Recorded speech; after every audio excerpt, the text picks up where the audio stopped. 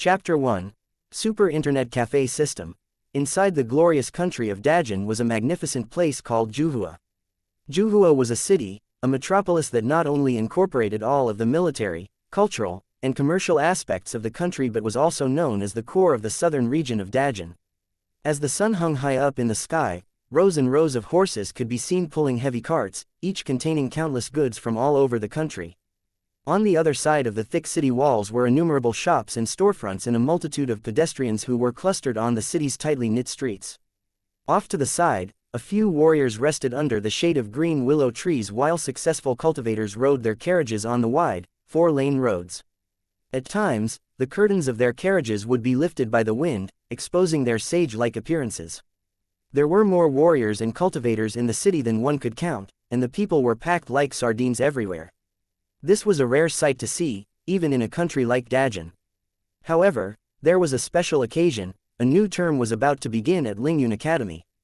Therefore, the warriors, who were attracted by the sheer fame of the academy, made the city even more bustling than usual. In the eastern corner of the city stood a small shop. While everything was happening in the city center, the owner dragged out a bench and sat down in front of his shop, cooling himself off with a fan. He poked his head out in anticipation. Sure, this place was a metropolis, but the shops by the edge of the city barely had any customers. On top of that, this specific location was even worse than the others. However, this was the only inheritance that Fang Qi's deceased father left him after he somehow arrived in this world. This used to be a shop that sold random things, like healing ointments and ordinary weapons. Aside from the things that no one wanted, Fang Qi had sold everything that used to be in stock. Originally, Fang Qi wanted to sell this store, but he later changed his mind. Because, at this thought, he looked up at the sign above him, Origins Internet Club. The name was really cool, but it was an internet cafe. An internet cafe in this new world. For this to make sense, we will have to start from the day before yesterday, the day before yesterday's morning. Another day of boredom. Fang Qi yawned as he climbed out from his bed and scratched his bed head that was shaped like a bird's nest. Suddenly, he thought he heard a weird sound coming from nowhere. Wait, were they coming from his head? Surprised, he exclaimed, "Am I hallucinating?" He quickly became alert and listened intently. "The system has been successfully activated, would you like to run it?" System. It was as if the sky had rained delicious meatballs on him while he was sleeping. Completely disregarding what system it was, Fang Qi decided to activate it first and find out later. Beep. The system has been successfully activated. Yes. Exhilarated, Fang Qi waved his fists in the air. With his new system, he will finally be capable of cheating in life. However, he didn't know what his new system was for. A system that will let me be pretentious and face slap others. A system that will help me make amazing elixirs. Or, could it be a super warrior system? He was instantly excited by the possibility of being able to beat up everybody that he didn't like. If so, men with exceptional abilities would bow down before him, and all women would fawn over him. What a life! At that moment, another voice sounded in his head again. The Super Internet Café System has been successfully activated. What in the world? Fang Qi felt the air around him freeze as he stood there for 30 seconds in complete shock. Then, he asked in complete confusion, "What system did you say you were?" "The Super Internet Café System," the electronically synthesized voice in his head answered. What did you say?" Fang Qi asked, not sure if he heard right. "The Super Internet Café System," the voice answered again in a mild tone. Fang Qi was flabbergasted. Why didn't he get a weapon or elixir system? Why would he need an internet cafe system? Was he really going to open up an internet cafe in this world? Did this place even have internet? Perhaps. If local area networks counted. Stupid fucking system. Fang Qi couldn't help but curse in his head. Please do not curse at the system. Once again, the electronically synthesized voice rang in his head. Since this is the host's first-time offense, you will only be issued a warning this time around. If you curse at the system again, you will be punished. Fang Qi was at a loss for words, but he was a little worried about the system's punishment. Therefore, he had no choice but to ask, "Tell me what you can do first." "The system has just issued you your first task. Host, you may check your task interface." Task interface. At this though, Fang Qi's mind turned to the task interface, and as expected, saw his first task in the taskbar. New player task. Open an internet cafe. Task reward. 4 sets of computers and various equipment, 1 PC game, Resident Evil 1, virtual reality remake. If the task is left incomplete, the system will look for another host. That was the gist of it. Fang finally got a system and was determined not to let it go to waste. Therefore, he was now the owner of an internet cafe located in this new world. Moreover, he opened his internet cafe with his Super Internet Café System. He spent the day before yesterday cleaning up and arranging the internet cafe, and he used the entire day yesterday playing games. In a nutshell, today was the official opening of his internet cafe. Inside the glass doors was a well-arranged internet cafe. The floors were hardwood, the walls were painted white, and there were 4 sets of luxury computer desks and chairs in the middle of the room, each with their own shiny new PC and gaming devices. He even saw devices that looked like the super advanced VR headsets in the world he used to live in before he somehow came to this world. The system explained to Fang that those devices were called virtual reality machines, the key for playing any VR games. Although there were only 4 sets of computers, each was top of the line, and the overall ambiance of the internet cafe was pretty good. It was apparent that no electricity existed in this world, but the computer's screens were on, no outlets or power cords were even needed. There weren't a lot of icons on the computer desktop, only an icon of a white-faced zombie for Resident Evil 1. Beside the door, a blackboard about a meter high hung on the wall, not only listing the prices of the internet cafe but also the rules and regulations. Opening up an internet cafe in this world wasn't a big deal. It was something new, so people were bound to come and try it out. However, the rules and regulations written on the blackboard caused the current scene. No one was there except for Fang. Here were the rules. Point 1. Business hours. 8 a.m. to midnight. 2. 1 hour costs 2 crystals. Activating Resident Evil 1 costs 5 crystals. Each person can only play for 6 hours per day. 3. If you want to play, play. If you don't, leave. No causing trouble and no cursing at the owner. Those who do not abide by these rules will be asked to never return. 4. Play in a reckless and immoral manner at your own risk. Fang knew if playing here only cost a couple of bronze or even silver coins an hour, people would still come in and try. However, 1 hour at his internet cafe costs 2 crystals.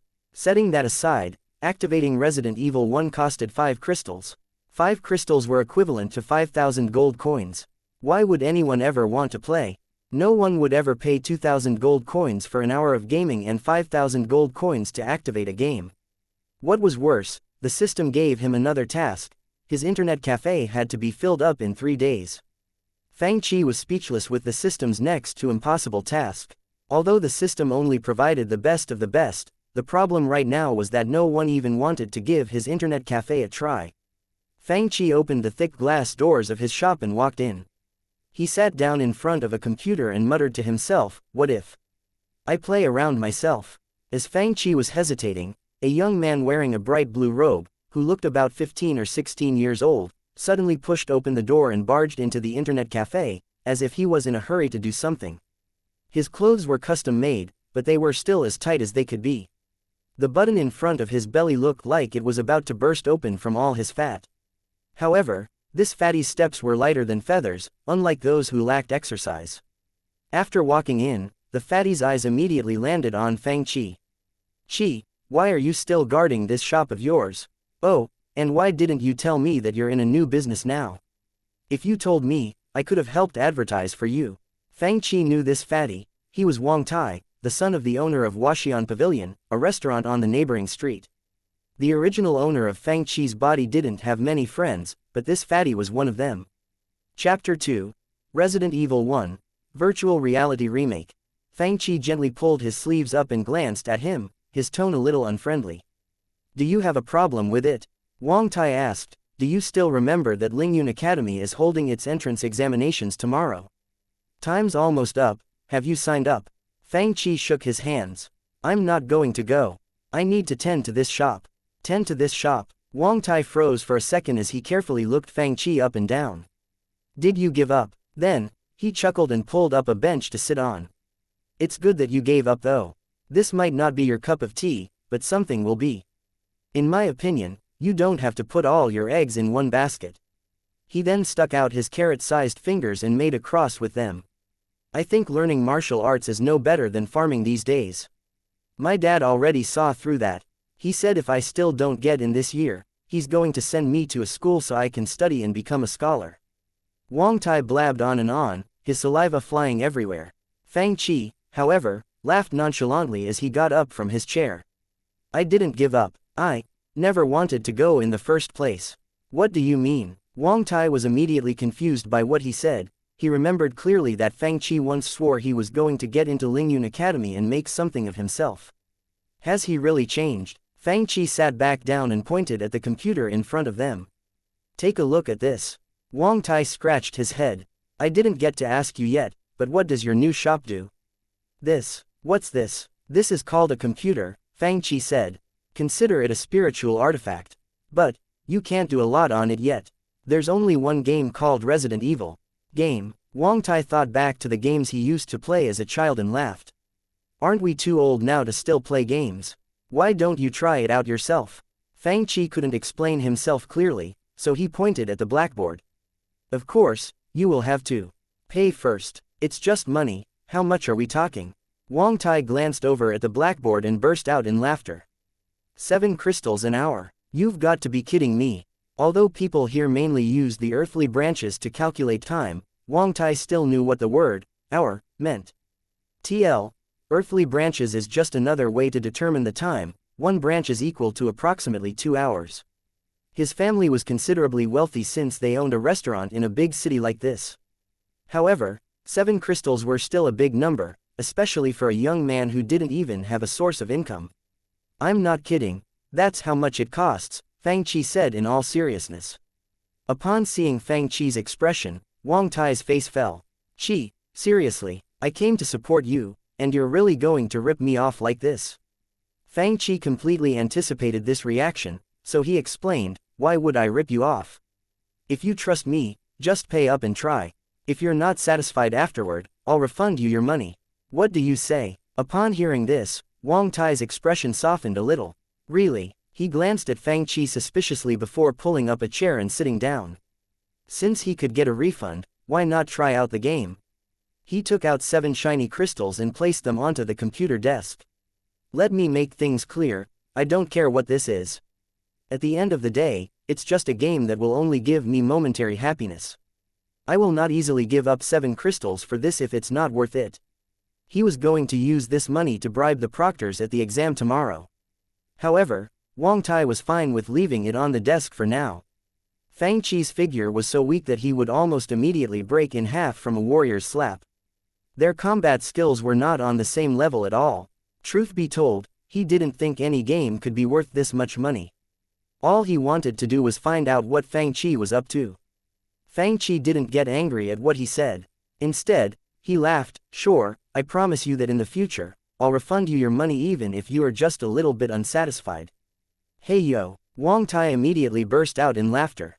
Then, he glanced at the black, spiritual artifact on the desk before looking back at Fang Qi. He said, I, Wang Tai, will now find out what it is about this game that gave you such confidence. He stood up and picked up the chair he was sitting on. It wasn't that heavy, so he couldn't help but ask, this thing won't fall apart, right? Oh, it's also a little small. Small? Fang Qi asked. With his skinny torso, he picked up another chair with ease, as if he were picking up a small chicken. Then, he put the chairs together and removed the handles in the middle, immediately transforming the two into a giant chair that was a meter wide. Wang Tai grinned. That's much better. After letting himself fall into the chair, Wang Tai noticed that although the chair seemed light, it was actually very sturdy. It didn't even shake when he sat down. The chairs, desks, and even the sign outside were all provided by the system. No wonder people said that systems always provided the best of the best. These chairs and desks were so sturdy, it seemed like even an earthquake wouldn't be able to shake them loose. People in this world had no idea what computers were and how games were played, not to mention virtual machines. Since Fang Qi had just opened this internet cafe, he decided to teach Wang Tai how to use all this stuff.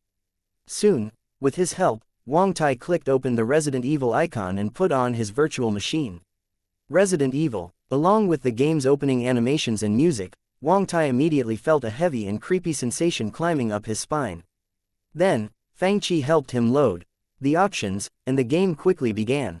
The opening animation was incredibly clear. Wang Tai felt like he wasn't observing through a computer screen, rather, he was actually there in the game, seeing the plot unfold with his own eyes. Although the game was originally in English, everything was translated into the player's native languages. Therefore, Wang Tai could understand everything that was happening. Resident Evil 1 took place in a mansion overrun by zombies, which was the beginning of this entire biohazard epidemic. The mansion was a nursing home established by the Umbrella Corporation in Raccoon City with secret biochemical labs in the basement. The first scene was Alpha Team heading over to the mansion in a helicopter, in search of the members of Bravo Team. What's this? A new flying spiritual artifact? Wang Tai marveled at the helicopters in the air with curiosity. Is this a new spiritual artifact a cultivator created? However, he was thinking of something else. Did this dude find himself a powerful sugar daddy cultivator to rely on? This thing looks super real. Even so, I'm never going to hand over 7 crystals to him willingly. As soon as the game began, a voice sounded in his ears. Would you like to enter virtual reality mode? Yes, please click enter. Will do. Wang Tai immediately chose enter and felt the scenery around him change. He suddenly felt like everything in front of him was at his fingertips. He literally felt like he could touch everything before him. He was like a lost soul, drifting in the darkness. In front of him was the dark wilderness, and he saw 5 people lurking in the shadows. Fang Qi recognized them. They were the members of Alpha Team in Resident Evil 1. Oh my god, Wang Tai almost jumped up from his chair in fear. Why am I here? Stop howling. Fang Qi couldn't help but roll his eyes at Wang Tai. If you just think exit, an option to exit will pop up. This is called virtual reality technology. The VR technology his system provided was much more advanced than the one in the world he used to live in. No wonder Wang Tai was scared by it. Wang Tai thought, exit, in his mind, and a special light screen appeared before his eyes. Would you like to exit? Feeling anxious, he quickly clicked exit and took off his VR headset. Then, he looked around frantically. Did I really exit? After a few seconds, he stared at Fang Qi in a daze. Are you sure that wasn't another world I was just in? It wasn't his fault for asking this question. What he just saw was so realistic that it felt like he was there, experiencing everything that just happened. Fang Qi pointed at himself and asked, do you think I have the ability to create a whole other world just for you to play a game in? Wang Tai immediately shook his head. No, he had never seen something so magical, so he asked curiously, so was that really just a game? Of course it is. It's called Resident Evil 1, Virtual Reality Remake. Although Resident Evil 1 was an old game, the system would never really give Fang Qi a 1990s version that blurred out all the scary parts. Chapter 3. Wang Tai's Gaming Experience. Wang Tai had never heard of or seen a game like this. Therefore, he put on the VR headset again and went back to playing. The prologue was still playing, and Alpha Team had already descended from the helicopter. The leader of Alpha Team, Albert Wesker, led the group. The 2 main characters of the game, Chris Redfield and Jill Valentine, walked at the back. They looked exactly like the characters in the original Resident Evil game, but if one were to lean forward and examine them closely, they would realize that these 2 looked like real people. Every detail on their bodies was immaculate, down to their skin, hair, and even pores. Wang Tai reached out, he could even feel their body temperatures. The expressions on their faces were so realistic that they looked like real people. Wang Tai hovered over them like a ghost as he closely observed everyone in the game. They look like the people from the Daling Empire. Actually, not really. People there don't dress like that. Plus, the women in Daling have wide shoulders and broad hips. None of them are as pretty as she is. The main female character in Resident Evil 1, Jill Valentine, was also one of the female leads of the second Resident Evil movie. Jill was beautiful to begin with. Unlike the Caucasian actress in the movie, Jill had both Eastern and Western features in the game. Her military uniform made her look valiant and heroic. Fang Qi remembered that back when he first started playing Resident Evil 1, she was a goddess in all the male players' minds. In the later official remakes, Jill became even prettier and more delicate. Now, her looks in the system's black technology game were more mesmerizing than ever, so it was only normal for Wang Tai to drool all over her. Wang Tai wasn't a coward. After realizing that there were no immediate dangers around him, he became curious about his surroundings. This place felt like another world. He could wander around back and forth and watch others, but the others couldn't see him. He felt like a god watching over the people. This was a magical feeling that he had never experienced, and he couldn't help but ask again, is this really a game? Of course it is. Fang crossed his arms in front of his chest and leaned against a computer desk with a smile on his face. For a game worth 7 crystals, being realistic was only a small part of its value. To make the game easier to explain, he thought of an example. You can think of this game as one where royal families and aristocrats go hunting for monsters. Hunting monsters? Ha, nice. Wang Tai became even more immersed in the game upon hearing this.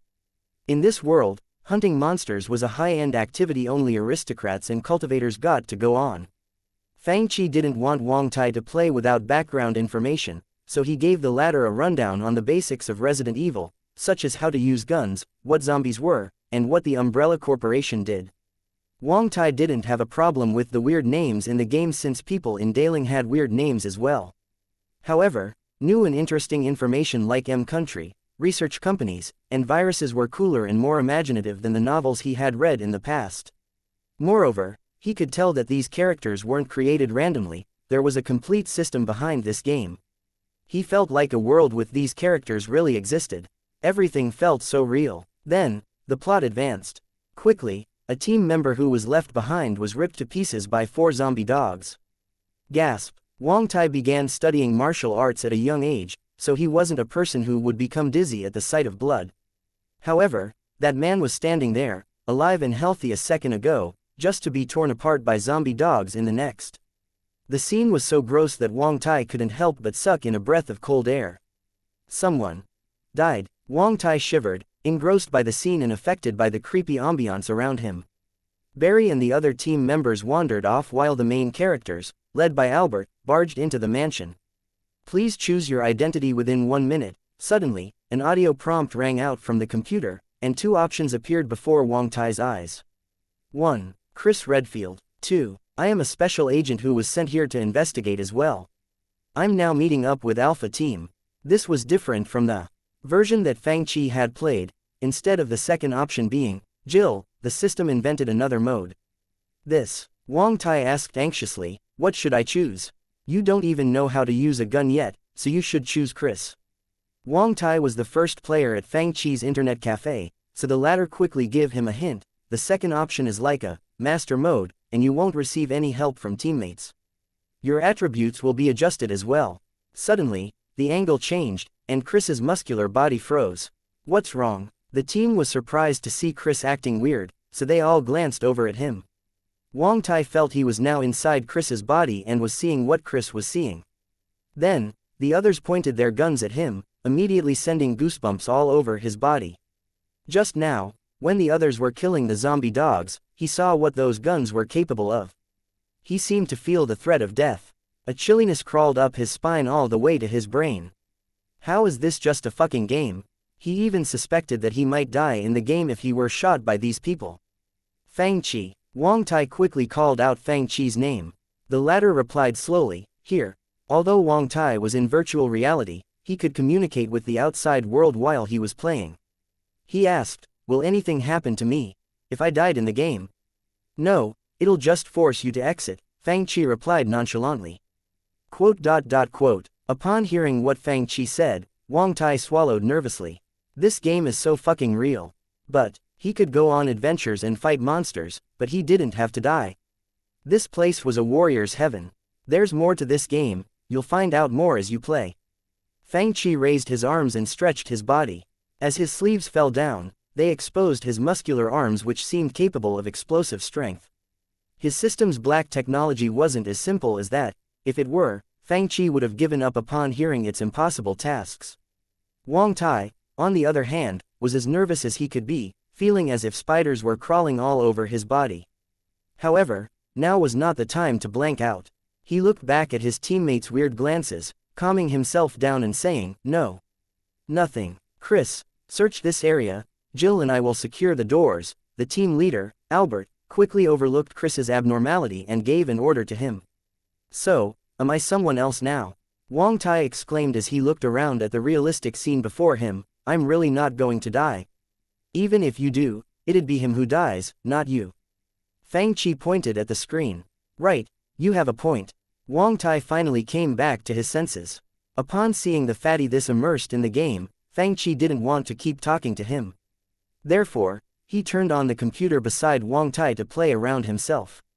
To his surprise, as soon as his game loaded, a pig slaughtering howl came from beside him. Fang Qi turned around and saw Wang Tai falling out of his chair and crawling under the table. The computer screen showed a hallway, where a zombie was chewing on Wang Tai's, or Chris's body. Blood and flesh splashed everywhere, along with bloody letters written on the screen that read, Game over. Fatty, why are you under the table? Fang Qi couldn't help but laugh.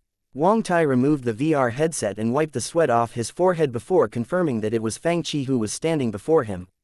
He sighed in relief and patted his fat chest, exclaiming, I fucking thought it was a human, fuck. It scared me to death. Wang Tai was still scared as he thought back to the scene that just happened.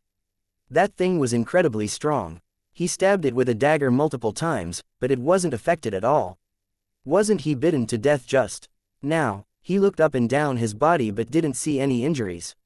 Nothing happened to me. He saw himself being ripped apart, but his body was completely intact. Did that mean he could go on as many adventures as he wanted to in this world without the fear of dying? He could be able to do whatever he wanted to. He had been practicing martial arts for so many years, and he was still well and sound. What was he afraid of in this video game? Upon confirming that nothing bad would happen to him, Wang Tai felt a rush of exhilaration shooting up into his brain. If I'm not going to die, then I'm going to kill it this time. Then, he eagerly placed his VR headset on again and went back to playing. Chapter 4. The Horror of Being Wrecked by a Zombie. It was a world perfect for warriors. Wang Tai controlled Chris, who had a dagger in his hand, as he quietly moved to the corner of the room. On the other side of the wall, the zombie was still standing there with its back toward Wang Tai as it was munching on the leftover pieces of a corpse on the ground. As if it smelled the fresh scent of a living human, the zombie slowly turned around, exposing its pale, gross, lifeless face that had specks of flesh and blood still on the corners of its mouth. That was the famous, turning around zombie, from the original Resident Evil. However, what was different was that in the original game, the zombie was computer-generated, allowing the player to watch this zombie's movements before fighting it. Yet, at this moment, the zombie seemed so real that it felt like it was standing right in front of Wang Tai.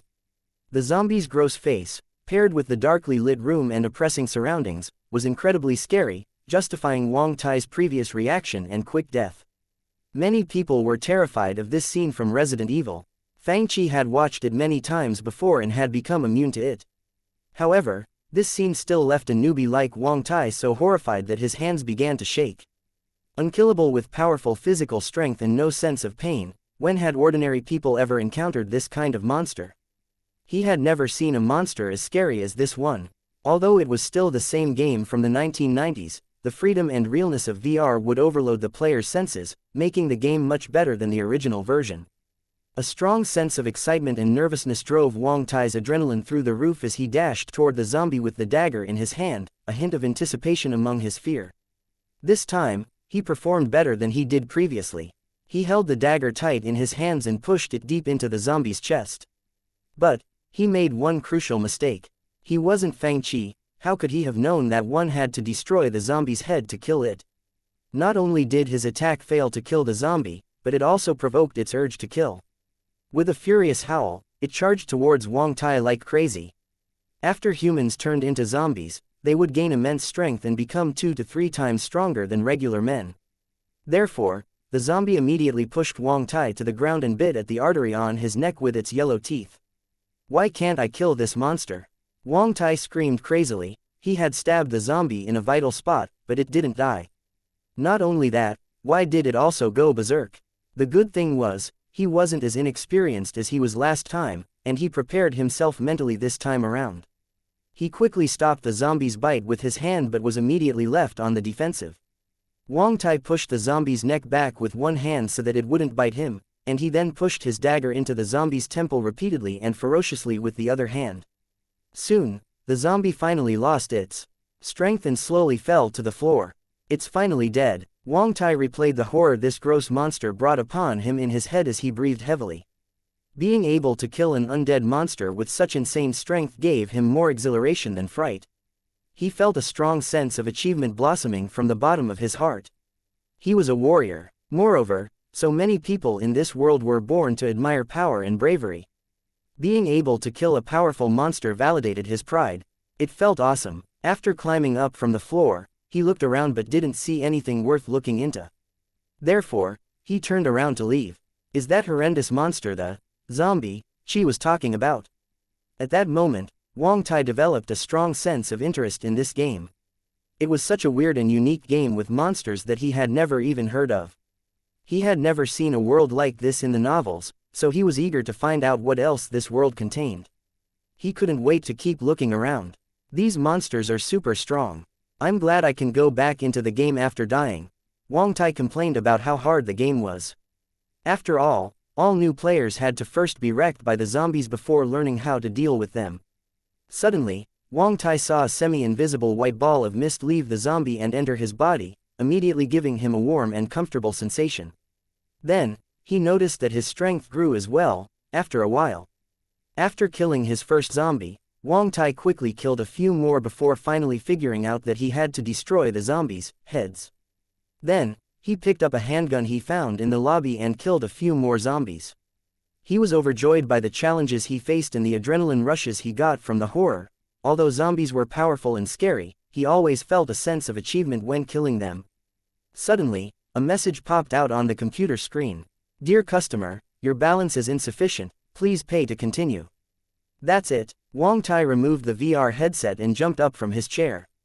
Fine, I admit that this game is really fun. I would consider playing it for 1 or 2 crystals, but 7. It's such a rip-off. Although he was already addicted to this game, his 7 crystals were supposed to be used to bribe the proctors tomorrow. If it were any other day, he might pay that amount. However, that money was not for spending on irrelevant matters. Wang Tai's face became twisted before he even finished his rant. Fang exited his own game to see Wang Tai's expression. Do you feel it? Feel. Wang Tai waved his fists in the air and kicked his legs. Then, his face became even more twisted. How did my strength and speed both improve?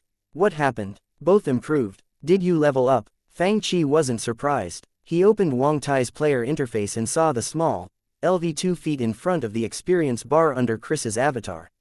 There was no such thing as levels in the original Resident Evil 1, but the one the system provided him with was a little different. The characters inside could level up, and their strength, reaction speed, and other aspects would also increase. Moreover, this increase would also be reflected in the players themselves. This was the true greatness of the system's black technology. Wang Tai was flabbergasted. He was still in the body forging realm, meaning that he was still a warrior in training. A comprehensive increase in his combat ability meant that he would be able to become an official warrior much faster. There was another benefit to playing this game. Since Lingyun Academy's entrance examinations were tomorrow, he might be accepted if his strength increased even more. Not only was this game new, fun, exhilarating, and addictive, it was also capable of enhancing his strength. Warriors had to practice martial arts tediously and rigorously temper their bodies over and over again in order to achieve the same benefits. Playing this game, he felt like he had become the main character in a novel. He was literally adventure-seeking in another world. What an amazing and magical feeling. Most importantly, he felt so happy when he figured out the monsters' weaknesses and subsequently defeated them. A game this awesome could be used to enhance his strength. He wouldn't have anything else to worry about since he didn't need to bribe the proctors anymore. It was so fucking awesome. Although he didn't know which cultivator created this great thing, it now seemed like 2 crystals per hour was not expensive. Instead, it was almost too cheap. After letting go of his real-life worries, Wang Tai, a native in this world, finally understood the beauty of the game. But, he touched his nearly empty pocket. In there was some money he needed for tomorrow's examination expenses. He immediately pulled Fang over and whispered quietly, "Chi, I need to discuss something with you. If I play here a few more hours, can you give me a discount?" He knew that bribing proctors might not work. Also, making a last-minute effort of going home and practicing martial arts was super boring and useless. He really didn't want to do it. It was much better to play a couple hours of games here. Fang on the other hand, sighed and shook his head.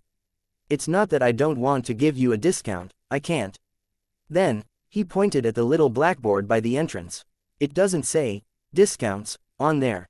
But, we're best buddies, how can you be so stingy? Wang Tai was immediately infuriated. If I am stingy, I wouldn't have given you pointers. One could only understand the beauty of this game by experiencing it for themselves. Fang Qi didn't like spoilers, therefore, he thought that he was already being pretty generous by giving hints and background information to Wang Tai just now. I wouldn't have helped anyone else, he added. Upon seeing how resolute Fang Qi was, Wang Tai had no choice but to give up. He asked with a slightly disappointed tone, can I at least pay you tomorrow? Fang Qi didn't reply, instead, he glanced over at the blackboard again. Immediately understanding what he meant, Wang Tai muttered under his breath, you're such a d*ck. Then, he threw a few crystals onto the desk. Let the game continue. Chapter 5. Your playtime has reached the limit. After Fang Qi accepted the crystals, the notification on the screen that was prompting Wang Tai to pay immediately disappeared. While Wang Tai was enjoying himself, a young man in a green robe and a fierce-looking man walked in after curiously looking up at the sign. Upon entering through the glass doors, the young man glanced at the people inside and asked, who is the owner of this shop? Can I help you? Fang Qi casually greeted them. Origins. The young man looked at Fang Qi with disdain and pointed at the sign outside, so now anyone can just name their shops like this. What does your shop do? Fang Qi didn't explain, instead, he pointed at the game that Wang Tai was playing and said, see for yourselves. That young man walked up behind Wang Tai and glanced at the computer screen. The scene displayed on the screen looked incredibly realistic, shocking the young man. He asked, what's this? What's the fat guy doing? He's controlling the person on the screen, Fang Qi explained. The young man in green didn't believe him. The person on the screen is moving by himself. How can you say that the fat guy is the one controlling him? Fang Qi sneered at this young man and thought, those who have never seen computers before will definitely be shocked. Although he really didn't want to waste his time with these two people, he thought about the task the system gave him, to fill his internet cafe up with people. Therefore, he patted Wang Tai's shoulder and said, exit the game and show him. At the time, Wang Tai was completely absorbed in his game. However, he had no choice but to exit the game upon hearing Fang Qi's request. He turned around to ask, what's up? As expected, the person on the screen froze immediately. The young man in green was flabbergasted. Was this fat boy really controlling the person inside? He pointed at the screen with slight suspicion in his tone and asked, were you really controlling that person just now? How did it feel? It's super awesome. I get to go on adventures in another world, and I can start over when I die. It's even better than the monster hunts that those noblemen go on. After all, Wang Tai didn't know a lot of fun things, so he could only use monster hunts as an example. While he talked, Wang Tai waved his hands in the air with excitement. However, he quickly remembered that time was precious, so he promptly shook his hands and said, if you're interested, play for yourself. I'm going back to the game now. Upon seeing this, the young man was intrigued. What does this fat boy mean when he said, go on adventures in another world? Can I enter a world like this as well? If that's true, then it would be awesome. Therefore, he immediately asked Fang Qi, I want to try, how can I play? Fang Qi pointed at his blackboard and said, the prices are all written on there. 7 crystals. The young man's face darkened as he sneered, do you take me for a fool? Ordinary spiritual artifacts cost no more than 5 or 6 crystals, and your game costs 7 crystals an hour. There's a 5 crystal charge to activate the game for the first time. Afterward, it's just 2 crystals an hour, Fang Qi explained nonchalantly. How do I know that the two of you aren't working together to trick me? 7 crystals weren't a lot to the young man, but he didn't want to throw them away just like that. Over the past 2 days, Fang Qi had met plenty of customers like him. They were all interested but thought the game was too expensive. My shop is right here, and I won't be able to run away anyways. Why would I trick you? Fang Qi shrugged and said, it's fine if you don't believe me. I'm going back to my game now. Fuck. The young man was surprised. Ordinary shop owners would bow down to him with respect upon seeing a customer of his status come in. What is this owner of a god knows what shop so pretentious about? He glared at Fang Qi, trying to detect any hints of deception on his face. Unfortunately, He didn't see any. Moreover, this owner really ignored him and went back to playing his game.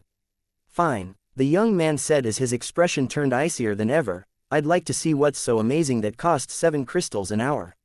Man, pay him. TL note. Man, is the actual name of this guy's servant. I'm here, young master. The gray-clothed man immediately bowed before the young man. Then, he suggested, would you like me to try it out first? No, I'll try it out myself. He waved his hand and glared at Fang arrogantly, saying, if your game isn't worth the money, I swear I will smash everything in here into pieces. Upon hearing this, Fang laughed, try all you want. If you don't think it is worthy enough, you can do whatever you want to this shop. Good, remember you said that. The young man smirked and said, don't beg me to go easy on you by then. Whatever makes you happy. After clicking on the Resident Evil icon, the young man put on his virtual machine and quickly entered the game. Is there actually another world in here? The young man's face was filled with disbelief upon seeing the realistic animations before him. Can I really control another person in another world? Those two really aren't trying to trick me, right? Bizarre murder cases have recently occurred in Raccoon City. The screen locked onto Alpha Team, that was flying in their helicopter as the background information was introduced. There are outlandish reports of families being attacked by groups of about 10 people. Victims were apparently eaten. Bravo Team was sent to investigate, but they soon disappeared. The introduction of Resident Evil 1 was extremely simple, yet, the limited number of words left so many questions unanswered that the player would immediately get a feeling of how difficult and complex the game was. After all, the system's black technology was even better than the VR technology in the world he used to live in. Therefore, people in this world, who had never seen computers before, would immediately be dumbstruck by the scene in front of their eyes. Is this really a game? The young man asked in shock. Everything in the game, from the people to the surroundings, seemed so real. He felt like he had opened the door to another world. What else do you think it is? Fang said, you can control your character with the keyboard and mouse as well. Then, he taught the young man how to use them. If you use a keyboard and mouse, you won't have as much freedom to move around. Only by using the VR machine will you feel like you are actually in the game. It's your choice. The young man was completely flabbergasted. He then glanced over at Wang Tai's and Fang screens. Their screens showed the same scene and people as if they were in the same world, but none of them could meet each other. It felt like there were identical yet completely separate worlds behind the screens. How is that possible? This is amazing. How can something this amazing exist in this world? He finally began believing in this game. 7 crystals really weren't that much, considering the experience he just had. This was an experience even 70 crystals couldn't buy. He then pointed at the screen and asked, are there side effects to playing this game? If being scared by monsters counts, then yes. Upon hearing what Fang said, this young man couldn't wait any longer and went back to playing the game. As the search began, he was profoundly impressed by each character and object, from the mysterious world to unkillable zombies to the zombie-filled mansion. The lifelike scenes and battles gave him a pleasure he never felt before. A thought suddenly popped into his head, oh, doesn't this kind of intricate plot only exist in novels?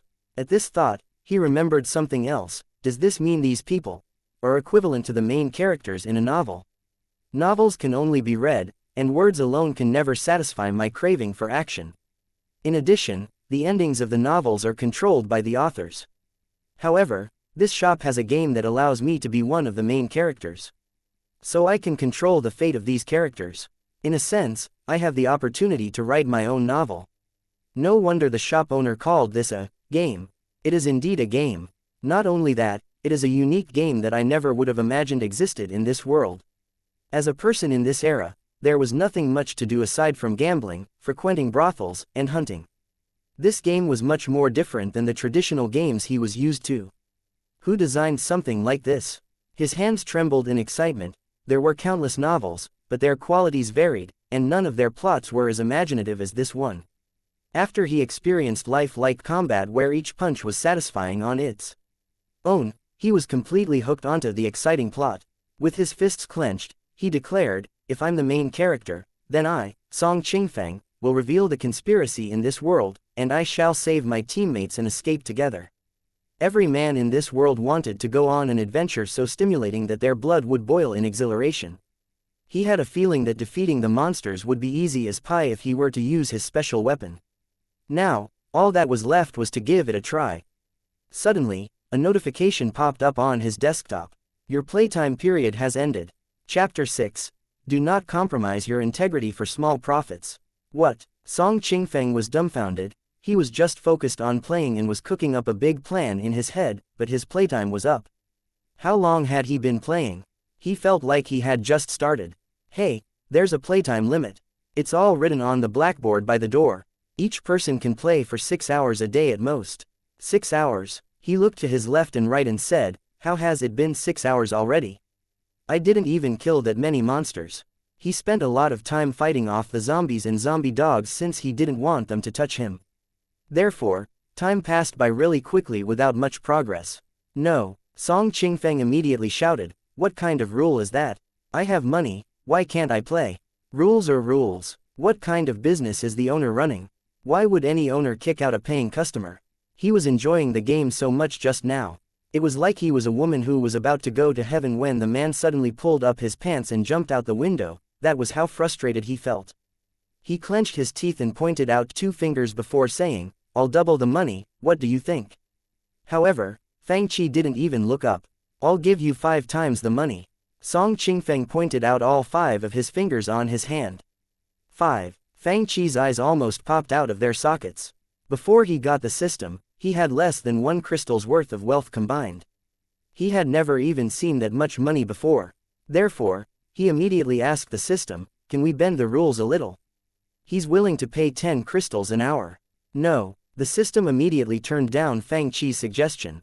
As the host of this system, you cannot compromise your integrity for small profits. Fuck. Fang Qi was so depressed that he felt like spitting out blood. He was just the owner of an internet cafe. Did he have to have so much integrity? Reluctant to refuse, he looked at the 10 crystals in Song Qingfeng's hand and asked again, I really can't. The system didn't even respond this time. Fuck. Fang Qi gritted his teeth and rejected Song Qingfeng's offer. At this point, Wang Tai had been playing for a long time as well. He looked at the young man nervously and said to Fang Qi, Qi, it seems like this person is from a prestigious family. Can't you bend the rules for him? Fang Qi immediately shook his head. Young master, the gray-clothed man sneered and said, this person obviously wants to do things the hard way. Do you want me to? Who do you think you are? Back off. Song Qingfeng glared at this man before turning his attention back to Fang Qi. Fang Qi couldn't do anything, so his eyes wavered towards the little blackboard by the door. On it wrote, don't cause trouble and don't curse at the owner. Those who do not abide by these rules will be kicked out forever. Song Qingfeng followed Fang Qi's gaze and saw these sentences, and his somewhat handsome face immediately became grim. He really had nothing to say about the way this owner managed the internet cafe. Man, let's go and come back tomorrow. Young master, are we leaving? Just like that. Before the man in gray even finished his sentence, Song Qingfeng had opened the door and left. After exiting, the young man lowered his voice and said, find out who the owner is and where he came from. I will. Upon seeing them leave, Wang Tai grinned and said, Qi. I'm taking my exam tomorrow, but I have no idea whether I'll pass. Do you think I can? Wow, this dude even knows how to play the victim to get others' sympathy, Fang Qi thought. You've played for so long. If you can't even pass tomorrow, will you still have the face to become a warrior in the future? Wang Tai was at a loss for words. He really couldn't negotiate with Fang Qi. Depressed, he had no choice but to leave and prepare for his exam the next day. Soon, only Fang Qi was left in the shop. No one was there to bother him, so he went back to playing. The mansion was filled with all sorts of traps and monsters. Although the zombies in Resident Evil 1 seemed weak, they really weren't. If one didn't headshot the zombies, they would all go berserk. Moreover, after playing for a while, players would encounter hunters and chimeras. In such lifelike circumstances, it wasn't easy to clear levels in the system's remake of the game. In the system's remake, killing monsters would grant players experience points. Therefore, most zombies had to be killed before the players could advance. Because of that, the players would be short on bullets if they used the gun. If players wanted to clear a level, not only would they have to have the ability to headshot all the zombies, they also must have the ability to kill zombies using a dagger without getting hurt. Moreover, Players also had to engage in head-on melee combat with hunters. Something worth mentioning was that a headshot in this version of the game wasn't as simple as hitting a zombie in the head. The players had to literally obliterate the zombie's head to kill it. If the players used handguns, they would have to shoot a regular zombie in the head multiple times to kill it. However, if the players used daggers, Fang bent down as if he was a jaguar, ready to pounce. Then, he quietly advanced towards the zombie in front of him. When he was only a meter or so away from the zombie, Fang suddenly shot up and pierced his dagger right into the zombie's temple before the zombie turned around. Fang wasn't satisfied with this strike since he saw that the zombie was still struggling. It wasn't dead yet. Then, Fang held the dagger in his hand and pushed it into the zombie's head again with all his might. After twitching for a few seconds, the zombie finally fell to the ground. A warm gust of energy left the zombie's body and entered Fang. He opened his character interface and saw that he was LV9. The higher the level, the harder it was to advance. Right now, Fang level was more than double of Wang Tai's and Song Qingfeng's levels. All these increases in level were reflected in real life, so Fang speed and power were probably even slightly higher than Song Qingfeng's, even though the latter was born into a prestigious family, grew up drinking all kinds of elixirs, and practiced martial arts since he was young. Fang shook off the blood on his dagger and continued searching the mansion. Just then, a horrifying monster covered in scales appeared. Its big claws were sharp and ready to kill. A hunter. Fang heart skipped a beat. This was the hardest monster to defeat in Resident Evil 1. He remembered when he first started playing this game, whenever his HP dropped to the yellow status, he was often executed by the hunter's claws in the blink of an eye. After all, hunters were incredibly horrific monsters. He swallowed his saliva and clenched the dagger in his hands. Instead of using a gun, he decided to fight it with a dagger. Not everyone was as arrogant, curious, and rich as Song Qingfeng. After he and Wang Tai left Fang shop, another young man in black walked into Fang internet cafe in the evening. "Sir." The young man in black opened the door curiously and asked, "What does your shop offer?" "You can play a game called Resident Evil here," Fang said as he pointed at his computer. "Would you like to try?" "Game." The young man looked at Fang with a weird expression and asked, "How can I play? How much does it cost?" Fang then pointed at the blackboard by the door. "Crystals." The young man's expression dimmed, and he immediately turned around to leave. As he stormed out, he cursed, "What a rip-off." Fang face twitched in anger. Afterward, a few more people came into his shop, but none of them were as rich and curious as Song Qingfeng. Therefore, he didn't earn any money that evening. Fang sighed and went back to playing his game. He played until 3 a.m. or so. On his screen, Chris lied on the floor with wounds of various sizes all over his body. A couple of those cuts were lethal. Yet, a hunter, that was bleeding with its flesh exposed, was still standing tall. What the fuck? It was already late, and Fang who had been playing for half the day, felt his stamina falling. Unlike Song Qingfeng, he didn't exit the game whenever it got difficult. In order to experience the thrill of killing a hunter, he never exited the game unless he died. However, he probably couldn't win even if he kept on playing at this point. After exiting the game, Fang felt his exhaustion overcoming him. Although he didn't move in front of the computer during this time, killing monsters for an extended period of time took a toll on him, both physically and mentally. He wasn't someone who would play games for 24 hours a day. Therefore, he decided to lock up the doors and go to bed. Chapter 7. Being calm in the hour of peril, playing before the big exam. Young Master Song, is the game really that good? Why would you wake us up so early in the morning? The city gates had just opened, so there weren't a lot of people out on the wide road yet. Two young men, one in white and the other in red, walked frantically to catch up to Song Qingfeng's footsteps but failed. "Slow down, young Master Song. What are you in such a hurry for?" The young man in red held a fan in his hand. He snapped it shut and hurried behind Song Qingfeng. "Young Master Song, it's just a tiny shop. Why are you so serious about a game?" The young man in red waved the fan in his hands casually. He looked like he was from a prestigious family. "You didn't even come to the banquet yesterday. That was very uncouth of you," he said. "He's right," the young man in white chimed in. "You messed up, young Master Song. Plus, don't you know what day it is today?" The red-robed man added. "Lingyun Academy's exam is today." I know you, my brother, are strong and experienced enough to ignore a big day like this, but both of us want to receive high rankings. How can you ask us to put the exams aside and play games with you? Can't we go at any time during the day? What's the rush? Song Qingfang retorted with extreme nonchalance. Quote. He had a point. Lingyun Academy's exam lasted all day, and with their status, nothing would happen even if they arrived later than the rest of the examinees. You have a point, the white-robed young man laughed dryly. Was that why Song Qingfang dragged them out to play a game so early in the morning? Forget it. The red-robed young man tried to mediate their dispute. If young Master Song recommends it, then we might as well go and see. Fang Qi woke up early in the morning. He looked at the time. It wasn't even 8 a.m. However, it was fine. Since he woke up early, he might as well open his internet cafe early. He walked downstairs and unlocked the doors of his shop. Then, he was just about to go out and buy some steamed buns when. Young Master Song, how can this place not be open yet? Should I call the owner out? One of Song Qingfang's companions asked in a muffled voice behind him, as they stood outside the internet cafe. Suddenly, the doors popped open in front of the trio. Fang Qi froze upon seeing Song Qingfang and two other young men standing outside his shop. You are way too early. Yes, it really was early. Song Qingfang smiled bitterly. Can I play now? After the initial shock, Fang Qi broke out in laughter. Have you been waiting this entire time?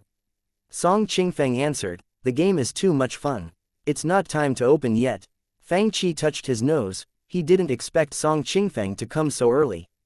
Come in. Song Qingfang nodded and walked in, while the two others glanced at each other as if they felt a more profound meaning behind young Master Song and Fang Qi's conversation just now. What kind of game was capable of getting Song Qingfang so addicted that he waited all night to come back and play? They realized that they might have underestimated how important this game was to him. Therefore, the two of them quickly followed their friend in. As soon as they entered, they saw the small blackboard by the door. That's really expensive. The young men glanced at each other before pointing at Fang Qi. Are you sure this dude isn't trying to dupe us out of crystals? Song Qingfang, however, opened Resident Evil with familiarity. Then, without looking at either of them, he responded, you'll know once you try for yourselves. Fang Qi added, remember to pay.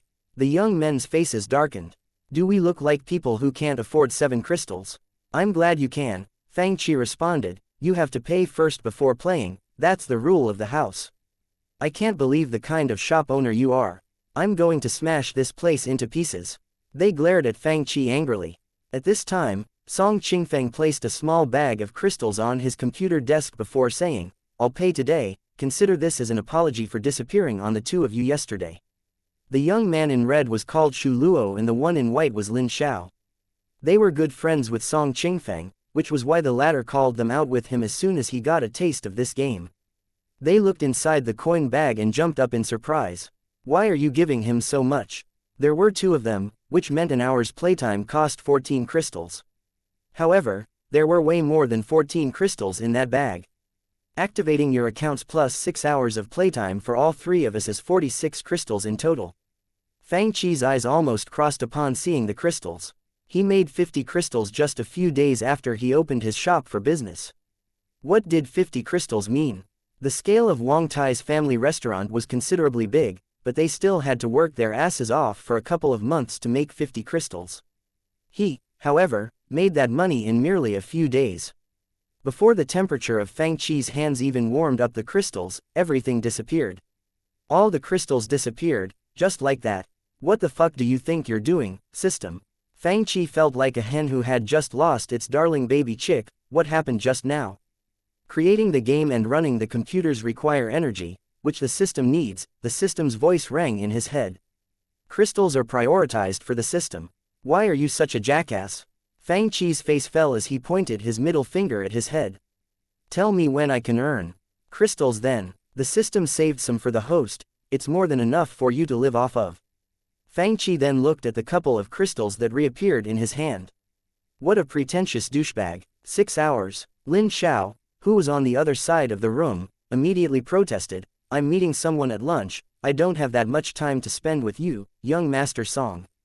He had to at least study for Lingyun Academy's examinations today. How could he ignore the exams and instead run to a random shop just to play 6 hours of games? Granted, Lin Xiao was friends with Song Qingfeng, but he thought his hesitation was justified. Never mind it, Shu Luo said, young Master Song paid already, so we have to save face for him. Let's see if this is money well spent. If it is, then great. If it isn't. At this, he paused and glared at Fang Qi, then don't blame us for not putting Qingfeng's feelings into consideration. If either of you thinks the game isn't worth the money, feel free to smash my shop, Fang Qi said faintly, but with unwavering confidence. You said so yourself. Upon hearing what Fang Qi said, Shu Luo and Lin Xiao finally calmed down. With the help of Song Qingfeng, they both began playing the game.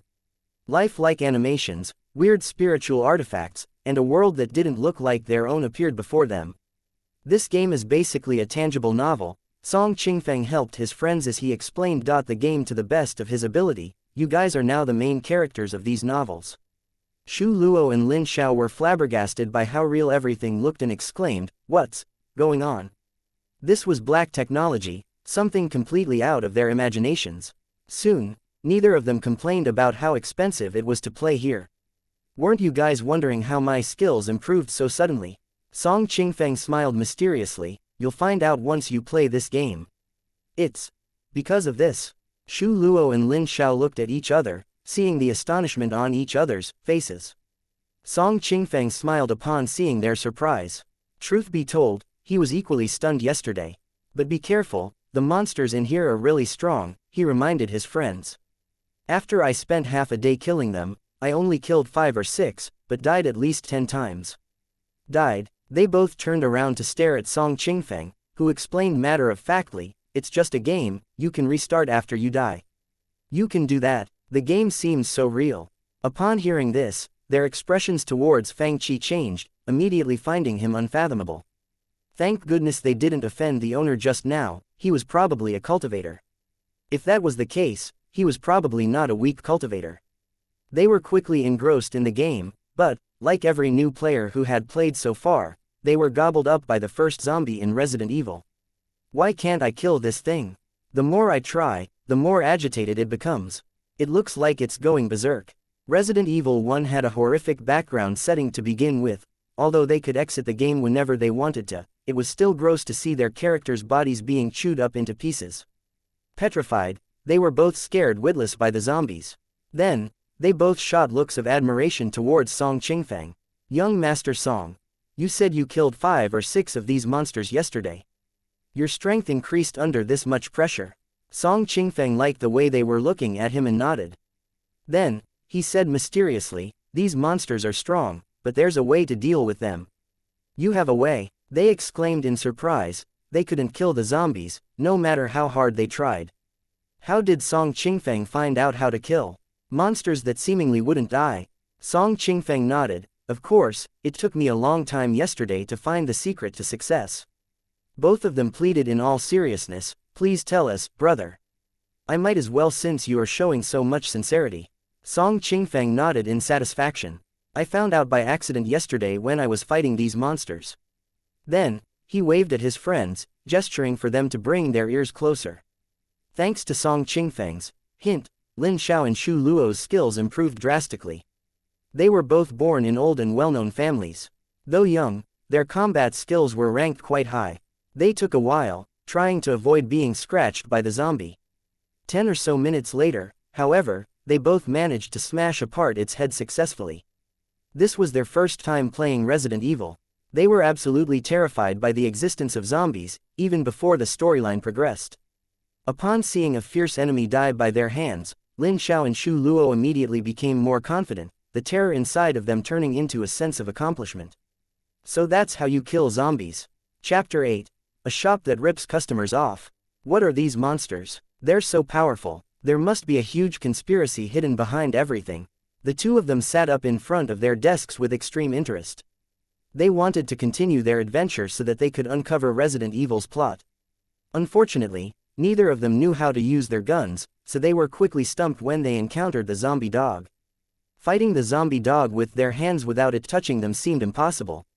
Perhaps they were lucky enough to kill 1 or 2 zombie dogs, but not all the ones that they encountered since everyone makes careless mistakes at times. They spent 2 hours fighting the zombie dogs.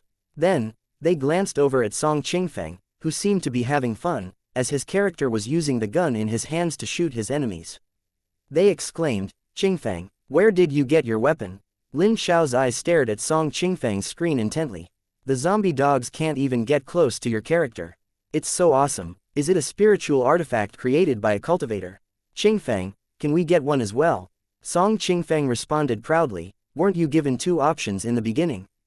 If you pick the first option, you get a gun. That's it. Why didn't you tell us earlier?" They were both confident enough to choose the option without teammates, but to their surprise, the game was as difficult as could be. "Aren't the 2 of you meeting someone afterwards?" Song Qingfeng rolled his eyes at them, but his friends immediately shook their heads. We're not going.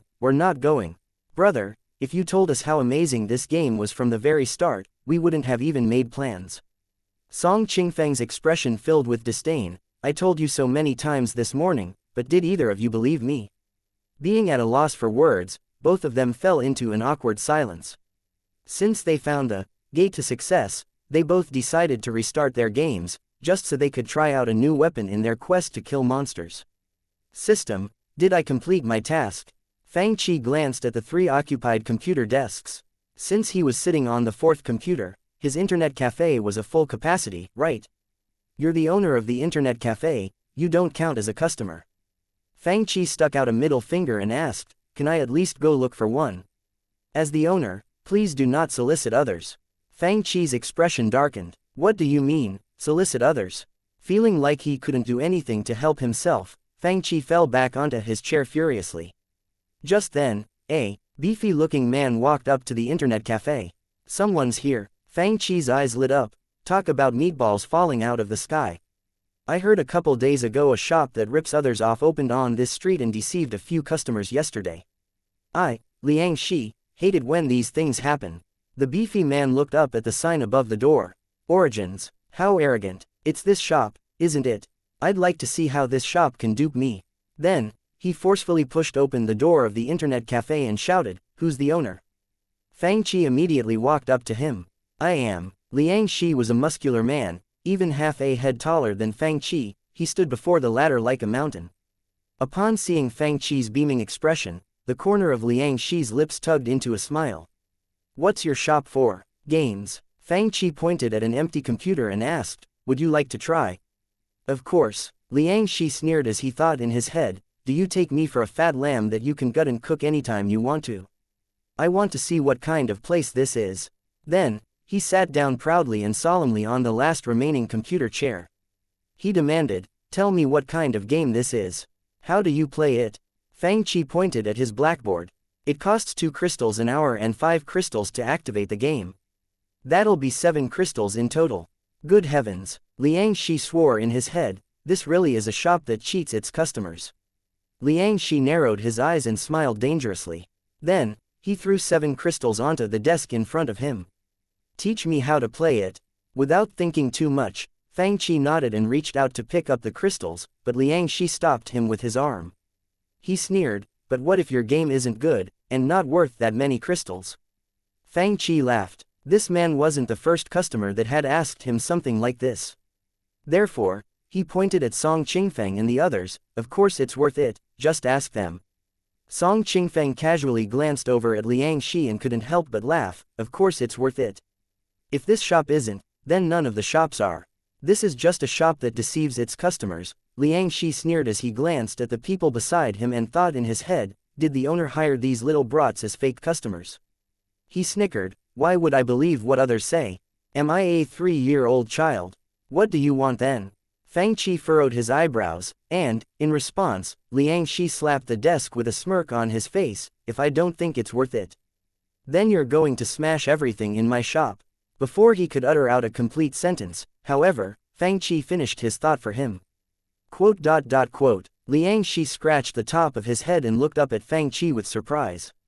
"How did you know?" Fang Qi thought, "I know all your brains are only capable of thinking of this one thing. Why can't you all say something else, like you're going to pour shit outside my shop or pretend to get hurt to make me compensate you?" So many people had walked out of his shop because they didn't believe in the quality of the game. Liang Shi sneered, feeling a little embarrassed that his thoughts were exposed. Then I'll give it a try. I'd like to see what's up your sleeve. Xianxia took over the computer Fang was using, leaving the latter with nothing else to do. Therefore, Fang grabbed a chair and sat down beside him.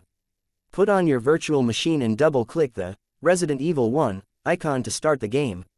Soon, Xianxia noticed that something was off. He exclaimed as he looked around at the lifelike animations around him. Where is this place? Is this another world? This is called virtual reality technology. Fang already anticipated his surprise. The way to exit the game is already written on the blackboard. Then, Xianxia exited the game. As expected, everything in front of him went back to normal. Then, he went straight back into the game, feeling as if he had walked into another world. Was this a shop that ripped off its customers? He looked at the ordinary-looking owner sitting beside him. No, this was more like a heavenly shop. He swallowed hard and asked, "You said this is a game?" Of course it's a game. Fang saw that Xianxia was about to choose his character, so he said, "If you don't want to feel like you're actually in the game, you can control the character with your keyboard and mouse as well." Then, he showed him how to pick modes and use his equipment. How can this be? Xianxia was just thinking of ways he could smash everything in this rip-off shop. It can't be. How can this normal-looking owner be so powerful? He thought in disbelief. He was here to teach this shop owner a lesson, but things took off in a completely different direction. No, it must be a game that deceives others. He quickly took a deep breath in to calm himself down. If I look closely, I'll be able to see through the tricks. Then, what am I supposed to do now? Aren't there tips in the game? Fang replied, "Didn't you watch the opening story?" The opening story. He suddenly remembered the game saying that some team had disappeared, and he and his teammates were here to save those people. Am I one of the members of the search and rescue team? Chapter 9. New Task. Xianxia quickly began to play the game, and he noticed that he could experience life-like combat within it. The mansion in the game, filled with countless traps, made him feel like he had been given a special mission during a war. Everything felt as real as it could be. I can't believe that a real battleground is being simulated here. The more he walked around in the mansion, the more shocked he became. This grand, luxurious mansion was not as simple as it looked. There were countless traps and a ton of undying monsters. He was a warrior who wasn't a part of any force. In Dajin, many warriors were like him. After all, most warriors didn't want to be tied down by the rules of big forces, and they didn't want to live a life where they were constantly being ordered around by their superiors. However, often when warriors needed to make a living, they would take on missions and complete dangerous tasks that others were unwilling to do. He was once dealt a dangerous mission, and he had to save a hostage from a group of mountain bandits. The game he was playing right now felt exactly like that mission. Therefore, he quickly immersed himself in the virtual world. The more he played, the more he was surprised by the life-like combat, undying monsters, and sinister traps. Most importantly, he could come back to life after he died. This allowed him to learn from his mistakes and start all over again. Without a doubt, all of these elements showed the power of this game called Resident Evil. He remembered that during the hostage-saving mission, he fell into the mountain bandits' trap, and if he wasn't lucky, he would have died in the mountains. It was all because of his lack of experience and caution that something like that happened. Usually, one's important experiences were obtained during life and death situations. Could money buy brink of death experiences? Of course not. However, after killing a few zombies, he detected a slight increase in his chi. This game is beneficial to one's chi. He couldn't help but recall the martial arts tower at Lingyun Academy, a sanctuary for cultivation.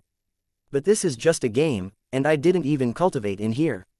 He was dumbstruck. Did a cultivator create this game? If this is a game, it is incomparable to any of the games out there right now. Before he came, he was thinking of ways to teach this evil and greedy shop owner a lesson. Now, he felt like his head had been kicked by a donkey, which was why he believed the rumors and thought this shop was a scam. Since he had similar battle experiences, he quickly became one with his character. He declared, "No matter how expensive this place is, I will still come and play every day." "Sure, that's great, but you took my spot," Fang said, looking dejected. The good news was that he completed the system's full capacity task. Song Qingfeng, who died again, exited the game and glanced over at Fang feeling depressed. However, he couldn't help but burst into laughter when he saw Fang Qi sitting on a chair, looking bored. "Sir, I think you need to buy some more equipment for your shop." Fang Qi glanced at the system's task list. Fill up the internet cafe in 3 days, complete. Reward: 7 computers and accompanying accessories. The rewards will arrive after business hours. New task: reach a total revenue of 800 crystals. Task reward: Resident Evil 1, movie version. The internet cafe costs 2 crystals an hour. Who would come here to watch movies? Fang Qi thought, what's the use of this movie? Although he had to admit that Resident Evil 1, movie version was amazing and added to the plot of the first game, who would waste that kind of money on watching movies at an internet cafe? Are you sure you're not playing me? Fang Qi asked helplessly, to which the system replied, you'll see when you try it, host. Fang Qi didn't know how to respond. However, the good news was that there would be a total of 11 computers at his internet cafe the next day. Don't worry, we'll have more computers tomorrow. Fang Qi touched his nose and glanced at Song Qingfeng before chuckling. Your time is almost up, right? Song Qingfeng's proud expression immediately darkened upon hearing this. Before he looked at how much time he still had left, Lin Xiao and Shu Luo both pointed at their computer screens and shouted, "Sir, what does playtime limit mean?" Fang Qi leaned back on his chair and replied nonchalantly, each person can play for 6 hours maximum every day. It's one of the rules at my internet cafe. What kind of rule is that? I can't play even if I have money. Lin Xiao was immediately angered, I'll pay you double.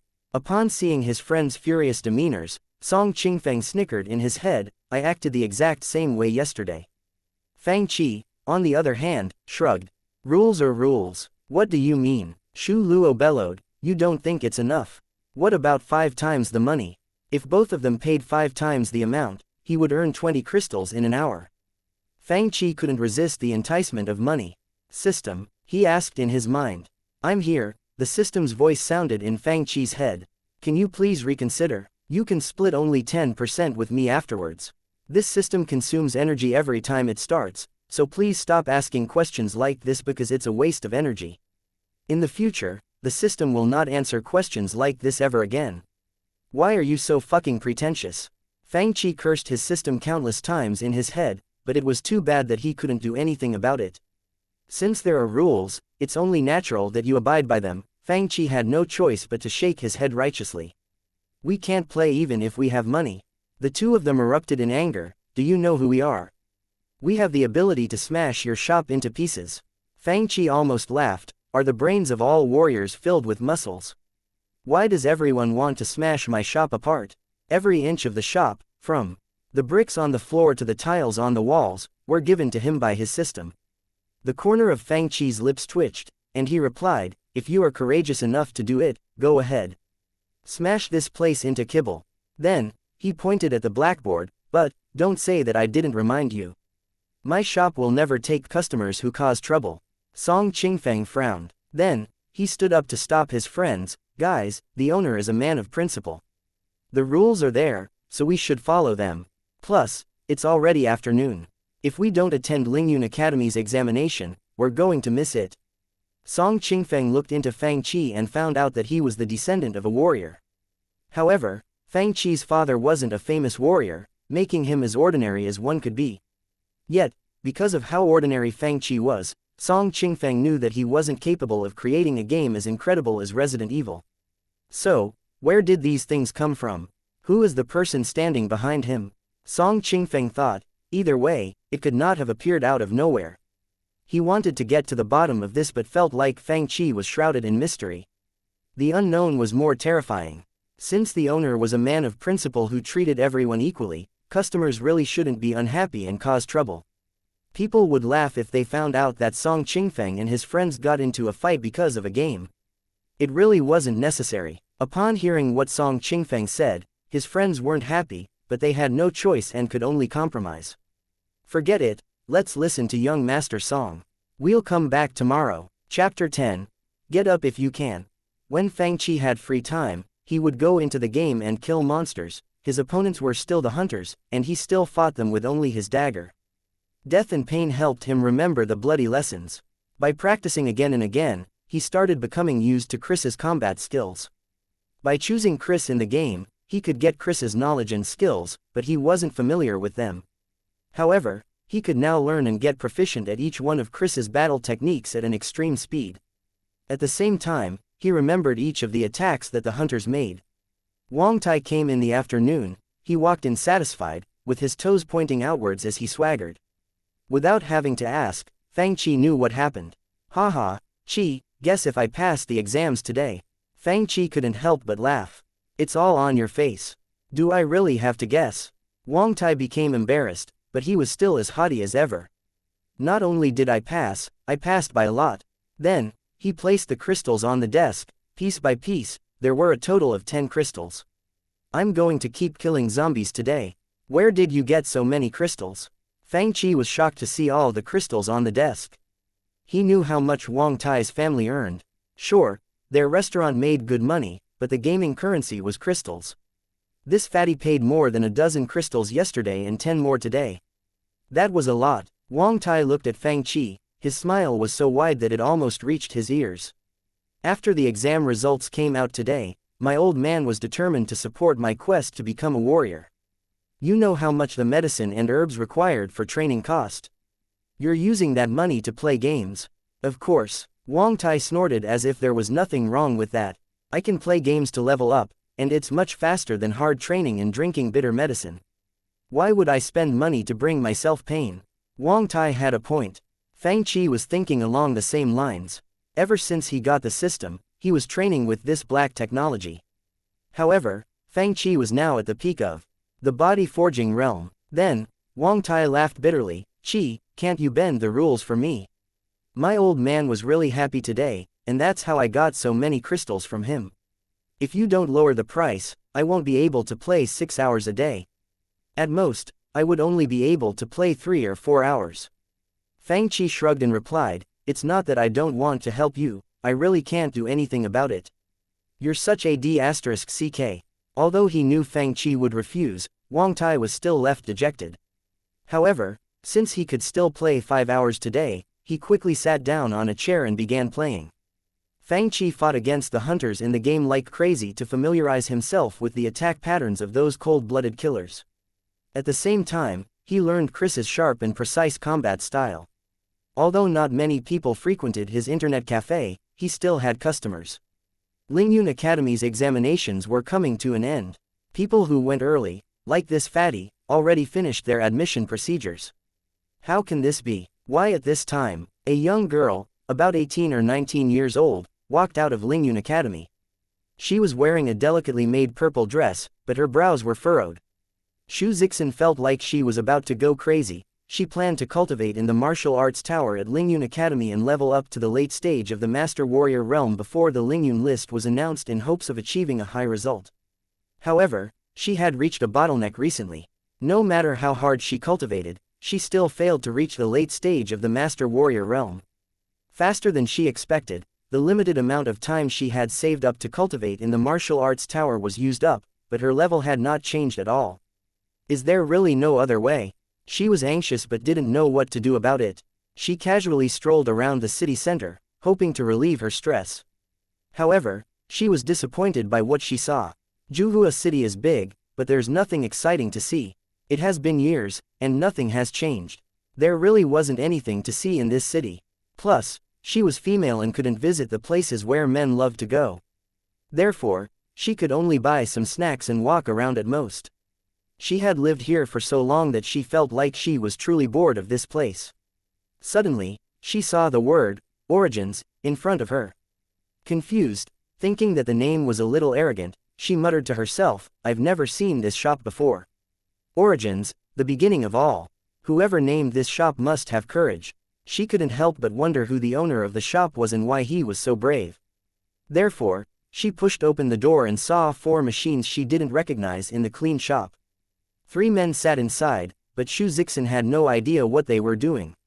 Who's the owner? She faintly opened her mouth and asked. Upon seeing that a customer arrived, Fang Qi had no choice but to exit the game. He turned around and saw Xu Zixin standing there gracefully in a purple dress. Her eyes sparkled, and her teeth were white. She was a rare beauty. Before she even opened her mouth, Fang Qi knew what she was going to ask. Do you want to know what my shop does? He asked instead. She answered, of course. Plus, your shop isn't that big, but you named it, Origins. Aren't you afraid that you'll be criticized for arrogance? Fang Qi didn't respond. Instead, he got up, walked over to his blackboard, picked up a piece of chalk and wrote a few sentences on the bottom. What does this shop do? Computer games. What are computer games? Please take a look at the other customers. Shu Zixin couldn't help but look confused upon seeing this game. She felt like laughing. She had lived in Juhua City for so long, but she hadn't seen anything weird like this. The room wasn't even that big. What games could she play here? That should be good enough. Fang Qi then patted the chalk off his hand. Why would I be scared of criticism? If I didn't have what it takes, my shop would have been smashed into pieces a long time ago. Then, he added nonchalantly, but no one who has played here still wants to smash my shop. What arrogance! Shu Zixin was surprised to see how confident the owner was. Then, she glanced at the blackboard again and said, it's expensive. No, it isn't, Fang Qi laughed. If you don't believe me, ask them. No, it isn't. By this time, Liangxi had already logged out. As soon as he felt that his essence improved, he stopped questioning the prices here. He even thought that it was really cheap. Just as Liangxi was about to head out, he saw Fang Qi pointing at him, so he glanced at Shu Zixin and said, you're also a warrior, aren't you? All I can say is that 2 crystals an hour is really cheap. This is a magical shop. Really? Shu Zixin laughed doubtfully. Then, her eyes scanned Liangxi and Fang Qi suspiciously. 7 crystals were not a small amount, and normal warriors wouldn't be able to afford it. Even warriors with prestigious backgrounds would hesitate before throwing so much away like that. Therefore, she walked up to Wang Tai. Upon seeing Chris walking around on the screen, she furrowed her eyebrows and asked, what's this? Here, you can participate in a battle. Liangxi felt bad about second-guessing this shop before, so he explained the game to the young girl before Fang Qi did. You can control the people inside the game to fight monsters. If you don't believe me, try for yourself. Then, you'll know why I said that this place isn't expensive. However, not only did Shu Zixin refuse to listen, she looked at him, more suspicious than ever. He had a feeling that this young woman thought that he was a fake customer Fang Qi hired. Feeling wronged, Liangxi smiled bitterly. Then, he put his hands together and gestured at Fang Qi. I'm going to stop talking, or else she's going to think that I have bad intentions. Fang Qi shrugged as he pointed at the blackboard. If you think it's expensive, you can leave. But if you don't try for yourself, you can't leave saying that I'm a customer duping shop owner. Shu Zixin was so furious that her anger turned into laughter. Are you trying to provoke me into trying? Fang Qi, however, waved his hand at her. Then, he sat back down and went back to playing his game. What do you mean by that? Shu Zixin froze for a second, and Fang Qi replied faintly, do whatever you wish. He wasn't a man who liked to swear, so he decided to kick her out this way. Shu Zixin was so furious that her beautiful face twisted. She had never seen a shop owner as arrogant as he was. Okay, she said angrily, then, I'll try and see if this game really is as good as that person said. Fang Qi looked the pretty girl up and down before asking, are you afraid of ghosts? What do you mean? Shu Zixin was confused by Fang Qi's question. Fang Qi pointed at Wang Tai's screen. He was fighting against 2 zombies. Then, Fang Qi said, there are all kinds of monsters in the game. If you're scared of them, you shouldn't play. Shu Zixin glanced at the rotten, disgusting-looking zombies. What is there to be afraid of? They are in the screen and won't be able to bite me. Therefore, she sneered, what's there to be scared of? Don't tell me that you don't want me to try. It's best if you're not scared. Fang Qi began teaching her how to play the game. Not long afterward, Fang Qi heard a shriek. Why am I in it? It was pitch black everywhere, and the environment was overbearingly oppressing. Plus, entering another world was so weird. It was as if she was looking at a painting and was suddenly sucked into it. Fang Qi said, the way to exit is written by the door. The way to exit, she thought about it before finally realizing what the words on the blackboard meant. Therefore, she immediately exited and asked, you're saying that I need to kill the monsters in there? Didn't you say that you aren't scared? Fang Qi looked at her speechlessly. She was a genius student of Lingyun Academy. She wasn't about to let a shop owner look down upon her. Agitated, she quickly retorted, I'm not scared, it's just a few monsters. I was looking for a place to show off my skills. Don't worry, Even if you die 10,000 times in the game, nothing will happen to you in real life. After all, it's just a game, Fang reminded her.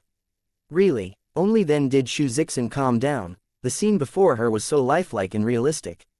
Of course, Fang said. Or else there will be so many dead people in my shop. Just then, she saw Wang Tai's character die. The fatty quickly restarted the game as if nothing had happened. I see. She let out a sigh of relief. It really was a game. Although she didn't know how the game did it, it was a world where cultivators existed. Cultivators were mysterious and unpredictable, so ordinary people could not attempt to understand their power. Therefore, she followed Fang Qi's hints and went back into the game. Soon, two options popped out before her. 1. Jill. 2. I am a special agent, now meeting up with Alpha Team. I see, so only female players can choose Jill. Fang finally understood what was going on. In the original game, players could choose between Chris and Jill, but in this remake, they couldn't because the system separated the players' genders. Unlike Chris, who started off with only a dagger, Jill carried a gun from the very start. After choosing Jill, Xu Zixin naturally obtained Jill's gun knowledge. At the same time, she noticed that she could no longer use the warrior chi inside her body. Warrior chi could only be controlled by warriors who had reached the pinnacle in their training.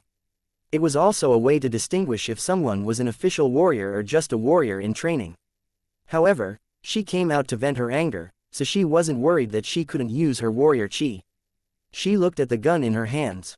Although she couldn't use her chi, since she chose Jill, she knew how to use the gun. Therefore, she knew that she didn't have to be afraid of anything. Soon, she began searching the mansion up and down. The light in the corridor was dim. After turning a corner, she saw someone squatting there. Is this a missing teammate? She exclaimed in pleasant surprise. That was fast, this game is so simple. Therefore, she quickly walked up to the teammate and patted him on the shoulder. I'm here to rescue you, come with me. Suddenly, the teammate slowly turned around, revealing its pale, rotten face, with blood and flesh on the corner of its lips. If she was mentally prepared, then perhaps she wouldn't have been so scared. However, the person that Xu Zixin thought was a survivor was actually a bloody, murderous zombie. This shock was bound to scare her, no matter how calm and collected she was. Ah, Xu Zixin, who was flaunting her bravado just a minute ago, turned around and ran away. Her face was pale with fright. I thought you said you weren't scared, Fang laughed. Only then did Xu Zixin realize that this monster was the one that she thought was weak. At this thought, she stopped in her footsteps and snickered, trying to sound calm. Who said I was scared? The zombie wasn't that fast, so Xu Zixin was sure that this monster only appeared to be scary. Therefore, she began shooting it repeatedly. Soon, the zombie fell to the ground. Only then did she say proudly, look, what's there to be scared of? Then, she walked up to the zombie and began stomping on it as if she were venting her anger out on this weak monster that had managed to embarrass her. Try to scare me again if you can, she yelled. Chapter 11. If you don't go looking for death, death won't knock on your door. She was a genius student of Lingyun Academy, how could she be frightened by something like this? However, before she even finished, the zombie suddenly opened its eyes and grabbed her ankle. Ah, it came back to life. She didn't anticipate this at all. After all, she didn't know anything that could suddenly come back to life. Xu Zixin's character lost balance and fell onto the ground. She did everything she could to kick that zombie away, but it was too strong. She struggled for a while but couldn't free herself, so she shot at the zombie. Yet, it wouldn't die. Instead, it went crazy and bit her ankle. This time around, Xu Zixin was really shaken up. She really wasn't a coward nor someone who had never seen blood. The truth was that even special agents who had lived through countless wars would be startled by this scene in front of them. Why couldn't she kill it? It was horrific. How did she not see how strong and powerful it was? Am I supposed to do nothing while being eaten by this monster? She clenched down her teeth and felt a speck of despair. She even felt like she was going to die. She underestimated herself. Shoot its brain with your gun. Just then, a voice sounded out from behind her. Huh, she paused for a second. Then, right before the zombie was about to bite into her calves, she quickly fired her gun. Bam, bam, bam.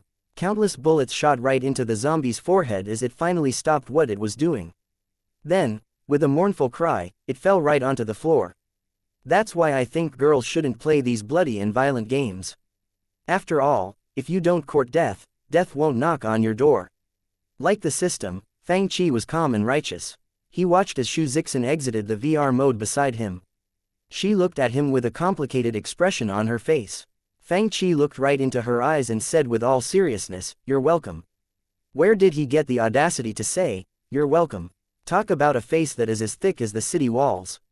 Xu Zixin looked at him with anger and amusement. Even if she did feel a tiny speck of gratitude, everything happened because she was playing Fang Qi's stupid game. At this thought, Xu Zixin glared at him while Fang Qi shrugged innocently. Xu Zixin thought, wasn't I just complaining how nothing in Juhua City interests me? Although this game was at times terrifying, she now had ways to deal with those monsters.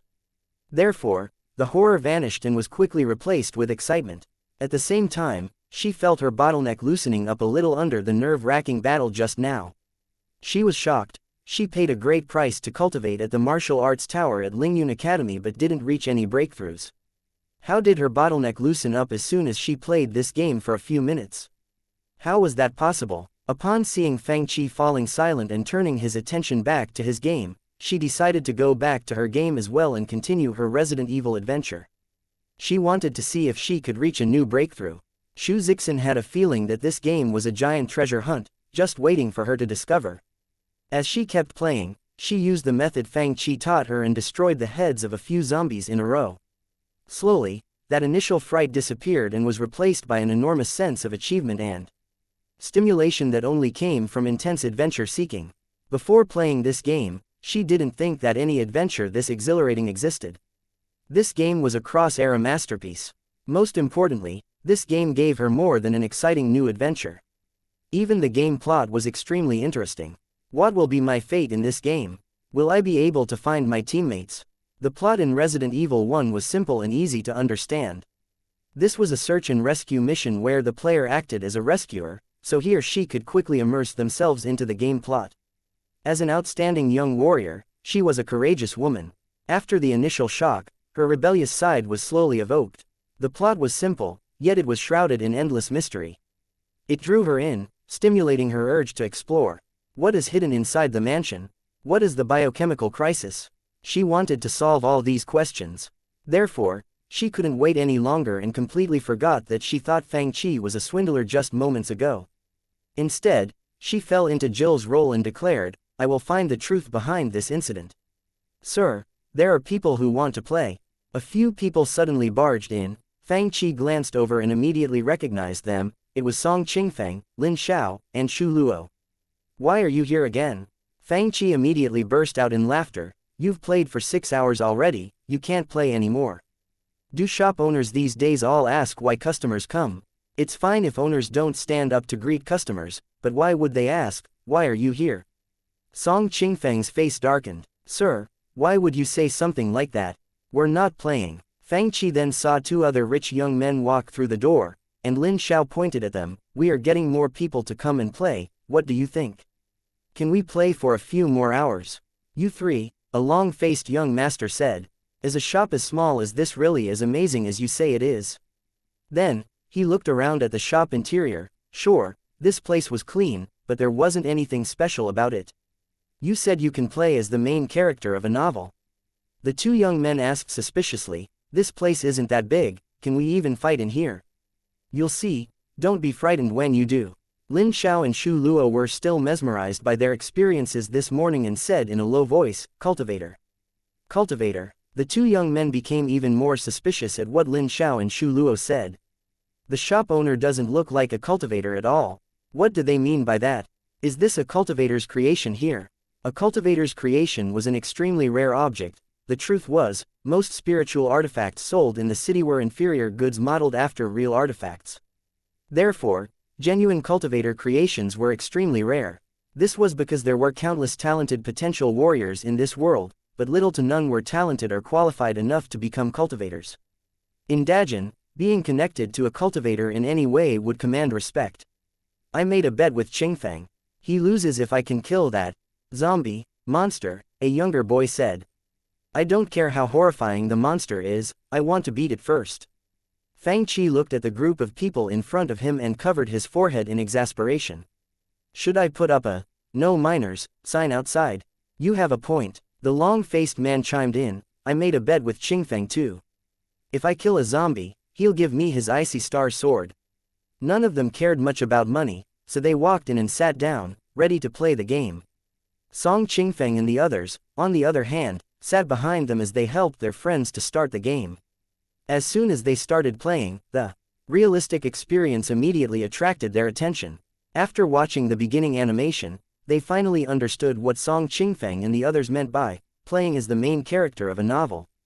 They never imagined that they could be the main character. Qingfeng, why didn't you tell us something this good existed earlier? Their breathing became rapid since they had never played such an amazing game. They were quickly led into the mansion. The creepy environment, along with the dimmed lights, gave the mansion an oppressive ambiance. Soon, they both encountered the first zombie. Since the players could only see the zombie's back, most first-timers would assume that it was a survivor. Therefore, they both walked up to the zombie, wanting to obtain information about this mansion. To both their surprises, a horrific, disgusting, rotten face appeared before them. Then, it charged up to them. Ah! Two shrieks immediately echoed within Fang Qi's internet cafe. Although Song Qingfeng warned them about how gross the zombies looked, they were still left in shock. One of the players' arm was bitten, and he ran away. The other was left unharmed but was still dumbstruck by what he saw. Ping is out. Lin Xiao, who sat behind the younger boy, laughed upon seeing what happened. Then, the other young man ran back into the lobby and realized that his other teammates, who used to be there, had disappeared. Suddenly, he noticed a scratch, not too big or too small, on his arm. The wound was already turning black. Anyone who had eyes could see that it wasn't just an ordinary injury. I guess Li Zai's out as well. Shu Luo burst out in laughter upon seeing that his friends lost less than 15 minutes into the game. They were even worse than him this morning. He pointed at them and said, "We already told you that the zombies' claws are poisonous, how can you still be so reckless?" They both looked down, looking dejected. "We didn't know that the monsters you were talking about used to be humans." The long-faced young man's name was Li Shi. Since his character wasn't so heavily injured, he said with determination, "Even if I die, I'm going to make that monster die with me." Then, he raised his hand and charged towards the zombie. Because he went all out and wasn't scared of infections, he quickly beat the zombie up until it fell to the ground. Then, he clapped his hands proudly and said, "The monster only knows how to sneak attack, it's not as scary as you said it was, Qingfeng." Upon hearing this, Lin Xiao and Shu Luo looked at each other and smiled. If the player didn't destroy the zombie's head, it would come back to life and go berserk. That was the most horrifying part. As expected, the zombie quickly stood up from the floor, its body turned red, and its face became twisted. "What's happening?" Li Shi couldn't help but shriek in surprise. Soon, the exhausted Li Shi died under the claws of the zombie. Only then did he turn around and yell, "How is that possible? This thing is unkillable." Chapter 12. It's more than just a game. They finally began to realize the charm of the game. After all, in real life, no one could put their lives at risk so carefreely, expecting to come back to life after they died. It simply wasn't something that one could experience. But, wasn't this game a little too hard? How can you make a bet with us on a monster that can't be killed? Don't the three of you know any better? Li Shi said, a little unhappily.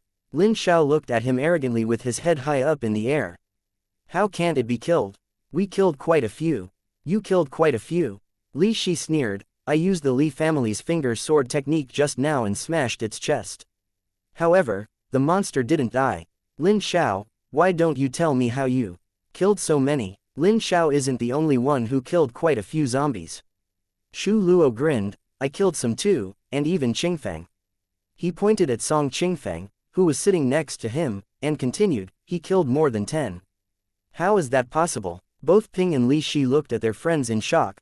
How did they kill so many monsters? The one they just encountered was so hard to fight off. Lin Xiao and Shu Luo enjoyed their shock and slight admiration and smiled. "Of course it's possible. Why else do you think your ranking is so much lower than ours in today's examinations? How did the three of you kill so many zombies?"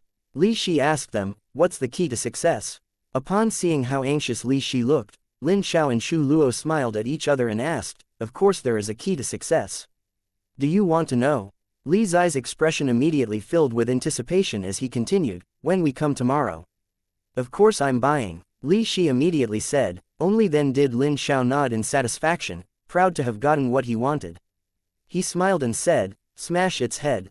Smash its head. Li Zi's eyes rolled around, and he asked, that monster's weak spot is its head. Therefore, he immediately went back to the game and tried.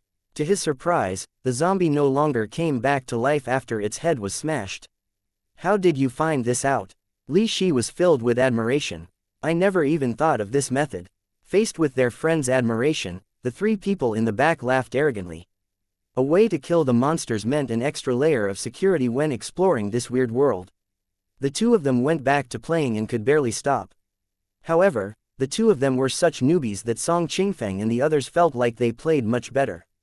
Therefore, after watching Li Shi and Ping for a while, they became bored and turned their attention away from them, glancing around with interest.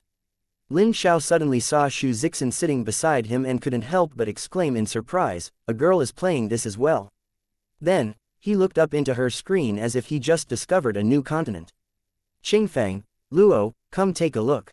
She chose Jill. What was even more shocking was that Jill, controlled by this girl, accidentally activated the trap inside the room as she pulled out her shotgun. Before anything happened to her, her teammate Barry Burton quickly kicked open the door and saved her from death. What the fuck, how do you have teammates who help you? They were all surprised. They've been playing for a long time, but none of them had any teammates to help them. How does she already have a teammate? They had to admit that Resident Evil 1 was gentler to women. Not only was Jill given a gun at the very beginning, but she also had a device that could unlock doors and locks.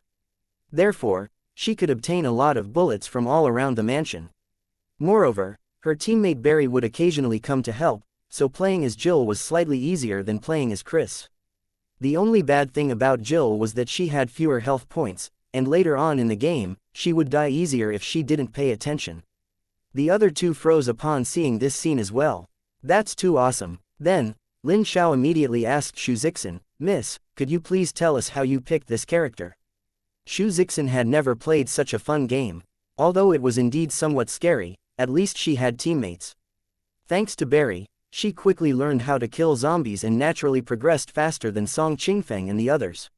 She was lost in the game when she heard someone calling her. Upon turning around, she saw three men watching her from behind. Why would people watch me play a game?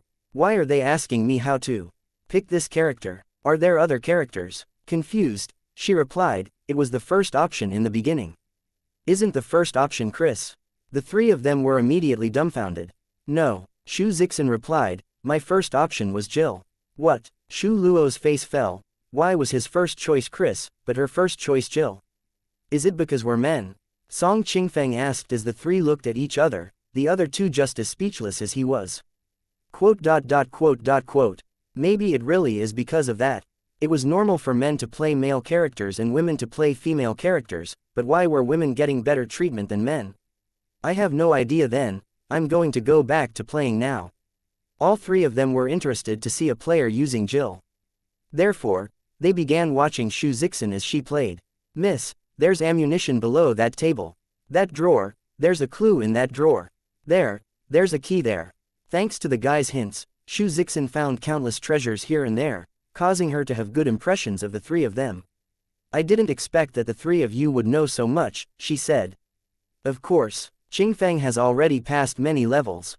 That's impressive, Xu Zixin replied and nodded. She was liking the game more and more. Not only was it fun, but it also helped her train. She had a feeling that if she kept playing, she would soon reach a breakthrough. Pleased with the fact that they could help out new players, Song Qingfeng and the others felt like powerful senior warriors. At that time, a voice suddenly came from the other side, Qingfeng, come see what the shop owner is fighting against. It's different from the monsters we've been fighting with. The owner. Upon hearing this voice, they realized that although the owner played all day as well, they've never gone to see him in action. How well does he play? At this thought, everyone turned around to glance at Fang Qi's screen. It was better if they didn't because what they saw was horrifying beyond words. Song Qingfeng saw a horrendous-looking, mutated, half-human monster with scales all over its body. It also had long and sharp claws. What is that? He originally thought that zombies alone were terrifying enough. Who knew that there would be other monsters? This monster was so much scarier than the zombies. Didn't Fang say that the strongest monster in the game was the zombie dog? What's this? That 13 or 14-year-old young boy pointed at Fang Qi's screen and asked in befuddlement. Don't speak. Fang's expression changed drastically upon seeing what was on Fang Qi's screen. Have they been playing the same game? His face dimmed. He could tell just by looking at the screen that this monster wasn't easy to kill. Then, they quickly noticed that all Fang Qi had in his hand was a dagger. Upon seeing this, Fang and the others all froze. Why would he only use a dagger? Fang Qi's character bent down and concentrated all his attention on the monster in front of him. One couldn't rush when fighting a hunter. Position, dodging, and attacking were important. Although daggers were capable of gravely injuring hunters, it was still extremely difficult to kill them with just a dagger. Fang Qi familiarized himself with the hunter's techniques through numerous battles. This way, he soon understood its most frequent attacks, giving himself a higher probability of killing it. Fang, Lin Xiao shouted, don't tell me that we have to fight monsters like this in the future. That's a possibility. Let's watch how the owner plays. Fang's expression grew even gloomier, feeling the hairs stand up on his arms. The scale-covered monster looked scarier by the second. It looked like a tailless dinosaur that was standing up, emitting a dangerous aura. It looked like an experienced and brutal predator, icily glaring at the target in front of it. Ordinary zombies were powerful enough, and zombie dogs were also seen as a nightmare to these people. None of them dared to be reckless when faced with these monsters. They all thought the scariest monsters in the mansion were the zombies or zombie dogs, but there were also monsters like the one in front of him. In Fang's point of view, this wasn't a monster that could be defeated with a dagger. However, that was exactly what Fang Qi was doing right now. All he wanted to know right now was how Fang Qi was going to kill that thing. Suddenly, the hunter jumped up into the air, and its giant body blew up a gust of wind, landing in front of Fang Qi in the blink of an eye. It's so fast, the people behind Fang Qi exclaimed. Does it only appear to be strong but is actually weak? No, the hunter's speed and the wind it swept up alone embodied extreme power. Plus, those thick claws made the others wonder what would happen if the player was scratched by them. Would they be cut into halves almost immediately? Everyone stopped breathing as they watched the scene unfold in front of them. Suddenly, Fang Qi moved as well. His center of gravity was already low to begin with. Then, he suddenly bent down even lower. The others watched as he pierced his sharp dagger upward as hard as he could. It was such an ingenious strike, the hunter seemed to have fallen into the path of his dagger. When the two clashed together, the dagger easily split the monster's stomach open. After this exchange, Fang Qi successfully injured the hunter. However, the hunter wasn't so easy to kill. Without thinking, Fang Qi rolled off to the side. He stood in a position that he spent a long time choosing. When he was fighting the hunter just now, he was standing near the door of a side foyer. The corridors in the mansion were extremely narrow, so much so that the hunter's big and tall body could fill up an entire hallway. Therefore, fighting in the hall was extremely disadvantageous to him. Then, Fang Qi somersaulted onto the side foyer. The hunter's injuries began to bleed, obviously provoking its ferocious urge to kill. Upon seeing Fang Qi going into the side foyer, it followed closely behind. Scratching, pouncing, tearing, and biting were the natural instincts of the hunter. Everyone was absorbed in the fight as they watched intently, no one daring to make a single noise. Chapter 13. The most reliable weapon in Resident Evil is actually. Fang Qi carefully avoided its chase. The hunter's speed was extremely fast, and its attacks were sharp and precise. After countless years, this had become its most refined method of chasing down prey. It was simple, swift, and effective. However, Fang Qi had battled the hunter for so long that he had gotten used to its attack patterns. The hunter charged up to Fang Qi, trying to grab him with its strong claws. If he was caught by the hunter's muscular arms, the hunter would bite off his neck in the blink of an eye. Yet, countless battles and intense practice helped Fang Qi remember all of the hunter's attacks. Moreover, he was now so familiar with its attacks that he could predict them before they even happened. Granted that the hunter's speed was fast, it lacked the agility of the licker, which was beyond a human's reaction speed. Thanks to practice, he perfectly predicted how and where the hunter was going to attack him from and thus swiftly moved off to the side, avoiding its claws. The spacious side foyer gave him enough room to circumvent the hunter's face-to-face attacks. Approaching from behind was the most advantageous position for a hunter, whose body was massively built. Before it had the chance to attack Fang Qi from behind, Fang Qi circled behind it and immediately choked its neck. Then, as if he had practiced his next move a million times, the dagger was accurately stabbed into its forehead. Pish! Fresh red blood flowed out of the hunter's head along with brain matter. The hunter, who was in extreme pain, began struggling so hard that it threw Fang Qi across the room. Bang! Fang Qi's body hit the wall so hard that he left a crack on it. Everyone's hearts sank as they saw this scene in front of them. A monster with strength of this magnitude had surpassed the capabilities of a human body by too much. Just now, it threw the player onto the wall while it was struggling. If it was attacking normally, what would the results be? The answer was clear: the player would die for sure. Being smashed onto the wall like that made Fang Qi dizzy, and his entire body became numb. The hunter, on the other hand, headed over to him again. It walked up to Fang Qi step by step. Then, it raised its giant claws up into the air and thrashed down. No, the hearts of those people who were standing behind Fang Qi sank. This monster was too strong. It didn't die even after it was stabbed in the brain. They all thought that Fang Qi was going to die, no matter how good he was at this game. However, the unexpected happened. Fang Qi suddenly jumped up. Just before its claws touched him, he dodged it. At the same time, he pushed his long black dagger right into the hunter's throat. The hunter's claws landed on the wall that Fang Qi was lying against just now, smashing it into pieces. However, its muddy pupils finally dimmed. Its giant body crashed onto the floor as if nothing was supporting it. It died. Everyone looked at Fang Qi's screen in disbelief. They were so shocked that they all gasped in unison. It was such a horrific monster, but Fang Qi stabbed its 3 vital points. The hunter didn't even get to unleash all of its power before going down. It was killed with 3 deadly stabs, and Fang Qi barely had any injuries on his body. How is that possible? By choosing Chris, the player would not be able to use the chi of a warrior. Therefore, if he wanted to kill these monsters, he had no choice but to use his own combat skills. Every stab was calculated precisely. Although his body was weak when compared to the hunter's, he was able to kill the monster easily through clever tactics. He didn't even have to use martial techniques. It was unbelievable. This was another form of combat. It was a delightfully stimulating battle that was as exciting to the player as it was to the audience. Just now, the new players thought that Song Qingfeng, who figured out the zombies' weakness and killed more than a dozen of them, was a genius. Now, Fang Qi was a god in their eyes. Of course, Fang Qi had his plans when he used the dagger to fight the hunter. Daggers were known as survival knives in the game. It was a close-range combat weapon, and it had an unwavering status in melee combat. It had a limited range of attack and was weak in killing. Therefore, not many players used it as a main weapon. Rather, it was something that players relied on when they had no other options. It was a way for them to show their bravery when their surroundings were beyond dangerous, and they had no ammo. Yet, daggers also had advantages that other weapons just didn't. There were no limits to times of use. It was simple, convenient, and didn't attract enemy attention. Moreover, daggers were extremely deadly to hunters and zombie dogs. With a shotgun, the player had to fire about 4 shots to kill the monsters. With a dagger, however, the player only had to stab 5 to 6 times to kill them.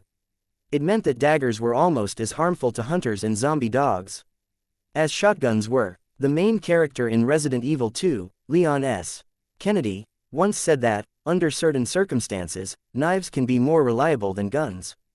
Chris was highly skilled in the use of daggers, and in the beginning, Fang Qi wasn't familiar with how to use it. But he had been trying to pass this level for a few days now, so he had been practicing his dagger skills like crazy. These 3 godlike stabs contained all the experiences he gained through countless battles with the hunter along with a speck of luck. There are monsters as powerful as this one later in the game. Shu Zixin looked at the screen in front of Fang Qi in surprise. How did he defeat this monster without martial techniques? She thought that the owner was just an ordinary man, but that didn't seem like the case. Someone capable of opening up a shop like this was not ordinary at all. Sir, what was that monster? Song Qingfeng suppressed the shock in his heart and asked with a straight face, was that the leader of those zombies? Did it cause the human-eating incident? Leader. Fang Qi smiled slightly. Just as he turned around a corner, another hunter jumped out. Fuck. The few of them were immediately dumbstruck. What is going on? Is that another leader? Are these monster brothers controlling this mansion? After he defeated the first hunter and was left unharmed, Fang Qi became more confident than ever.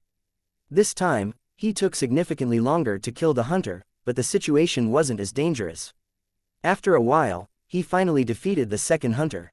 Upon seeing that the hunter didn't pose such a big threat to Fang Qi, everyone sighed in relief. These are probably the strongest monsters in the mansion, right? Nothing scarier will pop out, right? As these thoughts entered their minds, they saw Fang Qi's character pass a corridor, where another hunter jumped out. Another one. What is happening? Moreover, they noticed that Fang Qi was no longer in the mansion. Rather, he was walking on a stone pathway. Is he close to the monster's nest? A hint of disbelief crept up into their heads. Are there scarier monsters down the road? What Fang Qi said next confirmed their speculations. After a while, hunters will be no more than small critters. Small critters? Did you just say that hunters are just small critters? Although the word critter didn't exist in this world, everyone still understood what it meant. Fang Qi said it so calmly and casually that it seemed like he really did think hunters were just critters. However, were they really? They seemed so powerful. Wait, sir, are you saying that the mansion is filled with monsters like these? Song Qingfeng couldn't accept this. If hunters were just critters, then the zombies they fought were probably harmless compared to what they were going to encounter down the road. No wonder the owner didn't care about their gaming progresses. Their limited scope was nothing compared to what Fang Qi had experienced.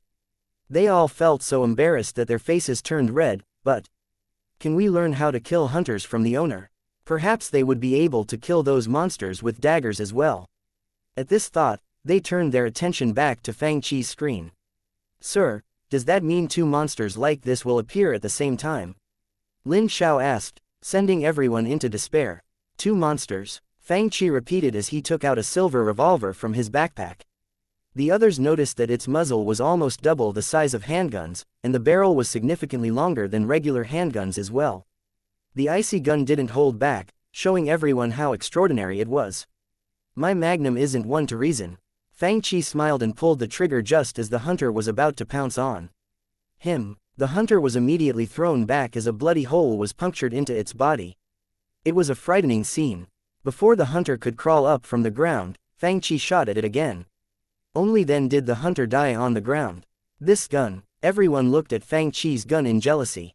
The gun killed the hunter before it could even defend itself. If this was in real life, they would want to steal this treasure from Fang Qi. Sir, what's this gun called? Magnum. Yes, this was the well-known Magnum from Resident Evil. Of course, when Fang Qi was young, these guns were merely called revolvers. Magnum revolvers were large-caliber pistols that used Magnum rounds. They performed like the Desert Eagles that Magnum Research produced. After firing 2 shots with his revolver, Fang Qi quickly put it back into his bag. Why did you put the gun away?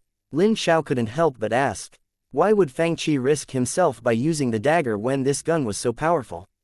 I bet that the bullets are rare. Song Qingfeng frowned. When a player reached this point in the game, he or she was going to experience a bullet shortage. Song Qingfeng was right. Bullets were extremely rare, so the less he used, the better. Therefore, he didn't want to waste any unless he was in real danger. Chapter 14. This internet cafe does not provide overnight services. Fang Qi didn't have a choice but to waste 2 of his magnum rounds just now because the others had distracted him. Fang Qi slaughtering the hunters with his knife shocked the others deeply. A few of them already really admired Fang Qi before, but now, everyone treated him like a god. No one dared to challenge him. Therefore, they all shut their mouths and watched quietly from behind. As Fang Qi progressed further, he encountered monsters more frequently, scaring his audience behind him. Upon seeing hunters getting killed by Fang Qi one after another, the people watching became less scared and thought, the owner is so strong, he's not going to be in danger, right? Where did these monsters come from? At this moment, they all wanted to know who was behind this evil conspiracy, and what the main character's fate was going to be. To them, this entire game was a giant ball of mystery. Countless monsters lived in the mansion, and the bits and pieces of hints they left before they died had created something that was seemingly impossible to solve. They watched as Fang Qi utilized his immense power and strength to save one missing teammate after another, complete task after task, and get deeper into the story. Everyone felt like their blood was boiling with excitement. Fang Qi was a hero. It was such a pleasure to solve all mysteries and break through all obstacles, shattering the conspiracy into pieces. Soon, I'm going to save all my teammates and crush these enemies. The people watching behind Fang Qi thought to themselves as they experienced a surge of emotions. They really wished that they were the one playing right now. They all thought that the search was about to end since Fang Qi was really far into the game. This made them all watch with anticipation. They wanted to know what the plot behind Resident Evil was. Furthermore, they wanted to know what the main characters and his teammates' endings were going to be. What level is the owner at? Lin Xiao asked quietly. Probably around level 10. Shu Luo thought about it. He was level 5, so the owner had to be quite a few levels higher than he was. I think he's higher than that. Song Qingfeng shook his head and said, he should be higher than level 10. Look, why did the owner pull out his gun? They saw Fang Qi pausing for a second before taking out his gun from his backpack. What is the owner trying to do? All hunters could be slaughtered by Fang Qi using a dagger, so why would he use his gun all of a sudden? What else in this mansion was capable of threatening him? Zombie dog, is he approaching the mastermind who is behind all of this? This mansion was filled with monsters and traps. Although countless obstacles stopped Fang Qi from finding out the conspiracy, they all had a feeling that they were approaching the truth. In the beginning, all the player had to do was to explore the area and conduct simple search and rescue, something that was basic and easy to understand. Therefore, even people like Song Qingfeng could quickly immerse themselves into the game. As the adventure continued, the player would begin to ask the following questions: who designed this mansion? Where did these monsters come from? Why do they exist? What does the title, Resident Evil, mean? No one in the audience had any clues. That was why they were so curious and eager to find out what the truth was. Their breathing became rapid as Fang Qi seemingly became closer to finding out the mastermind behind the conspiracy. However, Fang Qi frowned as if he felt something and immediately stopped what he was doing. Then, he exited the game. Why would he exit the game at a time like this? Sir, you're not playing anymore. Everyone looked at him, dumbstruck. How could he stop playing at this moment? He got them so riled up already. No, Fang Qi shook his head. From his expression, they could all tell that he was exhausted. He pointed at the lower right corner of his screen and said, it's almost closing time. It seemed like he had to close on time and stop playing when business hours ended. In addition, he slept late last night and played the entire day today. It was too much for his body to handle at once. He was only at the peak of the body forging realm.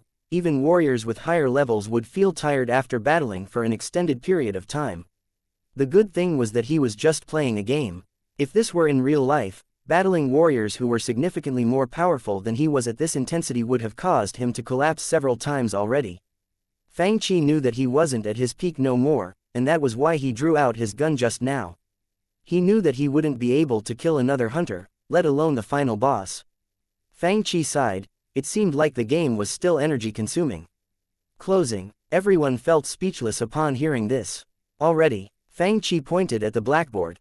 Business hours are from 8 a.m. to midnight. It is 12 already. They glanced at the time on the computer screen and found that it really was midnight. Why did time pass by so fast? You can't keep the shop open a while longer. One of them asked. The truth was, the system didn't set up strict business hours. However, Fang Qi really wanted to end the day. He shook his head while pointing at the blackboard and saying emotionlessly.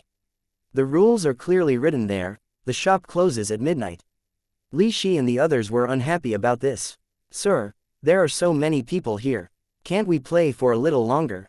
Play? Fang Qi glanced at them and knew that they were from prestigious families by their temperament and attires. Do you usually play past midnight? Aren't you afraid that your families will file missing people reports with the city guards? At this, their expressions changed. Oh my gosh, do you think the curfew started in Juhua already? Darn it, darn it. Wang Tai stomped his feet and said, does this mean that I can't leave? Sir. They looked at Fang Qi dejectedly. We can't even leave this place now. Please show mercy and let us stay the night, will you? Fang Qi was speechless. Do these miners want to pull an all-nighter at my shop? Unfortunately, this internet cafe does not provide overnight services. He insisted, "You all look rich and are obviously not from ordinary families. At worst, you'll have to pay the city guards a fine. Fatty, you can sleep upstairs." Shu Zixin just saw Fang Qi overcoming countless traps and learned his methods. He is closing the shop just as I'm about to try them out myself. She couldn't help but look at Fang Qi with blame in her eyes. "We watched you play for a really long time and barely played ourselves. Can't you let us play for just a little bit longer?" Fang Qi's face immediately darkened as he said, "I didn't accuse you of watching me and stealing my techniques, so why are you blaming me?" Shu Zixin was so furious that she stuck out her long, pearly index finger and said, "Just for 1 more hour." Fang Qi replied, "Wait until the shop reopens in the morning. You really want to do things the hard way, don't you?" Li Shi got mad. Song Qingfeng stopped him.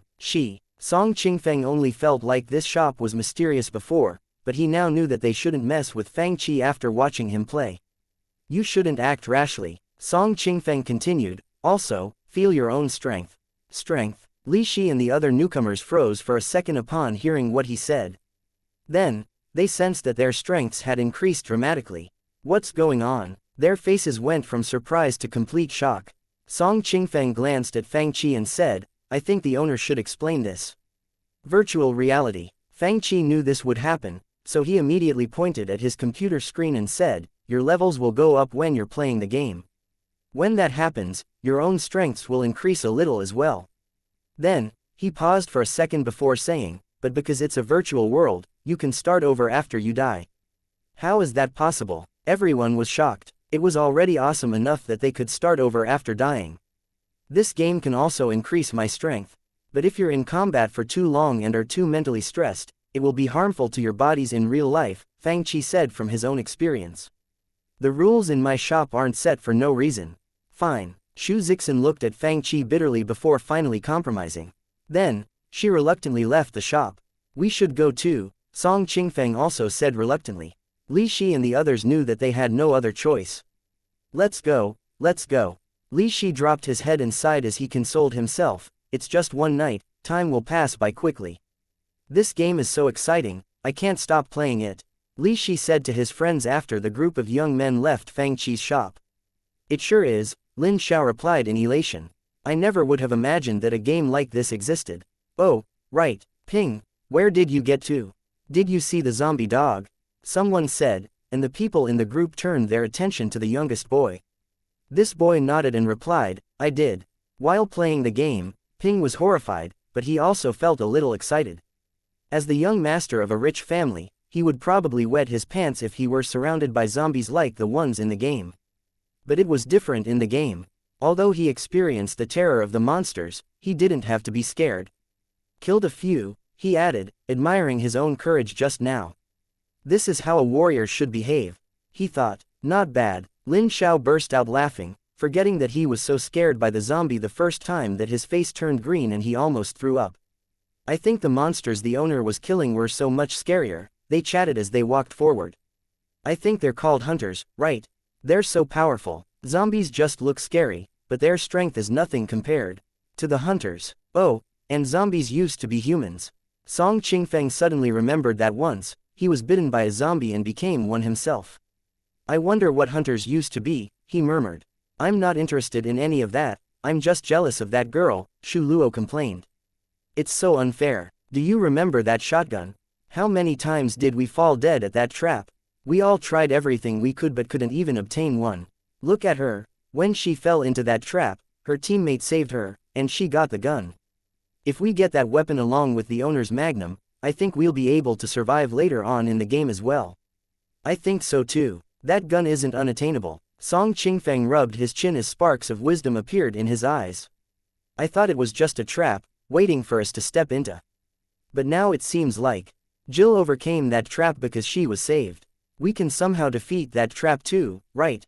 They continued talking amongst themselves. They used to discuss martial arts before, but somehow, all they talked about was Resident Evil now. Back at the internet cafe, Fang Qi quickly cleaned the place up thanks to the help of Wang Tai. "Qi, will I be able to get the shotgun as well?" After cleaning up, Wang Tai thought of the gun again and decided to ask since everyone else was gone. "Of course," Fang Qi said. Playing as Jill is slightly easier, but the difference isn't that big. He didn't want to spoil the plot, but he was in a good mood and decided to give the fatty some pointers. Upon hearing what he said, Wang Tai's eyes lit up in delight. I got it, you're saying that if I find a broken shotgun in the mansion and replace it with the good one, I won't trigger the trap. He clapped and commented, it is such a good idea. How did you think of it? I didn't, Fang Qi smiled and replied. Something called a walkthrough, did. Walkthrough. Wang Tai was confused. Chapter 15. The first thing to do every morning. Juhua City was famous for its warriors. As a poem goes, there are 10,000 types of wines in Zhongyan, and there are countless warriors in Juhua. When those from this city encounter each other, they will sit down and enjoy a drink together. Next to their brave stallions, high towers, and green willows stands. This poem described Juhua City perfectly. Yunshan Tavern. Taverns like this one existed all over Juhua City. Yunshan Tavern wasn't famous, but its prices were extremely reasonable. Most warriors enjoyed the occasional drinks, so they often invited their friends to enjoy a cup or two at this tavern while discussing events happening around the world. It was a popular form of entertainment here in Juhua. Naturally, warriors like Liang Shi, who weren't a part of any forces but were powerful, had a few like-minded friends. Shi, come, drink. They drank cups of wine, one after another, demonstrating their warrior-like personalities. I wonder if anything big has happened in Juhua City recently. A 40 or so years old man, who had a goatee and carried a long sword on his back, laughed aloud. My metal chopping sword is becoming rusty. Haha, you're right, another man with sideburns chimed in. Brother Liang, did you call us over today because you're in trouble? Or is it because you have a job for us? Then, the same man patted his chest and declared, tell me what kind of trouble you're in. We're all brothers, so you don't have to be so polite. Liang Shi made another toast to them before he replied with a smile, you have mistaken, my brothers. I called the two of you here today to inform you of some news. Is it something good? It is. Then, he began explaining Resident Evil to them. As soon as the people around them heard Liang Shi say that it was something good, they began eavesdropping and listening to him intently. Resident Evil, a game, you enter another world. No one, including the eavesdroppers, understood what Liang Shi was talking about. The more he tried to explain, the more confused they got. It's like a world that exists in novels. I hear what you're saying, but no matter how real these things seem, they're bound to be fake, the middle-aged man with a goatee said. What you said made me curious, but neither of us are at a game-playing age anymore. Upon hearing this, Liang Shi shook his head. This isn't just a fun game. I can't really explain the full benefits of it right now, but let's go try. I'm headed there right now, would you like to come with me? But, his friends began to hesitate. They would go with him to do anything else, but to play games. How absurd. Please don't take me wrong, Liang Shi explained upon seeing their hesitation. I admit that this game is good, but it's extremely beneficial to a warrior's chi and fighting skills. If it weren't for that, I wouldn't have recommended it to the two of you. Sure. After some thought, they nodded their heads. However, the man with the goatee added, we don't have much to do, so we might as well go with you. But, allow us to make things clear, we will just go there to watch. Young people games might not suit us. Liang Shi repeatedly nodded before the three of them paid, got up, and left. It's so weird and mysterious. Upon seeing them leave, the eavesdropping warriors looked at each other and murmured, what are zombies, handguns, and Alpha Team, should we go with them? The warriors glanced at each other. Let's go. Lingyun Academy was one of the 4 greatest academies in Dajin. Countless warriors and talented individuals gathered here to study, and numerous martial arts masters taught here. The academy's students are divided into 4 houses, Heaven, Earth, Zan, and Huang. Newly admitted students were first placed into the Huang house. Then, they were divided into different classes according to their examination scores. Today was the first day of classes for new students. There were 40 students in Class A of the Huang house, and everyone in this class was among the top in the entrance examinations. They were the best of the best. Some students had already tempered their bodies and developed warrior chi, becoming real warriors. This class included Song Qingfang. Being able to be in this class meant that he was a genius amongst geniuses, but he wasn't aware of that. During the break, the other students went to ask their mentors questions about training while Song Qingfang and his friends sat back and began chit-chatting. Qingfang, If we imitate Jill's technique and find a teammate who will guard outside, will we be able to overcome that trap? No. Song Qingfeng immediately invalidated this suggestion. I don't know if you two paid attention, Barry's gun looks similar to the shop owner's Magnum revolver but is more powerful. Regular teammates won't have weapons like that. The truth is, I found a young woman from Bravo team called Rebecca yesterday. She had a normal handgun, Song Qingfeng continued. If this gun can break the trap, I'll just do it myself. Why would I rely on others? Brother Song, you found a teammate already. Lin Xiao and Shu Luo exclaimed, how did you find her? How is she compared to Barry? She's really gentle. Although she's not as strong as Barry, she can heal you when you're injured. She also knows where the zombie antidotes are hidden. Brother Song, why didn't you say anything earlier? The other's eyes emitted green light. A pretty girl was absolutely essential while adventure seeking. The herbs and medicines that they used for healing were scarce, let alone blood. Serums that cured zombie poison. I can't believe you hid this from us. Brother Song, tell me where I can find her. The three of them chatted enthusiastically while the other students in the room listened in confusion. Suddenly, a young man in a yellow robe walked up and bowed at Song Qingfeng. Brother Song, the academy is revealing the rankings of all its students soon, are you? Before he could even finish, 3 pairs of eyes glared at him. Not interested. The yellow-robed boy looked awkward. Those who were accepted into Lingyun Academy were all extremely outstanding individuals. If one could make it onto the Heaven, Earth, Zan, or Huang lists, he or she would not only become famous in the Zhongyan region, they would also be recognized by the Academy. How come Song Qingfeng and the others are not interested in it? He was in disbelief. What are zombies and hunters? Everyone understood the definition of these words, but no one knew what these words meant in this context. In addition to the yellow-robed young man, the others who wanted to be friends with Song Qingfeng all left in disappointment. They just couldn't join the group's conversation. Weird. Did something new happen in Juhua City that we don't know about? Students looked at each other, extremely curious as to what they were talking about. Shotguns, and Bravo team, were all words they've never heard of. The more they thought about it, the more interested they became. Someone declared, later on, I'm going to investigate and see if anything new happened in Juhua City. Zixin, you just came out of mediation. You probably don't know that the most popular novel right now, Celestial Warrior, came out with its 8th chapter. A girl wearing a green dress, about 17 or 18 years of age, walked in front of Shu Zixin. The golden bell on her wrist chimed as she waved her arm back and forth. Let's go buy it together now. Maybe later. Shu Zixin shook her head. Hey, Zixin, don't you like that novel? Shu Zixin smiled. In the past, she would have run over to buy it as soon as the novel came out, but now, to her, nothing could compare with Resident Evil. Moreover, novels were just for entertainment, and she would only read them during her days off. She had to focus on improving her fighting skills. By playing Resident Evil, she could train and be entertained at the same time. If you want to read it, you should go buy it. I found something more interesting yesterday. Something more interesting. The green-dressed girl tilted her head and looked at her. What's that? Shu Zixin pointed in front of her.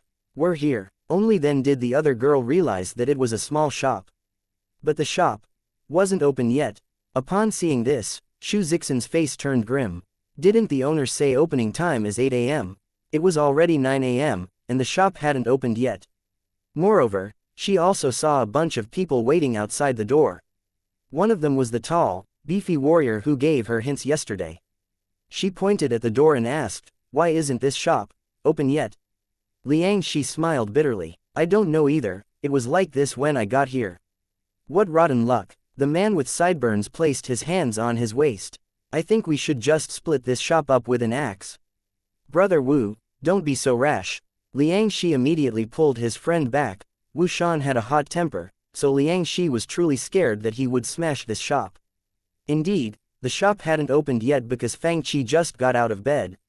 He shook his dizzy head back and forth before looking around his room. Hey, where's Fatty? I think I heard him say. He suddenly remembered that around 8 a.m., Wang Tai woke him up to tell him that he was going to Lingyun Academy. After hearing that, Fang Qi went straight back to sleep. After a short snooze, he looked at the clock and realized that it was almost 9 a.m. He quickly put on his clothes, washed his face, and brushed his teeth. It took him 20 minutes to get ready. Only then did he go downstairs and unlock the door of his internet cafe. When he did, he saw a few grim faces staring at him. Fang Qi took a few seconds to figure out what was going on. "Why are you here so early?" he asked the 5 people outside his shop. "Early?" Everyone's faces darkened even more. "Are you the owner of this shop?" The middle-aged man with sideburns took a few steps forward and stood in front of Fang Qi. His eyes were squinted, and he was emitting dangerous energies. "I am," Fang Qi replied in a confused manner. "I didn't offend this person, why is he looking at me with such animosity?" "Brother Wu, let's play the game first." "Let's play the game first." Liang Shi quickly pulled him back and explained, "My brother, Wu Shan, has a hot temper, so please don't get mad at him, shop owner. Let's go inside." Chapter 16. Playing games isn't trickery. The man with the goatee patted Wu Shan's shoulder and said quietly, "Let's go in and see first, don't make it hard for brother Liang." Only then did Wu Shan reluctantly stop what he was doing. "If I find out that I waited this long for a place that runs scams on its customers, don't blame me if I smash this shop into pieces." "Brother Wu, we said that countless times."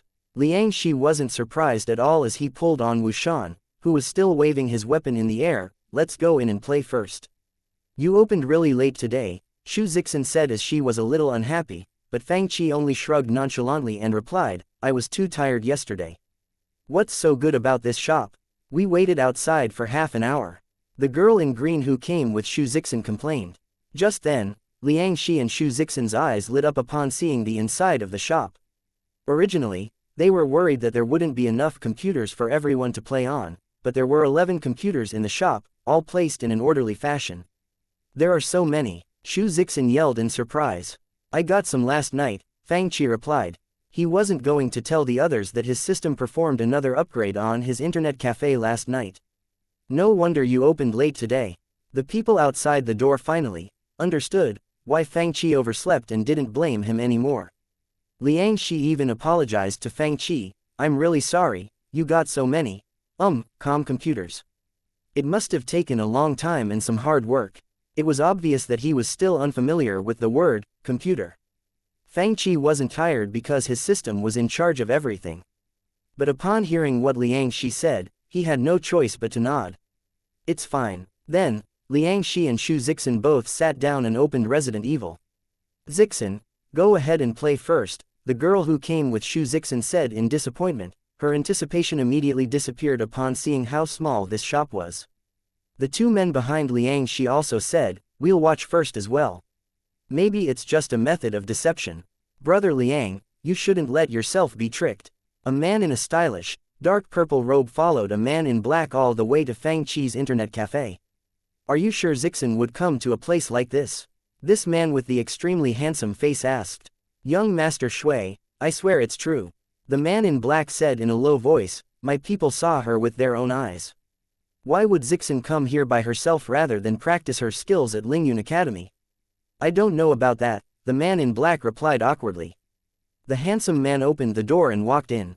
As expected, he saw Shu Zixin sitting on the seat closest to him. Then, he took out a delicate box from his inside pocket and walked up to her. He cleared his throat before calling out her name, "Zixin." No response. He called her again, "Zixin." Only then did Shu Zixin hear someone calling her. She turned around, but her expression changed immediately upon seeing that it was him. "Why are you here? Why are you at a place like this? Oh, and why didn't you tell me that you left the martial arts tower?" The handsome man replied awkwardly upon hearing her question, but he still handed her the little box in his hand. "This is a Tianxin elixir, it's extremely good for your warrior qi. I wanted to give you one as soon as I got them yesterday. I'm not obligated to tell you when I leave the martial arts tower and where I go afterwards," Shu Zixin replied. This man followed her everywhere, like a fly. Upon hearing this, the handsome man's face became even more awkward. "I'm worried about you." The handsome man was obviously agitated as he pointed around the room. "Look at all these people here. How can I let you stay at a broken-down shop like this? What does this place even do? What are you calling broken down for? Shui Ming, let me tell you, you don't have the right to boss me around just because our families are close." Shu Zixin's face darkened. If it weren't for this shop, she would have never broken through. "Leave, now." Shui Ming froze for a second, not sure why Xu Zixin was kicking him out like that. Although her temper wasn't good, she never treated him like this. Zixin. But, you really shouldn't call me, Zixin, leave. Oh, and I can't accept something as costly as a Tianxin elixir, you should save it for yourself. Forget it, Zixin, why would you get mad at a man like him? The girl beside Xu Zixin said. Just ignore him. Only then did Xu Zixin snort and return to her seat. Then, she said to Fang Qi, Sir, please kick this person out. Shui Ming was completely dumbstruck. What is going on? Moreover, why is Shen Qingqing here as well? Fang Qi was confused as well. What on earth is happening? You're the owner of this shop. The handsome man finally noticed Fang Qi. Upon realizing that Xu Zixin had asked the owner to kick him out, his expression darkened. This is a private matter between us, I suggest you stay out of it. Or else, your rundown, dingy shop will not exist for very long. You must be mistaken, Fang Qi said in all seriousness, I just have one thing to say. Our shop is actually very high-end, it's not rundown or dingy. Upon hearing this, the handsome man began laughing as if he just heard a funny joke. He looked at Fang Qi up and down and sneered, do you even know what high-end means? Then, he glanced at the blackboard by the door and added, do you think you're high-end just because you charge more? You're so ignorant. Although I don't know your definition of this word, Fang Qi said as he pointed at the computer behind him and said, back in my hometown, there's something called low-key luxury. Low-key luxury? Shui Ming carefully thought about the meaning behind these words. The vocabulary sounds new and interesting, but this is just a small shop in the corner of the city, isn't it? What is so special about this place? Why don't you tell me how this place is low-key luxurious then? Only then did the handsome man notice the screen in front of Xu Zixin. What is she doing? Is she watching something? Instead of practicing her skills, she came here to watch this. He thought, she's not watching anything. Fang Qi replied, she's playing a game. Playing? The handsome man looked at Fang Qi in confusion. Fang Qi laughed and asked, what's Ms. Xu's relationship to you? Do you like her? At the mention of this, the man straightened his back and said proudly, my family and Zixin's family are close, and we both study at Lingyun Academy. We are a perfect match for each other. Fang Qi almost laughed. A girl like Xu Zixin definitely had a lot of people pursuing her, and this man seemed to be one of them. Therefore, he patted the man's shoulder and said, young man, that's not how you pick up girls. Pick up girls? Shui Ming didn't understand what Fang Qi was talking about. Anyways, you have to develop the same hobbies as her, Fang Qi said as he pointed at Xu Zixin's monitor. This? Shui Ming snickered, what's so good about this? There's a famous saying in my hometown, you're not a fish, so how can you understand its happiness? Fang Qi answered, you're not her, so how do you know if she likes it or not? Upon hearing this, Shui Ming thought about it for a while before exclaiming in his mind, what a deep principle. Could the owner be an extraordinary individual? If you get her to admire you through her hobby, then her future is in your hands. Fang Qi saw Shui Ming thinking and decided to strike while the iron was hot. You just failed to acknowledge her hobby and even criticized her. Anyone would be mad at that. Trying to pick up girls like that isn't going to work. Upon hearing this, Shui Ming's eyes lit up as he gave Fang Qi a thumb up. Listening to you speak is equivalent to reading books for 10 years. What you say makes so much sense. Then, Fang Qi opened Resident Evil and put the virtual reality headset on Shui Ming, feel it for yourself. Of course, remember to pay. Resident Evil. The screen darkened. Suddenly, Shui Ming felt like everything around him was in such close proximity as if he could touch everything before him. He felt like he had entered the world on his screen. Unlike the world that he lived in right now, there were all sorts of weapons he had never seen before and horrific zombies he had never encountered before. Dangers were everywhere, immediately piquing his interest. He finally understood what Fang Qi meant by playing. Is this really just a game? Didn't you already die several times? If you weren't playing a game, how did you come back to life? Right. Shui Ming nodded in excitement. This is really a game. As a prestigious man of a wealthy family, he was fit to play games that no one else heard of or ever thought about. This really is a low-key luxury. Watch me kill everything here. Then, Zixin will fall in love with me for sure. Upon seeing Shui Ming's expression, Fang Qi couldn't help but shake his head. He's so easy to trick. But, Fang Qi touched his nose, Playing this game isn't trickery, right? Then, Fang Chi saw a couple of people sneaking around outside his shop. Should we go in? A warrior wearing a set of black armor said in a low voice, they've been inside for so long and haven't come out yet. Should we go in as well? Look, someone else went in. Soon, 6 more people came to the internet cafe.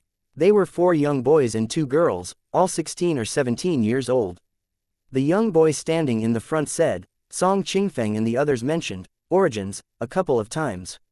I did some investigation, and this is the only shop with this name. They looked around at the people who were already sitting down. There was a screen in front of each customer, and the contents on the screens moved. It was extremely weird. What does this shop do? They watched for a while but still had no idea what this place did. This shop was different from any other shop they've been to. Confused, the group had no choice but to call the owner. Chapter 17. The Birth of the Tyrant. Sir. Fang Chi felt annoyed. Should he hire a manager? He had just sat down before already being called up again. In front of everyone's curious gazes, Fang Chi taught them how to play the game. I can use this virtual reality thing to experience the game for myself.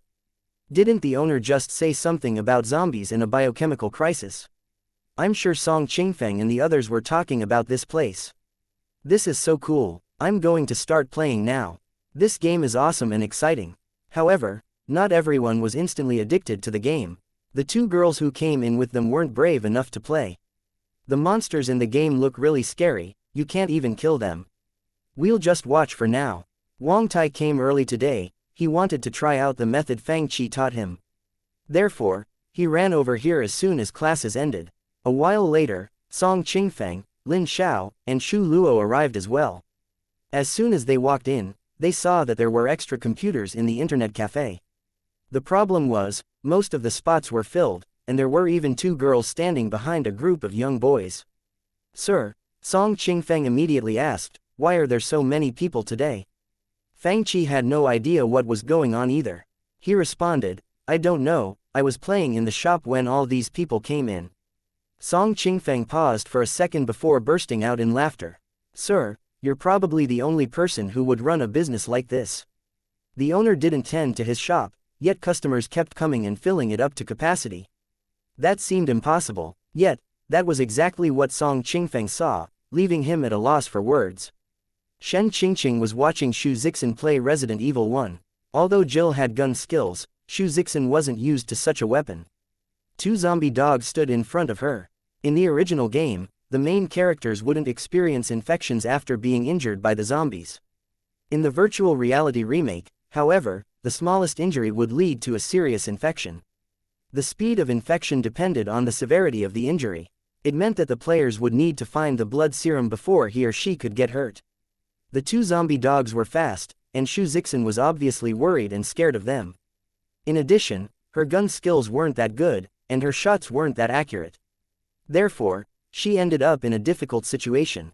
It's just 2 dogs. Zixin, why can't you defeat them? Shen Qingqing couldn't help but complain, I thought you said you are the main character in this world. Take a look at yourself. You don't look like the main character at all, and the battle is not exciting enough. On the other side of the shop, Liang Shi was fighting carefully as well, and Wu Shan began scolding him. This thing looks interesting, but brother Liang, if it were me, I would have chopped it in half with my axe a long time ago. Liang Shi felt awkward and explained, Brother Wu, this zombie's claws are poisonous, and I will turn into a monster like it if it touches me. They're extremely powerful and scary. It's so boring. Why do you have to be so careful when fighting small monsters? It's no fun. After a good night's sleep, Fang Chi killed a bunch of small monsters and was doing well overall. However, he still got injured while killing these monsters. On the screen, the medic, Rebecca, was tending to his character's injuries. That was why Fang Chi had the time to chat with Song Qingfeng and the others. Sir, can you give the spot to us? Lin Xiao rubbed his hands together and smiled. You should let us play. Brother Lin, did you forget why we're here today? Before Fang Chi could answer, Song Qingfeng stopped him before saying to Fang Chi, Sir, go ahead and play. We'll watch you. Oh yeah, Lin Xiao came to his senses and said, Sir, we're still waiting for you to pass the level. You should play first. Fang Chi laughed, you're still waiting for that? Song Qingfeng replied, we want to see the plot. It's going to be a while for us to get to where you are, so we might as well watch you play first. Sure. Fang Chi couldn't help but laugh. He was surprised how interested they were in the plot. Fang Chi killed monsters as he explained to them the plot of Resident Evil 1. There were some things about Resident Evil 1 that were hard to explain to people in this era, but since they had played this game a couple of times now, they could easily digest the basic information. I guess you don't know what the biochemical crisis means, Fang Chi said as he took some documents out from his backpack, titled, Researcher's Will. Then, he explained to them, you probably all found this document, it was written by some researchers, and there's a lot of new words such as biology and virus. Think of them as a life science that researches lifeforms. Upon hearing these unfamiliar words, they felt like they had just opened the doors of a brand new world. It's just a magical world.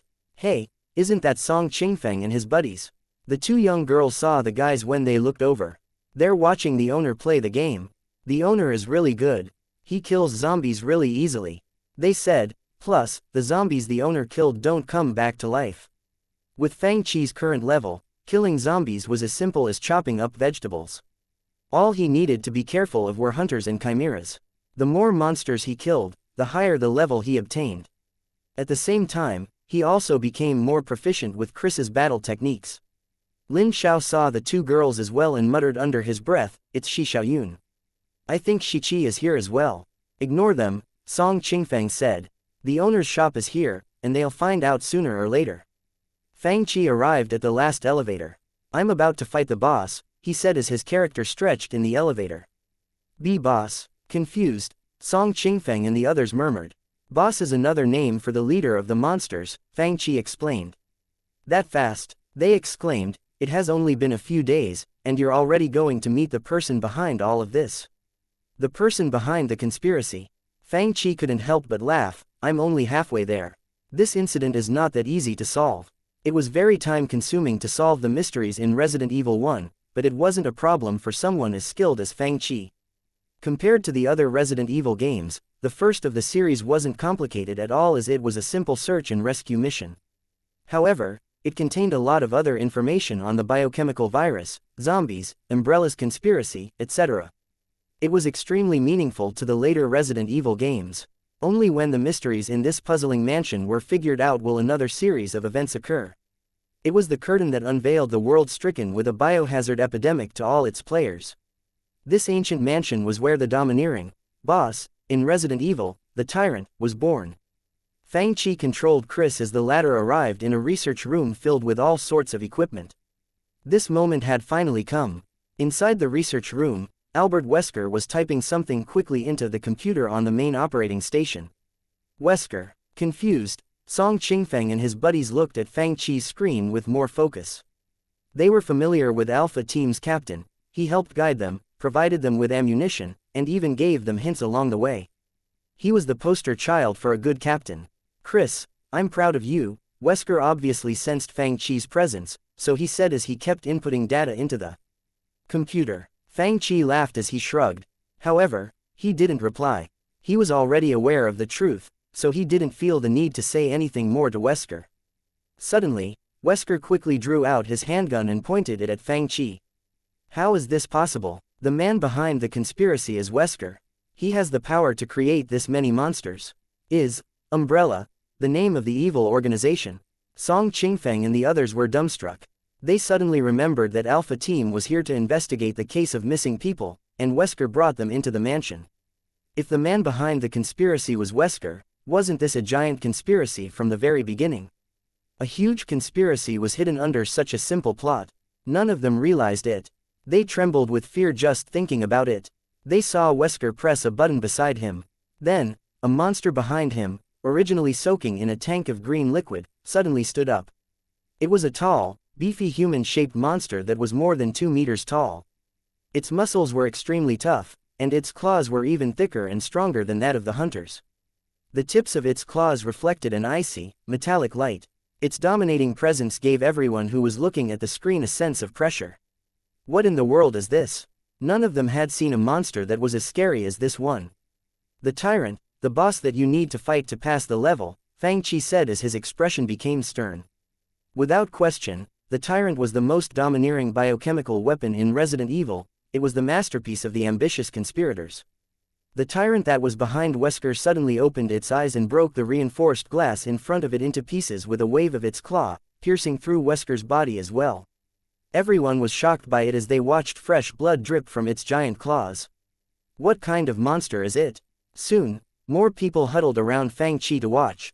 This monster seems more powerful than the monsters the others have been fighting. Tyrant, what a domineering name. Curious, Shen Qingqing's gaze fell on Fang Qi's screen as well. It looks like the ultimate antagonist. Tyrant, what an arrogant name. Wu Shan laughed as he came over, wanting to know who would give themselves such a pretentious name.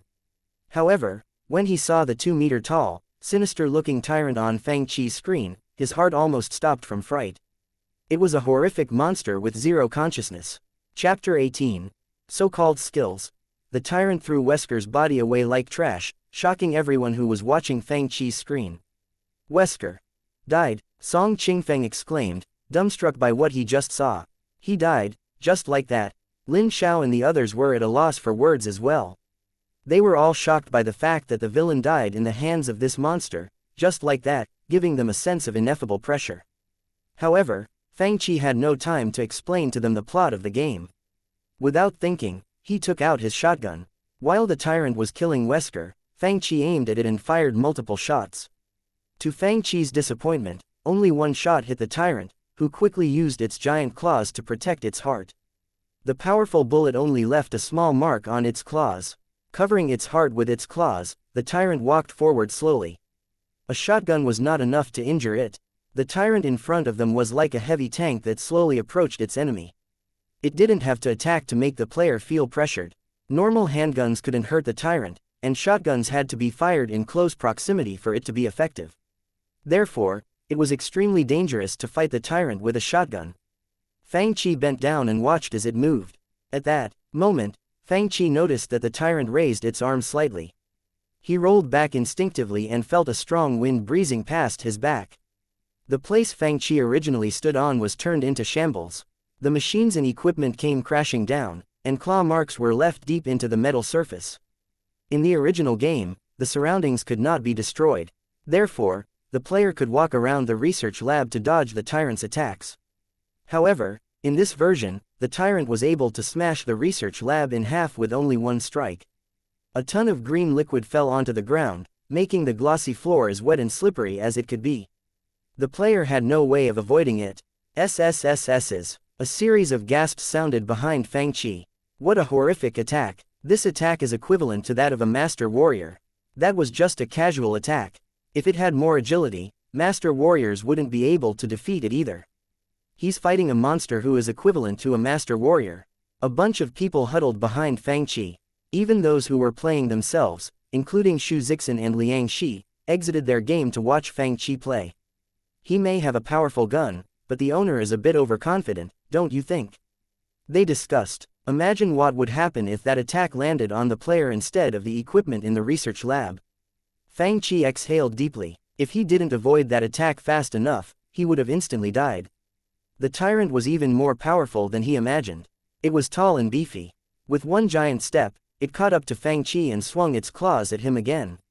Fang Qi didn't dare to relax. He quickly created distance between him and the tyrant before he pulled the trigger of his shotgun without even aiming. The shotgun's power wasn't that strong when the distance wasn't close. It wasn't even capable of stopping the tyrant for a second, allowing it to quickly catch up to Fang Qi. I'll have to kite it around. Fang Qi squinted his eyes as he experienced the tyrant's close combat skills. Therefore, he had no choice but to keep a safe distance from it, employing a kiting strategy so that he wouldn't get hurt. The tyrant in the original game would die after being kited around for a while by an experienced player. However, even though the virtual reality remake of the game made the tyrant bulkier, there were so many things it could do other than simple attacks. The tyrant put its claws in front of its heart as it slowly walked toward Fang Qi again. It may be better if they had more space, but there wasn't enough room for combat in the research lab. Therefore, the tyrant was going to force Fang Qi into a corner, sooner or later. The owner's in trouble. Song Qingfeng's eyes narrowed as he observed what was happening. This place is so small, there's nowhere to hide. Not even a real master warrior would fight this monster face to face like this. The owner is at a real disadvantage. This thing looks so powerful, only an idiot would fight it head on. Lin Xiao chimed in. Wu Shan and that middle-aged man with the goatee had the most experience in the group. They looked at each other and shook their heads before saying, "It's too big. Fighting it in close combat would be equivalent to looking for death. Plus, if the player chooses Chris, he wouldn't be able to use his warrior chi. The owner is good at this game, but this last monster is too powerful." Everyone watching issued Fang Chi the death penalty. Just then, the tyrant slowly raised its giant claws. Chris would not be able to survive this strike, no matter how strong he was. Just as his life was hanging by a thread, Fang Chi took this opportunity to suddenly load his shotgun and run toward the tyrant. His actions shocked everyone. Wasn't he running to his death? Upon seeing Fang Chi run up to it, a blood-hungry expression appeared on the tyrant's face as it suddenly reached out its giant claws. Now's my chance. Fang Chi's eyes shone as he lowered his body, sliding straight between the tyrant's legs. Then, he swiftly turned around and fired his shotgun. Bam, bam, bam. Fang Chi, who was now behind the tyrant, made multiple shots with his shotgun, each shot injuring the tyrant's vital spots. He avoided it. Everyone was surprised by how Fang Chi successfully pulled himself out of this stalemate in such a smart way. They knew that Fang Chi didn't rely on his warrior techniques. Rather, he waited for the right time, perfectly manipulating his enemy and utilizing the terrain to his advantage. In a nutshell, he was skilled. He had incredible combat skills. How is that possible? The owner is so freaking awesome. Yun, the owner is really good. He's much better than your brother. A young girl said quietly as she watched Fang Chi play. Zixin, why is the owner playing differently from you? Shen Qingqing suddenly said as she was now standing behind Fang Chi's seat out of nowhere. The owner is too good. Shu Zixin's face was filled with admiration. She didn't think he was that good. What's so good about that? I can do it too. Upon hearing Shu Zixin's praise, Shui Ming muttered under his breath. What do you know? Shu Zixin rolled her eyes at Shui Ming. If you choose Chris, you won't be able to use your warrior chi. Do you have the guts to give it a go without your chi? You can't use chi. Dumbstruck, Shui Ming stared at Fang Chi's screen. Can an ordinary person go this far in the game? Although a gun was available, no matter how fast a normal person's reaction speed was, he or she wouldn't be able to survive a fight with an opponent of this speed, power, and level. Without precise calculations, the player would die almost instantly upon encountering the tyrant. What do you think? Shu Zixin finally retorted angrily. I am extremely talented, I will reach this level soon. Shui Ming immediately said confidently. Keep tooting your own horn. Just then, someone cried out in alarm. They saw the tyrant kneeling onto the ground, but the injuries on its body were writhing non-stop. What's going on? It was obvious that Fang Chi's attack brought upon changes to the tyrant. This change shocked everyone as they felt like their hearts were hanging at their throats again. It's not dead yet. How could it still be alive after being shot by the shotgun? This monster sure is filled with vigor. It was horrific. Upon seeing the tyrant's current conditions, a bad feeling crept up their minds. Fang Chi knew what the tyrant's changes meant. Second form. In the original game, the tyrant would only evolve to the second form after being hit until it faked its death. Fang Chi wanted to try to explode its head when it faked death, but now he had no choice but to get closer and try his best to kill it. He fired a couple of shots and realized that the injuries on the tyrant's body writhed even more. Meat sprouts even grew on its injuries. Under such circumstances, the tyrant's defense and recovery powers became stronger than ever. Without hesitation, Fang Chi used up all his bullets but still couldn't injure it, let alone kill it. The system not only made the game more realistic, it also made the monsters more powerful as well. There weren't obvious loopholes that Fang Chi could take advantage of. With a grim expression on his face, Fang Chi knew from the beginning that the tyrant was going to be hard to kill. With his current powers and weapons, he wouldn't be able to kill it before it transformed into its second form. Run away. Right now, he could only run away.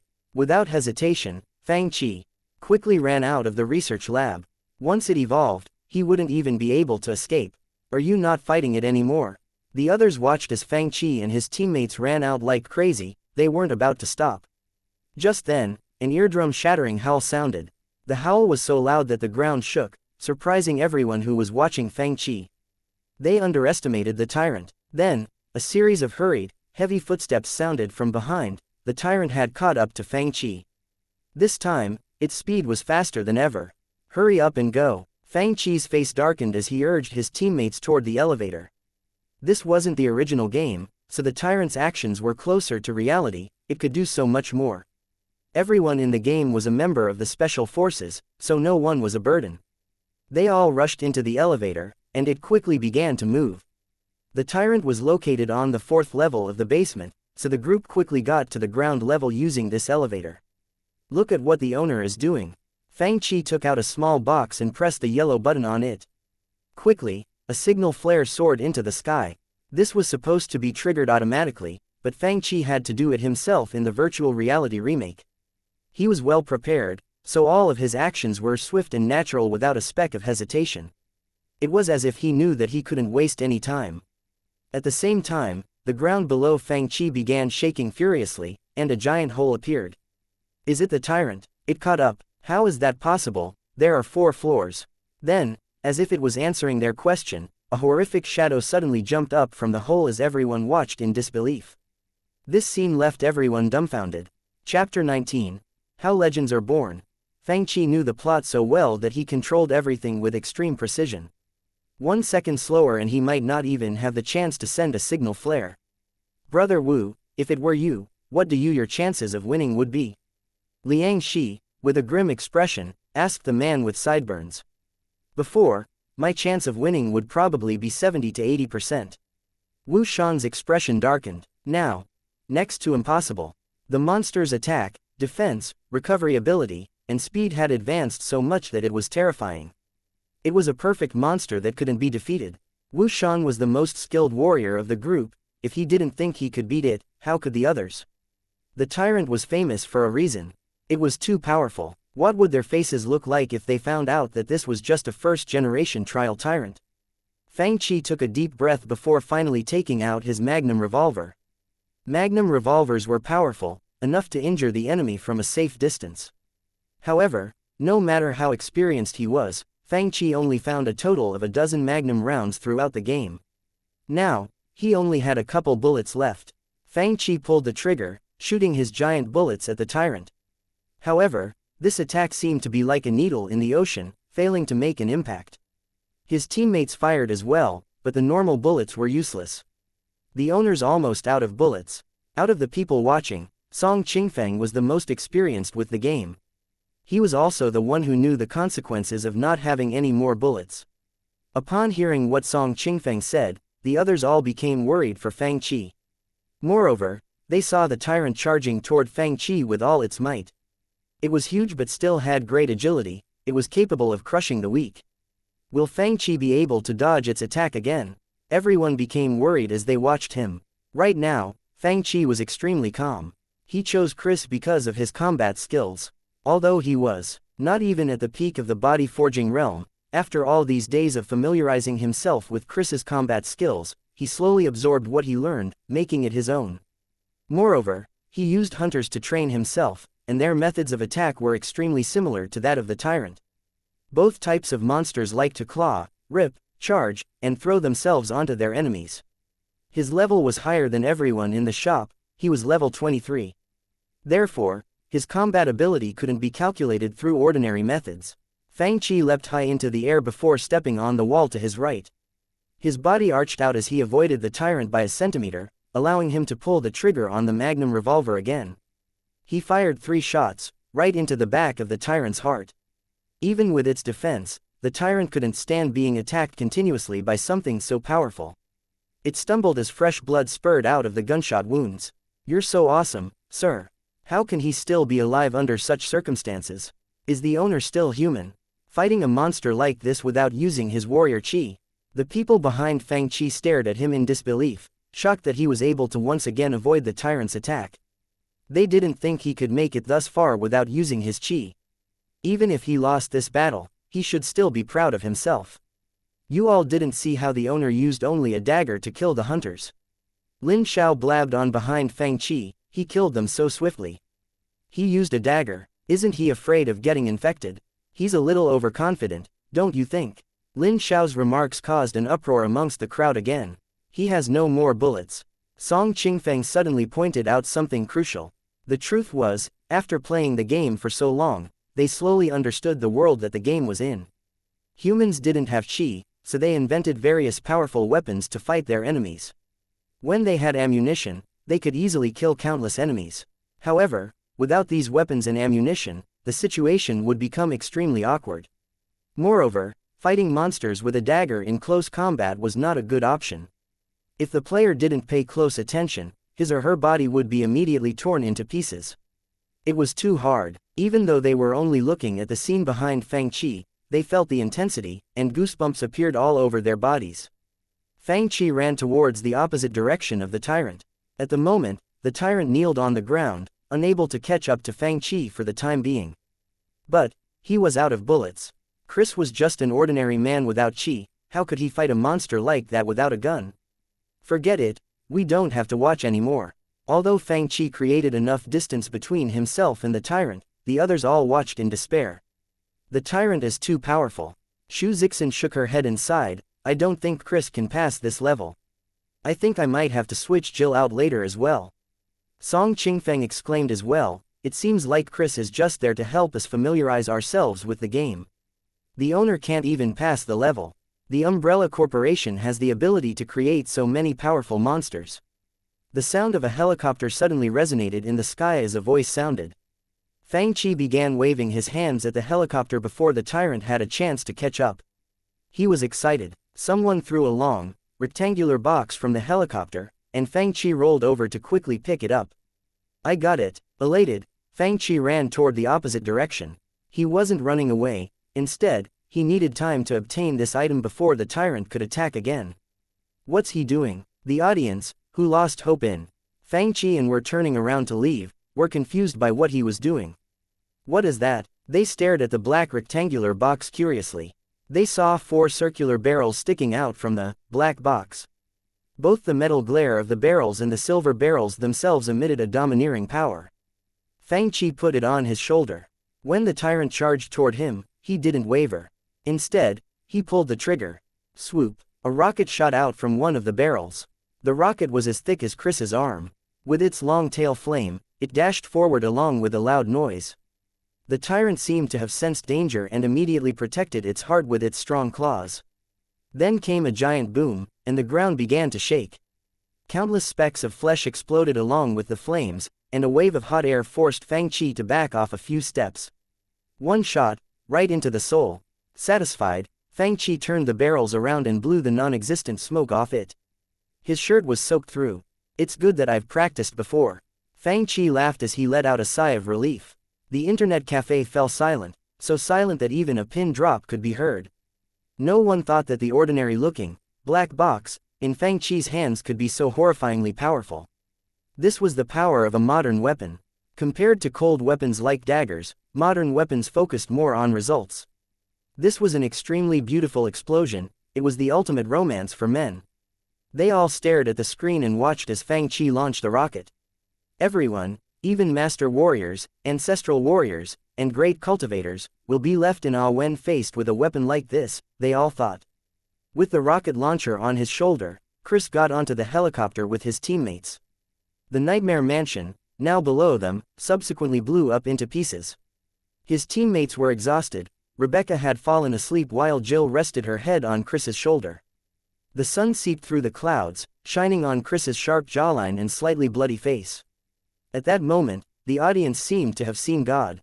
He was so manly and domineering. Is this the end of Resident Evil 1? They've looked forward to it for so long, and they finally saw it. The helicopter flew into the blue sky, leaving them an extremely magnificent ending scene. No matter how fun a game was, it was not fun all the time. Fighting the hunters was hard, solving the mysteries was difficult, battling for too long was exhausting, and being stuck on one level was depressing. However, upon seeing this, they realized that it was all worth it. Not everyone could call themselves a hero, but that didn't mean they had any less ambition. Because of that, this scene was extremely valuable and treasured. It fulfilled the ambitions and heroism in everyone's heart to perfection. Before, they were wondering how to pass the game. Now, they finally understood how to play it. The ending scene was so cool. They were nothing compared to Fang. They watched as the helicopter disappeared into the sky. It didn't matter if it was a veteran like Song Qingfeng, who had played for a while, or the newbies, no one could calm themselves down. Everyone had been looking forward to this scene, and they finally saw it unfold before them. Then, their complicated gazes landed on Fang, who exited the game as the ending music sounded. He turned around and was surprised by what he saw. "Why are you all huddled up here? Sir, you're so mighty. You're a real man. I feel like I just saw a novel play before my eyes." No, it was an epic documentary. This is what men are supposed to do. The beefy man, Liang Shi, exclaimed as his blood boiled in excitement. "You can get this far," Song Qingfeng muttered to himself as he clenched his fist. "The owner's really cool," Shi Xiaoyun, who just came today, said, after seeing him play. "The game doesn't look so scary anymore. Should we try later? That weapon reminds me of the spiritual artifacts of cultivators." The man with the sideburns couldn't help but comment, "I really want to try it for myself. If I have a weapon like that, I'll never be afraid of cultivators." "Zixin," Shen Qingqing called out in anticipation, "I want to play too, can you teach me?" "I thought you said that you didn't want to play." Furious, Shu Zixin stared at her friend. She wasted so much time trying to convince Shen Qingqing, and now she wanted to play. "The game doesn't look that good when you're playing it." Shen Qingqing laughed and said, "The owner made the game seem much more fun." Shu Zixin's pretty face fell as she wondered why her friend thought she didn't make the game look good. "Did you even understand my complicated footwork when I tried to avoid the zombie dogs?" she thought. Chapter 20. Ambition with the Internet, T-virus without side effects. "Sir, how did you do that? Let us try too." At some point, the three warriors in black huddled behind the crowd. "Blackie, why are you here?" Wu Shan's expression darkened upon seeing them. "If you can come, so can we." The man called Blackie burst out in laughter. 15 minutes later. "Hey, so I'm the main character of this game. I'm going to find all the bad guys hiding in here. You can't scare me, ha ha ha. These little brats can't beat me down. After I find all the treasures in here, I'm going to flip this place upside down. When all four masks fall into place, evil will awaken. Look at what I found. Will this book of curses contain the answers to the conspiracy behind the scenes?" Speechless, Fang looked at his internet cafe, which had once again reached full capacity, and said, "Okay, you all can take over and save the world now." Soon, it was noon. Fang rubbed his empty belly and was wondering if he should go out and buy himself some food to eat. However, before he could even get up, a bunch of people surrounded him. "What are you all doing?" "Sir, do you take disciples? 500 to take disciples, 3,000 to teach you everything, and it's extra to play for you. Oh, remember to buy some shredded pork biscuits for me." Fang randomly answered. TL. This is a catchphrase used by a lot of gamers in China when playing online games. I'm sorry, force of habit." Fang touched his nose awkwardly and said, "Don't tell me you are all here to be my disciples. What was the weapon you used in the end? Can we obtain it as well? How are these weapons made? Do weapons like this really exist? How do you feel after passing the level, sir? What do you plan to do after this? This game isn't over, right? Is there Resident Evil 2? Quiet down. Ask your questions one by one, okay?" Fang felt like there were 10,000 flies flying around him, giving him a headache. "I'll start with the first question," Fang replied. "The last weapon is called a rocket launcher. You can obtain it as long as you use Chris or Jill and injure the tyrant enough, so it advances to the second form. Then, can we make a weapon like that?" Shu Zixin looked at Fang with excitement in her eyes. If she could make a weapon like that in real life, even a regular warrior would be able to fight against powerful cultivators. Amused, Fang looked at her with a smile. He wanted to tell her that it was just a game, but since those things really existed, he nodded and explained, "Of course, I think it's possible to mimic a weapon like this. But, the theoretical knowledge that is required to make it happen is extremely complex." "Really?" Shu Zixin frowned. Although her family held prestige in Juhua City, hiring a cultivator to research and make a weapon like this still required careful consideration. What about Resident Evil 2? What is going to happen to the Umbrella Corporation? She couldn't wait to find out the next plot. It was obvious that Wesker was just a member of the Umbrella Corporation, and this mansion wasn't Umbrella's headquarters. Therefore, what would the main character's fates be like? Would Umbrella plot more conspiracies? There's no Resident Evil 2 at the moment, Fang replied with a smile. There's no Resident Evil 2. The group was disappointed. Then when will we know? I think Resident Evil 1 movie version should be here soon. You'll be able to see what happens to the Umbrella Corporation then. Movie version. No one knew what this new vocabulary meant. What's a movie? You'll know when you see it. When is that? They all knew that the name of the game they were playing right now was Resident Evil 1 Virtual Reality Remake, and what Fang mentioned was Resident Evil 1 movie version. What was the difference between the two? When Fang began playing this morning, the early birds began as well. By the time Fang passed the game, they were all behind him, watching. Newcomers like Blackie took this opportunity and found empty spots to begin playing. No wonder everyone's talking about this shop. This game is amazing. Why can't I kill the zombies? I think the owner hit their heads. Try the head. Whoa, this trap almost got me. Seeing these newbies trying to kill zombies in a hectic manner, specks of pride appeared on Song Qingfeng's face. It's our turn, Song Qingfeng declared passionately. He was one of the earliest customers of the internet cafe, so his progress was more advanced than the others. He was midway through the game. Wait for it, I'm going to kill hunters today. After seeing Fang killing hunters with his dagger, Song Qingfeng began imitating him by using a dagger as well. On the screen, Song Qingfeng's character held a dagger in his hand and diligently bent down.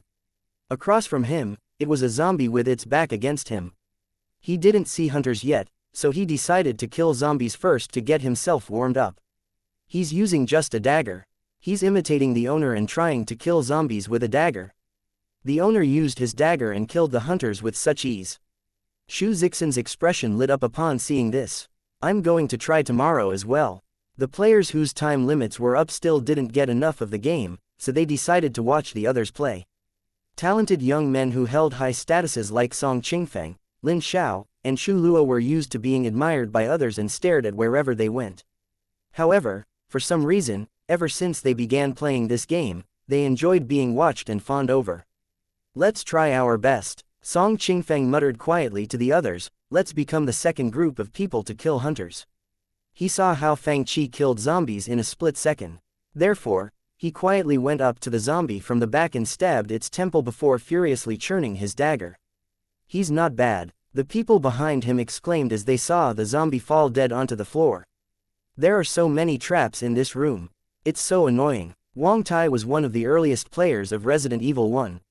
Although his daily game time was, on average, 2 hours less than Fang his progress still came out on top. There were already a few people who reached their daily limit standing behind him. They saw a shotgun in Wang Tai's hands. Look, how did he get a shotgun? They exclaimed. Someone obtained a shotgun. Song Qingfeng glanced over at Wang Tai and said to his buddies, we need to hurry up. My character is next to that room. Let me go try, Lin Xiao said. Let's work together and try to pass the game before anyone else does. Okay, Song Qingfeng, owe you each a favor. Zixin, how do I play this? Shen Qingqing was more casual when it came to playing games. After she started, she only looked around curiously. That's simple. Go over there first to kill a zombie. Shu Zixin smiled as she helped her friend, feeling proud of herself. I will teach you from my own experience. Resident Evil was a classic game.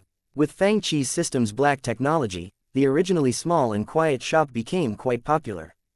After the day ended, Fang looked at how much he made. With 11 computers, he made almost 300 crystals today. 300 more and he would have completed his task. 300 crystals a day was an income that he didn't even dare to imagine in the past. Although the system only gave him 10%, he still made more than a dozen crystals in one day. Adjusted to the prices and purchasing powers in this world, one crystal was equivalent to several tens of thousands of yuan in his previous life. TL, around $10,000 USD. It seems like I'm going to become one of the richest people in this world soon. Fang thought enthusiastically. He could see himself buying the most prosperous land in every city and opening internet cafes everywhere. He would turn the local area network into a real internet. Suddenly, Fang received a notification from his system. You have received a gift from the system. The host is now a qualified internet cafe owner. This gift is a reward, and the host should continue the hard work. A gift? You're usually so stingy, what happened? Elated, Fang Qi quickly opened the gift. One perfect T-virus without side effects. T-virus without side effects. No side effects. This was unbelievable. He remembered that the main female lead, Alice, obtained supernatural powers after injecting herself with a T-virus that had no side effects in the Resident Evil movie version. Did the system just give him the same one that Alice got? This is so freaking awesome, he thought. Chapter 21. Just play the game, don't smash my door. If the system had the T-virus, what about the other things in the game? What about rocket launchers and magnum revolvers, and more?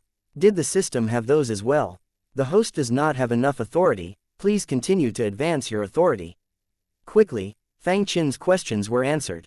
Authority, does that even exist? Curious, Fang Qi asked, where can I see how much authority I have now and what I can do with it? You don't have enough authority to check. Forget it, I knew I couldn't rely on you, system, Fang Qi replied, feeling dejected. The T-virus with no side effects. Fang Qi was a little emotional as he looked at the light blue syringe in his hand. Then, he slowly injected the liquid in the syringe into his body, feeling the ice-cold liquid entering his arm, circulating around with his blood, and spreading to his limbs. Just then, he suddenly felt an unbearable pain coming from his body.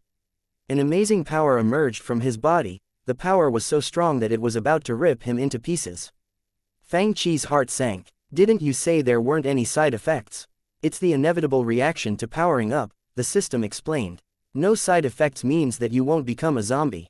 Fang Qi felt like his body was on fire, and the flames seemed to be engulfing all his cells, blood, and even bone marrow. The extreme pain made Fang Qi dizzy. He fell onto his bed, about to faint at any second. Suddenly, the system's voice sounded again, host, I suggest that you don't faint, or else the effect of this virus will go to waste. Fang Qi clenched his teeth, he never sensed so much pain in his entire life. All the cells in his body were ripping apart. Moreover, he couldn't faint. In order for this valuable virus not go to waste, he had no choice but to keep holding on. A non-stop pain continued attacking his body, and he felt like a ship in the ocean during a storm, about to capsize at any time. He just wanted this pain to pass, as quickly as possible. Yet, time seemed to work against him by passing extremely slowly, like a snail, slowly edging forward. Time elapsed, bit by bit, and Fang Qi didn't even know how he survived. The pain disappeared on the morning of the next day. The crowd outside was going crazy. A big group of people were gathered outside already. Why isn't the owner opening the shop? Isn't the shop supposed to open at 8 a.m.? What time is it now? Wu Shan complained as he looked up at the sun that was shining brightly in the sky. It's almost noon, isn't it? Blackie paced back and forth. I was just about to solve the Book of Curses. Why isn't the owner opening his shop? Did he oversleep? If humans could choose their fates, no one would want to fall behind. Moreover, this was a world where the weak fell prey to the powerful, and strength wielded prestige. Playing games helped him train. Ever since Shui Ming found out about this, he immediately lost his cool. Therefore, he woke up early this morning, just so he could advance his game progress and find some clues that Xu Zixin didn't know about. This way, she wouldn't be able to roll her eyes at him so often anymore. I can't believe this shop only allows me to play 6 hours a day. At this thought, he kicked away the rock on the road, obviously still angry about what happened yesterday. He suddenly remembered Fang Qi saying, those who do not abide by these rules will be asked to never return, and instinctively forced himself to stay still, fighting the urge to smash open the door. Forget it, I'm doing all this for Zixin. I'll endure it for now. He sneered and walked up to Origin's Internet Club. However, a bunch of people were waiting outside. Liang Shi, Wu Shan, and the middle-aged man with sideburns called Yang Hai were all standing outside. In addition, there was Blackie, who came with Black Bear, a silly-looking man who was itching to kick down the door, and a short and skinny man called Black Mouse. Of course, these were just nicknames, not their real names. What are you all doing? Shui Ming had a bad feeling upon seeing the group of people. Why aren't you inside? It's still closed. He peeked inside and was immediately dumbfounded. Isn't the shop supposed to open at 8? We don't know either. Liang Shi felt like this man looked familiar and automatically assumed that Shui Ming was a Resident Evil player as well.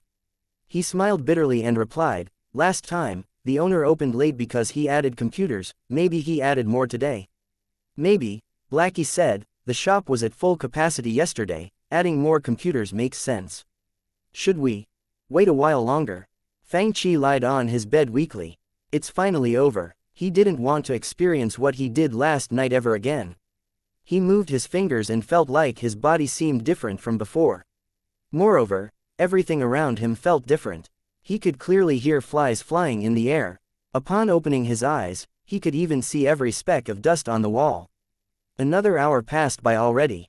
I can't wait any longer. Wu Shan shouted furiously. If Liang Shi didn't stop him, he would have broken down the door already. Me neither. Shui Ming never felt this anxious before. If the owner doesn't open soon, everyone's going to be here. Should I just break down the door? Blackie said, it's just a door, I can just reinstall a new one. Afterwards, Liang Shi's face darkened. If you do that, the owner won't let you in again. What should I do then? Although this was a small shop, the owner didn't seem ordinary at all.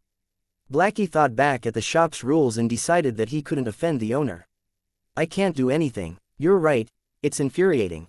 Wu Shan slapped the door. I felt like I only played for a little while yesterday, but he said that 6 hours went by.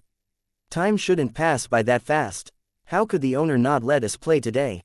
Liang Shi fought his urge to laugh. Brother Wu, I stood behind you and watched you play until my feet became sore yesterday. Trust me, it was 6 hours. Feeling embarrassed, Wu Shan slammed the door. Then, 6 hours are not enough.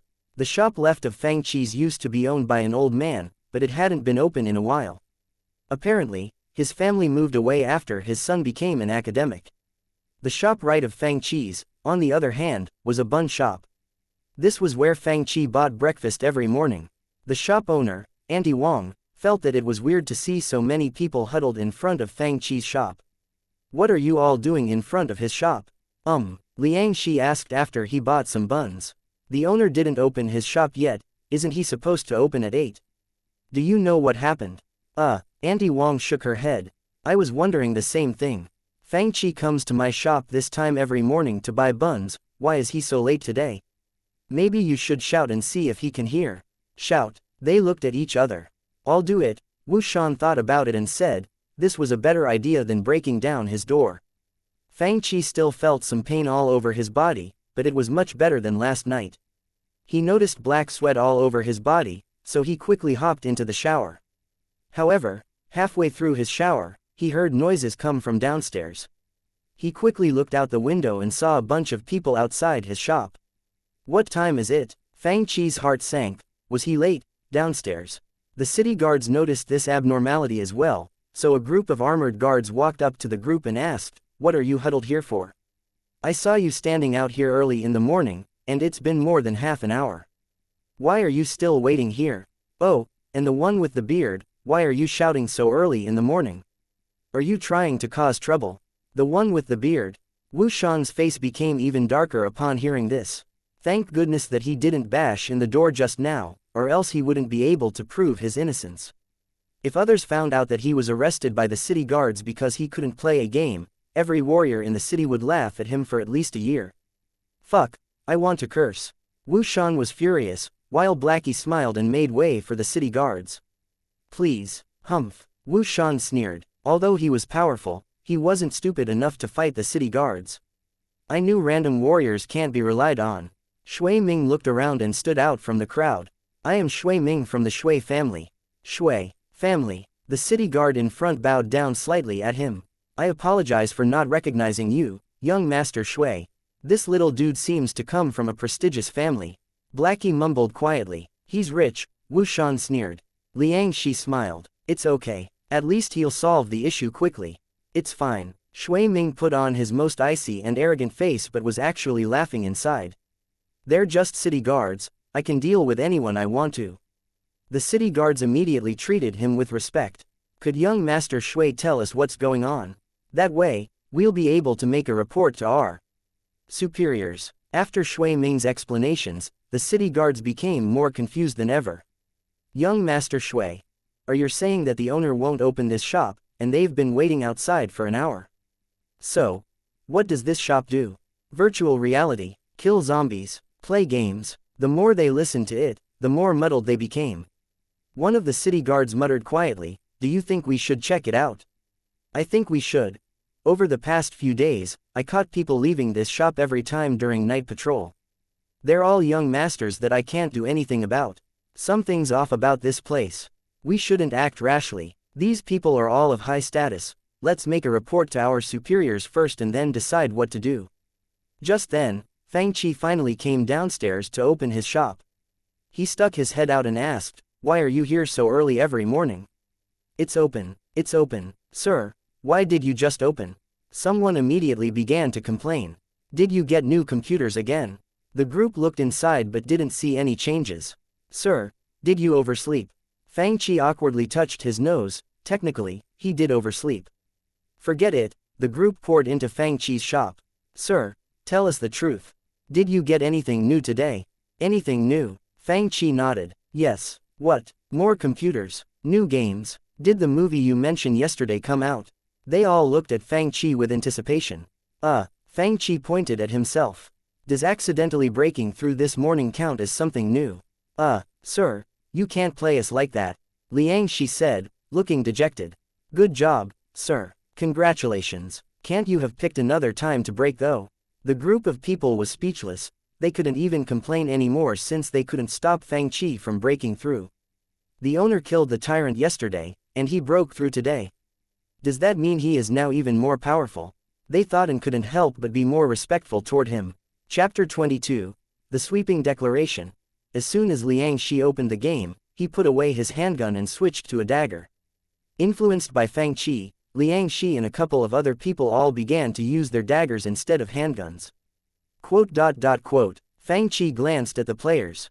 "Do you all plan to pass the level with daggers?" "Ha ha ha, my hands are itchy for the dagger." Xianxia chuckled as he scratched his head. "You don't have to be in such a hurry," Fang laughed. "Later on in the game, you'll have a lot of chances to practice your knife skills during knife-only speed runs." Ever since they began playing Resident Evil, Song Qingfeng and the others had seen obvious improvements in their strengths. Moreover, this game was much more fun than practicing martial arts, which was both boring and exhausting in comparison. Therefore, they had become daily customers to Fang Internet Café. Knife-only speed runs. Song Qingfeng, Lin Xiao, Shu Luo, Li Shi, and Ping ran over to Fang shop early in the morning. As soon as they heard a new term, Song Qingfeng immediately asked, "What's that?" "It's a mode that forces the player to pass the level with pure skills," Fang explained. "You'll understand when you pass the game." He remembers that in his previous world, the official Resident Evil 1 remake offered the player two modes after they passed the game: real survival mode and invisible enemy mode. Knife-only speed runs, on the other hand, was a suicidal challenge that players invented themselves. This required the main characters to play the entire game with just a dagger. No one would do anything like that in real life, but games were different. After passing the game, many advanced players were unsatisfied by its difficulty. Therefore, they came up with a more brutal challenge for themselves. That was how the knife-only speed runs came to exist.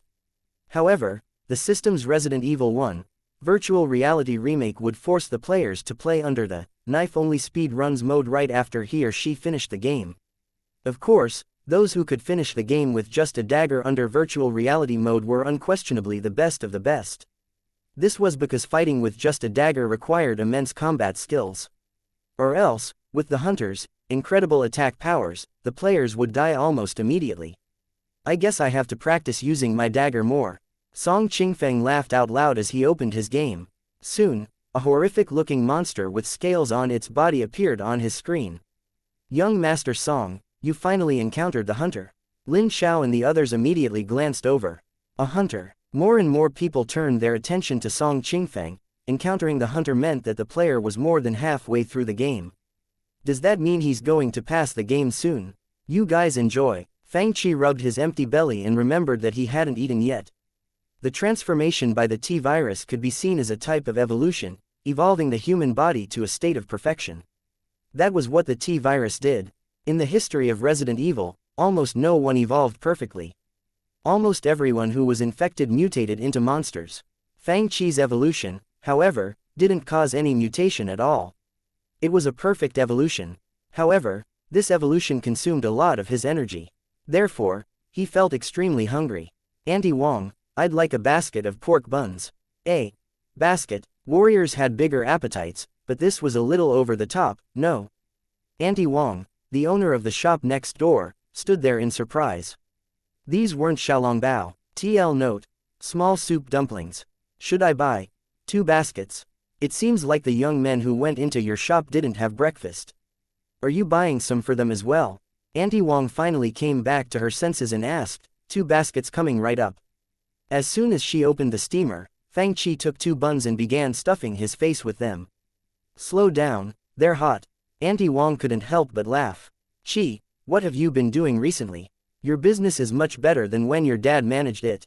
Then, she gossiped, the young master in purple is someone with a noble background, even the city guards treat him with respect. Don't offend him. I won't. Fang Chi ate his buns as he replied in a hurry. Buns in this world were big and made without preservatives and additives, and the meat was a perfect balance of fat and lean. Moreover, his body was still recuperating from his breakthrough, and he ate more than 10. Only then did his hunger weaken a little bit. Shocked, Auntie Wong laughed. Do all people who practice martial arts eat this much? I'm glad my son went to school, or else I might become poor because of his appetite. Fang Chi laughed as well and asked casually, by the way, do you know where Grandpa Joe, whose shop used to be beside my shop, went? Did you need him for something? Nothing much, Fang Chi replied. If I can, I want to buy his shop. I see. Auntie Wong thought about it and said, I think Joe is trying to sell his shop. I'll ask around for you. Great, thanks, Auntie Wong. By the time he finished breakfast, he saw Xu Zixin and Shen Qingqing walk toward him from the intersection. Upon seeing Fang Chi, the beautiful girls waved happily at him. Sir, we're here so early today, can we play a little while longer? Shen Qingqing was still craving more of that new game. However, not being able to play for as long as she wanted was quite annoying. No, each person only gets 6 hours. Fang Chi wasn't easily persuaded. He pointed at his shop and added, plus, it's not early. Not early. Confused, Shen Qingqing walked into the shop before suddenly shrieking. Why aren't there any seats left? There are no more seats left. Xu Zixin immediately walked into the shop and noticed that all 11 spots were taken, and more people were already standing around, watching. Sir, why are there so many people today? To their surprise, the shop was at full capacity already. Xu Zixin was furious. She thought she was here early, but there weren't any seats left. I don't know either. Fang Chi was confused as well. Everyone came so early today, even his own seat was taken while he was having breakfast. Quote. You don't know. Xu Zixin was so angry that she laughed out loud. Sir, does anyone run their businesses like you? I'm sure there is. Fang Chi pointed at himself. Upon seeing his innocent expression, Xu Zixin felt the urge to beat him up. After suppressing her anger, she snorted, I'll let you off this time. But, was she and Shen Qingqing supposed to wait there? They glanced at each other and thought, 6 hours is a long time to wait. Shen Qingqing stomped her feet and asked, Sir, can't you change the time limit to 3 hours? Fang Chi replied, I thought you were just complaining that 6 hours were too short. Sir, I apologize, okay. Shen Qingqing felt like crying.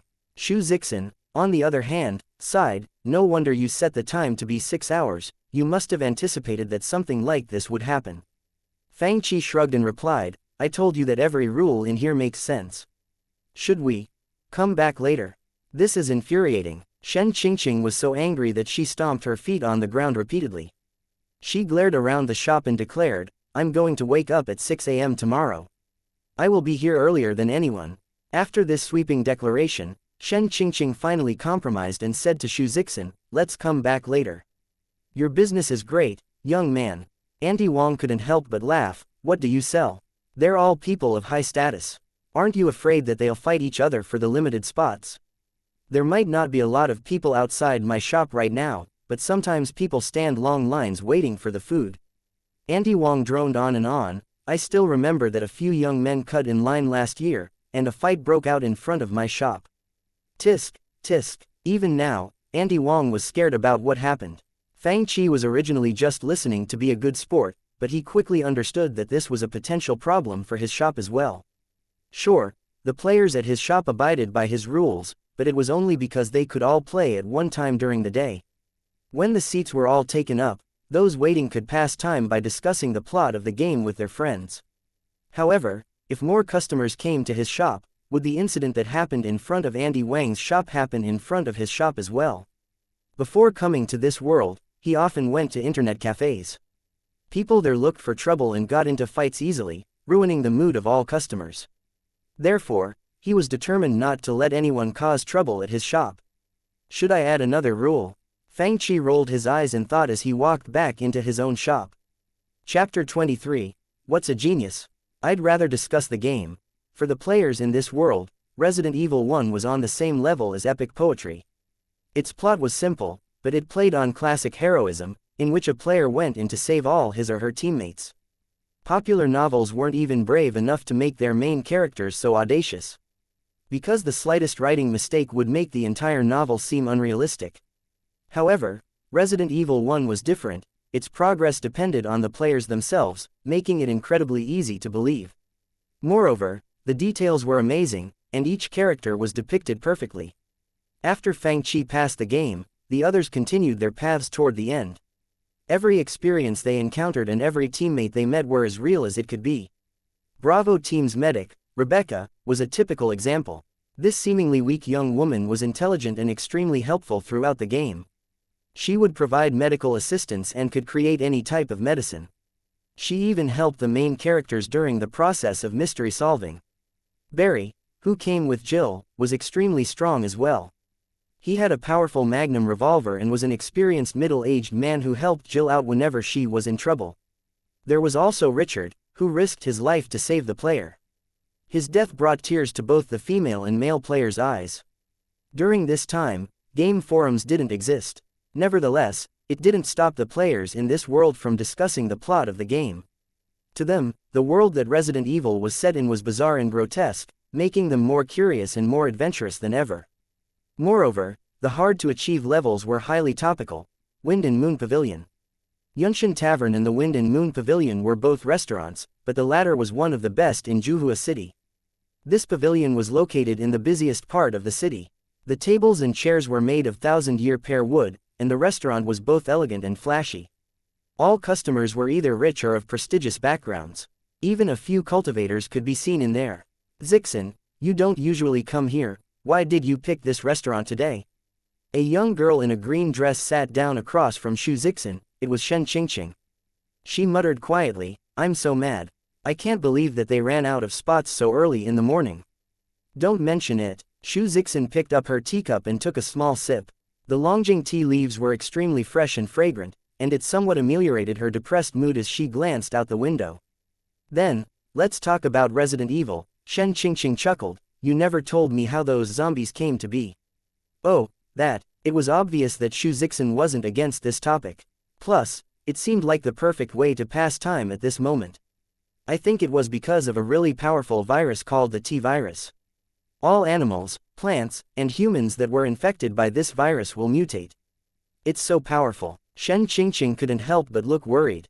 Will that virus spread? If it does, everyone in Raccoon City will suffer, right? Didn't you see the ending when the owner was playing? Shu Zixin couldn't help but laugh. That mansion exploded, so the virus can't spread anymore. You're right. Upon hearing this, Shen Qingqing felt more at ease. Not far away from them, a couple people were discussing Resident Evil as well. From their age and outfits, one could tell that they were students of Lingyun Academy as well. A young man in white was sitting with a girl in white and a few other people. If Song Qingfeng saw these two in white, he would immediately recognize them. They were Shiqi and Shi Xiaoyun. Song Qingfeng and the others went so early. Shiqi said as he slapped the table angrily. Shame on Origin's internet club for running out of seats so early in the morning. How are there so many people? Young Master Shi, forget about it, a square-faced young man said, they can only play for 6 hours a day. Let's go later, there's bound to be seats for us then. Why can't? The owner set the fucking playtime to 1 hour.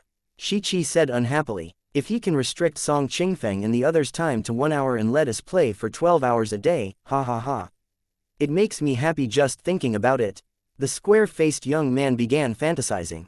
If that is the case. Shiqi smiled as well as his mood lightened up. You're right, they only have 6 hours. By then, they'll have to hand their seats over to us. Oh, Wang Yuanzhang, where are you at in the game? He looked at the square-faced man and asked, let's talk about the techniques and skills in Resident Evil, we can't let Song Qingfeng and the others take all the glory. Game forums didn't exist right now, so they discussed amongst themselves like little offline forums. Resident Evil, Origins, a man around 30 years of age, sitting not far from the group of people, repeated in confusion, what a weird name. He casually ate his dishes as he listened to them talk about something he never heard of. Nolan Mingxie, who was in Class A of the Huang House at Lingyun Academy, was known as an unprecedented talent who came by once in a century by all the teachers at the academy. TL note, as we mentioned before, there are 4 houses, Heaven House, Earth House, Zan House, and Huang House. They are similar to grades in school, Huang House is the lowest grade, and Heaven House is the highest grade. Also, therefore are 4 classes, A, B, C, D. Class A had the best students and Class D had the worst students. People like Song Qingfeng, who had just broken through his body-forging realm and became a warrior, were already considered the pride of Lingyun Academy. Nolan Mingxie, however, was at the late stage of the warrior realm and was about to advance to the master warrior realm. None of the other students could compare to her horrific talent. She was bound to be promoted to the Zan House, sooner or later. Her eyes sparkled, and her teeth and skin were white and pearly. Unlike normal pretty girls whose lips were light pink, her lips were pale and snow-white. However, she didn't look weak or sickly. Rather, her lips made her look cold and elegant. Her expression was as cold as the snow, and her entire body emitted an icy chill, stopping those who wanted to approach her. If the students of Class A were stars, then she would be the moon, shaming all the stars as it shone brightly in the sky. Students like her usually lived deep within the city and rarely showed themselves.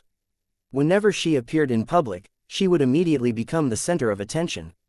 However, she noticed that things were different from her expectations today. Over the past few days, the students had only been talking about things like tyrant, rocket launcher, and zombies.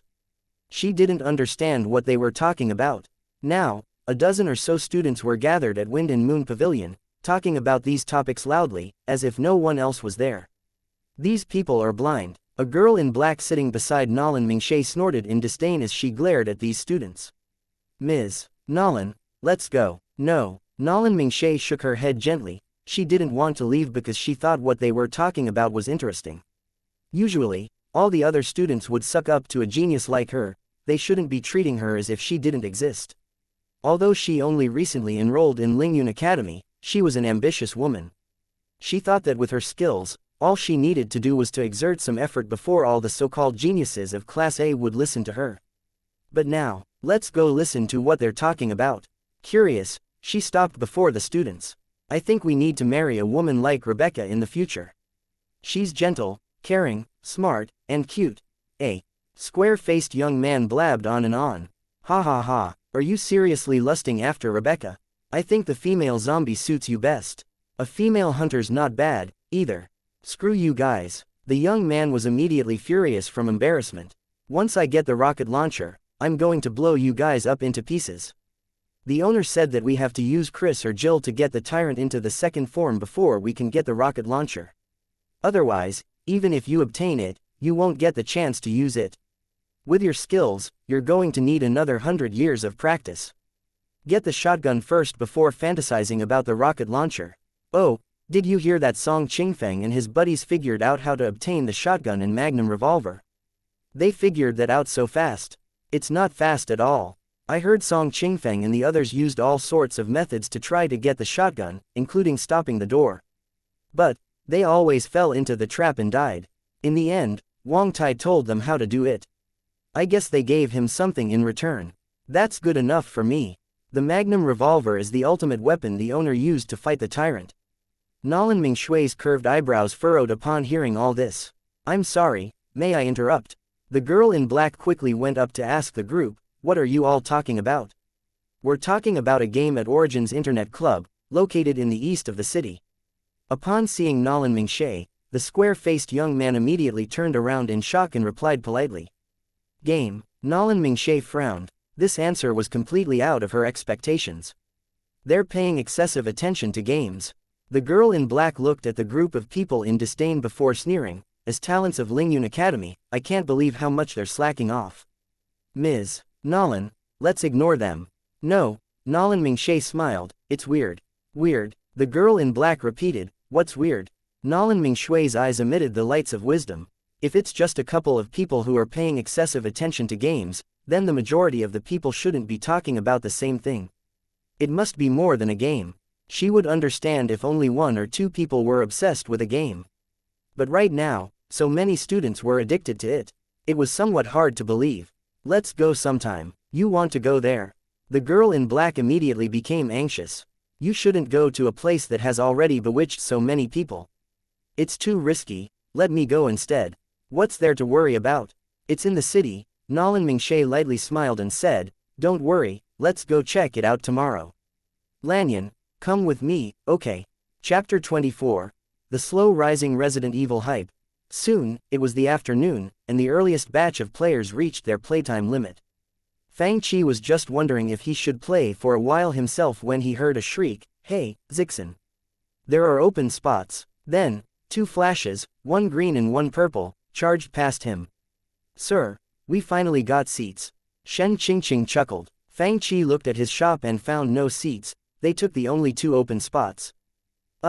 Seriously? Fang Chi froze for a second. Sir, do you want to play? Shen Qingqing laughed like a sly little fox. Let us play for a few more hours today, and I'll let you play first, okay? You're threatening me, Fang Chi replied angrily. I can close the shop right now and play by myself the entire day. Shen Qingqing looked like a hen trying to protect its babies as she put her arms around the computer. Don't you dare. To protect her computer, she quickly clicked open the game and shouted, I'm starting the game now. If you close the shop, you'll lose credibility. Fang. She almost laughed aloud upon seeing her nervous expression. Good business meant rewards from the system. Therefore, he wasn't about to drain his own pond of fish. He was just trying to scare her a little. There was a giant armchair that his father left in the shop, so he brought it in, sat down, and closed his eyes to rest. Originally, Fang Chi thought that those here to play Resident Evil were all warriors. If he were lucky, he would bump into a couple of cultivators. At that moment, a short man around 30 years of age walked in. He was wearing a black robe and had a mustache on his face.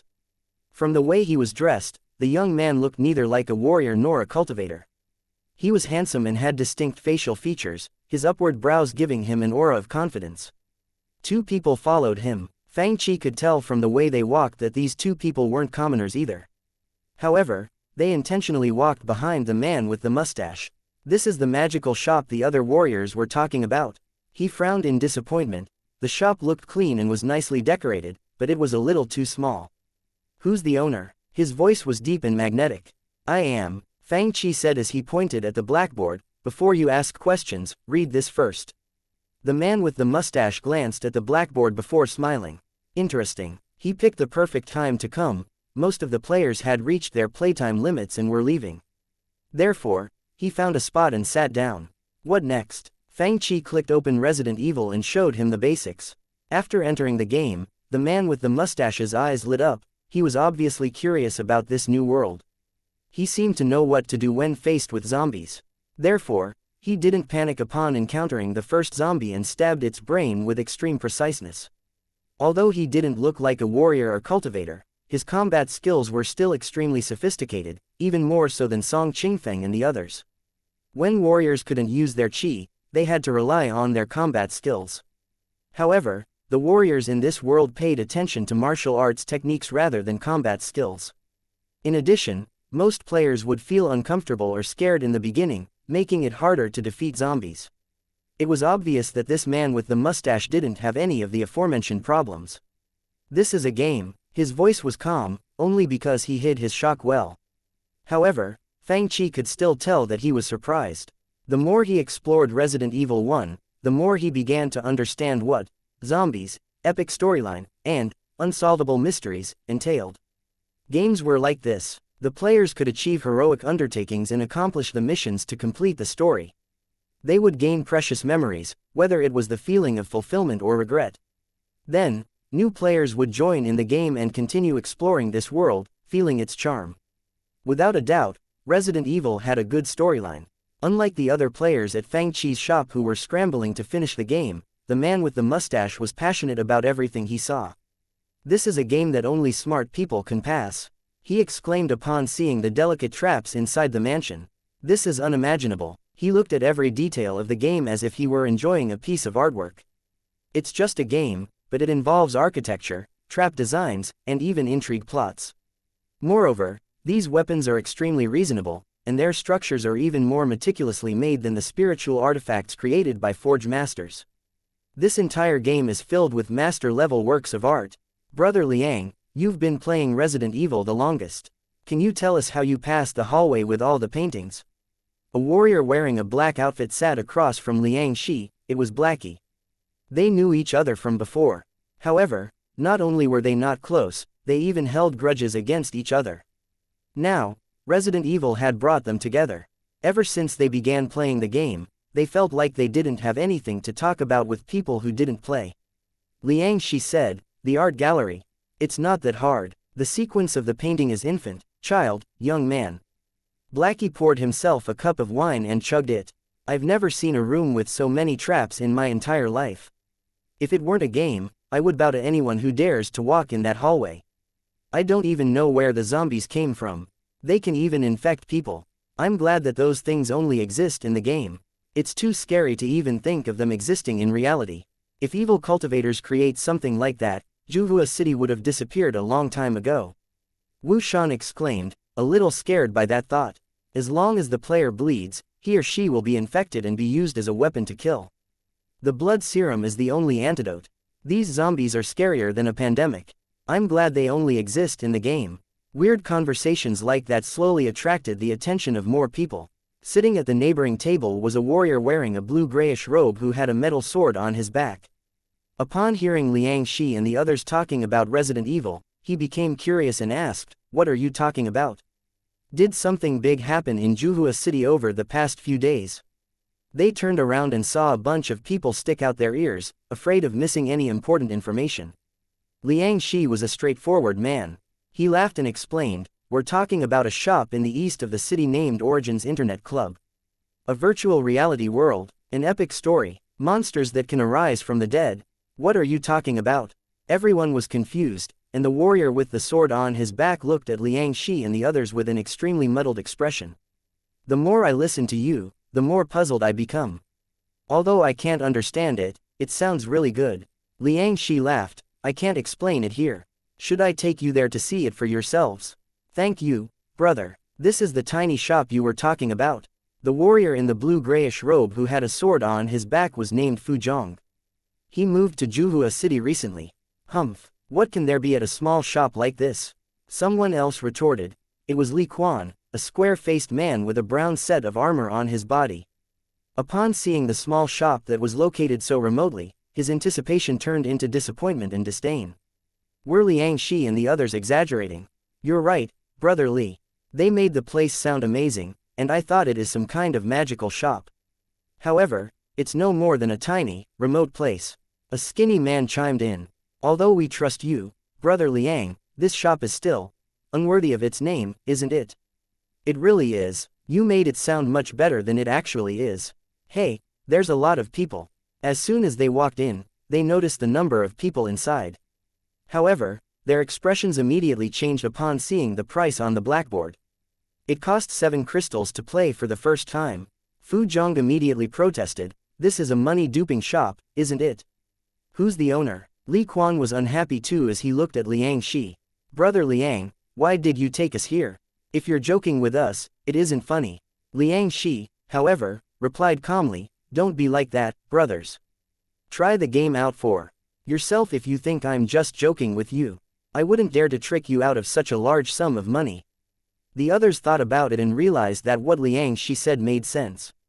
Li Quan patted Lin Xiao, who was busy playing the game, and asked, "My friend, sorry for disturbing. You were willing to pay 7 crystals to try out this game?"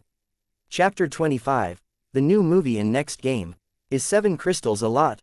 Lin Xiao had just killed 2 zombie dogs, and he turned around unwillingly. He rolled his eyes at Li Quan and replied, "Didn't you read the blackboard? If you want to play, then play. If you don't, then leave." If you can't afford to play, just don't. Stop disturbing me, I'm trying to kill monsters here. What the fuck? Li Kuan's face twitched. What kind of person is this? It's just 7 crystals, you think I can't afford it?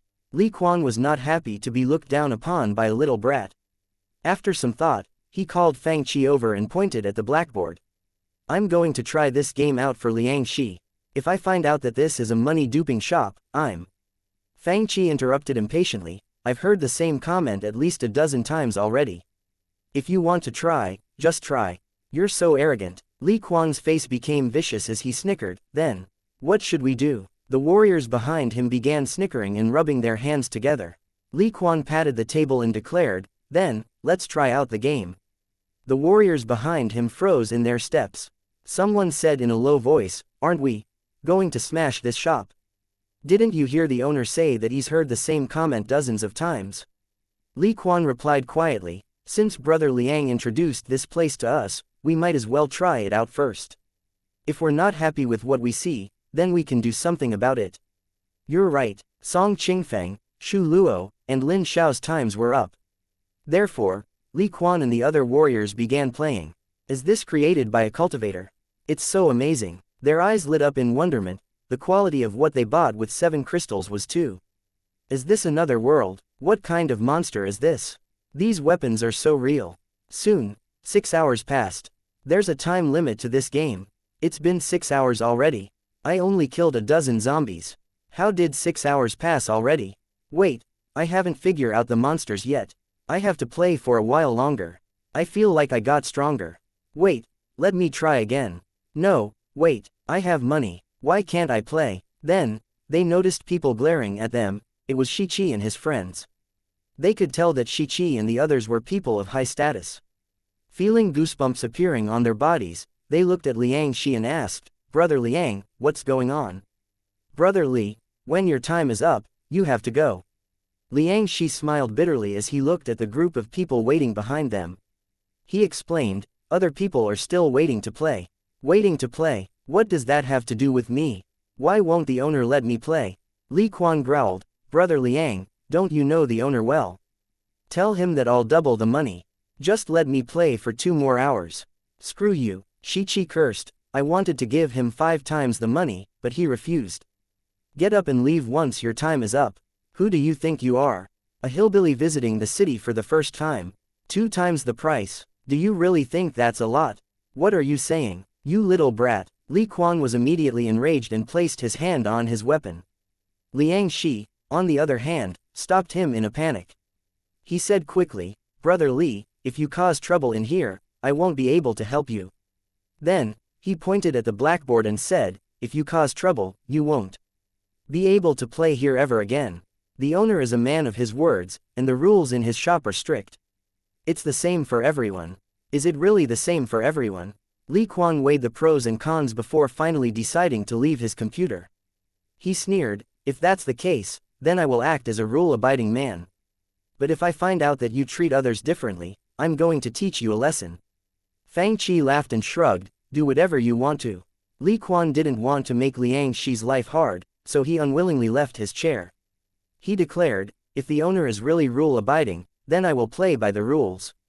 The man with the mustache reached his limit as well, but he still wanted to play. Sir, I really can't play any longer. He was incredibly interested in the new items in the game, such as guns and viruses. However, his time was up in the blink of an eye. Fang Qi smiled and shook his head. No exceptions. The man with the mustache sighed, looked around, and saw some people waiting for him to vacate his seat. Therefore, he had no choice but to walk away. After he did that, he pointed at the computer in front of him and asked Fang Qi, I really like this spiritual artifact, is it for sale?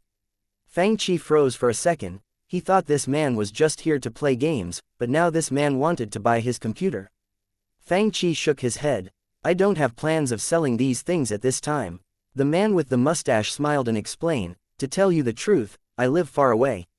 I only heard about this place when I was coincidentally visiting Juhua City today.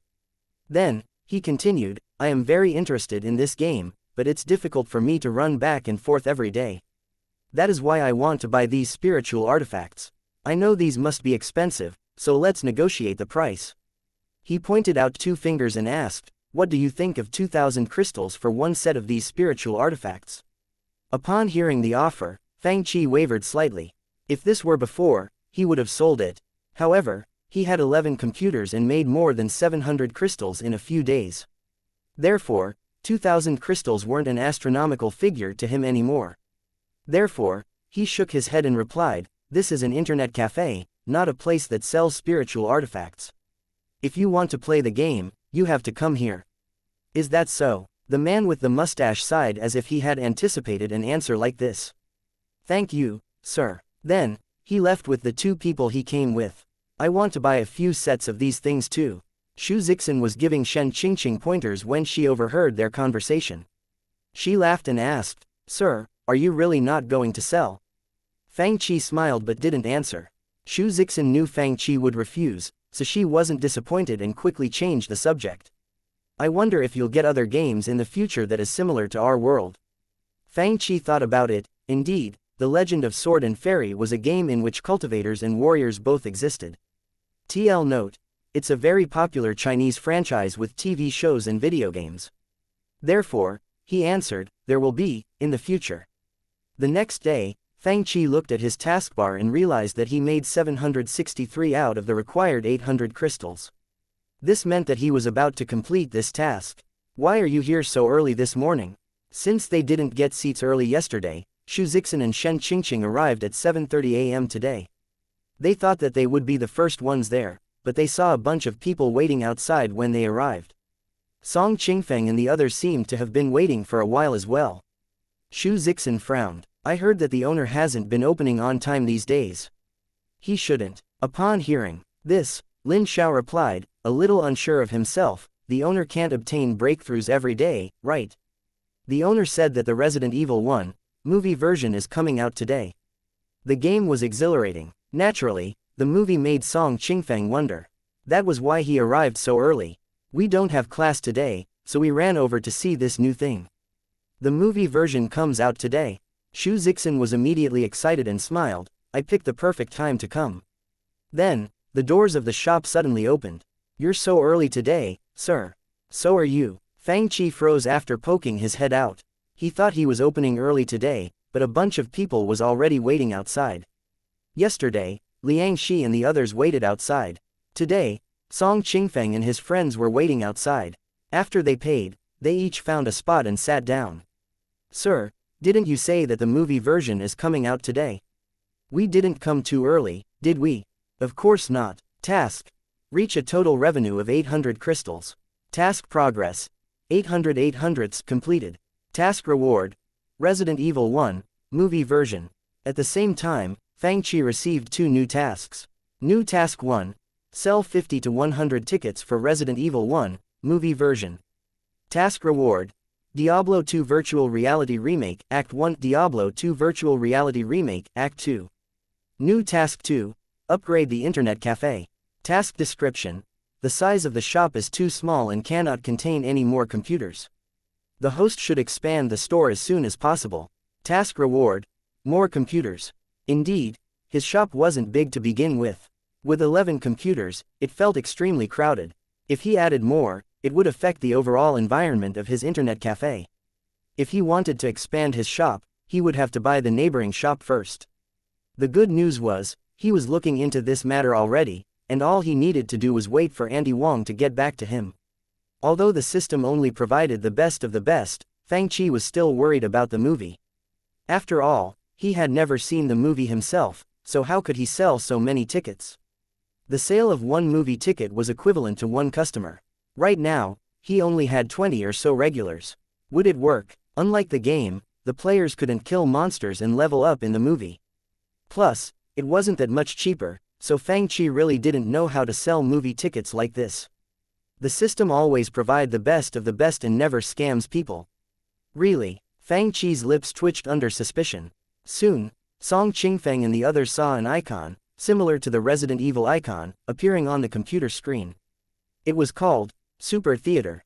Super Theater. They clicked into it and immediately saw a giant poster on the screen. The main character, Alice, was wearing a red dress and black boots. She looked cool, and the theme of the surroundings was blood red, bringing horror into the players' minds. But the problem was, although the woman on the poster was beautiful, no one knew who she was. The price of the movie was written below, 3 crystals. It was slightly cheaper than the game. Confused, Song Qingfeng asked, "Sir, is this another novel? Why did the main characters change?" Fang Qi explained, "You can consider Resident Evil 1 as a novel, but it has more than one main character. The movie could be watched through virtual reality. More than one main character." The guys were slightly disappointed. "We can only watch and can't play." Fang Qi shook his head. "I can't even play." Song Qingfeng looked at Fang Qi dejectedly. "Plus, what's there to see if the main characters changed? I'm going to keep on playing Resident Evil 1, I hope I can pass soon," Song Qingfeng said, slightly disappointed. He wanted to know what happened afterwards, but what was the point of watching if the main characters changed? Feeling depressed, Fang Qi asked his system, "There's only one poster. Can't you make a trailer or something? The real good things do not require stuff like that." Fang Qi tried his best to convince the system, "Have you heard of the saying, good wine is afraid of being hidden in the alley? The original saying is, good wine is not afraid of being hidden in the alley." Fang Qi was speechless. Why was his system so smart and pretentious right now? "If you don't want to watch it, I will." Fang Qi had no choice but to shrug helplessly. "I want to watch too," Shu Zixin said as she took out 3 crystals. "Why would you want to watch? The main characters changed." As loyal gaming fans of Resident Evil 1, Song Qingfeng and the others looked at her in disdain. Chapter 26. The Zombie Horde, the charisma of the end of the world. "Zixin, are you really going to watch it?" Shen Qingqing wasn't optimistic towards the movie either. As a loyal novel fan, she knew that switching the main characters of a story was a huge taboo. Shu Zixin couldn't help but laugh. "It's perfect for me, I like new things. You never know, maybe it's good. Let's start the game first." Song Qingfeng decided to ignore her and glanced over at Lin Xiao and Shu Luo. "Maybe we'll pass the game in the next few days." Shu Zixin, on the other hand, realized that Resident Evil 1 movie version was quickly unlocked in the Super Theater after she paid. She quickly clicked into the movie. Then, she saw a red and white icon appear before her. This icon was often seen in the mansion of Resident Evil 1, it was the Umbrella Corporation's logo. However, all that showed on Shu Zixin's computer screen was a poster and nothing else. Fang Qi froze for a second, "It's encrypted." He originally wanted to find out the difference between the system's version of the movie and the version he had seen before in his previous life, but it seemed like he had to watch it on the computer himself. The good news was, although his system was stingy, as the owner of the internet cafe, everything was free for him. Therefore, he turned on one of the vacant computers. At the beginning of the 21st century, the Umbrella Corporation had become the largest for-profit corporation in the United States. The movie began. Shu Zixin realized that not only could she see all this background information, this knowledge flowed into her brain and allowed her to understand every word that was being said. 9 out of 10 family used its products. Its political and financial influence is felt everywhere. In public, it is the world's leading supplier of computer technology and healthcare products. Unknown to a lot of its own employees, its massive profits were generated by military technology, genetic experimentation, and biochemical weaponry. I see now. After watching this background information, Shu Zixin even understood what biochemical weaponry and genetic experimentation were. It was as if she learned this knowledge through reading a book, but it was clearly reflected in her mind. Soon, she realized that she was at a research base. A researcher wearing an exposure suit was at the control desk, taking out light blue and green test tubes, one by one. Although this person was wearing the uniform of a researcher, he didn't seem like one. Rather, he looked like a thief. After taking all the test tubes, that man threw out a blue test tube, which smashed into pieces upon contacting the metal platform. If Fang Qi were watching, he would immediately recognize that it was a test tube containing the T-virus. The light blue liquid slowly vaporized and flowed into each of the labs through the vents. Quickly, realizing that something was wrong, all the tunnels were closed, trapping all possible people who were infected inside the underground lab in an attempt to stop the virus from spreading. When the search and rescue team sent by the Umbrella Corporation arrived, Resident Evil began. Shu Zixin felt like she had traveled into another space, and everything was happening right in front of her. It was such a surreal feeling. Aside from the fact that she couldn't touch anyone or anything, she felt like she was inside a new world. She could clearly see everything that was happening between the main characters. She had to admit that the movie version of Resident Evil made her more nervous. Shu Zixin stood before the researchers. They couldn't see her, but she could see all of them. She saw them slowly turn into zombies. She saw the entire process. She felt a despair, seeing them transform but not being able to do anything about it. The thought of these humans in here all changing into zombies brought goosebumps onto her skin. It was scary enough to see zombies in the game, but all these people here would soon turn into zombies. This was a zombie horde. A few zombies were hard enough to defeat. What were they going to do about a zombie horde? She couldn't help but let out a sigh of relief. Thank goodness that I don't have to experience this for myself. This isn't somewhere a human should be. It was hell. Although she knew that the zombies couldn't hurt her, it was still horrifying to see them. When she saw the main characters barge into this hell of a laboratory, she couldn't help but worry about them. When she saw that the African-American team member get dismembered in the laser hallway, she shrieked in fear. What kind of weapon is this? Everything in the movie was magical. A few streaks of light could dismember a human being. These weapons aren't guns. What kind of spiritual artifacts are they? Then, the Red Queen, who controlled everything, was turned off by a little black box. Her understanding of this entire world changed.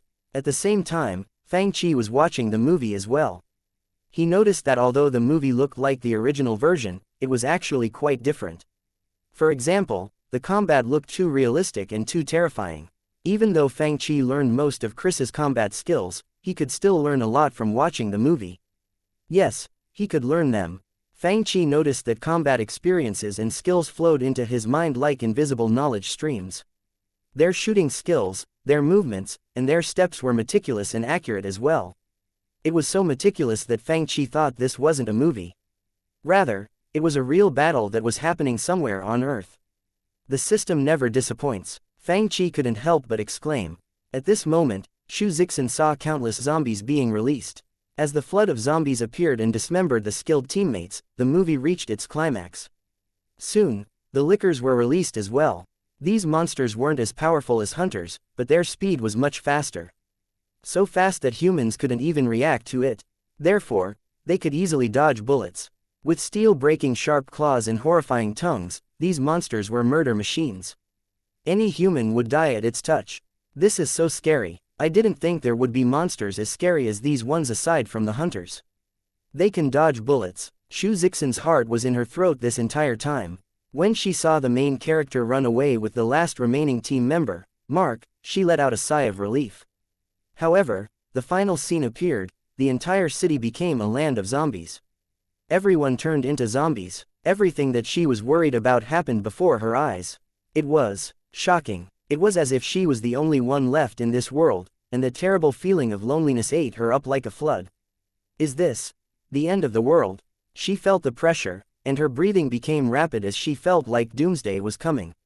In the end, the main character was the only human left in the city. This scene replayed again and again in her mind.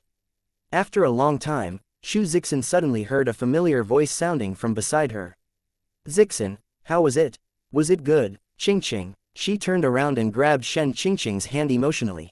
The movie version of Resident Evil 1 is so shocking. I never thought that the plot would be like this. Is it really that good? Shen Qingqing was confused. Didn't the main character change? How can it still be good?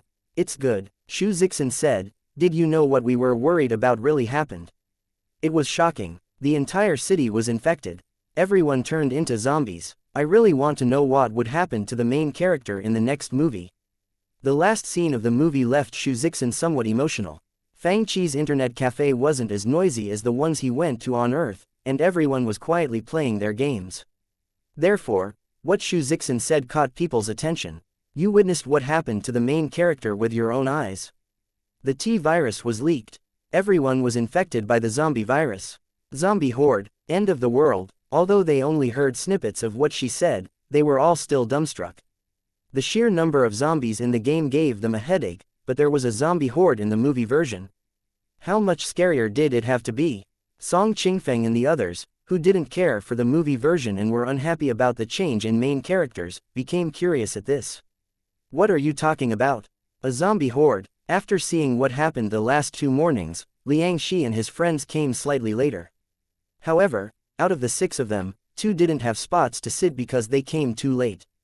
The new Resident Evil 1 movie, Lin Xiao explained. He was hesitating as he asked his friends, should we watch it as well? Chapter 27. It's only a little interesting. Maybe we should watch it. Lin Xiao had already encountered the hunter, but it was too strong for a young man like him, who had just reached the warrior stage. Even Xianxia, a top-tier master warrior, didn't know what to do with the hunter since he couldn't use his warrior chi in the game. Lin Xiao was somewhat exhausted by the high-intensity combat, so he replied, plus, we only need to watch during the movie. We can consider it as taking a break. Are you really going to watch it? Song Qingfeng was a little curious as well, but he pretended that he didn't waver since he was a loyal gaming fan. It's not the same story, what's so good about it? I'm a little tired from playing the game anyways. Lin Xiao and the others made little progress in the game. Therefore, they wanted to watch the movie and find out what the difference was. It's not the same story. As soon as Liangxi and the others heard this, they shook their heads. They were waiting for a continuation of the game. What was so good about something that wasn't even a part of the original game plot? The movie cost 3 crystals on its own. Incorporating that to the crystals they had to pay to use the computers, the total number of crystals needed for the movie was high and not worth the money for Liangxi and his friends. Although what Xu Zixin said sparked the interest of many, people had different opinions. Xu Zixin might like it, but that didn't mean everyone would as well. Moreover, everyone present were avid gaming fans of Resident Evil 1. As soon as they heard that the main character changed, they lost interest, and most people decided to observe first. Therefore, only Lin Xiao, Xu Luo, Shen Qingqing, and a couple others watched the movie. The equipment in here is so high-end. Did they research the T-virus here? This is so inhumane. How can they lock everyone in the lab and just let them become zombies? They were shocked to see humans transforming into zombies. If Resident Evil 1 was a scary game with a new theme, then Resident Evil 1, movie version was an unimaginable and horrifying calamity. Everyone they saw in the game were heroes, and there was an amazing happy ending. However, what they saw in the movie was a giant catastrophe. Everything they were worried about and everything they assumed about the T-virus became reality. 1 second ago, these people had their own thoughts and feelings. However, in the next second, they had become monsters that were mindless and ravenous. To some extent, the shock that this movie brought onto its viewers was even more than the game. However, they noticed that although the humans in this world didn't practice warrior chi, their combat skills were still as amazing as could be. Aside from knowing their enemies, the main characters were also aware of their surrounding environments. More often than not, victory was determined by the tiny details. The physical and gunfights left the viewers in a daze, and the intense escape left them deeply absorbed. They didn't want to miss any details. In the end, when everyone turned into zombies, they were still recovering from the shock. How was it? Song Qingfeng calculated the time and couldn't help but ask, I told you that it wasn't going to be good, didn't I? It was amazing. To his surprise, Lin Xiao's face lit up. The contents of the game are just the tip of an iceberg. There is a bigger world in the movie. Just now, I experienced everything the main character experienced. A world that is on the edge of extinction. Biochemical viruses threatened the world. Is it that good? Should we try as well? Li Shi and Li Ping glanced at each other. Is it really that good? Song Qingfeng was still unconvinced. For these rich young people, 3 crystals weren't a lot, but it wasn't nothing. Spending that amount of money to buy the plot of Resident Evil 1 was enough to prove how much they liked this series, but not everyone had that much money. Wang Tai and other players who didn't have that much crystals were still on the fence about watching the movie. After all, playing the game was good for their cultivation. The movie, on the other hand, was just for fun. Although they were curious, they couldn't spend 3 crystals just like that. Dejected, Wang Tai asked, Chi, can't we watch the movie through someone else's screen, just like how we can watch others play? Fang Chi replied helplessly, I can't do anything about that. After all, the system was the one who did everything. Suddenly, a shriek came from beside him. Zixin, did you just kill a hunter with a dagger? Shen Qingqing was shocked. Not only did Xu Zixin kill a hunter with a dagger, it was the first time that she saw one. Although the process was difficult, it was still shocking. Someone killed a hunter with a dagger. Aside from the owner, who else could kill a hunter with a dagger without using their warrior chi? Upon hearing this shriek, everyone turned their attention to Xianxia's screen. Although Jill in the screen wasn't in a good condition, the hunter did die in front of her. They could see that aside from knife cuts, there weren't any other injuries on the hunter. Is it really Xianxia? As a veteran player, a lot of people recognized her. How can she be so fast? Song Qingfeng couldn't help but feel shocked and unwilling. He practiced for so long already but still couldn't kill the hunter with his dagger. No matter how much warrior chi Xianxia had, she still couldn't use it in the game. He used to be the player with the fastest progress, right after Fang. However, he had been stuck with the hunters and wasted a lot of time, enabling others to catch up to him. However, he wasn't worried because everyone had to pass the hunters with only daggers. Or else, they would run out of powerful bullets when fighting the tyrant and wouldn't be able to beat the game. But now, someone killed a hunter with a dagger, surpassing him. He couldn't accept this, no matter what. Shen Qingqing exclaimed, "How did you do that?" I think. Confused, Xianxia recalled how she killed this hunter. I think after I watched the entire movie, the main character's combat skills seemed to have been imprinted in my head. I feel like I can control my character more flexibly and diligently. Upon hearing this, they all thought about how their skills improved after playing the Resident Evil 1 virtual reality remake. Did the movie have the same effects? This is cheating. At this thought, Song Qingfeng shouted righteously, "Sir, you're forcing me to watch the movie." Fang Qi shrugged, "I'm not. Every transaction at my shop is voluntary." Song Qingfeng's face darkened. Lin Xiao and Shu Luo laughed loudly. "Young Master Song, just give in. The movie is really good." "Young Master Song," Li Shi smiled, "let's watch the movie together. If you're not happy afterward, we can teach these people a lesson." Fine, fine. Finally, Song Qingfeng succumbed to peer pressure and took out 3 crystals. I'd like to say that I'm watching to improve my skills, and I'm not at all interested in the contents of the movie. Half an hour later, oh my god, there are so many zombies. Look at her shooting skills. The main character is so cool. What the hell is this? It's even stronger than the hunters. Look how she dodged the bullet, it's so cool. After the movie, Lin Xiao and Shu Luo immediately asked him, "Young Master Song, what do you think?" Song Qingfeng's face darkened as he replied, a little embarrassed, "It's not too bad." "Really, it's just a little interesting." Lin Xiao and Shu Luo burst into laughter. "Screw you, I'm going to kill hunters now." Song Qingfeng looked even more gloomy. Soon, in the screen, Song Qingfeng held a dagger in his hand. Although there was blood all over his body, a hunter fell dead under his feet. He had been waiting for this for a long time. Although he couldn't kill hunters as swiftly as Fang Qi did, one of these powerful monsters was killed by him. He had to admit that it was a giant improvement. He was doing even better than Xianxia. "I did it." Song Qingfeng let out a sigh of relief. Watching the main character's battle is really helpful. Song Qingfeng was left speechless. "I feel like I'm a lot stronger when it comes to combat."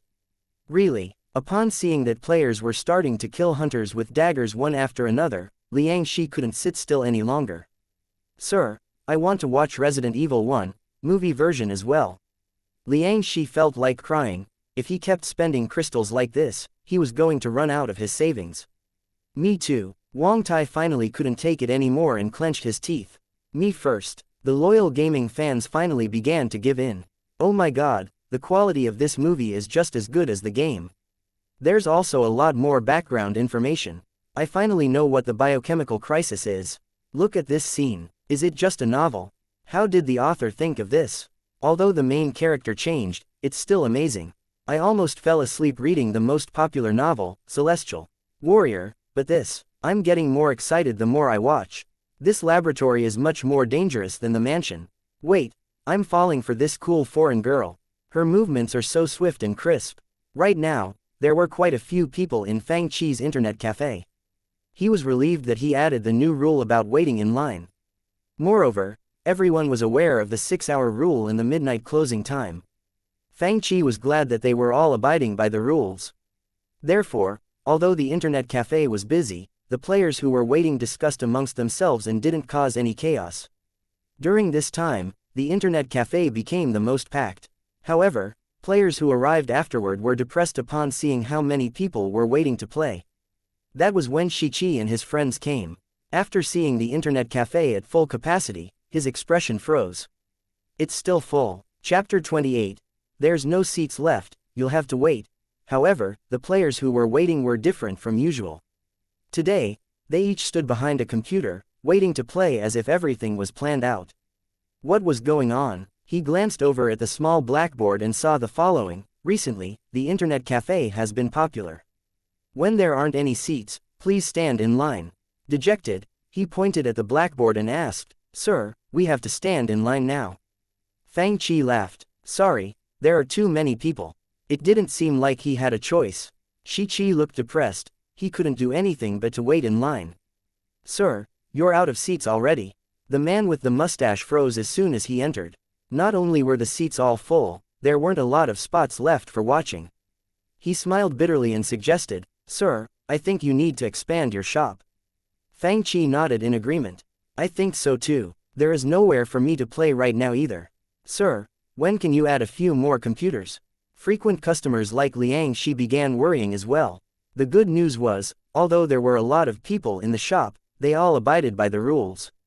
Therefore, the atmosphere in the internet cafe wasn't bad, allowing Fang to run the place with peace of mind.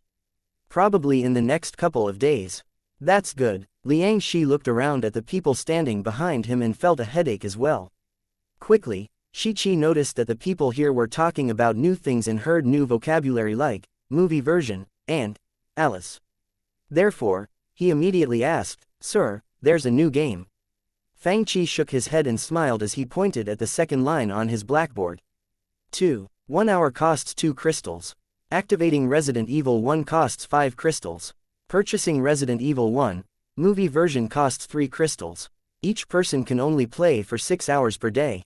Is that clear enough? Movie version. Confused, Chi looked over at Fang, seemingly interested. What's that? The game took place in the outskirts of Raccoon City, right? Fang explained, the movie talks about what happened inside the Raccoon City, but you can only watch and not play. I can only watch what the main characters experience. Chi asked, what's the fun in that? Isn't it more fun if I can play by myself? Chi lost interest in the movie version, so he stopped asking questions. Just then, the square-faced young man standing beside him exclaimed, Song Qingfeng just killed a giant snake. Oh my god, it was so big. Song Qingfeng used to be hindered by the difficult-to-defeat hunters. However, as his combat skills improved, he picked up his pace and began to kill all the hunters that he couldn't kill before. I think I'll be able to pass the level soon. Song Qingfeng felt a little excited as he mumbled to himself. Song Qingfeng's character was faced with a gigantic snake. Its mouth was wider than an adult man's shoulders, and it was capable of swallowing an entire human with one bite. Song Qingfeng calmly dodged the snake's attacks with great agility. No one can be compared to his skills, right? A young warrior exclaimed. This warrior looked unfamiliar. Today seemed to be his first day here.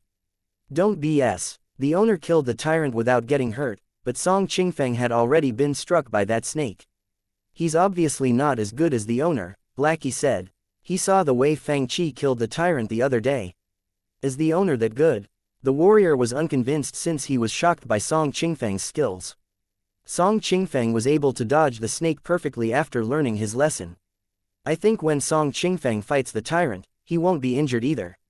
Another newbie who started playing Resident Evil 1 just yesterday said. They were obviously classmates. Qingfeng is considered a genius in the Lingyun Academy. He's one of the top 5 students. A game like this won't easily defeat him. Exactly. You didn't see how Song Qingfeng killed the hunter with his dagger just now. The more he does it, the easier it seems. Hey, look at that girl, another student from the Lingyun Academy said. I think she's a senior from the Zan house.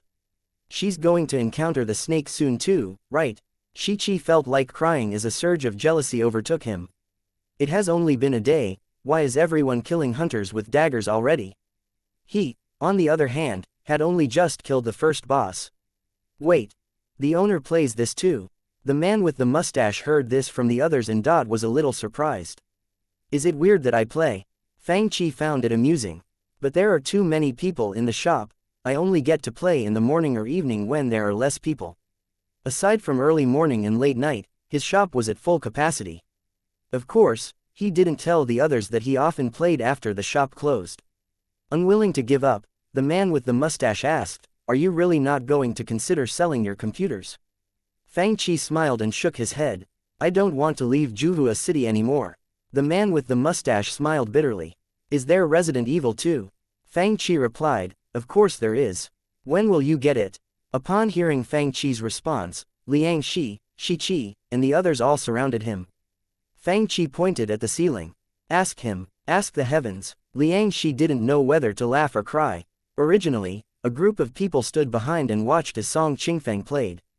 Now that the people who were playing were reaching their time limits, everyone found their seats and stopped watching him. Song Qingfeng and the others' time limits are almost up, right? Shi Qi came here at this time because he was waiting for Song Qingfeng and the others to finish.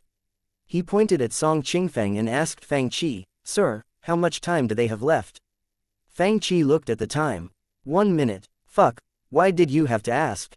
Upon hearing that his time was about to be up, Lin Xiao almost went crazy. You don't want your time to be up. Shi Qi couldn't help but laugh. Would you like me to take my question back? Screw you. Lin Xiao's face darkened as he got off his chair. Shi Qi and the others laughed and quickly got into the seats, afraid that someone else would take their spot. Then, they turned around and smiled at Song Qingfeng and the others. Bye. Go away. Shi Qi came with at least a dozen others. Of course, half of them were just curious as to what this shop did and didn't have the urge to play. Therefore, they surrounded Shi Qi and his other friends. As soon as Shi Qi got onto the computer, he quickly opened the game and began lecturing the young men behind him. Look at this is a handgun. It's as powerful as a warrior-level martial arts technique and can shoot through a person's head. Most importantly, it's extremely fast. I already have a magnum revolver. How can you flaunt your samurai edge handgun in front of these people? Lin Xiao, who didn't leave yet, immediately mumbled upon hearing what Shi Qi said. Shi Qi almost spat out blood. He replied coldly, I thought your time was up, shouldn't you be going now? Shu Luo laughed, our time may be up, but we're allowed to watch, right? The owner didn't say we couldn't. Shi Qi replied angrily, fine, fine, good for you. I bet you were just like this when you first played as well. There's so many people here. Lan Yan and Nolan Mingshe were shocked by what they saw upon walking into this little shop. Most importantly, no one came to greet them when they came in. Customers were huddled in circles doing God knows what, and the owner was chit-chatting with them. Weirdly enough, this place didn't seem to be in a mess at all. It was just popular. Nolan Mingshui's calm gaze landed on the blackboard by the door. This place is interesting. Don't you think it's weird? Lan Yan didn't understand what was happening. She followed Nolan Mingshui's gaze and saw the writing on the blackboard as well. It cost so many crystals to just try the game out, what a rip-off. How did the owner have the audacity to write, if you want to play, play. If you don't, leave. What is more outrageous is there are so many customers scrambling to play. Look, are those students from Lingyun Academy? Lan Yan's eyes widened in disbelief. Do you think that they were talking about this place this entire time? Why is this shop so popular? Aside from using demonic magic to enchant people, she couldn't think of any other reason. However, everything and everyone in this shop was so well ordered, it really didn't seem capable of creating anything evil. She sneered, this small shop is so tasteless. Fang Qi noticed the people who walked in. A tall, skinny woman walked in front.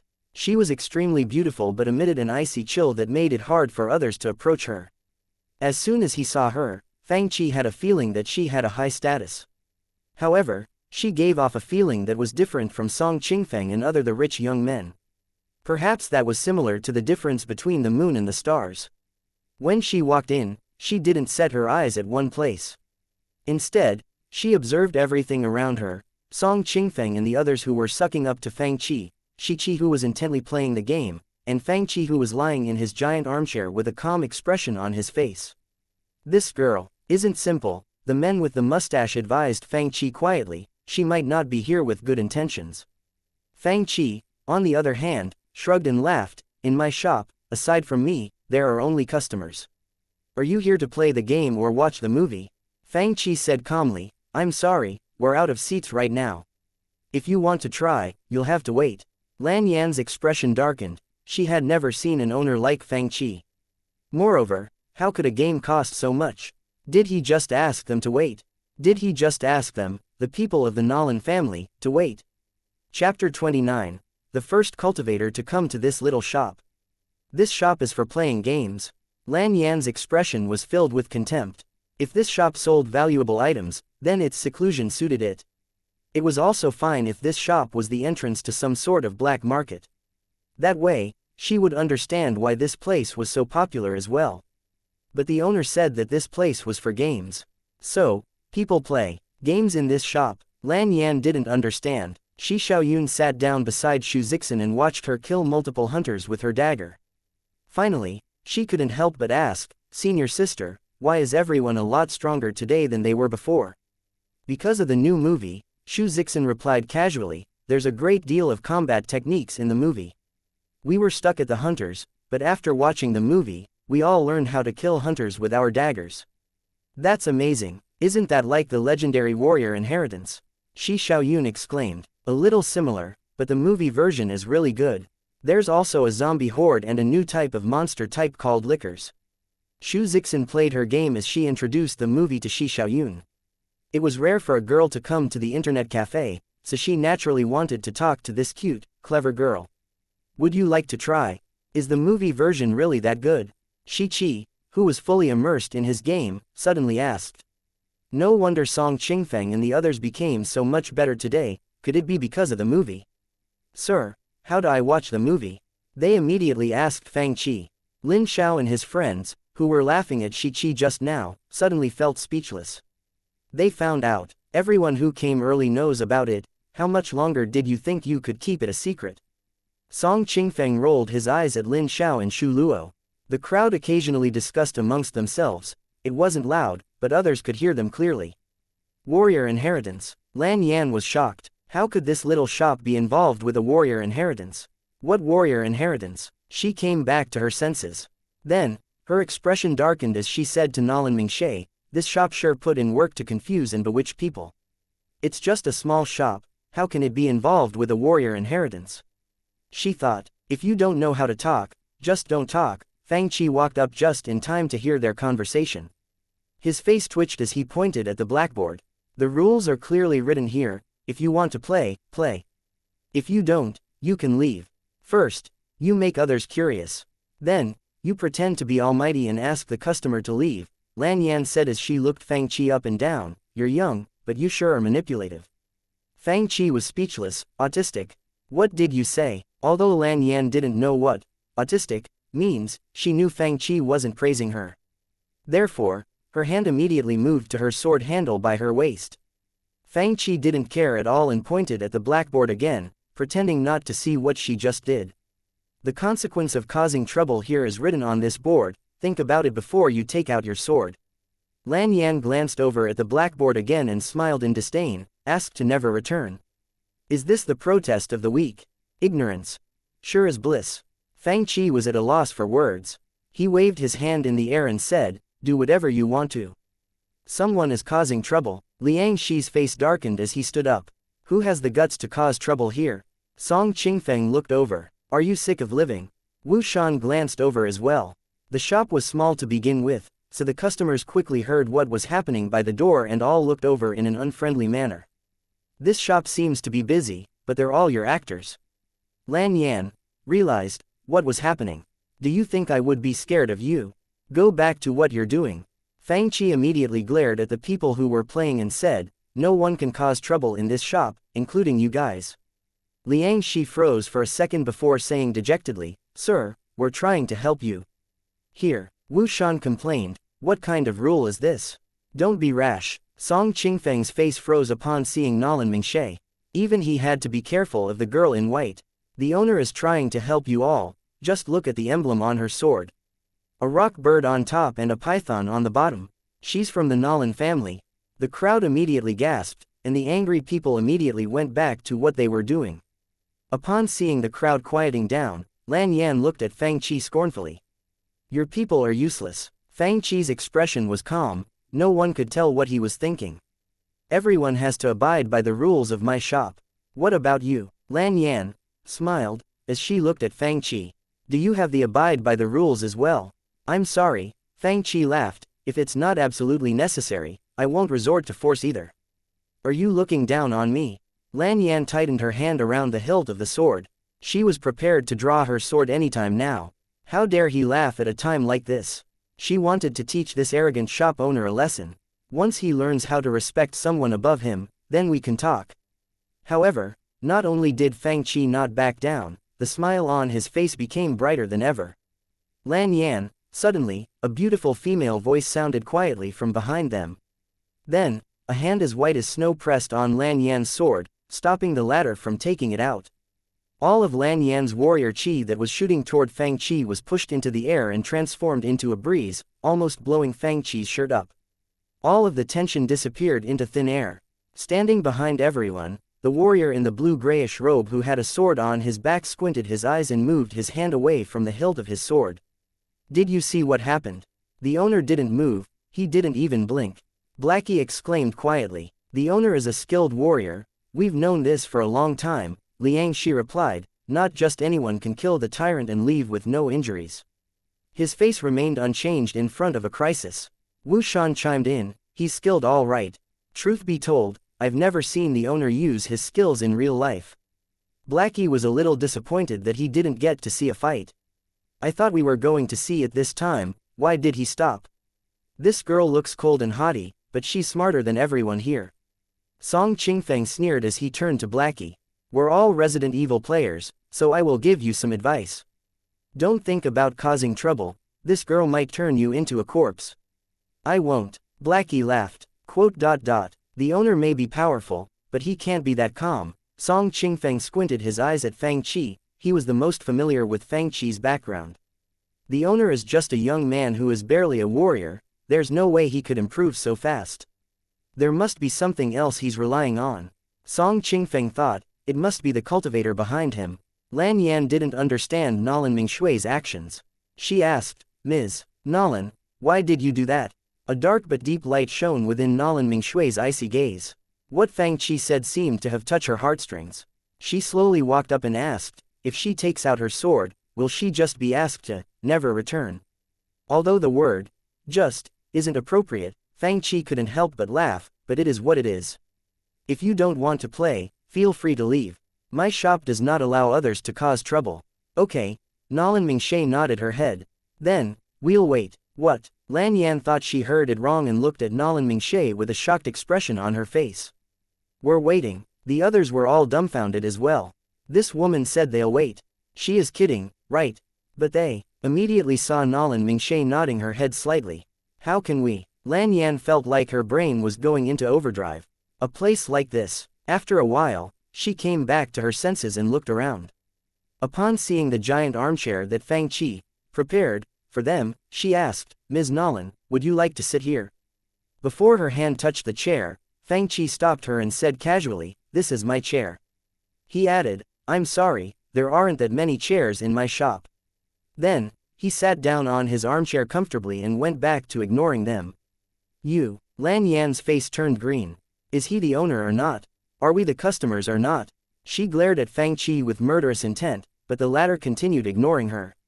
Origins. At the same time, a young man walked into Fang Qi's internet cafe wearing a white shirt and a yellow robe. Behind him were two other young men wearing the same clothes. One was tall and skinny, and the other was short and chubby. It seemed like they were all from the same force. I heard a lot of people talking about a shop called Origins, while I was at the Wind and Moon Pavilion. Xiao Yul's expression was filled with disdain as he said, I heard that this shop is quite magical. I'd like to see just how magical it is. He pushed open the door and quickly saw what was written on the blackboard. A rundown shop like this doesn't even accept gold. Just crystals. Who's the owner? He immediately shouted. Fang Qi's face lit up with surprise as he turned around. I am. A piece of jade was hung from this young man's waist, along with a green silk ribbon.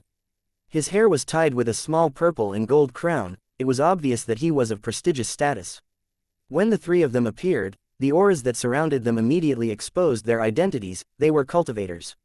Fang Qi had been living around this secluded shop for years. Although he had seen some cultivators passing by, they were all in their carriages, and he had never seen their faces. This was Fang Qi's first time seeing cultivators this up close. Of course, Xiao Yul was more than an ordinary cultivator.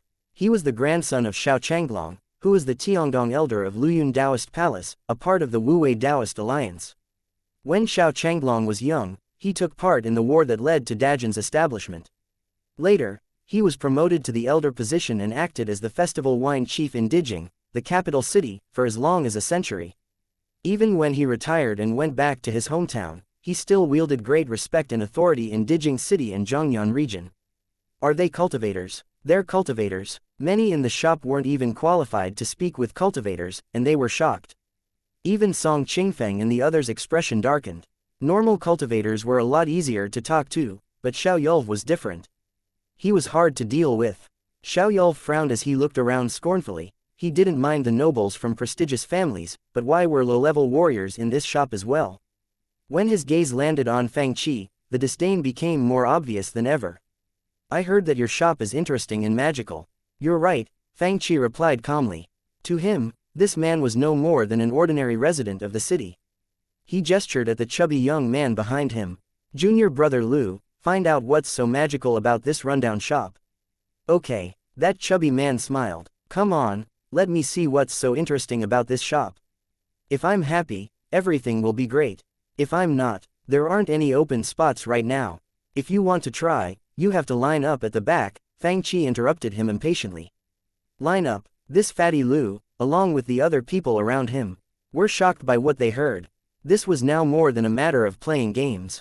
Fatty Lu laughed. Did this owner just ask me to line up? Doesn't he know who we are? Do you want to die? He grabbed Fang Qi's collar ferociously and said, just tell the other people to leave. Why do I have to line up? Fang Qi didn't respond, enraging Lu even more. How dare this owner of a small shop ask me to line up and ignore me as well? I can break your legs in a second. Do you think they're going to cause trouble? Blackie and the others were flabbergasted by what they saw. Chapter 30, Cultivator, Electrocuted. Fang Qi looked down at the fat hand around his collar. His expression darkened. This was the first person to actually lay hands on him. Move your hand away in 3 seconds, or I will assume that you are causing trouble. I didn't think these idiots existed. Song Qingfeng laughed as he rolled his eyes at Blackie, who swallowed his saliva hard and retorted, he's an idiot. He's scarier than that. This man was a cultivator. Moreover, he was not just any other cultivator. If he were really an idiot, he would be the king of idiots. After all, he was capable of smashing this little shop into pieces in the blink of an eye. Blackie didn't believe that Xiao Yulv would compromise like the rest of them did. Unlike the rest of them, even if Xiao Yulv and his 2 peers saw how magical the game was, they would try to take everything for themselves. Song Qingfeng, on the other hand, smiled without expressing his opinion. Then, they heard Fang Qi counting down. 3, 2, 1, time's up. Fang Qi snickered as he looked at the fat guy in front of him, as if this guy was an idiot. Time's up. Everyone looked at them in confusion. What does that mean? Will Fang Qi really get into a fight with these cultivators? Prepare to die. This fatty Lu seemed to have realized something and decided to move first. He punched at Fang Qi's face. Troublemakers detected. Lightning punishment activated. Suddenly, an emotionless electronic voice sounded from the shop's loudspeakers. Ms. Nolan. Lan Yan backed off like a scared little bunny as she cried out to Nolan Mingshe. Watch and learn. Nolan Mingshe opened her mouth and said quietly. Suddenly, without warning, a sharp white light appeared above this fat man's head. Rumble. The small shop was immediately lit up by that white light, turning everyone's faces pale. Then, Fatty Lu began jumping around like he was having a stroke, waving his hands and feet in the air. His hairs all stood up straight, and his entire body was scorched black. The others could smell the scent of burned skin. Then, Fang Qi kicked him right out of the door. The customers were all dumbfounded. They thought Fang Qi was going to be in danger, so they were shocked to see what actually happened. Fang Qi then calmly looked at Xiao Yulv. What about you? How dare you injure my people like that? Xiao Yulv had never felt so humiliated his entire life. How dare this owner burn my henchman in front of so many people and kick him out like that? That was equivalent to slapping him on his face. Beat him up. He pointed at Fang Qi and shouted, beat him up until he dies. Less than 10 seconds later, the tall and skinny man was kicked out of the shop. Like Fatty Lu, his hair was also turned into an afro, and his body was scorched pitch black. Xiao Yulv was the only cultivator left in the shop. I dare you to try and hurt me. Once again, a streak of lightning shone in the shop. Xiao Yulv's body was immediately burned. He opened his mouth and spat out a puff of smoke. Like the other 2 before him, he was thrown out as well. The entire internet cafe fell into a moment of silence as everyone looked at Fang in shock and awe. The weird rumble and the lightning punishment left everyone dumbstruck. Moreover, did Fang actually throw them out? Even normal cultivators were treated like VIP customers at most of Juhua's shops and restaurants, but Fang threw them out. Wait, you just wait. How dare you plot against me? Xiao Yul's voice came from outside the shop. I will come back tomorrow and smash your shop into pieces. Lan Yan covered her mouth with her hand and watched as Xiao Yul and the others 2 cultivators ran away. She thought of what she almost did and felt the sweat soak through her dress. Everyone else who once threatened to smash Fang shop felt goosebumps appearing on their bodies as well. How could they have acted so brave and arrogant back then? Fang clapped his hands as if he just did something not even worth mentioning. He sat back down on his armchair and looked at Lan Yan. You should really be thanking that smart girl who you came in with. How bold of you. Finally, 2 customers reached their time limits and left, and Nolan Mingxie sat down calmly before that computer with an emotionless expression as if nothing happened. Unlike them, we are really curious as to what makes your shop different from the rest. Nolan Mingxie isn't usually like this. Lin Xiao muttered under his breath. Huh, why? Song Qingfeng replied quietly, she probably investigated as much as she could before coming. Unlike Xiao Yul, she's not an idiot. So, would the 2 of you like to watch the movie or play the game first? Fang asked. Then, he explained the difference between the movie and game to them. A novel. Lan Yan looked at Fang still a little scared. If Nolan Mingxie didn't stop her, she would have ended up like those 3 cultivators. The good thing was that she had been stopped. Lan Yan looked at the weird, spiritual artifacts before her. Are these all created by cultivators? Although she had seen quite a few spiritual artifacts made by cultivators, she wasn't sure if these were. She would have to use them first. You should watch the movie. I recommend it, it's absolutely amazing. Blackie smiled and said as he played the role of a nice bystander. I recommend the movie too. There's a lot of basic information in the movie that will help you in the game. Lin Xiao rubbed his hands together, looking forward to seeing their expressions after watching the movie. I think newbies should start with the movie, playing the game first was really hard. Shi Xiaoyun said in all honesty. The movie is for watching, and the game is for playing. Nolan Mingshui's profile looked like a never-melting ice statue. Her eyes were filled with logic and reason and she said, 90% of the players here recommended the movie because it's shocking, I can learn something, and it's good for newbies. Plus, I wanted to start by watching. I guess I'll pick the movie. Nolan Mingxie made her decision. Upon hearing Nolan Mingshui's choice, Lan Yan naturally picked the same one. However, she wasn't convinced by this shop. If Nolan Mingxie didn't insist on coming, she would never have even laid eyes here. A novel, what a joke. The owner of the shop might be strong, but creating games is a waste of his talent, she thought. Soon, they were taken into the world of Resident Evil. Virtual reality. Nolan Mingxie heard students talk about it at the Lingyun Academy. Therefore, when she noticed that she was in a lifelike world, she immediately thought of these words.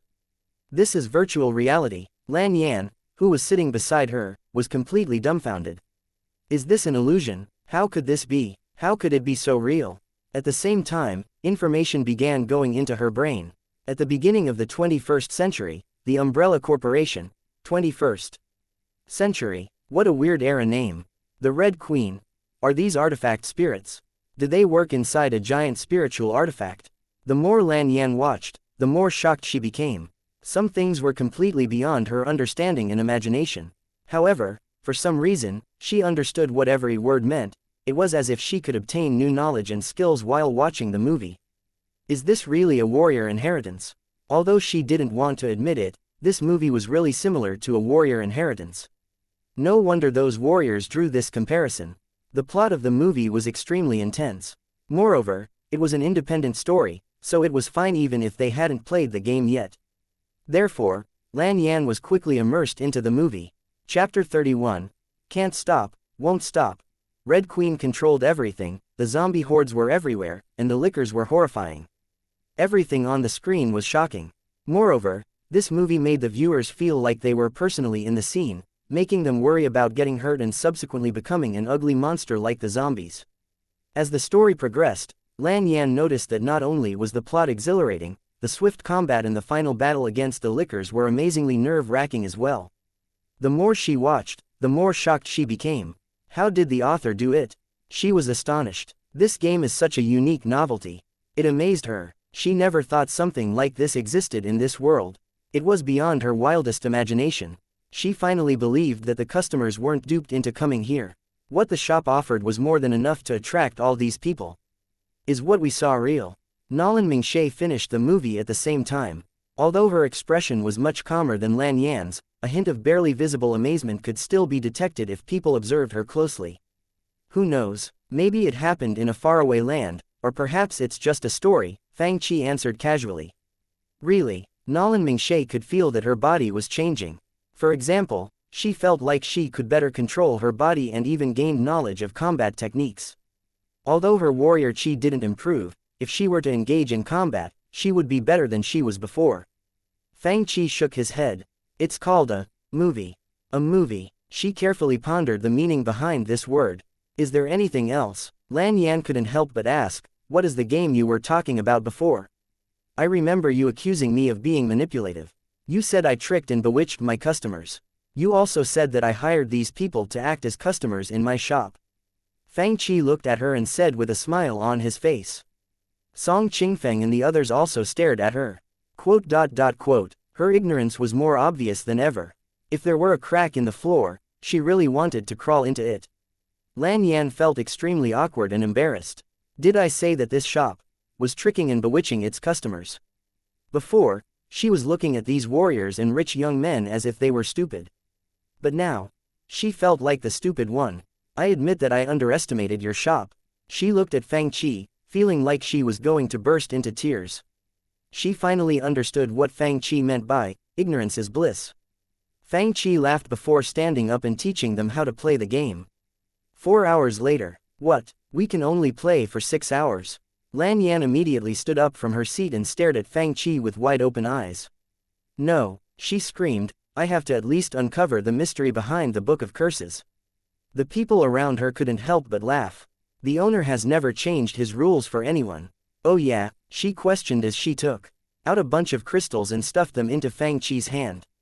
She demanded, what do you think? I'll pay you 10 times the original price. 10 times? The highest offer to date was from Song Qingfeng, and it was only 5 times the original price. Did she just offer him 10 times the price, 0.20 crystals for an hour? A couple of customers looked at the crystals and swallowed their saliva. Talk about steep prices. Fang Qi looked down at the crystals in his hands and hesitated. If the system allowed him to do so, he really wanted to run away with all that money. Sadly, the system didn't even respond this time around. I'm sorry. Fang Qi gave her the crystals back unwillingly and said righteously, everyone has to follow the rules at my shop. Is he an idiot? Why wouldn't he take the crystals? A single player could play for several days with 20 crystals. He really doesn't want it. Then how much do you think we should give you? Nolan Mingxie asked. Her tone was icy and sounded impatient. It felt like she wasn't in the mood to negotiate with Fang Qi. 1,000 times the original price. Or 10,000 times. Fang Qi's expression remained calm. It doesn't matter how much you give me, rules are rules, and I won't bend them for anyone. The owner sure is a rule-abiding person. The man with the mustache said as he smoothed out his facial hair. He was relieved after seeing how Fang Qi followed his own rules. It meant that no one could get their hands on these computers. Wu Shan and the others, who were originally unhappy about the time limit, felt much better upon hearing Fang Qi reject someone who offered him 10 times the original price. Song Qingfeng thought back at his own bitter experience and couldn't help but gloat in his mind. We tried the same thing a long time ago. Are you really not going to let us play? Lan Yan felt like spitting out blood. She noticed that she couldn't stop playing. However, she couldn't play anymore. If she didn't just witness how powerful the owner was, Lan Yan would want to kill him. She thought Fang Qi was a sly scammer. But now, she realized that he was an honest business person. How could someone not be moved by money? If he is a scammer, then everyone else would also be a scammer. I really want to keep playing.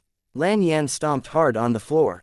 Can't you accommodate us? No, you're doing this on purpose. Lan Yan glared at Fang Qi murderously, but he just ignored her. After a while, Nolan Mingxie finally said, let's go. Feeling embarrassed, Lan Yan didn't want to let up. But, I really want to keep playing. Ah, miss. Before she could react, Nolan Mingshe had left the internet cafe. Lan Yan had no choice but to follow her. Lan Yan's expression was complicated as she walked out unwillingly. Ms. Nolan, I think this shop isn't what we thought it was. Why didn't that world look fake to me? It was so weird. The zombies, guns, and virus all seemed so real. Oh, and I feel like I learned a lot of combat skills. Oh, and I think my skills improved. I wonder what happens afterward. I'm so curious. The owner is awful. I can't believe that he won't let us keep playing. I really want to teach him a lesson. I really want to go back and play. Lan Yan blabbed on and on and on. In the end, Nolan Mingshe turned around. Her expression was different than it used to be. She said softly, let's come again tomorrow. To some extent, what happened to Xiao Yulv affected them as well. Right now, all they cared about was Xiao Yulv and the 3 mysterious lightning strikes in Fang Qi's shop. The owner's so brave. Blackie shuddered as he recalled what happened. I can't believe that he kicked Xiao Yulv out of his shop. I wonder if anything bad will happen because of this. Liang Shi sighed. Bad. Blackie laughed. You think the owner was looking for trouble? He didn't even take them seriously.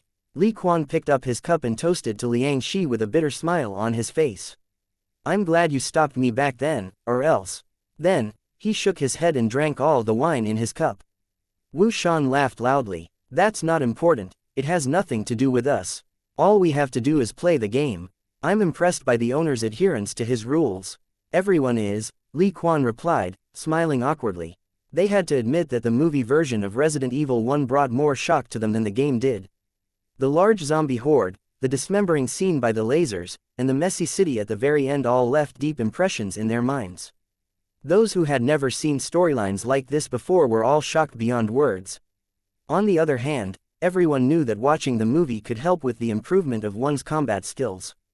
Although the improvements weren't continuous and sustainable like the improvement from the game, it was still visible. Some even wondered, is this really virtual? The combat, weapons, and everything in the game seems real. Is it a record of a war somewhere that we don't know about? Lingyun Academy. After the movie version came out, the students had more to talk about in their daily conversations. Most of the players were from the Lingyun Academy, so they would talk about Resident Evil on their way to the school. Of course, there were also players who liked to play pranks on others. After his martial arts techniques class, Song Qingfeng headed home around sunset. There was a secluded tree-lined trail from the martial arts field to the gates of the academy. Because of its location, no one trimmed this area. Therefore, the branches and leaves of the tung trees intertwined and created a giant, green-arched passage. The thick leaves stopped the sunlight from seeping through, so the trail was dark. Suddenly, Song Qingfeng noticed 2 people standing under a tree in front of him. The 2 people were wearing ragged clothes and headed towards him slowly. There wasn't enough light, and their heads were down, so Song Qingfeng couldn't see their faces clearly. He instinctively felt like something was wrong. He asked curiously, "What are you doing?" Suddenly, the 2 of them looked up and showed their rotten faces. Then, they growled and charged at Song Qingfeng. Zombies. Song Qingfeng was immediately terrified. How could there be zombies in the real world? By the time he came back to his senses, the 2 zombies had jumped before him, one of them even grabbed his arm.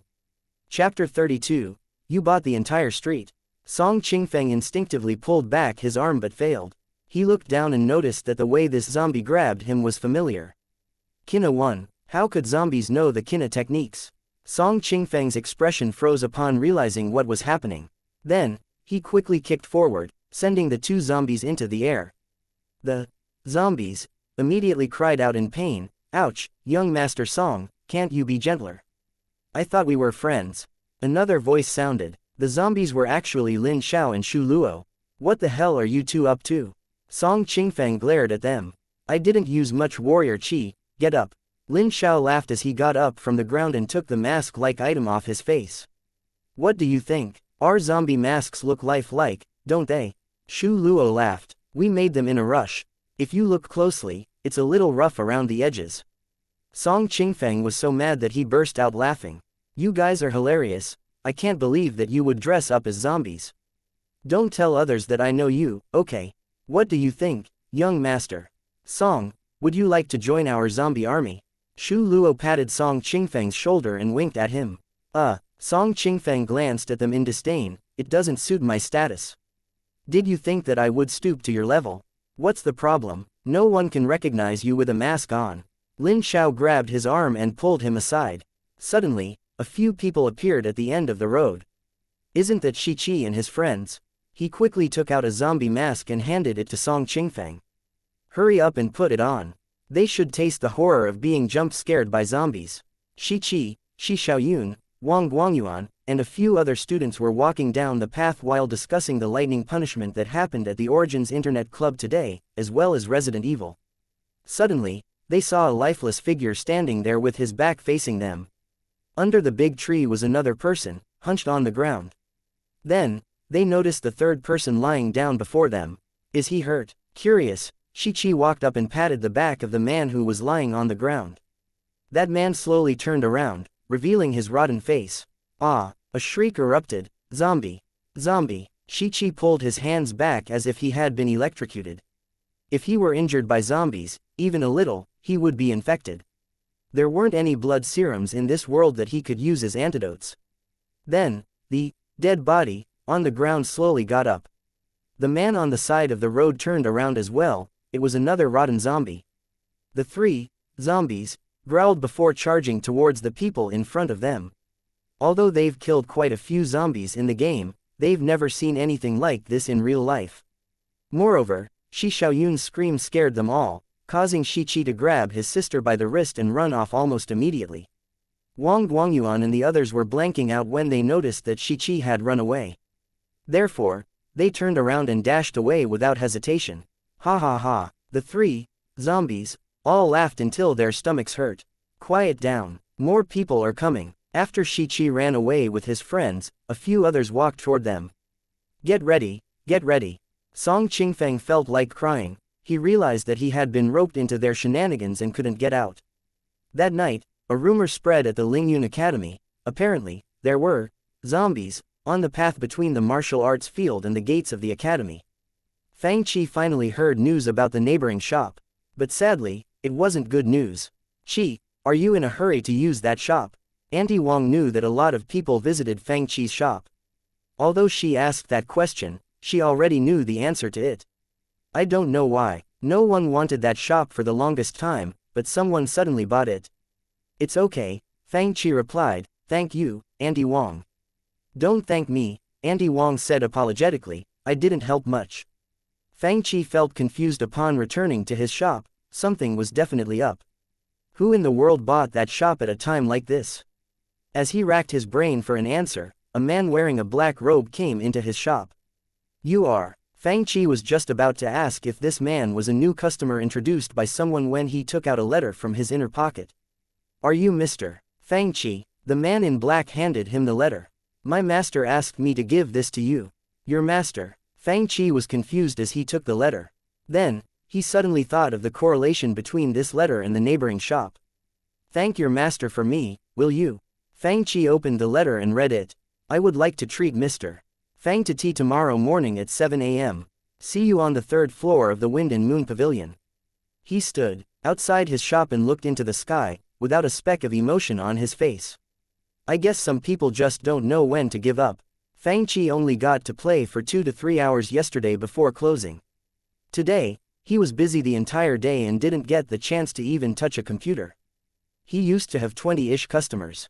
But now, he had more than 30. Fang Qi looked at the number of movie tickets sold, 32 tickets. These tickets couldn't be rebought. This meant that he needed 18 or more new customers at his internet cafe to sell 50 tickets. Only then would he complete his task. Yet, the only thing he cared about was the size of his shop. The internet cafe was extremely busy and full all the time. He really needed more space. The next morning at the Wind and Moon Pavilion, only those with enough status could go up to the third floor. Those who came here were either dignified cultivators, elegant aristocrats, or highly respected warriors with spiritual artifacts on their backs. Fang Qi had seen people like that before. Even if they limited their warrior qi, others could still feel the great extent of their powers. When Fang Qi headed upstairs, 2 young men in blue passed by him. The young men weren't as well built as warriors, but their eyes emitted an icy and powerful light. Their bodies gave off a unique sense of freedom and special auras. Without a doubt, they were both cultivators who were powerful. I heard Xiao Yulv was beaten up yesterday. I think so, at a shop called Origins. His grandfather used to hold such high power, but Xiao Yulv sure is useless. He couldn't even win against an ordinary civilian. I can't believe he still calls himself a cultivator. Exactly, he even contacted Shu Fuwei. Shu Fuwei, the Yuan River Realm cultivator. It's just a small shop, why is he making it into such a big deal? The two cultivators discussed amongst themselves as they walked upstairs. Fang Qi heard them and furrowed his eyebrows. Are you Mr. Fang Qi? As soon as he arrived upstairs, a pretty woman in red walked up and greeted him. This woman also seemed to have abundant qi. Clearly, anyone who was on the third level was not a commoner, including the waiters and waitresses. Fang Qi nodded his head slightly. Please come with me. Then, Fang Qi followed her to a private room, located at the northern end of the restaurant. Its location was obviously separated from the other rooms, clearly depicting the high status and prestige of whoever invited Fang Qi. The hallway of the private room was guarded by 4 people, and they looked at Fang Qi indifferently with a slight hint of arrogance. The truth was, no one understood why the person in the private room would invite such an ordinary-looking young man over for tea. The private room was spacious and could fit at least 8 tables. However, there was only one table beside the window, from where one could see the countless carriages on the roads of Juhua City. The utensils on the table, as well as the cups, plates, and bowls, were all meticulously made of silver and extremely valuable. Steam rose from the table as all sorts of delicate dishes were placed on it. The person who invited Fang Qi seemed sure that he would arrive on time. A girl wearing white sat on the east side of the table. Her hair was neatly organized into a bun, and she was an elegant beauty. Fang Qi could only see her profile. She was beautiful and charming. She sat beside the window and looked out into the sky as if she were an alluring sculpture made of ice.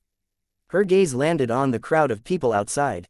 It felt like only by looking at them would her icy expression show a hint of warmth. Behind her stood a girl in black. She was beautiful and refined but also emitted a valiant aura. Your name is Lan Yan. Right. Fang Qi sat down and asked the girl in black, confirming the identity of the girl in white. Ms. Nolan, I didn't think you would be interested in a tiny shop on a secluded street. That depends on the shop. Nolan Mingshe finally turned her head and looked at the wine cups before her. Lan Yan slowly filled them up. This is pear blossom wine, a Juhua specialty. It's extremely smooth, and it can help you sleep better and calm your nerves. It's also good for your cultivation, Nolan Mingshe said as Lan Yan handed a cup to Fang Qi. After seeing your shop yesterday, I've noticed that it really is a magical little place. Fang Qi looked at the amber-colored liquid in his cup and laughed. Ms. Nolan, I'm going to assume that you didn't invite me here to just drink, right?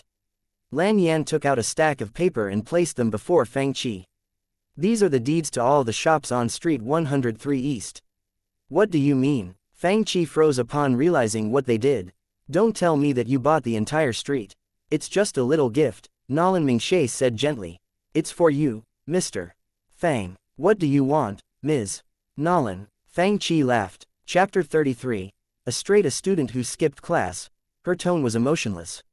I've never seen a shop as magical as yours, Mr. Fang. You are a warrior, but you didn't have any fortuitous experiences in the last 16 years. Therefore, it doesn't seem possible for you to be the one that created the special items in your shop, let alone possess lightning techniques, the most difficult type of cultivation technique. However, not only did I see those special items in your shop yesterday, I also saw the lightning technique 3 times in a row. Therefore, I guess that the spiritual artifacts called the computers were created by one or even a group of cultivators. Mr. Fang, you're just their agent. Am I right? Fang Qi froze for a second. Your analysis is very thorough. But you need to be more imaginative, he added in his head. The difference between normal people and cultivators are like the heaven and the earth. That's how big the difference is. She paused for a second before continuing. The cultivators behind you must be extremely confident to be able to show these items to the world. But they asked you, Mr. Fang, to be the owner of the shop that offers the items they created because their identities cannot be revealed to the rest of the world, right? Or do they not want people to know that they exist? Nolan Mingshe asked. Either way, these people are way out of your league, but they trust you enough to give you all their items. That means they want something from you. As long as they do, we can negotiate. You only need one night to perfectly investigate and analyze my situation. Fang Qi laughed. Ms. Nolan, should I praise you? It's nothing. Nolan Mingshe sipped the pear blossom wine to warm up her throat. Her snowy skin reddened a little as if a flower had bloomed in the depths of winter, making her look more beautiful than ever. Her tone was still icy and a little lazy. The truth is, I went to your shop after doing my research. She began looking into the Origins Internet Club as soon as she heard about it. That was why she went yesterday and not the day before. So, Mr. Fang, may I ask if the cultivators behind you want to work for the Nolan family? Upon seeing Fang Qi's displeased expression, she added, don't reject my offer just yet. You should know that what happened with Xiao Yulv isn't the end of it. The cultivators behind you can't show themselves and help you. I'm not looking down on you, but with your power, you won't be able to deal with him by yourself. With the Nolan family's support, however, I can promise you that no one will have the courage to cause trouble.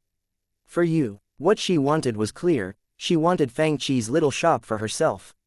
Never once did she give up on that idea. Fang Qi was displeased. You went through this much trouble of getting me out of my shop just for this. Your analysis is right, he said with a smile, but allow me to be blunt.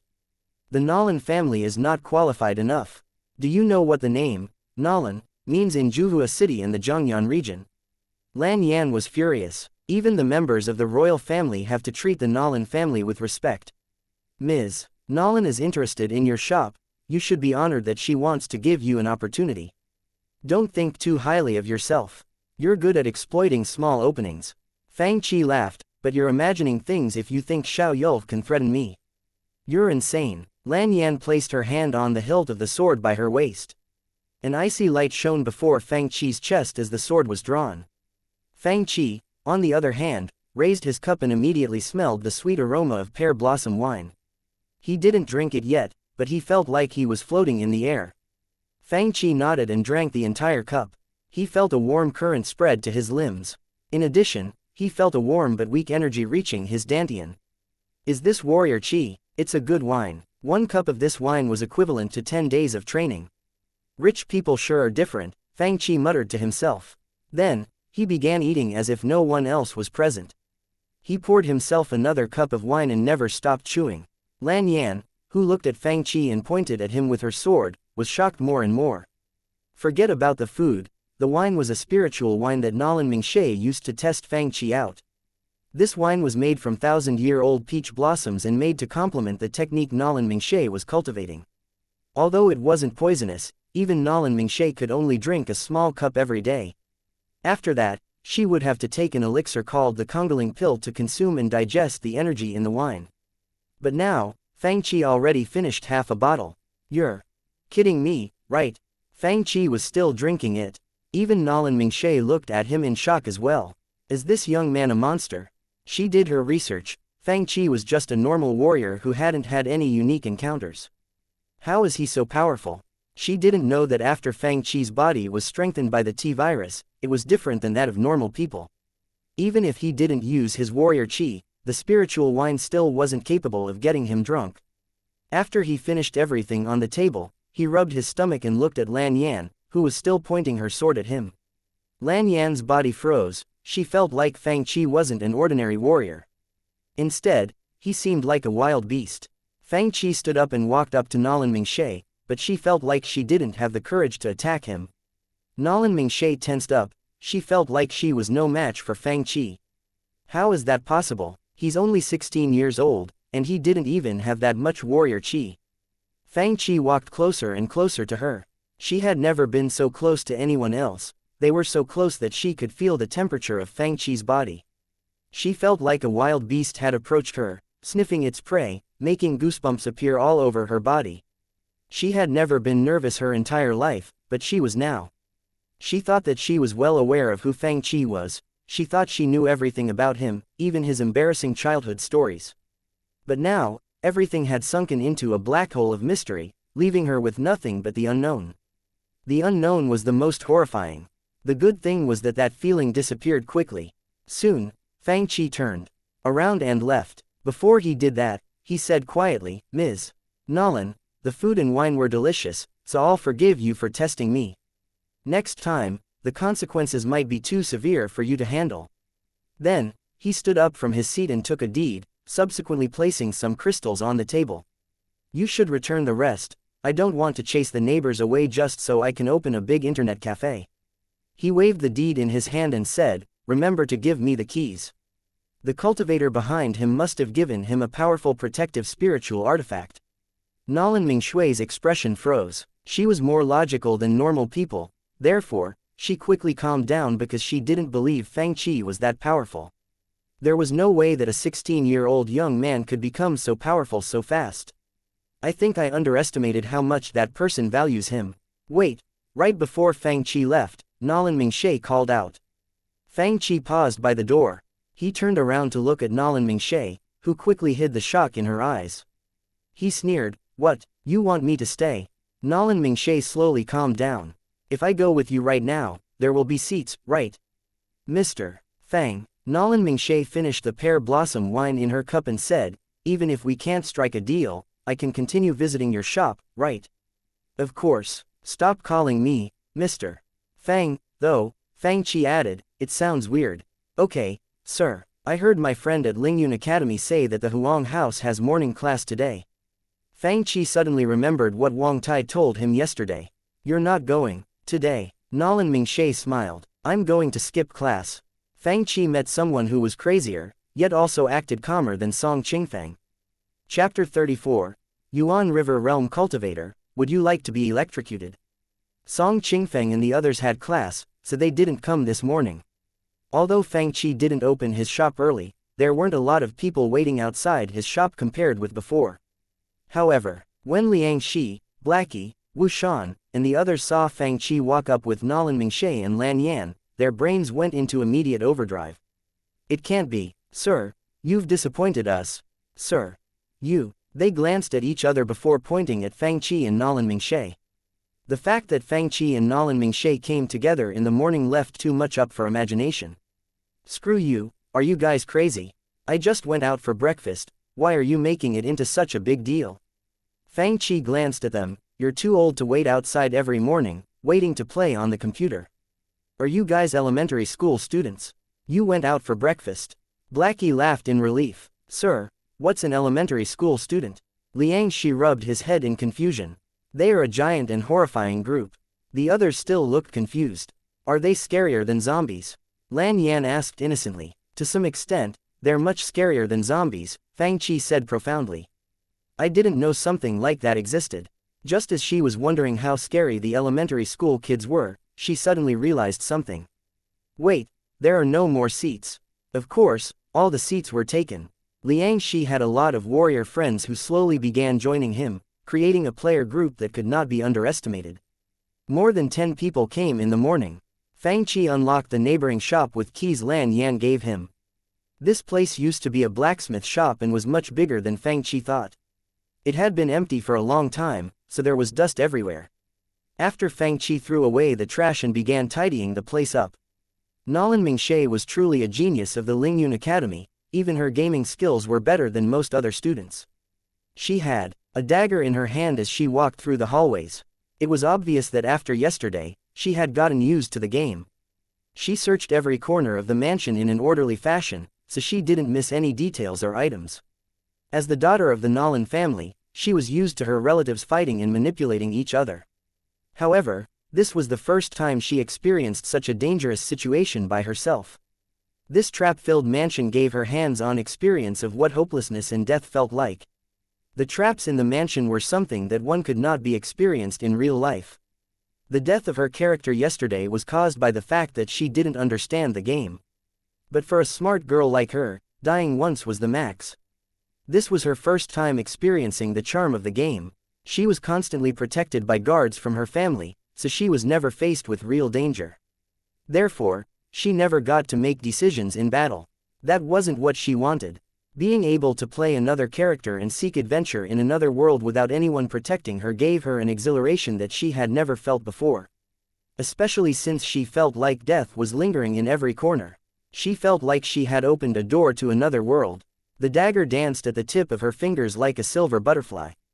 The others could tell that her mood was different than usual. She's really good. It's been so long, but she hasn't died yet, right? This mystery seems really easy for her.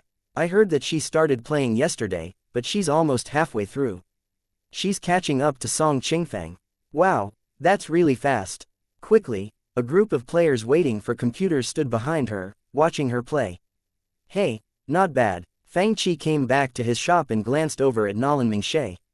You passed the plant lab already. Of course, Lan Yan said proudly. Something like this isn't a challenge for Ms. Nolan. Suddenly, a group of cultivators wearing white shirts and yellow robes appeared outside Fang Qi's shop. Xiao Yulv walked in the very front along with another slightly chubby middle-aged man who was wearing a gold robe. This middle-aged man's eyes narrowed into a line, but it couldn't hide his icy gaze. He placed his hands behind his back and took each step slowly. Yet, the cultivators behind him had to jog to not fall behind. Soon, they arrived outside the door. The middle-aged man glanced up at the sign and asked, Yulv, is this the shop that used the lightning technique to kick the three of you out yesterday? It is. Xiao Yulv looked happy. This middle-aged man's name was Shu Fuwei. Although they belonged to the same generation, Shu Fuwei cultivated earlier and had already reached level 1 of the Yuan River realm. Moreover, he was the head minister in Luyun Taoist Palace that was a part of the Wuwei Taoist Alliance. He possessed many powerful spiritual artifacts. Even the mayor had to be respectful towards him, let alone a small shop. He took out a light blue pearl from his brown pocket and said, the cultivator hidden in this shop is skilled in the lightning technique, but I have a lightning repellent bead. I can't believe that a commoner has the courage to bully you just because a cultivator has his back. Once I capture him, you can do whatever you want to him. Okay, Xiao Yulv spat, I'm going to make him pay for what he did. Then, Xiao Yulv turned around and said to the dozen or so cultivators from Luyun Taoist Palace, Junior brothers, guard the door, don't let him run away. Fang Qi quickly noticed the noise outside his shop. He watched as a short and chubby cultivator walked in with Xiao Yulv as well as a couple other cultivators wearing white shirts and yellow robes. The chubby cultivator glanced around the room and demanded, who's the owner? Fang Qi raised his eyebrows and looked at Xiao Yulv who was standing behind the chubby cultivator. You're here to cause trouble again. Again, the customers at the internet cafe all looked toward the door. They were shocked to see so many cultivators inside and outside the shop. There are so many cultivators. It was rare for common warriors to see a cultivator, let alone so many. Will the owner get in trouble? Liang Shi asked, a little worried. He got Shu Fuwei from the Luyun Taoist Palace to come. Song Qingfeng's expression was grim. It's troublesome all right. Shu Fuwei, is he a famous cultivator? Li Quan asked, confused. He's the head minister of Luyun Taoist Palace and a Yuan River realm cultivator. What do you think? Yuan River realm? Upon hearing these words, everyone in the shop gasped. Cultivators in the Yuan River realm were equivalent to master warriors on paper. However, their actual powers could be compared to ancestral warriors, if not more powerful. Because of that, the status of warriors who weren't in the ancestral warrior realm yet were significantly lower than that of the cultivators. It's best if they could teach him a lesson, then Ms. Nolan will be able to step up. Lan Yan fantasized evilly. Xiao Yulv laughed aloud. Today, senior brother Shu brought his lightning repellent bead to counter your lightning technique. Let's see how arrogant you are today. Then, he said to the 6 cultivators behind him, beat him up. Troublemakers detected. Lightning punishment activated. The cultivators beside Xiao Yulv barely emitted their spiritual lights before a white light flashed before their eyes. In a split second, the cultivators were thrown out, and their bodies were completely burned black. Junior brother Xiao, come here. I have the lightning repellent. Before Shu Fuwei could finish his sentence, they waved their hands and feet in the air as they jumped out of Fang Qi's shop. Liang Shi, that's the power of an ancestral warrior. Song Qingfeng, what did I just say? Lan Yan, freaking R**tards, Fang Qi cursed as he pointed at the cultivators outside his door. Get the hell away from my face. The cultivators outside immediately ran away. Everything's good. Fang Qi waved his hands. It's just a small situation. Ms. Nolan. Lan Yan's lips twitched as she said quietly, Shu Fuwei was kicked out. Yeah, I saw what happened. Chapter 35. One day, you will become a butterfly. Inside a unique-looking private room in the southern corner of the restaurant. The young man with the mustache took out a small, exquisite pipe from his inner pocket. He lit it up, and smoke immediately began to rise. He sucked on it and stared outside the window. Sitting across from him was a young man wearing a light blue robe. He had an unconstrained aura and was obviously more than just a commoner. "What are you looking at, Mr. Mew?" This cultivator treated this man with a mustache, who didn't look like a cultivator, with great respect.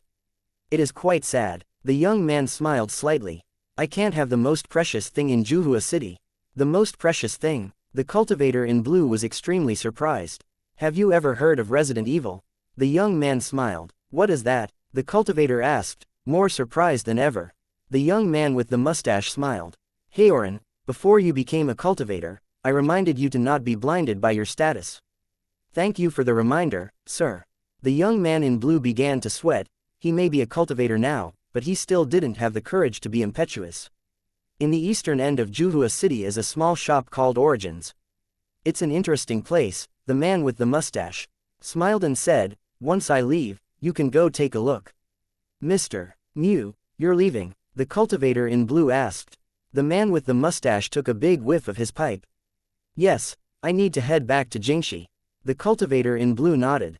"Sir, is this shop the same shop that kicked Xiaoyulv out?" "The shop that kicked Xiaoyulv out?" The man with the mustache smiled in amusement. Word got out already. Indeed, all the cultivators in Juhua City had heard about what happened yesterday. Apparently, Xiaoyulv led a bunch of people to cause trouble at that shop. Countless eyes, including the cultivators of Luyun Taoist Palace, watched as events unfolded. "I can't believe Xiaoyulv went with Shu Fuwei and got thrown out in less than 3 minutes. They're so useless." A fat man wearing a baggy blue robe discussed what happened with the others in the Wind and Moon Pavilion. "That Shu Fuwei brought his lightning repellent bead, but I heard it didn't even work. How can an entertainment shop owned by a commoner be so powerful?" A young man in black asked. "Entertainment?" the fat man in blue asked curiously. "I thought they sold novels." "Apparently, the novel is even better than Celestial Warrior.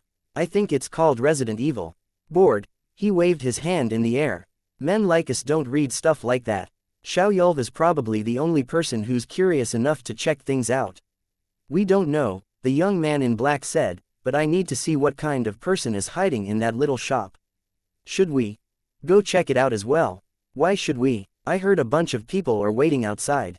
Xiaoyulv was kicked out yesterday for causing trouble. Are we going to go cause trouble as well?"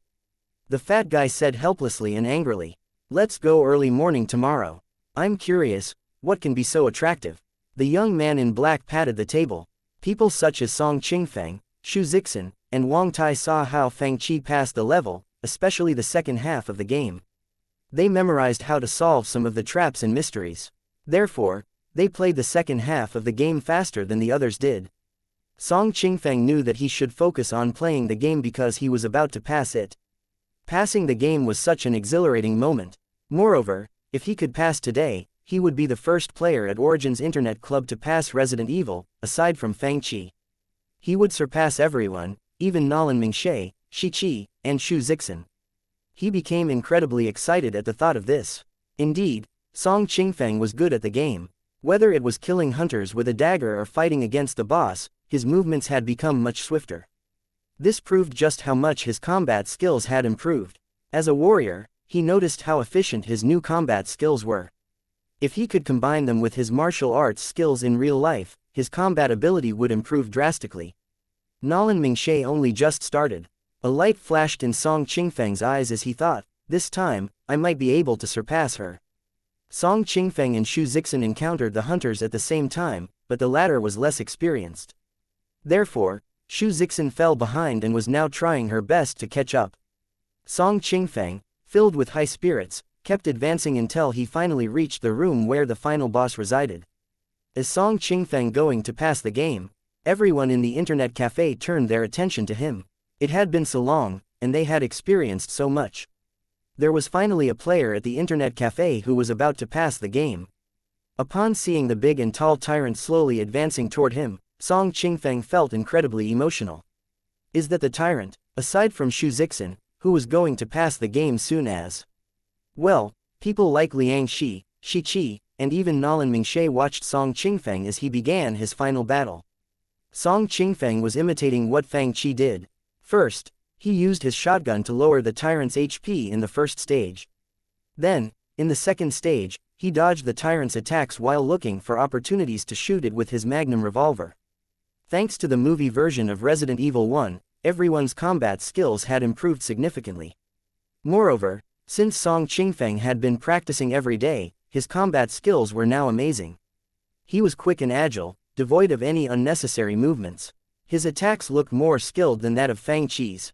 He's so good. Upon seeing Song Qingfeng's swift attacks, forcing the tyrant's health bar to slowly go down, the people around him began breathing nervously and rapidly. His shooting skills and combat techniques are much better than the owner's, right? A warrior laughed loudly. What? The owner plays as well? I've never seen him play. Confused, Nolan Mingshe asked. After all, people rarely saw Fang Qi play. The owner is the best at playing this game, he passed it a few days ago. Other players began discussing amongst themselves. The owner is also the first one to kill hunters with a dagger. If we didn't see him do it, we wouldn't think it was possible. The owner is the first one to think of ways to kill the final boss. He plays as well. Nolan Mingshe glanced over at Fang Qi, who was lying comfortably in his armchair. She frowned slightly. Ever since she came, she had never seen him play this game. To her surprise, he was a legend to the players here. First person to kill hunters with a dagger, first person to pass the game, record setter. These words proved that Fang Qi really did finish the game before anyone else did. Nolan Mingshe was confused. How did he pass the game so fast? He's about to pass the game. The others saw that Song Qingfeng had seriously injured the tyrant and the helicopter had arrived. As soon as the rocket launcher was thrown down, everything would be over. A lot of people had witnessed the power of the rocket launcher, and those who didn't see it had been informed by older players. Everyone knew that there was this weapon that was capable of exploding the tyrant into pieces. When the rocket launcher was thrown out of the helicopter, everyone looked at Song Qingfeng's screen with anticipation. In the game, Song Qingfeng's character had pulled the trigger. Swoop. As flames flared on the screen, the main character, Chris, left in the helicopter. Song Qingfeng felt like screaming in joy. I finally passed the game. Song Qingfeng stood up from his seat. He waved his fists in the air while staring at the screen. The story had finally ended, but he will forever remember and reminisce this thrilling and unforgettable experience. He thought back at what he had been through over the past few days, the excitement of getting new weapons, the exhilaration of defeating strong enemies, the happiness of discussing the plot with friends, the gratefulness he felt when he was saved by his teammates, and the hardships he experienced when faced with these mysterious events. He felt like a small caterpillar that lived in a weird world. He had smelled the scent of flowers, seen rainbows, and been through thick and thin. Finally, he spun into a cocoon and one day became a butterfly that went on to live a fulfilled and glorious life. When he finally finished the game, he was so moved that he felt like crying. You have reached your time limit for today, please come again tomorrow. He looked around and glanced at his audience, who had surrounded him. This scene was forever remembered by them, they were all witnesses to what just happened. In the future, when Origins Internet Club had more than just Resident Evil 1 and this game got popular around the world, Song Qingfeng thought back to when he first played.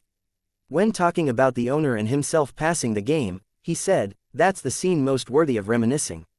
Cheers and applauses suddenly sounded in the Internet Cafe. Chapter 36. Internet Cafe Upgrade. The truth was, aside from Xiao Yul, countless cultivators had come to feel Fang Qi's shop out. However, every single one of them was thrown out with their bodies scorched by lightning. Nothing like this had ever happened in Juhua City, and never had so many cultivators gathered at one place. Moreover, no one had ever heard or seen groups and groups of cultivators running away from a shop with their bodies scorched black. This scene became a marvelous spectacle in Juhua City. Because of this, more people began visiting Fang Qi's shop. Fang Qi, however, was calm enough to casually lay in his armchair while yelling, "Line up, line up. Those who don't line up will be treated as troublemakers. People after that person should go home. You won't be able to play today." The blacksmith's shop next door was different from Fang Qi's little shop. There were many equipment, appliances, and even random items such as ores and metals in the storage. All in all, the size of the shop was a couple times bigger than Fang Qi's shop. That was also why Fang Qi wanted this shop in the first place.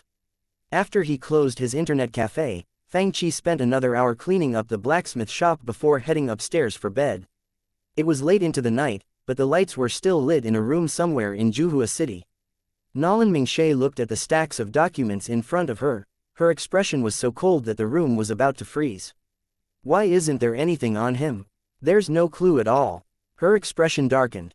I've never seen those weird lightning strikes from any cultivation sects. What is the identity of that cultivator or those cultivators behind him?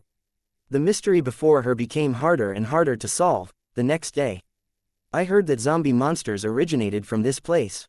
Apparently, they're really scary. Before Fang Chi's shop even opened, a group of a dozen people huddled in front of it. They were all wearing Lingyun Academy uniforms. These people were students of the Lingyun Academy, and they had recently heard about the zombies at school. After investigation, they found out that zombies came from something called a movie, which one could see at this little shop. Therefore, they decided to come and check it out. Guo Shang was a student from the Heaven House, home to the most powerful students of the Lingyun Academy. Some of them were even stronger than the teachers. It's scary. Go ahead and try me. He was obviously unconvinced. He had just come back from a trip and heard about this place right away. After a few invitations, he decided to tag along. Fang Chi woke up extremely early this morning. After the upgrade, he was curious as to what his internet cafe looked like. He quickly got ready and went downstairs. When he got to the first floor, he immediately saw the difference. Rows and rows of heavy computer desks made of stone extended to the end of the room. Beside the door was a giant reception desk, and behind that desk was his small blackboard. Everyone would be able to see the information on the blackboard as soon as they walked in. The reception desk was on the very left of the internet cafe. On the left wall were cabinets and something that Fang Chi was familiar with. Is that a fridge? The arrangements and decorations weren't flashy. The combination of wood and stone gave this place a natural and down-to-earth feeling. The wall facing the street was made of glass. If Fang Chi opened the curtains, the people outside would be able to see everything going on inside. The shop was enclosed. There was a vent on the ceiling, which ensured the flow of fresh air. Most of the time, the curtains were down. Internet cafes couldn't be too bright, or else the screen would reflect light. The source of light mainly came from the round, gem-like lights on the ceilings. The lights were soft and gentle to the eyes.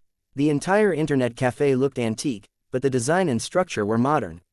Overall, this shop's features were different from all the other shops in this world. Fang Chi glanced outside his door and then back at his internet cafe. The inside of his shop seemed like a different world from the outside.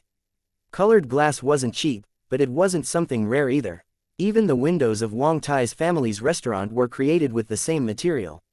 However, it was a first for a shop in this world to make an entire wall with colored glass. Fang Chi counted. There were 52 computers in total. It was obvious that this was the most his system could give him. The rest of the space had seats, giving potential waiting customers places to rest. The students from the Lingyun Academy carefully knocked on the glass wall. Isn't the owner afraid that someone will accidentally break the glass? Suddenly, the doors opened. It was 7:30 a.m. Whenever his internet cafe got new things, Fang Chi would instinctively wake up earlier. Today was no different. He now had 52 computers. Since there were many people who were turned away due to the limited seats, he assumed that there would be plenty of customers today. If he had as many customers today as he did yesterday, perhaps he would be able to finish his task. He was surprised upon seeing the group of people in front of his shop. You sure are early. You're the owner of this shop. Guo Shang came in and looked around. He noticed that it was dark inside the shop, so his hand cautiously grasped the handle of the long sword on his back. Are there really monsters in here? Sir, a long-faced young man asked, do you have Resident Evil? I do. Fang Chi pointed at the little blackboard. It's 3 crystals for the movie, 5 crystals for the game. Also, it costs 2 crystals an hour to use the computers. That's so expensive. The long-faced young man was speechless. Is it? Fang Chi replied with a question of his own. Forget it. This young man placed 5 crystals on the table and said, let me try the cheapest one first. Soon, with the help of Fang Chi, he began watching the movie version of Resident Evil 1. This is really weird. Guo Shang looked left and right. Is there something inside this item? Why do you need to wear this? Is it worth a lot? The others surrounded this young man and asked, how is it? Did you see that zombie thingy? What? The monsters are in these small eye masks. Guo Shang pulled his sword out in surprise. Let me chop them apart. Stop, senior brother Guo. They all heard that Xiao Yulv was thrown out yesterday, so they quickly stopped him. Senior brother Guo, don't do that. Guo Shang was immediately confused. Didn't you ask me to come and help you? Why are you stopping me? The other students looked embarrassed. It's our fault for not explaining things clearly. This is something new, it's a novel you can watch. Apparently, it's really magical. The zombies are the monsters inside the novel, we didn't ask you to come fight for us. The long-faced young man chimed in. He's right, I suggested that we come watch the apparently horrifying novel. How old are you? 3. Why would I watch something like that? Guo Shang spat in disdain. Will the monsters jump out of the book and bite you? Apparently, they can. Another young man said mysteriously. Brother Yu, how's it going? It's amazing. Yu Kuei, who was watching the Resident Evil 1 movie version, exclaimed, I feel like I'm in another world. I can't touch anything, but I can see exactly what they're doing. It really is a watchable novel. It's called a movie. Fang Qi rolled his eyes. Right, movie. Is it that amazing? Guo Shang became even more confused. No matter how he observed it, it was just an eye mask. No matter how weird it looked, it was still an eye mask. Moreover, he had no idea what the screen in front of him did. Come on, let's try it. The others couldn't wait any longer. Yu Kuei said, Senior brother Guo, just try. It is on me today. Then, he added, this is amazing. I heard that the line was so long yesterday, and some people didn't even get to watch it. I can't ask you to pay. Guo Shang laughed. If it's really that magical, then I'll go crazy with you brats for once and pay 5 crystals to try it out. After paying, the group began watching the movie. Soon, they were at the opening scene. Chapter 37. Diablo and Special Sprite. Quite a few people came to the shop today, they were all students of the Lingyun Academy, here to watch Resident Evil 1 movie version. Confused, Fang Qi muttered to himself, why are there so many people? Just then, Fang Qi noticed that he had completed his task. Task. Sell 50 tickets for Resident Evil 1 movie version completed. Task reward. Diablo 2 Virtual Reality Remake Act 1 and Act 2. At the same time, he received a new task. New Task 1. Total Diablo 2 playtime reaches 1000 hours. Task reward. The Legend of Sword and Fairy 1. System reward. The Internet Café meets the system's requirements. 200 bottles of Sprite will be provided as a special bonus. Note: each bottle costs 3 crystals, and each person can buy 1 bottle a day. It cannot be taken outside the shop nor is it transferable between customers. Sprite. Fang Qi looked around in confusion. Where's the Sprite? Suddenly, he saw the fridge in the corner. There is Sprite in the fridge. He quickly opened the fridge, and as expected, he saw many bottles of Sprite. The problem was, this world was filled with all sorts of spiritual items. The spiritual wine Fang Qi drank last time could even improve his warrior qi, so what could Sprite do? Curious, Fang Qi asked, System, will my strength grow after drinking this? No, the system replied. Fang Qi became even more confused, will it improve my skills? That's not Sprite you are talking about. Fang Qi was speechless. Then what can it do? It can't be regular Sprite, right? It cost 3 crystals a bottle. You should try, host. Try. Fang Qi had no choice but to pick up a bottle of Sprite. As soon as he did, the system said, please pay. Fang Qi was dumbfounded. Even I have to pay. To stop you, the host, from keeping the Sprite, you have to pay as well. Fuck. Fang Qi said in disdain, before I came to this world, I drank all sorts of Sprite. What is this? Well-aged Sprite from 1982. It's just Sprite, why would I pocket it? Unconvinced, Fang Qi opened a bottle and took a sip. Then, his eyes opened wide in surprise. As soon as the Sprite entered his mouth, he felt the lemony sweetness stimulate his taste buds. At the same time, he felt countless bubbles dancing on the tip of his tongue, giving him ultimate pleasure. After he swallowed, he felt a nice and cool feeling shoot right to his organs. They were in the middle of summer, so even the mornings were hot and dry. However, this sip of Sprite instantly made him feel cooler than ever. This is awesome, the Sprite tastes so good. It was Sprite, but Fang Qi's never had anything as good as this. The system made this Sprite. What's so special with it? Isn't it the same? Fang Qi pouted. Of course, it is not, the system said, the sprite is made of mineral water from under the snowy mountains, which had been tempered by thousand-year-old volcanic rock. It circulated for hundreds of years and was eventually melted and filtered. It's cold spring water from volcanic rocks. Fang Qi was dumbfounded, but he replied, so, the water is better. The honey is produced by bees that collect pollen from a kind of spiritual flower called the ice heart flower. It can help with concentration and staying calm. Fang Qi's face was filled with shock. What about lemons? What could you have done with the lemons? The lemons are picked from the best lemon strains that had been through hundreds of years of cultivation. Through strict temperature and light control, the system created the best lemons. What about the carbonation? By using an advanced future machine called high-efficiency silent compressor and radiator. Forget it, Fang Qi was at a loss for words. You make the sprite sound so awesome, but how can you charge so much for Diablo 2? 8 crystals just to play the first act? The system replied calmly, Diablo 2, Virtual Reality Remake uses one of the most classic games in your previous life, Diablo 2, as a template. It combines virtual reality technology that is a century more advanced than the one in your previous life with the magic and combat skills of the Western fantasy world. At the same time, the system restored the rune technology and the unique items. Dumbstruck, Fang Qi stuck out his thumb and replied, you rule. Suddenly, a fatty in blue walked into the shop. His name was Xianxia, one of the most powerful men of the younger generation in Juhua City.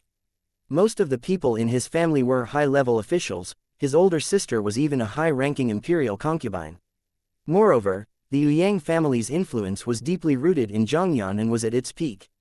Today, this high-status fatty came to an area in the eastern part of Juhua City where the ordinary people lived. In the past, something like this would be unimaginable. But now, he walked into the shop with an unhappy expression on his face. And Cheng and Bu Che said that we are meeting here this morning. I can't believe that they would fucking stand me up. At this time, Fang Qi was sitting in front of a computer by the door, ready to play Diablo 2. Sir, Xianxia shouted, I heard that you sell novels here. Let me see what you have. Novels. Fang Qi rolled his eyes. I don't sell novels. Then what are you selling? Xianxia waved his arm. I don't care what you're selling, give me whatever is best. Fang Qi pointed at the blackboard. Take a look for yourself. Xianxia's gaze landed where Fang Qi was pointing. Game. Diablo 2, Virtual Reality Remake, Act 1, 8 crystals. Resident Evil 1, Virtual Reality Remake, 5 crystals.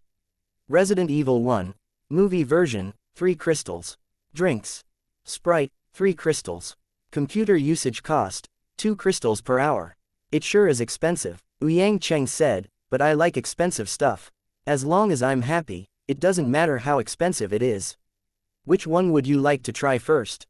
Fang Qi asked. The most expensive one. Xianxia immediately chose Diablo 2. He pointed at the blackboard.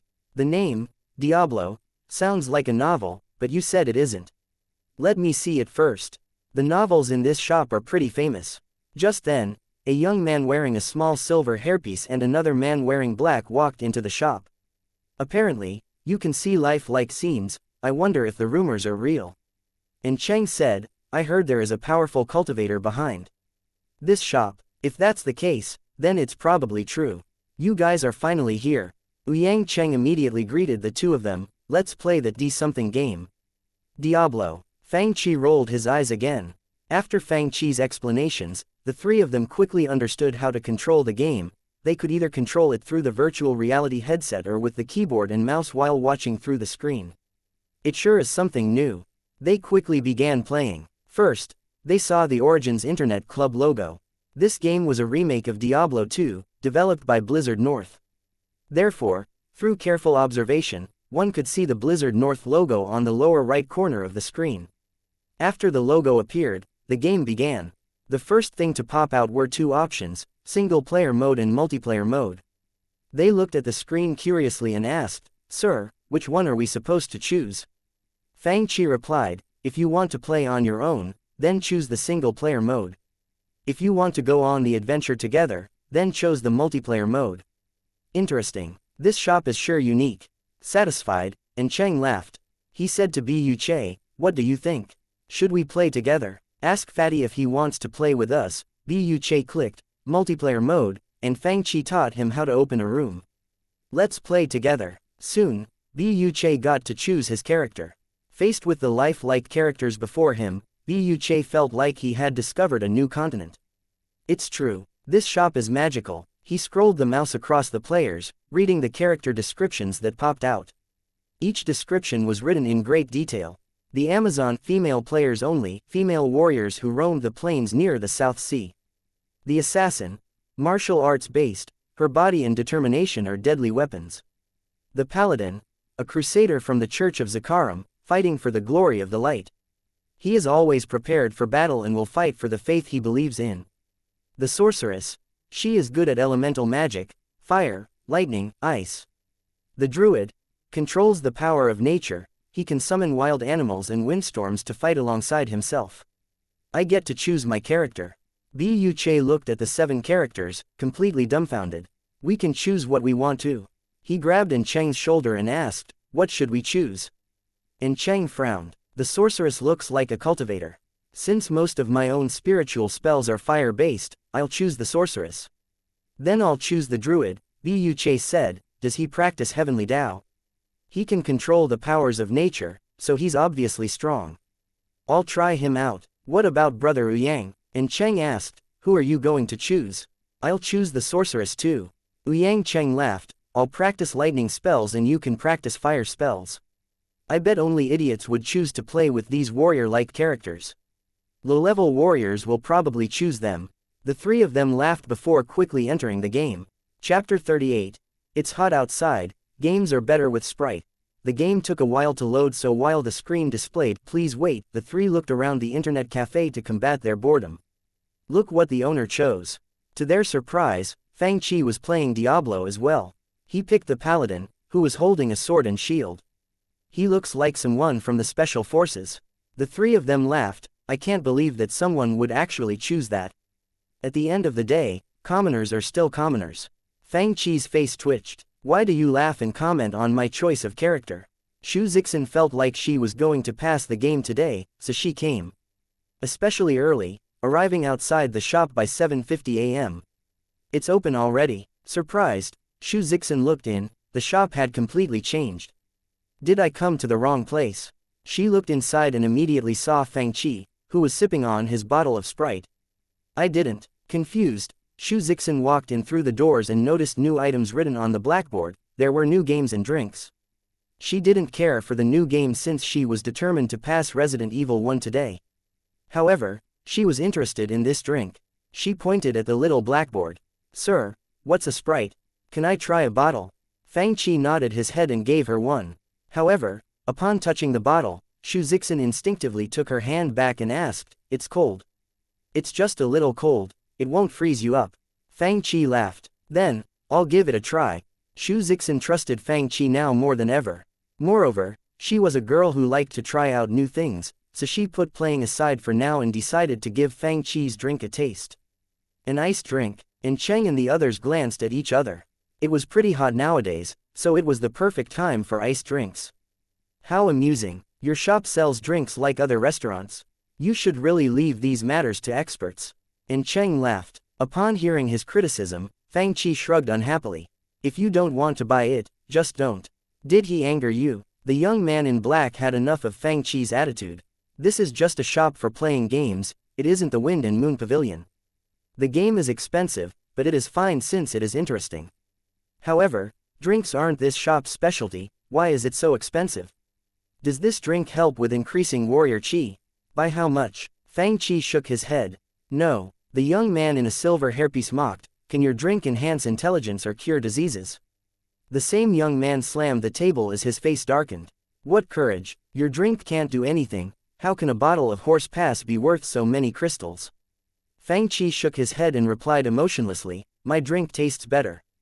How good can it be? Is it better than the Wind and Moon Pavilion's Yulu wine? Bu Che asked with disdain. And Cheng removed a jade-like wine calabash from his waist and asked, exactly, can it compare to my Yulu wine? Hey, Ouyang Cheng, the fatty in blue, licked his dry lips. Brother N, you still have Yulu wine with you. That's a specialty wine from the Wind and Moon Pavilion. Brother N, can I also have a sip? Bu Che asked. Of course. The young man with the small silver hairpiece glanced in Fang Chi's direction. Sure, this shop is interesting, but 3 crystals for a drink. This angered him, and he looked at Fang Qi as if Fang Qi was someone who had never seen anything good. Would you like to try this wine? You can then compare it with your own drink and see if you have the audacity to continue selling yours for 3 crystals a bottle. During this time, Shu Zixin had taken a sip of Sprite with a straw. As soon as the drink entered her mouth, her facial expression changed drastically. How is it? I told you so. And Cheng sneered, you're from the Shu family, aren't you? The Shu family is full of brave warriors who defend our borders. You're from a famous family, don't you think it's embarrassing to drink something like this? No, Shu Zixin's pretty eyes narrowed into slits, she had never had anything as good as this. The sweet sensation glided down her throat, and countless bubbles danced on her tongue as if the thousands of taste buds had opened at the same time and magnified the sensation. She could clearly taste how different this drink was compared to anything else she drank before. After her first sip, she felt like she had taken a cold shower on a hot day. Her entire body, even her pores, felt a blast of chills. This is amazing. Shu Zixin's face lit up with happiness as she exclaimed. Amazing. The guys were confused and slapped the table. You're a girl of status, why are you helping the owner trick us? And Cheng sneered, don't you dare trick me, or else your entire family will suffer from the consequences. Why would the owner trick you? Song Qingfeng and the others walked into the shop. The owner makes hundreds of crystals every day, why would he be interested in tricking 3 crystals out of you? Those 3 guys were immediately at a loss for words. Song Qingfeng took out some crystals and placed them onto the table. It's rare for this shop to have something new like this, give us 1 bottle each. Sure. Fang Qi immediately handed Song Qingfeng, Lin Xiao, and Shu Luo each a bottle of Sprite. Lin Xiao held the bottle in his hand. Hey, it's made of glass, how interesting. Then, the 3 of them each took a sip. Almost immediately, a fresh feeling entered their throats and spread to their limbs. They even felt like their pores were emitting a refreshing coolness. Lin Xiao's face was lit with pleasure as he looked at the Sprite bottle in his hand. This drink is fucking amazing. I feel refreshed with just 1 sip. It's so good, I felt like I just took a bath in an ice spring on this hot day. Shu Luo couldn't help but take another sip. This drink is so magical. I feel like there are hundreds of thousands of bubbles popping in my mouth. Song Qingfeng's face lit up with surprise as he gave Fang Qi a thumbs up. This drink is amazing, it's exhilarating. Does it taste better than Yulu wine? Ouyang Cheng, and Bu Che asked. No matter how much disdain Cheng and the others felt toward Fang Qi's drink, they were still wavered by Song Qingfeng, Shu Luo, and Lin Xiao's expressions. Do you think that I've never had Yulu wine before? Song Qingfeng looked at them with contempt. Compared to Sprite, Yulu wine is no better than Horse Pass. Horse Pass, Horse Pass. Instantly enraged, and Cheng slammed his table and said, the Yulu wine I brought is a specialty wine from the Wind and Moon Pavilion. 1 sip is equivalent to 10 days of cultivation. The taste is the best in Juhua City, even the emperor praised this wine when he visited. It's just 3 crystals, why don't you try and find out if it's good or not yourselves? Song Qingfeng mocked, can't the 3 of you afford to pay a couple of crystals? Ouyang Cheng threw 9 crystals at Fang Qi and said, then we'll try it. If we're satisfied by the taste, we will disregard its price.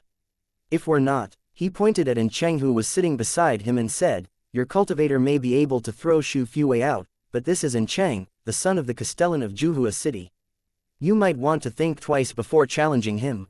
Fang Qi, on the other hand, handed 3 bottles of Sprite to them with no emotions on his face. As soon as Cheng took a sip, he felt the refreshing sweetness combined with the scent of lemon bursting in his mouth. Numerous bubbles danced on his tongue, stimulating the taste buds in his mouth as well as every nerve in his body. He was completely dumbfounded. It's just a small shop by the side of the road, how can this drink taste so good? It feels magical. The Yulu wine's recipe was created by Master Yu after years of research. It was made with 1,000-year-old spiritual flowers and a dozen spiritual herbs. I bet this drink is made from regular river water. Fang Qi looked at them in disdain. Sprite is made from mineral water from under the snowy mountains, which had been tempered by 1,000-year-old volcanic rocks. It circulated for hundreds of years and was eventually melted and filtered. It's cold spring water from volcanic rocks. The sweetness, confused, Ouyang Cheng looked at the Sprite in his hand and said, is it honey? Aside from the 1,000-year-old tea honey that the Wind and Moon Pavilion provides. Fang interrupted him. The honey is produced from the pollen of a spiritual flower called the Ice Heart flower. It can help you calm down. The non-stop bubbles in your mouths are created with an advanced future machine called the high-efficiency silent compressor. This spiritual artifact is especially made to compress and inject the drink with bubbles. Everyone was shocked speechless from listening to how delicately the drinks at the internet cafe were made. Soon, the three of them finished their drinks. Xianxia took out 9 crystals and said, "Give us each another bottle." "I'm sorry." Fang took a sip of his Sprite and returned to his seat. "Each person can only buy 1 bottle a day." What? They wanted to enjoy the Sprite more, but he wasn't going to sell them any. The three of them were furious, and Cheng walked up, grabbing Fang by the collar.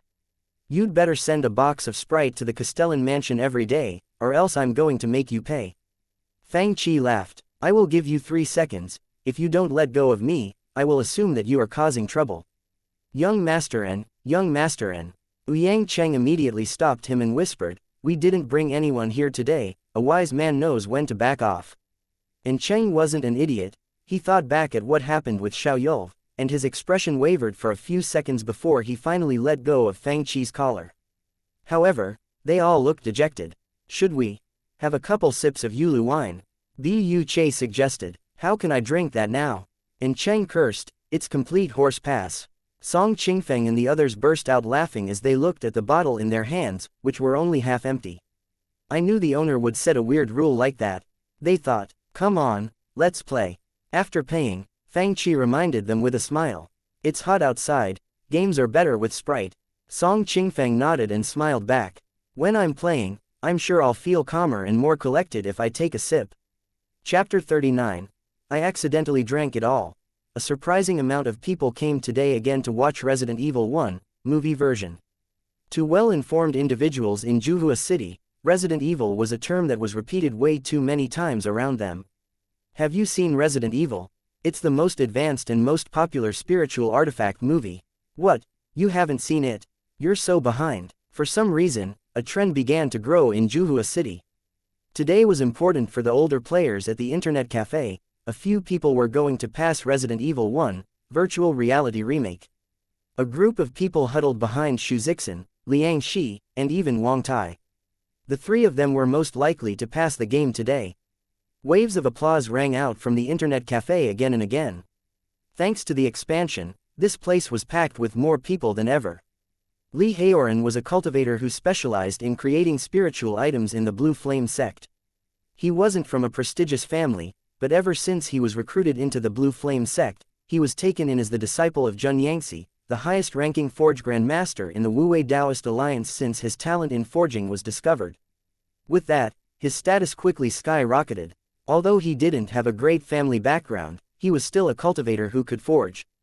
Therefore, he received special treatment no matter where he went in Dajin. Right now, he was the advanced forge master. At the Blue Flame Pavilion, the best spiritual artifact shop in Juhua City. I can't believe that Mr. Mew would ask me to come and check out a shop in the commoner region of the city. Li Haoran's status was so high that he had never been to this remote commoner region of the city. Aside from people like Song Qingfeng who were new to the city, the others who had relatively high statuses wouldn't set a foot into an area like this. But, since this shop was capable of kicking Xiaoyou and Xu Fuwei out, then it's probably more complicated than it seems. He rubbed his chin and walked up to Origin's Internet Club. He looked up. Wait, this shop isn't small at all. He could clearly see many people through the glass wall. There were ordinary warriors, but they were all pretty strong. The rest of the people were almost all of noble status. What surprised him the most was that even Xianxia, and Cheng, and Bu Che, the top-tier young masters of the city, were in there. That's a first. Li Haoran was completely speechless. After he entered, he was just about to go up to the three of them when he heard them shout. "Brothers, help me, or else I'm going to die. Use your inferno. Fire bolts are too weak. Why does your charged bolt keep missing? Stand closer, closer. The charged bolt keeps moving left and right, I can't do anything about it. Hurry up, Blood Raven is about to die." Li Haoran glanced at their screens and saw the three of them being followed by a giant herd of zombies. They were jumping up and down as a monster wearing a set of red armor attacked them. Then, The monster exploded. It exploded. The screen was lit up by gold lights. Gold item. Their eyes shone. Light crossbow. Suddenly, the air around them froze, and everything became horrifically quiet. They looked at each other. Out of the three of them, two were sorceresses and one was a druid. After a while, someone finally opened their mouth and asked, "Does anyone want this item? I'm going to go hand in my quest." Liang Cheng immediately opened a portal and ran off. "I think my items are broken." And Cheng said awkwardly, "Allow me to go back and fix it." Bu Che, put away the rewards first and identify them, maybe we can sell them for a lot of money. Bu Che was left speechless. Confused, Li Haoran patted their seats and asked, "What are the three of you doing?" "Brother Li." Upon hearing his voice, the three of them turned around and saw Li Haoran. Their eyes lit up. "Why are you here?" Li Haoran touched his chin. "I heard this place was interesting, so I came to check it out." "It's so much more than that." And Cheng immediately pulled Li Haoran down. "Let's go, let's kill monsters and get items together." "Get items?" Li Haoran questioned unhappily. "Are these items better than the ones at the Blue Flame Pavilion?" As an outstanding forge master, whose master was the most famous forge grand master in the Wu-Wei Taoist alliance, he despised using others' spiritual artifacts. "It's just a spiritual artifact." Before he finished speaking, the others helped him enter the game and choose a class. Then, he was dumbstruck. "This is a spiritual artifact." And Cheng and the others quickly handed him a couple of blue items. "How are these items made?" He looked at the gear in his hands in shock. Short staff. 2 hand damage, 1 to 5. Durability. 20/20. +2 to ice bolt, sorceress only, +2 to charged bolt, sorceress only. Plus 50% damage to undead. As soon as he laid hands on the short staff, he had a feeling that he could use 2 unique spiritual spells even though he didn't know what they were specifically. He also received a pair of self-healing leather gloves. Self-healing. These special features could only be seen on super powerful spiritual artifacts, but the three of them gave it to him just like that. How in the world were these spiritual artifacts made? Li Haoran observed the items in his hands. He felt like these items were created by a unique forging technology unknown to him. The system had used rune technology to create these items, so it was natural for him to be confused by them. Although Li Haoran was a little confused, he had a feeling that the items in his hands were extremely powerful. Aside from him, Song Qingfeng and other players who just began playing Diablo 2 felt the same way. Items appear after killing monsters. Skills can be learned by simply putting points into the skill tree. Items can give them powerful attributes. Surprises were around every corner, and all the players' eyes lit up upon realizing the magic of this world. In a corner of the internet cafe, Lan Yan casually took a sip of the Sprite, and her face was filled with satisfaction. "It's delicious, Ms. Nolan. How can there be something this tasty in this world?" Nolan Mingshe took a giant swig of Sprite with no expression on her face. "I tried everything I could over the past few days, but I still don't know who is behind this shop. Before we find out, we shouldn't drink these things, just in case they pose a threat to us. But it's really good." Lan Yan squinted her eyes as she sipped happily on her straw. "Anyways, we have to be careful." Suddenly Nolan Mingshe felt like she was sucking in air. Only then did she look down at her bottle and froze for a second. "Oh, I finished it all." Chapter 40. Play safely and peacefully at the Internet Café. The different powers within the country of Dajin were intricate and complicated.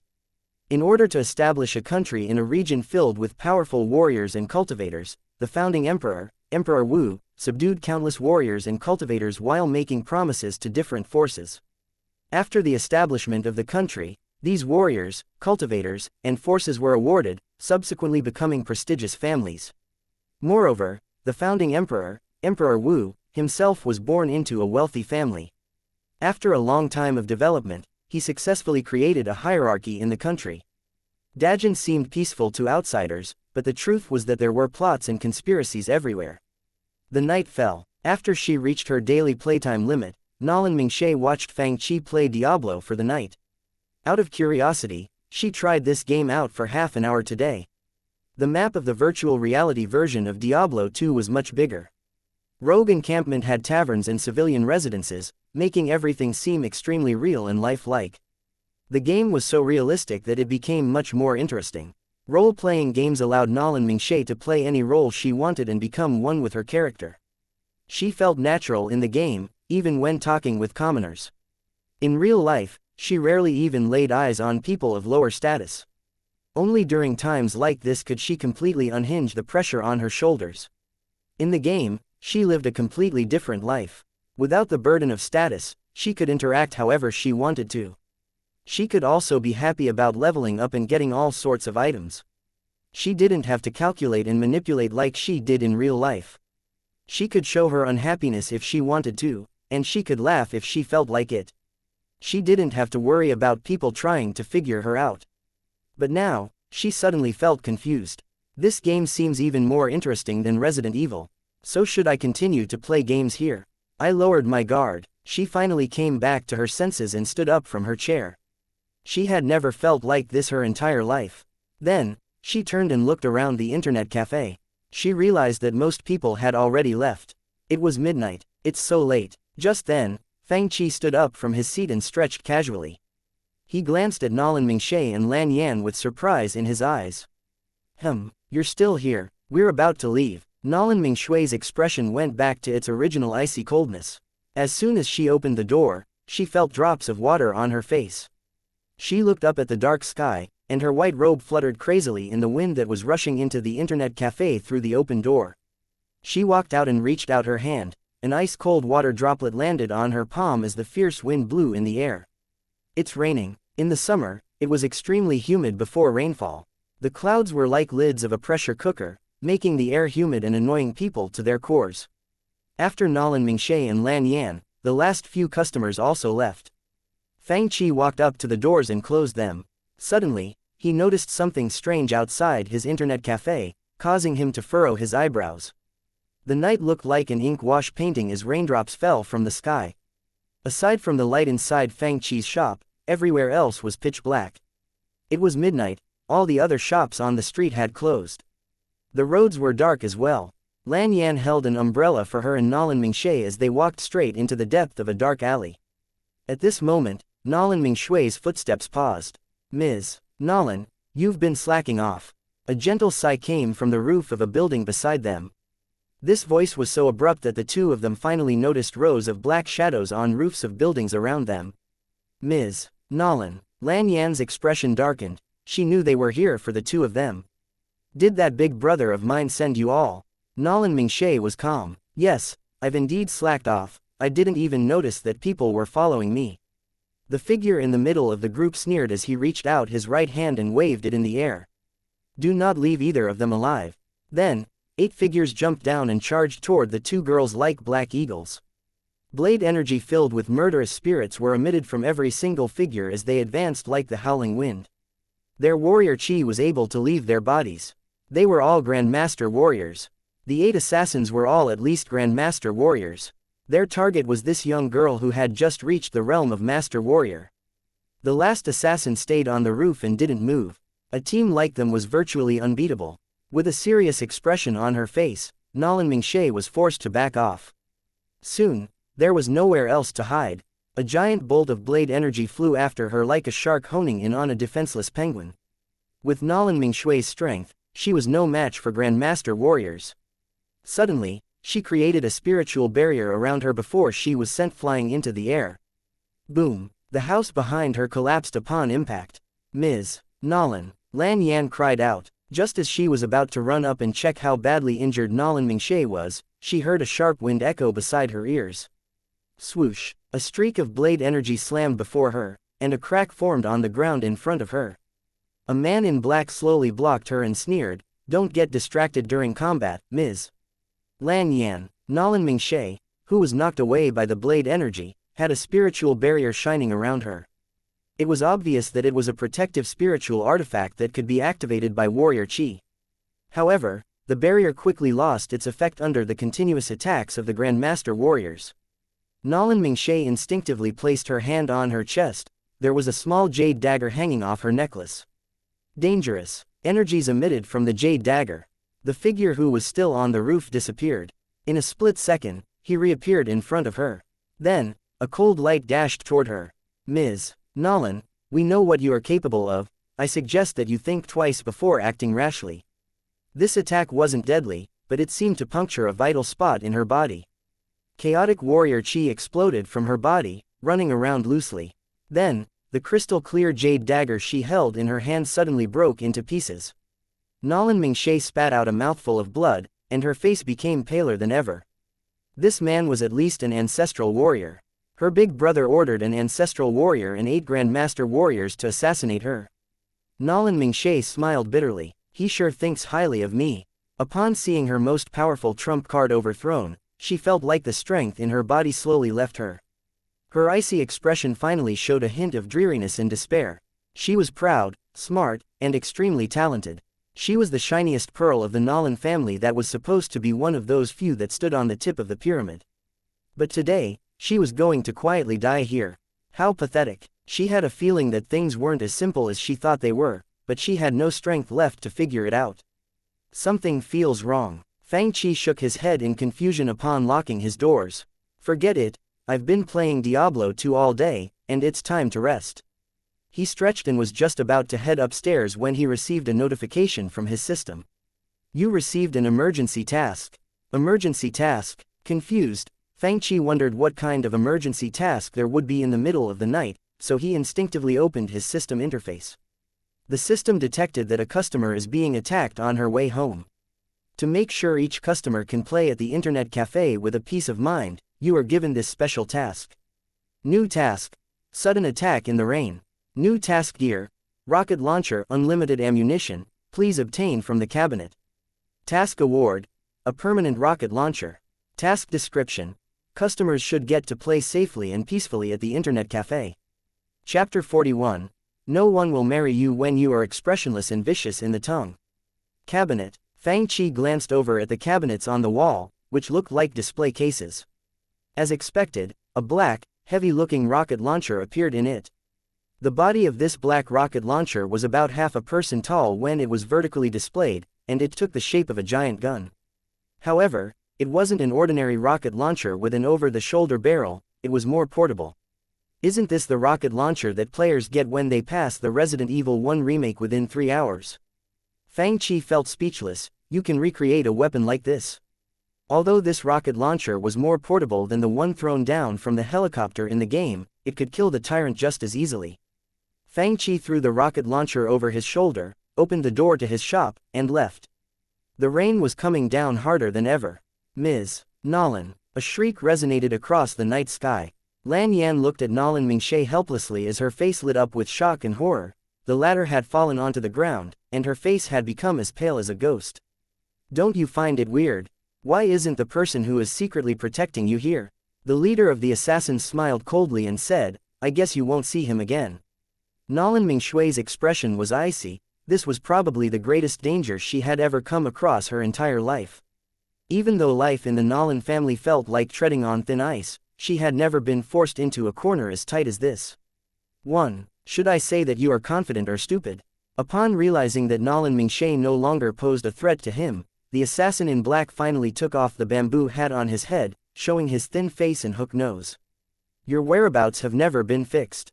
You always conduct a thorough investigation of wherever you go, and my young master never even got a chance to kill you, no matter how hard he tried. The young master asked me to thank the owner of that shop.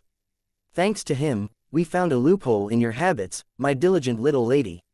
Impressive. This assassin's expression became murderous as he slowly raised the dagger in his hand. Too bad you'll never have the chance to hear me thanking him. Nolan Mingshay slowly closed her eyes. She blamed herself for being so reckless during a dangerous time like this. She sighed as she was now on the edge of a cliff. No matter how smart and calm she was, she couldn't find a way to save herself. How ironic, she thought. The tip of the dagger, mixed in with the fierce wind, came slamming down on her like a streak of white light, and it was so bright that she was almost blinded. She could feel a blast of icy energy approaching her. Perhaps in the next second, she would be torn up by that energy. However, in the next second, she heard a crisp metal collision sound. Tink. The iciness suddenly disappeared. She opened her eyes and saw a thick, black barrel steadily blocking that shiny dagger. Someone saved her from the hands of death while her life was hanging by a thread. She had no idea who would save her at a time like this. No one, not even the city guards, would come to the secluded and quiet civilian district at a time like this, especially in this rain. Who could it be? Mr. Fang. Chi. Flabbergasted, Lan Yan looked at the man who stopped the dagger in amazement. How could it be? Why would Fang Chi come here at a time like this? She didn't understand why he would come, but he was standing before them. Who is it? Nolan Ji froze and squinted at the man who stopped him from killing Nolan Mingshe. Did I not hear him because of the sound of the rain?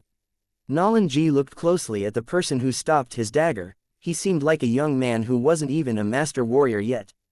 Perhaps he was outstanding compared to the other young men of his age, but he was no more than an ant in front of an ancestral warrior like him. Just now, Nolan Ji didn't use much strength since he was trying to kill a woman who didn't even have the strength left in her to resist. Fang Chi. Lan Yan looked at Fang Chi as if he was their last chance at survival. She grabbed his arm and cried helplessly, "Mr. Fang, please save Ms. Nolan." She regretted not stopping Nolan Mingshe from going to Fang Chi's shop. Now, they had completely fallen into their enemy's trap. Even Nolan Mingshui's last hidden cards had been uncovered. She really didn't know how they could escape from this calamity. Lan Yan wasn't that talented, so she felt like her death wouldn't make too much of a difference. However, a person as talented as Nolan Mingshe shouldn't die here so powerlessly. Isn't that what I'm here for? With a smile, Fang Chi looked at Nolan Ji and said, "Let's talk about this. Can you pick another time to murder someone?" Fang Chi then pointed at Nolan Mingshe and said in all seriousness, "If words got out that someone died because she played too late at my shop, I'm going to be humiliated, aren't I?" Oh, Nolan Ji froze for a second before quickly realizing what was happening. Then, he laughed arrogantly, "So, you're the owner of that little shop?" "Yup." Fang Chi nodded with no expression on his face. "I thought you were going to thank me. Can you do me this favor?" "Do you a favor?" Nolan Ji's face twisted as if he had just heard the funniest joke in the world. "Who do you think you are? How dare you ask me for a favor? The way you went back on your words so easily sure is annoying." Fang Chi shrugged and said casually, "But since my shop operates until this hour, I have to ensure the safety of my customers." Nolan Mingshe sighed quietly. She never thought that Fang Chi would be the one to come to her rescue. Although she knew Fang Chi's powers, he was faced against an ancestral warrior. No matter how strong he was still a 16-year-old kid. Was he capable of defeating Grandmaster warriors and ancestral warriors? "Thank you, but you're not Chris from Resident Evil, nor are you the main characters in Diablo. Please don't overestimate yourself. If you don't act rationally, you're going to die with me." She sat on the ground weakly and said in calmness. "Ms. Expressionless, no one will marry you if you keep up that vicious tongue of yours," Fang Chi said in all earnestness. "Although this is my first time engaging in real-life combat, can you have some faith in me?" Ms. Expressionless. Lan Yan's giant eyes blinked as she thought, did he just say that this is his first time engaging in real-life combat? If that is the case, who would have faith in you? Lan Yan felt like crying. Nolan Mingshe froze as well. Did he just call me, Ms. Expressionless? Fang Chi removed the rocket launcher from his back and waved his hand at Lan Yan, gesturing her to retreat with Nolan Mingshe. Kill him. With Nolan Ji's command, the 8 assassins charged at Fang Chi all at once. These 8 assassins were of the same team and had been through strict training. Therefore, they were extremely well organized. Fang Chi pulled his trigger. A rocket dashed out the barrel, letting out a long flame tail. What in the world is that? The assassin in the middle saw the flames and quickly protected himself with his sword. A violent explosion shook the entire road they were on. Out of the 8 powerful Grandmaster warriors, 4 of them were instantly engulfed by the flames. Nothing is impossible with a blast of my rocket launcher. Fang Chi smiled as he aimed, pulled the trigger, and shot out another rocket. If there is, I'll just shoot another rocket. The remaining assassins who had been injured by the previous blast were immediately blown away. At that very second, Lan Yan's brain went blank while Nolan Mingshe froze. Rocket launcher. Lan Yan exclaimed, wasn't that thing just made up for Resident Evil? Did she just see the weapon from Resident Evil in real life? It seemed like the exact same rocket launcher. How is this possible? I told you these things could be created, Fang Chi replied calmly. He wondered what Lan Yan's face would look like if he told her that he injected himself with the T-virus. Fang Chi lifted up his rocket launcher again, aiming at Nolan Ji. Now, you're the only one left. Lan Yan and Nolan Mingshe stared at Fang Chi, both at a loss for words. Chapter 42. Generally speaking, aces can send him flying. So, you're this arrogant because you have a strong spiritual artifact in your hands. Nolan G burst out in rabid laughter as he drew out the longsword by his waist. As his sword shook, the rain around him was crushed into tiny pieces, and the wind then blew the tiny mists into the sky. Do you think an ant can kill the elephant just because it has a spear? Nolan G placed his sword in front of his chest and stood in horse stance 1, preparing for battle. The air around them suddenly became stickier than ever, and the entire street seemed to be pinned under an invisible mountain. Even the howling wind quieted down. At that moment, the entire street fell silent.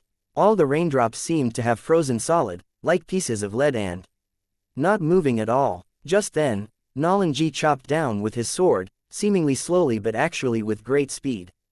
The air became as solid as steel as the wind and rain wrapped around the sword as it struck at Fang Chi. Crack! A streak of lightning seemed to split open heaven and earth. Before the sword reached Fang Chi, the road in front of him suddenly cracked open. Mountain lifting strike, Lan Yan exclaimed, this is an ancestral warrior technique. She felt despair looming over her and blamed herself for being stupid enough to ask Fang Chi to deal with an ancestral warrior. It didn't matter how powerful the rocket launcher was, it could at most only threaten an ancestral warrior. Under normal circumstances, ancestral warriors all knew how to avoid attacks. If the ancestral warriors wanted to, it was extremely difficult for the rocket launcher to hit them. Moreover, there was a limit to the amount of ammo in the rocket launcher. When the players were playing the game, they had 4 shots. However, the ancestral warrior's chi was endless like the ocean. How could the rocket launcher kill the ancestral warrior with limited ammo? It was simply impossible. It would be hard, even if the rocket launcher provided unlimited ammo. Moreover, even a master warrior couldn't even lift an arm under this much pressure. As this thought crossed her mind, she suddenly opened her eyes wide in surprise. Fang Chi slowly raised his hand and pulled the trigger. The horrific pressure around him didn't affect him, not even a little bit. Fang Chi's body had been strengthened by the T-virus. Therefore, his strength was enough to compete against a master warrior, let alone other empowerments that were provided by the mutation. After the rocket flew out a few meters, it seemed to have smashed onto an invisible wall and blasted into pieces. The strong explosion immediately broke a hole through the powerful warrior chi around them. Then, he pulled his trigger 2 more times. Thunderous explosions erupted, and a bright light sprung out in front of them. The powerful and incomparable explosion immediately destroyed a lot of his opponent's sword energy. Then, Fang Chi fired 2 more shots. The tremendous impact force pushed Nolan Ji back. As soon as he eliminated the aftershock, he heard a sharp breeze blow toward him. Without thinking, he quickly leaned back. A rocket barely missed his chest. Nolan Ji's expression was as icy as it could be. He finally realized that he didn't seem to be a match for this powerful weapon.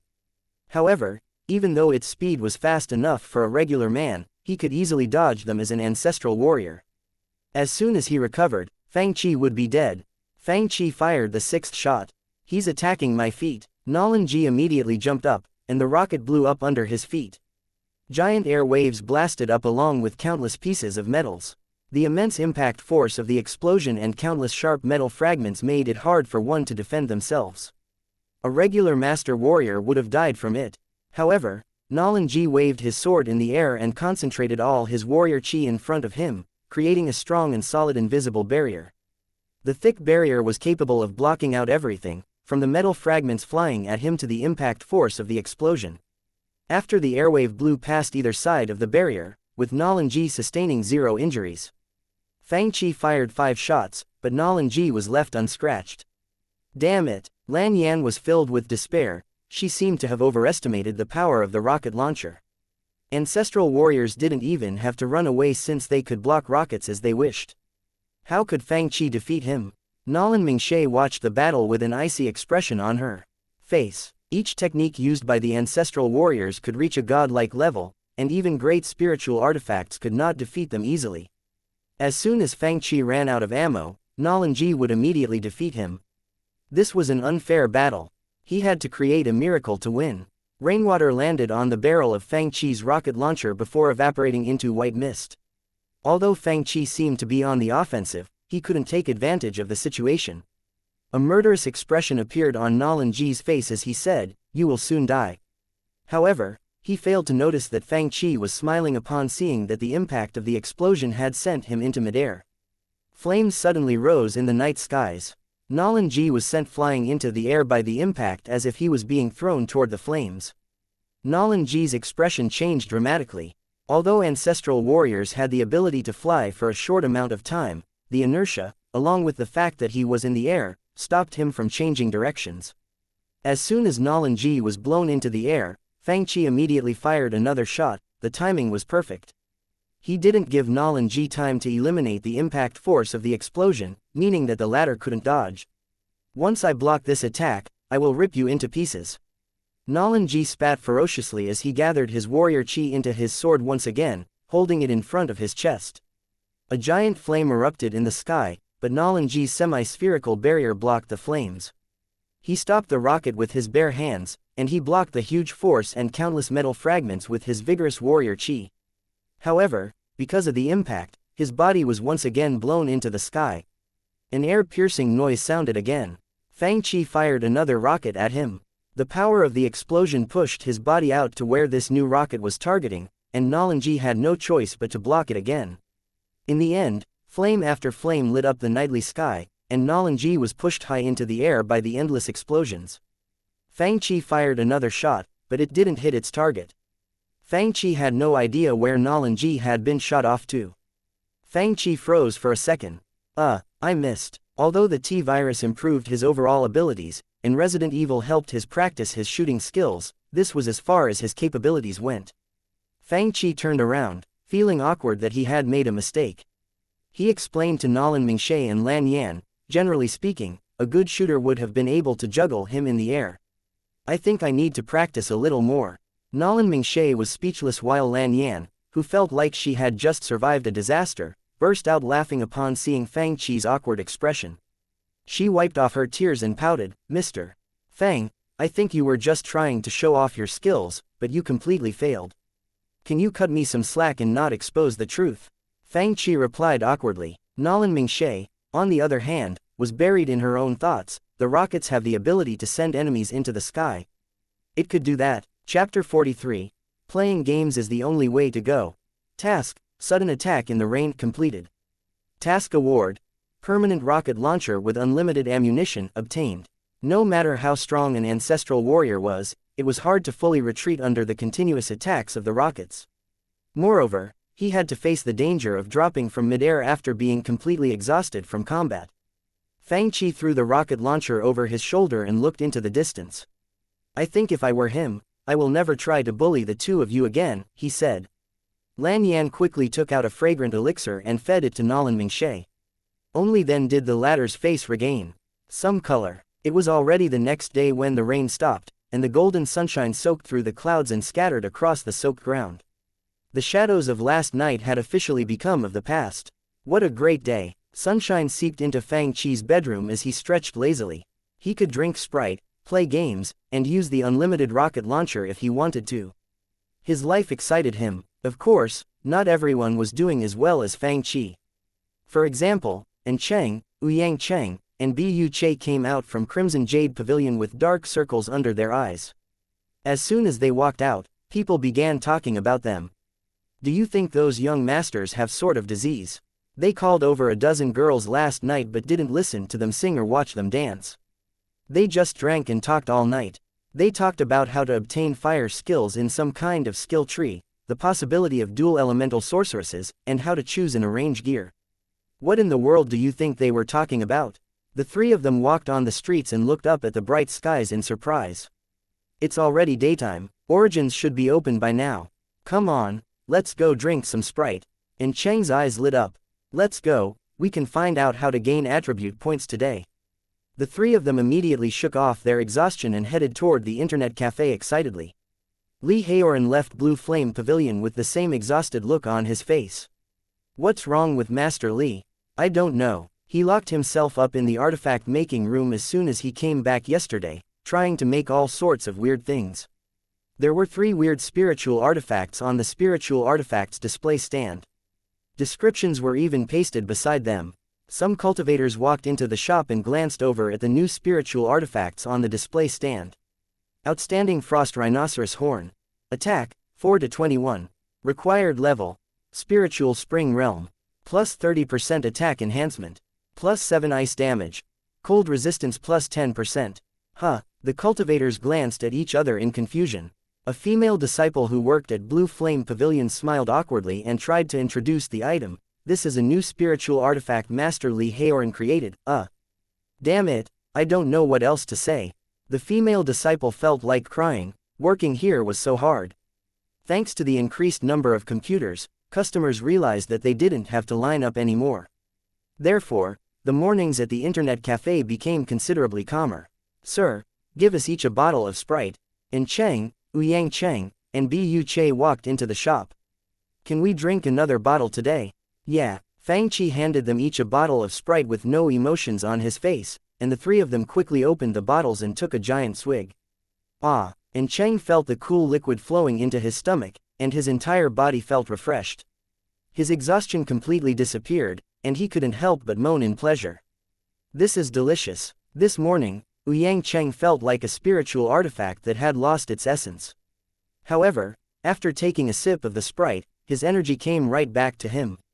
His mind, originally filled with noise and annoyance, felt so refreshed as if it had been washed clean by spring water from the mountains. He was elated by what he felt. Sprite can do this. I feel like I can taste the cool spring water that had been flowing under the snowy mountains for thousands of years. Bu Che took tiny sips of his Sprite as he enjoyed the flavor. Upon seeing his friends glancing at him, he looked at their bottles and then back at his own. Then, he covered his bottle with his hands and said, "What are the two of you looking at?" The other two men froze for a second before looking down at their bottles. "We finished ours again." Ouyang Cheng gave a friendly smile as he stuck out a finger and said, "We're all brothers, so let me take a sip." Just a tiny sip. A bottle of Sprite can't be shared. Just then, Fang Chi said casually, "Those who violate this rule will never be welcomed back here." Ha ha ha. Bu Che laughed as he went back to sipping his Sprite happily. He said, "It's not that I don't want you guys to have any." And Cheng and Ouyang Cheng looked at each other dejectedly. "We have to wait until tomorrow again. Let's go play. Let's go. It's time to kill the Countess." The three of them felt much better after drinking the Sprite. Everyone inside the shop felt happy and content, but after what happened last night, the Nolan family wasn't so peaceful. A skinny elder wearing an embroidered robe sat inside a magnificent hall. The elder, lying against the fur of a ferocious beast, slowly opened his eyes, his mouth opened and closed as if he was talking to himself. He murmured, "Do you think you can interfere with the matters of the Nolan family just because I'm old?" "Master, please don't be mad." A shadow appeared from the darkness and said, "We are looking into what happened last night." "What's going on with G?" The black shadow responded, "Nolan G kept saying that he was bewitched by powers outside the family and committed suicide to escape punishment. Young Master said he didn't know who it was and gave Miss Nolan some medicine." "He didn't know who it was." Unconvinced, the elder repeated, "So, who was the person that interfered and saved Mingxie?" "I did some investigation. He is the owner of a small shop in the east of the city." "The owner of a small shop?" "Yes." However, this shadow had no idea how the owner of a small shop managed to injure Nolan G so severely. "Are small shop owners all this powerful nowadays?" The elder lifted a hand. "Look into the owner's background. How could the owner of a small shop interfere with the power struggle of a noble family?" "Yes, a noble family. They were like a giant beast in the southeast. When the beast opened its eyes, even the cultivators and prestigious characters had to back off." They were right. Fang Chi was just the owner of a small shop. Right now, he was casually enjoying his game, having no idea what was happening within the deep waters. In other words, he didn't even want to know. The only reason Fang Chi accidentally destroyed the conspiracy in the Nolan family was because he wanted his customers to play happily and peacefully at his shop. Fang Chi hummed a song as he fought his way to Andriel's hiding place.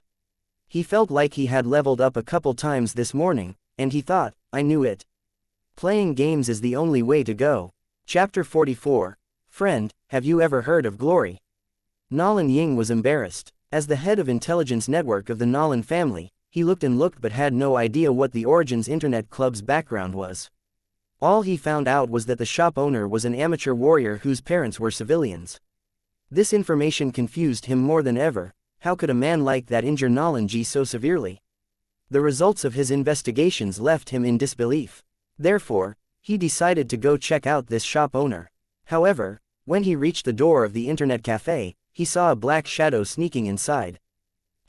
He recognized the black shadow and quickly followed her in. Then, he realized who it was. Isn't that Lan Yan? Sir. Lan Yan took out 6 crystals. Get me 2 bottles of Sprite. Sprite? Nolan Ying was confused. According to my research, Sprite is the specialty drink of this shop, but how good can the drink of a civilian shop be? Could it be some kind of secret code? Each person can only buy 1 bottle a day. Nolan Ying watched as Fang Chi replied casually. I knew it. Nolan Ying narrowed his eyes. To him, the only reason a small shop like this wouldn't sell a drink for 3 crystals was because it was a secret code. It seems like there are many secrets in this shop that I don't know about. However, in the next second, he saw Lan Yan sit down, happily sipping the bottle of drink in her hand. Her expression was as content as it could be. Lan Yan enjoyed the aftertaste for a while before taking another tiny sip. Then, she begged, Sir. Ms. Nolan is injured. Can't you accommodate us and let me bring her a bottle? Fang Chi rolled his eyes at her and said, No, rules are rules. You're so petty. Lan Yan glared at Fang Chi with discontent. Nolan Ying looked at Lan Yan with shock on his face, mostly because her expression didn't look fake. But the problem was, could the drink of a tiny shop really taste that good? Is the owner of the shop really that hard to deal with? Did someone from the Nolan family really just beg the owner of a small shop? Moreover, the owner didn't agree. Are they putting on a show? He felt his intelligence was being put to the test. Oh, right. Just then, Lan Yan asked again, Ms. Nolan asked me to ask you something. Yesterday, you said masters could keep Nolan Ji in the sky. Is there someone else who is more skilled with guns and rockets than you are? Upon hearing this, Nolan Ying froze. He pretended to be resting on a seat but was actually listening intently. Guns and rockets, masters. He was sure he had obtained extremely important information. Just then, a man wearing black robes sat down beside Nolan Ying. His entire face was covered by the hat of his cloak. It seemed like this man was trying to listen to Fang Chi and Lan Yan's conversation as well. They looked at each other and seemed to recognize each other's identity. However, Fang Chi began talking, so they immediately sat up in their seats and stuck out their ears. Who else is more skilled with guns and rockets than I am? Fang Chi rubbed his chin and said, I'm sure a lot of people are. Are you telling me that they all know how to use those weapons like you do? Lan Yan stared at Fang Chi in disbelief. Is this an easy technique to learn? Does that mean any master warrior could learn this technique? And as long as they had a good gun or rocket, they could defeat ancestral warriors. Nolan Ying and the black-clothed man listened intently. There's a special weapon master warriors can use to defeat ancestral warriors. Are you talking about delivery gun? Fang Chi asked. Not a lot of people know how to do that. Then, Fang Chi began explaining to Lan Yan what delivery gun was. An hour later. So, the technique he used last night is called delivery gun. Inside a tastefully decorated courtyard was a wall with red bricks and white tiles. If one were to climb over the wall and follow the gravel path into the courtyard, they would see neatly mowed green grass and pear trees that were planted in an orderly fashion. The pear tree was lush and green. It was obvious that the owner had taken great care of it. That voice came from the room facing the north. Nolan Mingshui's face was still pale. She held a bowl of medicine in her hands and slowly sipped at it. She was injured badly last night and was still in recovery. Therefore, she had no choice but to stay in her room all day, listening to Lan Yan talk about the matters of the outside world. The owner said he couldn't completely put the rocket's powers into use either. The true strength of the rocket is that it can send the target anywhere through impact. That's why it's called delivery gun.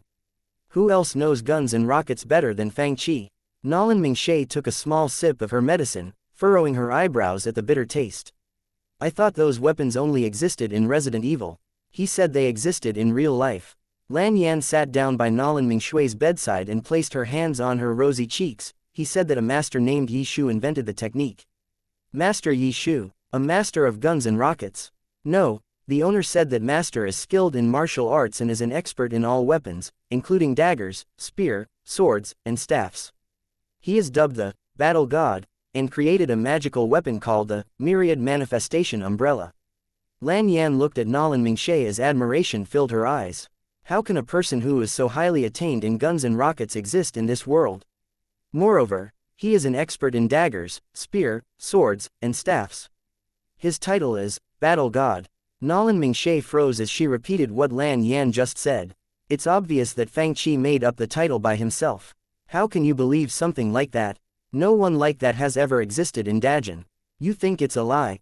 Lan Yan's eyes rolled around, not completely convinced. But the owner told me a story about that master. Could he have made that up? I'll know if it's fake once I hear the story, Nolan Mingshay said faintly as she sipped her medicine. Go ahead. Okay. Lan Yan looked up at the ceiling as she thought back at what Fang Qi told her. Then, she imitated the way he talked. Friend, have you ever heard of glory? At the same time, inside the main hall of the Nolan family. Master. Nolan Ying got down onto one knee, his voice was filled with respect. Master, my investigation is finished. The name of the shop is Origins Internet Club, and there are 2 games in the shop, Resident Evil 1 and Diablo 2. Ms. Nolan visits the shop every day to play games. I also found out that the shop owner used a weapon called the rocket launcher to severely injure Nolan G last night. It's very special and powerful, and he used a technique called delivery gun, Nolan Ying said in all seriousness. Apparently, a master named Yi Shu created this technique. It is a skill that can only be employed when using this weapon. Nolan Hongwu suddenly opened his eyes. He felt like his brain had become so rusty that it wasn't working anymore. What in the world? Have I been cooped up and living a secluded life for so long that I'm not aware of anything new that has been happening in the outside world? The owner also revealed some information about that master named Yi Shu, but I don't know if it's true or not. What information? Nolan Hongwu's expression changed. He had never heard of words like rocket launcher or delivery gun, so he found it hard to believe the validity of what he just heard. However, if solid information could back this up. This is what the shop owner said. Friend, have you ever heard of glory? Then, Nolan Ying began telling Nolan Hongwu Fang Qi's version of the king's avatar. Chapter 45. You have to admit defeat. Fang Qi only told Lan Yan a small section of the king's avatar. He began with Chapter 1, the banished battle god, and ended with Yi Shu getting the first kill, obtaining the material to enhance his myriad manifestation umbrella. Of course, Fang Qi somewhat changed the plot of the story. Nolan Mingshui's eyes blinked. The plot and setting of the story were extremely real, and she couldn't find any loopholes. It really sounded like a world that existed. But it wasn't the Dajin Empire. Putting its validity aside, the story itself was extremely fascinating. After all, they've never heard of a story that used gaming as its theme. A game like that was extremely new and unique to people like them. Right. Yi Shu is strong, right? Lan Yan exhaled and exclaimed happily upon seeing that Nolan Mingshay had accepted the fact that the story was real. The latter gently nodded her head. I really wanted to keep listening, but that awful owner stopped and went back to playing his game. Lan Yan complained, I feel bad for a master like Yi Shu. He was betrayed by his own party and became a lone soul. I wonder if he went back in the end. Achoo. Fang Qi was playing his game when he sneezed. After innocently scanning the room, he muttered to himself, is someone talking about me? I was in a good mood and told her a portion of the king's avatar. I wonder if that girl took the story seriously. The entire hall fell into silence after they heard Nolan Ying retell the story. The silence was horrifying, as if it were the calm before a storm. How much of what you said do you think is real? After a long time, Nolan Hongwu finally asked as he emphasized each word. He was clenching his teeth and suppressing his anger. If Nolan Ying hadn't worked under him for so long, Nolan Hongwu would seriously suspect that this man was trying to humiliate his intelligence. That's what I thought as well. I thought most of the things that the owner said was made up. Nolan Ying began to sweat. He knew how scary the old man was when he was angry. Right now, the old man was on the verge of an anger explosion. He felt like if he said anything else carelessly, he would be thrown into the backyard and fed to the dogs tomorrow. Therefore, he quickly described to Nolan Hongwu how he felt while trying out Diablo 2 at Fang Qi's Internet Café. By the time he finished, Nolan Hongwu couldn't sit still in his seat anymore. He squinted his eyes and sank into deep thought. After a while, he slowly opened his mouth. His voice sounded hoarse, like pieces of old tree bark rubbing against each other. Do you think I'm too old and can't catch up with the world anymore? Nolan Ying lowered his head. not sure how to respond to this. After hearing Nolan Ying's description, Nolan Hongwu said, "Get me a computer." He sounded excited and was filled with anticipation as he said, "I've lived for a long time, but this is something I've never heard of. Go, let me experience this magical spiritual artifact." Although he had seen all walks of life, he had never heard of a spiritual artifact as special as this. "Yes, sir, if it's necessary, you can summon and command the shadow guards," the old man slowly added. Nolan Ying's entire body shook. "I won't disappoint you, sir." At this moment, inside a luxurious courtyard with a lotus pond, there was a middle-aged man sitting in an elegant pavilion that was at the end of a row of carved pillars. The middle-aged man was wearing a golden robe, which accentuated his handsome looks. He was twirling a small, delicate glass cup in his hand, and the amber liquid inside swayed as it reflected colorful light. He looked into the cup and said casually, "You've really disappointed me this time." Standing at the edge of the pavilion was a man wearing a black robe. He had a short goatee on his chin and was about the same age as the other man. His back was facing the man in the golden robe, and his hands squeezed the railings so hard that the stone railing seemed to have sunk lower into the ground. "I've ordered my people to investigate into the owner of the shop who interfered with our business last night. That was just an accident." The man in the golden robe drank all the wine in his cup and said lightly, "Brother Nolan, you should know that's not what I want to hear. The only thing I care about is the result. How else can I explain things to my father?" Then, he stood up and patted Nolan Jia on the shoulder before leaving.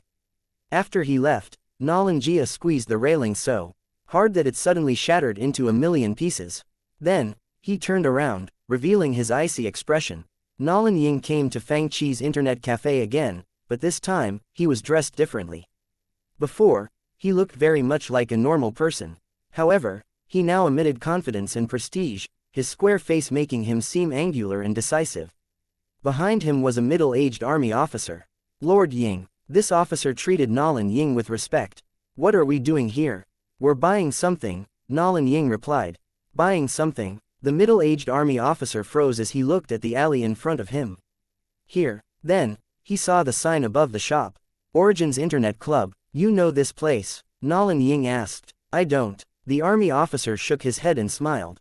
"But my people reported that over the last few days, a couple of young masters in the city missed curfew because they were at this shop.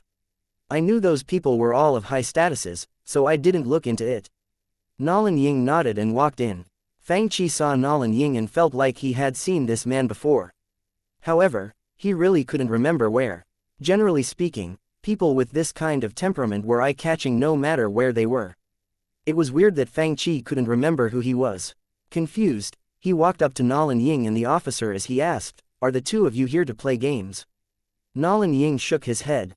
"We're here for business." "Business?" Fang Chi repeated unhappily as he pointed at his blackboard.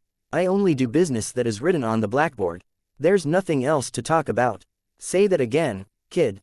The middle-aged army officer, who was standing next to Nolan Ying, shouted, "I can close down your shop tomorrow if I want to."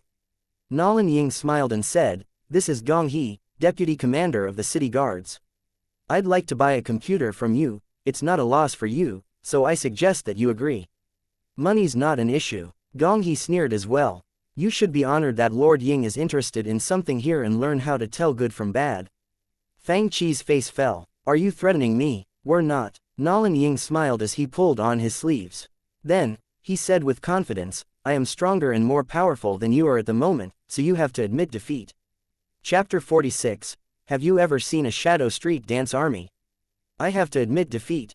Fang Chi looked at him and said calmly, "What if I don't?" "What if you don't?" Gong He sneered as he waved at the door. A team of city guards immediately barged in. Gong He glanced over at Nolan Ying.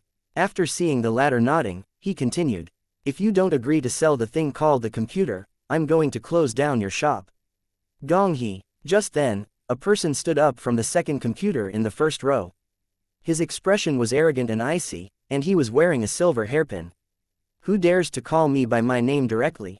Gong He turned around and saw En Cheng's icy face. "What do you think you're doing?" En Cheng asked angrily. "Young Master En." Gong He was immediately dumbfounded by who he saw. This shop was extremely secluded, and it was in the civilian district. Gong He was ordered by his higher-ups to go buy something with this prestigious mid-aged man. But, Why is the young master here? Gong He's brain stopped working for a second. Why? Are you here, young master, and do I have to report to you? And Cheng shouted, get out. Get out. Gong He began to sweat as he pointed at Nalin Ying and then back at An Cheng. One man was his big boss's son, and the other one was from the force that his boss didn't even dare to offend. What was he supposed to do? Deputy Commander Gong, Nalin Ying smiled, since young master, and asked. You to leave, you should leave. And Cheng, on the other hand, glanced at Nalin Ying and asked in a low voice, who are you? How dare you summon the city guards without permission? The city guards were crucial to the defense of Juhua City, normal people didn't have the authority to move them. Nalin Ying laughed as he removed the leather glove on his right hand. Young master, and you don't have to know who I am. It seems like this shop isn't as simple as it looks, Nalin Ying murmured. His action of removing his glove seemed like a secret code. The city guards retreated immediately, and the doors of Fang Chi's shop suddenly blew wide open. A breeze blew into the internet cafe as the ambiance inside became dreary, the temperature suddenly dropped. Black shadows shot into the shop one after another and an icy and murderous sensation spread through the entire internet cafe. All the players exited the games and glanced over, wanting to know what was going on. Then, they saw 2 rows of guards, each wearing a set of black armor and standing by the door of the shop. These people were all wearing black ghost masks and holding giant crossbows. The first row of guards was squatting while the second row was standing. Their crossbows emitted a dangerous and vigorous aura, and the triangle-tipped arrows were extremely threatening. The guards aimed their crossbows at the shop, and An Cheng suddenly felt an icy chill shoot up his spine, all the way to his head. These are. An Cheng suddenly remembered reading a record of these giant crossbows and exclaimed, immortal slaying crossbows. These were super weapons that were used during Dajin's founding war. It was one of the more horrific war weapons that ever existed. Apparently, each string of the crossbow was made of 1,000-year-old dragon veins, and the tip of the arrows were made of the sharp teeth of powerful demon beasts. The crossbows were designed by Lu Fuzzy himself, the top artifact forger of Dajin. Self-protective spiritual artifacts used by cultivators were as weak as paper in front of these weapons. When the founding emperor was fighting the enemies, he was once surrounded by almost 10,000 cultivators.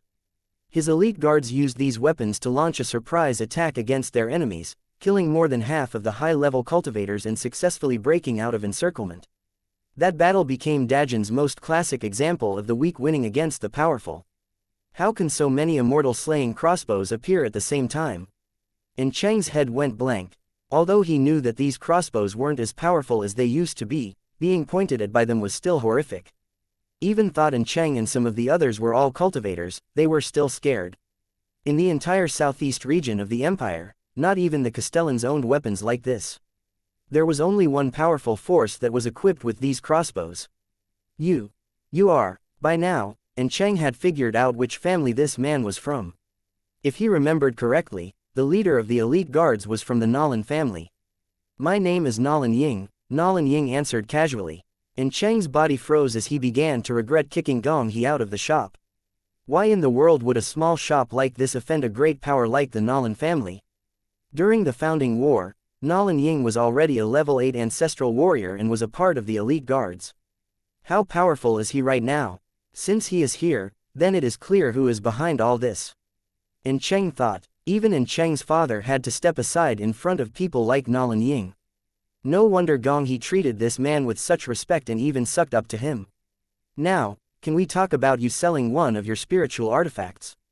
Nalin Ying sneered. The Nalin family rarely appeared before other famous families, but their fame and power didn't fade away, not even a little bit. Fang Chi glanced over at An Cheng's expression and turned back around as if nothing was going on. He asked, can you put away your scrap metal? You're scaring my customers. Huh. Nalin Ying froze, and Fang Chi continued in all seriousness, or else, I will assume that you're causing trouble. An Cheng, Ouyang Cheng, Butch, everyone in the shop was dumbstruck. After all, Nalin Ying wasn't a second or third generation heir of a powerful person like Xiao Yul. He was a legendary individual who participated in the founding war that happened centuries ago. Did Fang Chi just ask him to put away his scrap metal? Is he crazy? I know that a powerful cultivator is supporting your shop. Nalin Ying nodded. Not everyone can defeat someone like Shu Fuwei.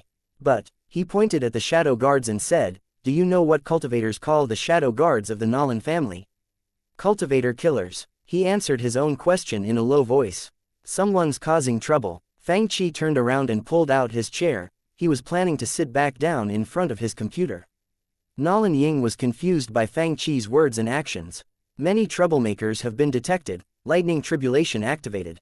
Then, they heard an extremely loud rumble. A white light flashed before the shop. Then, everyone saw something spectacular, the Shadow Guard break dance crew. Nolan Ying's expression was as splendid as it could be. Chapter 47. Fans of the plot. An official novel. All the customers inside the shop looked at what just happened, shocked once again. Those who tried to or wanted to cause trouble instinctively retreated half a step. Nolan Ying didn't even know how he left Fang Qi's shop. Nolan Mingxie sat on her soft bed and listened to the newest report Lan Yan brought her. She was a little dumbstruck by what she heard. Did I really try to take the shop for myself? She was relieved that she was someone who made plans before acting upon them. She wasn't in such a hurry to achieve results, or else her ending would have been the same as Xiao Yul, Xu Fuwei, and Nolan Ying. She quietly closed her eyes, and her long eyelashes shook slightly. Tell them to stop investigating the shop, she said. After passing Resident Evil 1, players like Song Qingfeng and Xu Zixin began testing out the new game, Diablo 2. Those who first started playing all had the same thoughts in their minds. The game was fun, new and good for training. However, once the players slowly evolved from newbies into experienced gamers, they would be attracted by different aspects of the games because their interests and hobbies were different. And Cheng and his friends were obsessed with obtaining additional skill points. Li Haoran looked into different items and gear, and young girls like Xu Zixin and Shen Qingqing liked to dig deep into the plot of Diablo 2, searching for the hope amidst the despair. After reading so many novels that praised the heroes and made their endings happy, the dark theme of Diablo seemed sharper and more interesting.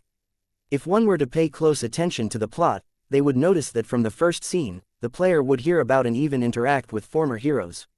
However, each and every one of those heroes were met with miserable fates. Their fates were so miserable that the player would wonder if there was really hope left in this world. The two girls, Xu Zixin and Shen Qingqing, recorded important and plot-related dialogue in their little silver notebooks. After reaching their playtime limits, they often sat in the resting area to the right of the playing area and flipped through their notebooks, trying to figure out the plots and clues they uncovered in the game. It was as if they were flipping through the treasures they spent so long trying to obtain. Zixin, take a look, this is the story of Blood Raven, who we fought today. Shen Qingqing only began playing Diablo today, so she was interested in the story. Kaxia and Akara said that Blood Raven used to be a heroine who helped in defeating Diablo. Oh, this is the information I got from Song Qingfeng on Tristram and Deckard Cain. Oh, I heard rumors about the Dark Wanderer everywhere in the encampment, she said with excitement. If we can piece the puzzles together, I'm sure the story's going to be amazing. Xu Zixin frowned. Too bad that we don't know much of the plot yet. At most, we can only piece together the beginning. If our progress is the same as the owner's, perhaps we can write an entire novel. You're right. Shen Qingqing closed her notebook with a dejected expression on her face. Then, her face lit up. Why don't we ask the owner about the things that happen later on in the game? It's a good idea, Xu Zixin said, but the dull owner only plays games and makes money, he doesn't care about anything else. I wonder if he'll even help us. Let's go try first. The two of you want to know the plot, so you can piece everything into a complete story. After Xu Zixin and Shen Qingqing explained to Fang Qi what they wanted, he looked at them with surprise and laughed in his head and thought, they sure are loyal fans of the plot. Are you writing an official novel? Fang Qi came to a sudden realization. Isn't restoring the entire plot the same as writing an official novel for the game? Official novel? Confused, the two girls looked at Fang Qi and asked, what's an official novel? Is it different from traditional novels? An official novel is one that tells the plot of the game, and it can be released by the creator of the game or done by other authors who gets the copyright. After Fang Qi explained to them what official novels were, their expressions lit up. We can do that. They looked at Fang Qi with surprised expressions. All they wanted to do was restore the plot, so they could read the stories. But thanks to Fang Qi's words, they realized that they could sell the story to the public. Xu Zixin used to only read novels during her spare time. Her favorite novel was Celestial Warrior. However, Celestial Warrior and all the other popular novels on the market were similar. They were of similar worlds, similar backgrounds, and similar martial arts techniques. They lacked novelty. All their plots followed the basic trend of a main character growing up to become an indomitable hero. The truth was, after reading the first chapter of Celestial Warrior, Xianxia could basically guess its ending. If this novel wasn't somewhat interesting in some aspect, and if there were other entertainment options in this world, she would have given up on the book a long time ago. Diablo 2, however, was a story she had never heard of. From the setting of the world was based on sword and magic, and concepts like angels and demons were completely different from the current mythical system of this world. Moreover, the dark worldviews of the game kept the players guessing how this world was going to turn out to be, right until the very end. If a story like this could be written into a novel, I will be the first to buy and read it. Xianxia couldn't control her excitement and exclaimed with anticipation. As the daughter of an influential family, she didn't need to make money. All she cared about was whether the novel was good or not. She only just began discussing this idea with Fang and xianxia, but she was already excited to read the official novel. Therefore, they looked at Fang with anticipation. Fang believed that writing an official novel was a great opportunity to promote his internet cafe. After all, the system said that the shop owner couldn't go out and get customers since it was beneath him. Creating an official novel would be much better than sitting in front of the computer and playing games all day, even if they only sold the novel in Juhua City. Sir, what do you think about this? Xianxia, a loyal fan of the plot, was incredibly interested. Fang sank into deep thought.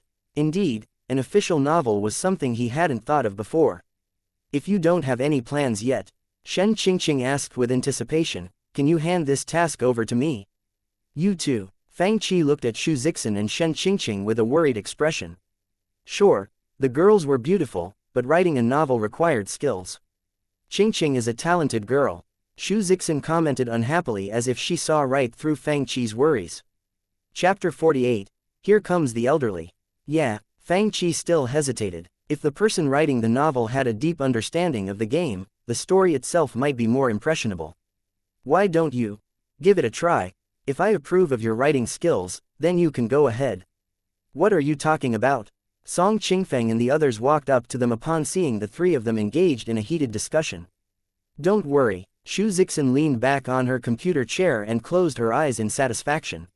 She smiled and said, we're talking about publishing an official novel for Diablo 2. What, a novel for Diablo 2? Song Qingfeng exclaimed. Compared to Resident Evil 1, Diablo II's storyline was much broader. Moreover, since the game gave the players more freedom to explore, they paid less attention to the plot. However, that didn't mean Diablo II's plot wasn't interesting. There were just way too many interesting aspects of the game. Therefore, upon hearing that they were going to publish a novel, they were immediately interested. When Brother N, Bu Che and the others were talking about the skills in the game when he turned around and pointed at Fang. The owner said that he's going to publish a novel for Diablo 2. What's the storyline of Diablo 2? And Cheng froze. I only paid attention to the items and skills and completely ignored the plot. Stuff like demons and angels. My focus is on the combat, and I also didn't really listen to what the game was talking about. It's interesting though, the plot is more original than the popular novels we have right now. Ouyang Cheng chimed in, should we buy one when it comes out? Let's ask the owner when the novel will be published. Bu Che added, I know that Blood Raven used to be a heroine, and Tristram was destroyed by the demons. I have no idea why everything happened. If that's the case, they glanced at each other and wondered, are we really able to read stuff like that? I kind of want to read it. Before, novels weren't worth reading because they were all just unrealistic fantasies. But for the first time in their lives, they were interested. Inside the grand hall of the Nolan family, Nolan Hungwu slowly opened his eyes and asked, did you bring a computer back? I'm useless. Nolan Ying lowered his head. Nolan Hungwu's eyes emitted a dangerous light as he asked and emphasized each word, what happened? I thought I told you to bring the shadow guards. At the mention of this, Nolan Ying couldn't help but think back to the shadow guards, break dancing, outside the internet cafe. He replied with a long face. He is too strong. I don't even know when he did it, but the shadow guards were annihilated. They were all struck to the ground by lightning. Technique. Lightning technique. Nolan Hungwu repeated with a grim expression on his face. The lightning technique of cultivators gathers the lightning from the heavens and earth, but there are usually clear signs of such a strike beforehand. How come the shadow guards weren't able to dodge it? The opponent, Nolan Ying said as he clenched his teeth, didn't show any signs of attacking. No signs. Nolan Hungwu stroked his white beard and murmured, "So, you're saying that the cultivator used his own spiritual powers to create lightning and took down the shadow guards in the blink of an eye? A cultivator like that is bound to be in the divine ocean realm." He then closed his eyes again and said, "A cultivator like that isn't someone you can defeat. It's not your fault. I'm sorry, but why wasn't there news that a divine ocean realm cultivator came to Juhua City?" No one in the Zhongyan region had heard about this. Nolan Hungwu asked, "Does this person not care about money or fame?" Although the Nolan families wasn't as powerful as it used to be, it was still more than enough to deal with a small shop without having to engage in a fight. After all, money and fame were things that everyone wanted, right? Nolan Ying shook his head and said, "Reasonably speaking, someone who would open a shop would want money, but the owner is extremely rule-abiding and never bends them for anybody. Customers who break the rules are never welcomed back. That's why there was no room for negotiations."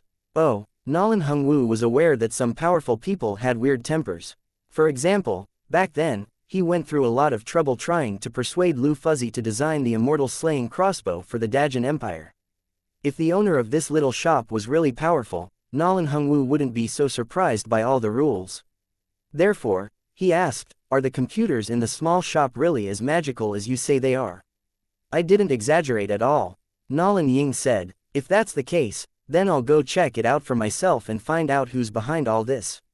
Nolan Hungwu had been living in seclusion for a while, only because he wasn't interested in anything anymore.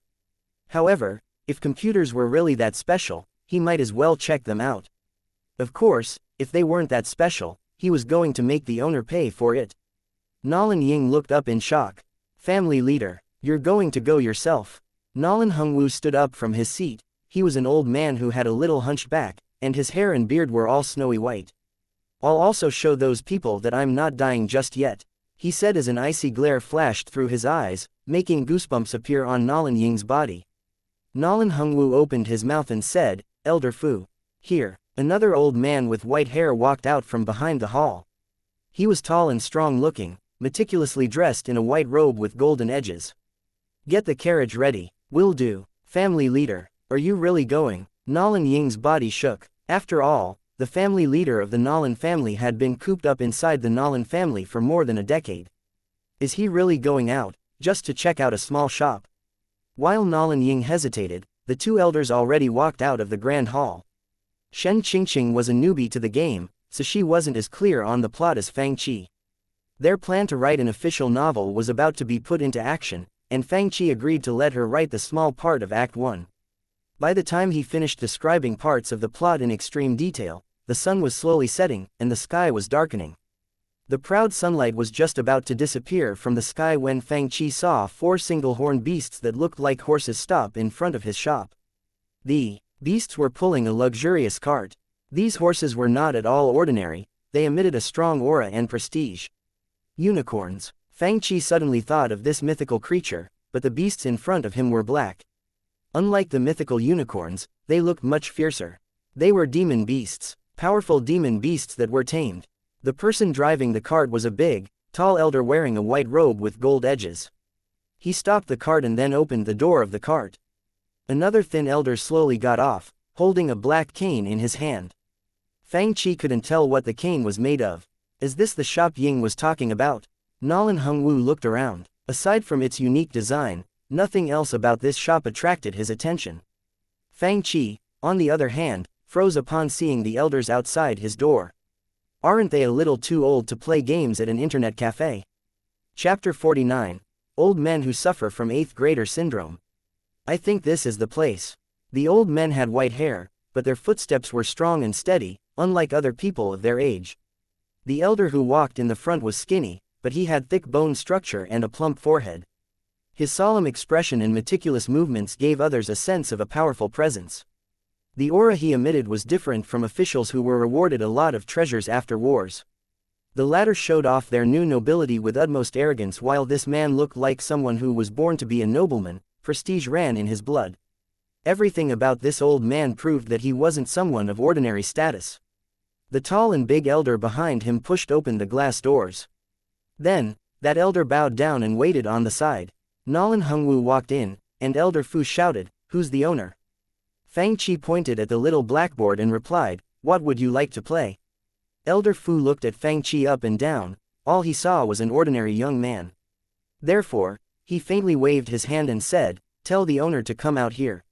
My master would like to meet him." Fang Chi was at a loss for words. He had never seen people act with such high status. He frowned and said, "I'm the owner of the shop, but I don't do meetings with my customers."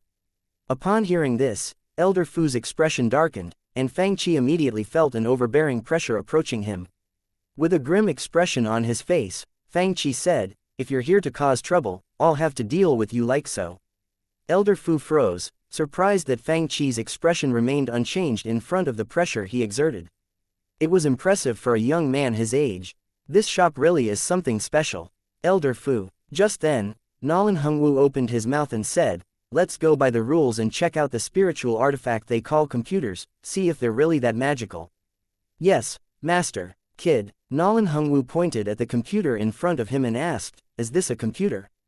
How do I use it?" "First, decide what you want to play, then I'll tell you how to use it," Fang Chi replied emotionlessly. "Then, Diablo." The elder tapped his cane on the small blackboard. "It's simple." Just as Fang Chi was about to explain to them how to use the computers, the tall elder grabbed his right hand and smiled. "Kid, I'd like to make things clear first. If the spiritual artifact here is really that magical, then fine. But if it isn't, a simple apology isn't going to cut it." Another person who doesn't know anything. As soon as he finished speaking, a voice filled with disdain muttered, "Don't be shocked by what you will see." Upon hearing this, Elder Fu's face darkened. The person who said that was Chang. He and his friends heard that the owner was publishing an official novel, and they listened to Fang Chi when he told Shen Qingqing about the plot. Right now, Chang and others were discussing it amongst themselves, and that was why they were still there. Nolan Hungwu sneered, "They are just spiritual artifacts that create illusions. Why would I be shocked?" In the past, he would have slapped a young man like Chang out of the room. But today, he didn't. To him and Elder Fu, Diablo 2 was just an illusion created by these spiritual artifacts that were called computers. The surroundings may seem real, but they are all fake. The cultivator who created spiritual artifacts like this is indeed powerful, but it shouldn't be that magical, they thought. Back then, when I barged into the blood-smelting faction's wild sand blood sea array and I saw a desert that stretched for miles and a bloody ocean that was endless. If my power was any lower, I wouldn't have made it out alive. Can a small spiritual artifact like this really compare to what I've been through? Nolan Hungwu snickered. Blood-smelting faction, wild sand blood sea array. What are those? Chang and the others glanced at each other in confusion. Through Fang Chi's guidance, the two old men finally began playing the game. Out of the two warrior classes, the paladin was more prestigious compared with the barbarian, so that was exactly who they picked to be. Upon seeing the animation on the computers, they nodded their heads in satisfaction. It's interesting, but it really is just a spiritual artifact that creates illusions. It may be able to fool normal people, but to us, this is nothing. However, when they entered Diablo world and began playing the game, the two of them looked at the lifelike world in front of them with dry mouths. They felt the howling wind and falling raindrops and saw the clouds in the sky, grass on the ground, and pedestrians on the streets. Is this really just an illusion creating spiritual artifact? As he looked through the memory of the paladin's backstory that suddenly appeared in his head, Nolan Hungwu felt like he had been reborn into another world. Everything felt so real. What was different was that this place possessed everything that a world needed. It wasn't an unstable world within an illusion where only boring elements like sand, oceans, and flames existed. "Good day, it's nice to meet you, prestigious paladins," a pedestrian dressed in weird clothing greeted them, shocking them to their cores. "It's impossible. Impossible." Nolan Hungwu was stunned as he muttered to himself, "How can there be an illusion this realistic?" He carefully asked the man in front of him, "You are?" "My name is Warav. As you can see, I am a caravan leader." Nolan Hungwu and Elder Fu were completely dumbstruck as they talked with this NPC. Is this really just an illusion? It feels like a real world. It is shocking that a spiritual artifact can take things this far. Neither of them had seen or even heard of anything like this. Their disdain quickly turned into shock. Through talking to Warav, they slowly understood the background of the world they were in. At that moment, they felt like they were young paladins from the west, seeking adventure by helping this encampment which was hanging by a thread.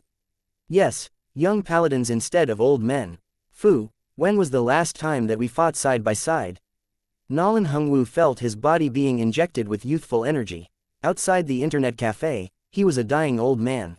But inside the internet cafe, he was a young man in his 20s or 30s with a body made of steel. He waved his weapon in the air, stirring up a sharp wind and creating whistling sounds within the encampment. I think.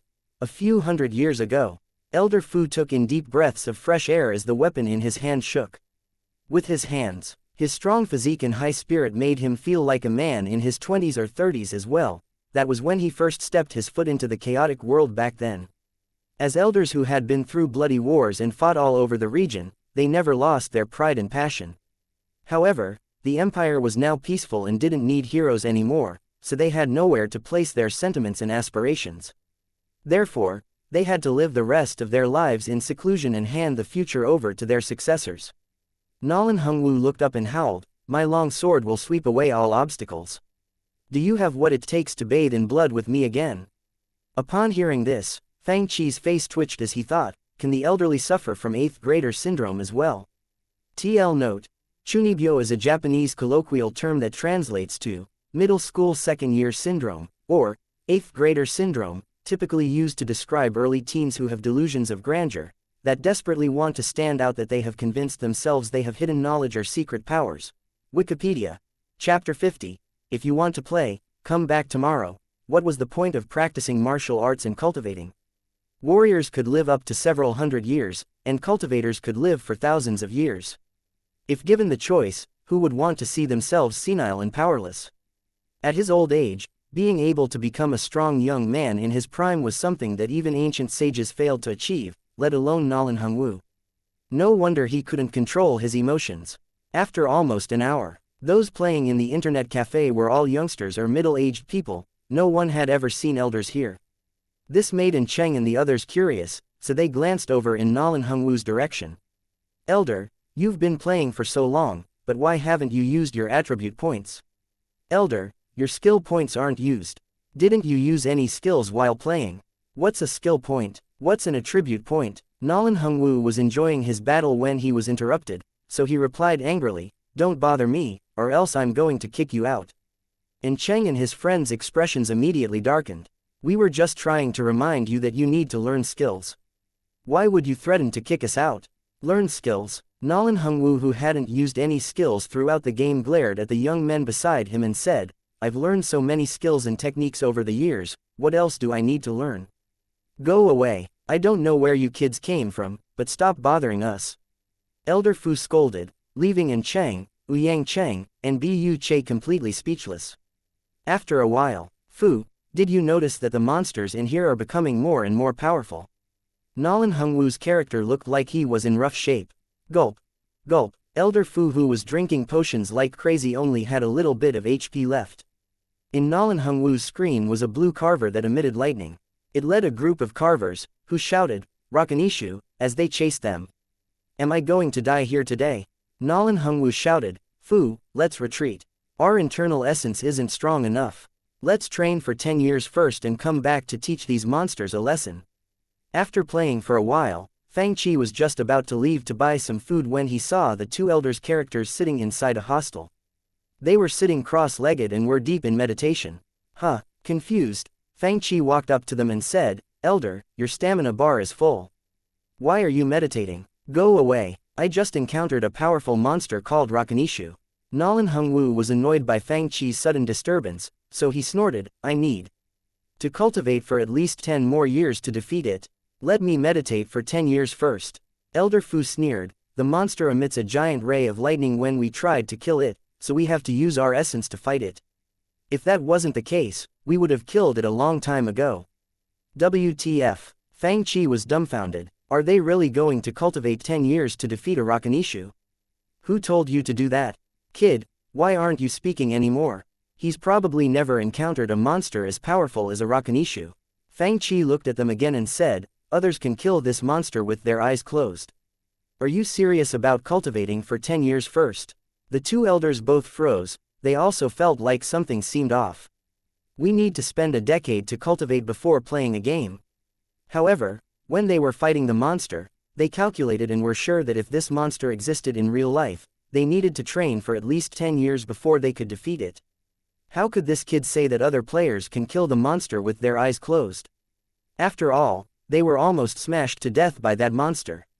Nolan Hongwu's face fell as he turned around icily. Fine, you show us how you can kill this monster with your eyes closed. What if you can't? Fang Qi's face twitched. I'm level 18 already, so I can definitely kill a tiny boss that is level 3 or 4 easily. Want to bet on it? Nolan Hongwu smiled. He hadn't seen a young man as brave as Fang Qi in a while. I was just going to suggest a bet. I won't bully you. If you lose, tell the cultivator behind you to come out and talk to me. You, on the other hand, should go back to minding your own business. Fang Qi's expression darkened. This old man sure talks arrogantly. What if you lose the bet? He asked a little unhappily. Do you really think that I would lose? Nolan Hongwu squinted his eyes. He had seen the powers of the Rakanishu. In the game, his powers were restricted. Even if the game didn't restrict people's power, a man as young as Fang Qi wouldn't even be able to run away from the carvers no matter how much warrior qi he possessed. Anything's possible. Fang Qi rolled his eyes and said, if the two of you lose, stop making a fuss in this shop. You have to behave just like the rest of the customers here. Nolan Hongwu froze. He didn't expect this young man to make a request like this. He thought Fang Qi would at least ask him for a reward or noble ranking since the Nolan family was of such high status. Even if this kid doesn't know my status, he could at least ask for a couple thousand crystals. However, to Nolan Hongwu's surprise, the request was so simple. Therefore, he answered without thinking, I accept your challenge. Come take a look for yourself. Fang Qi sat back down in his spot, teleporting himself to the stony field. You're a paladin as well. Upon seeing Fang Qi's character, they looked at him in disdain.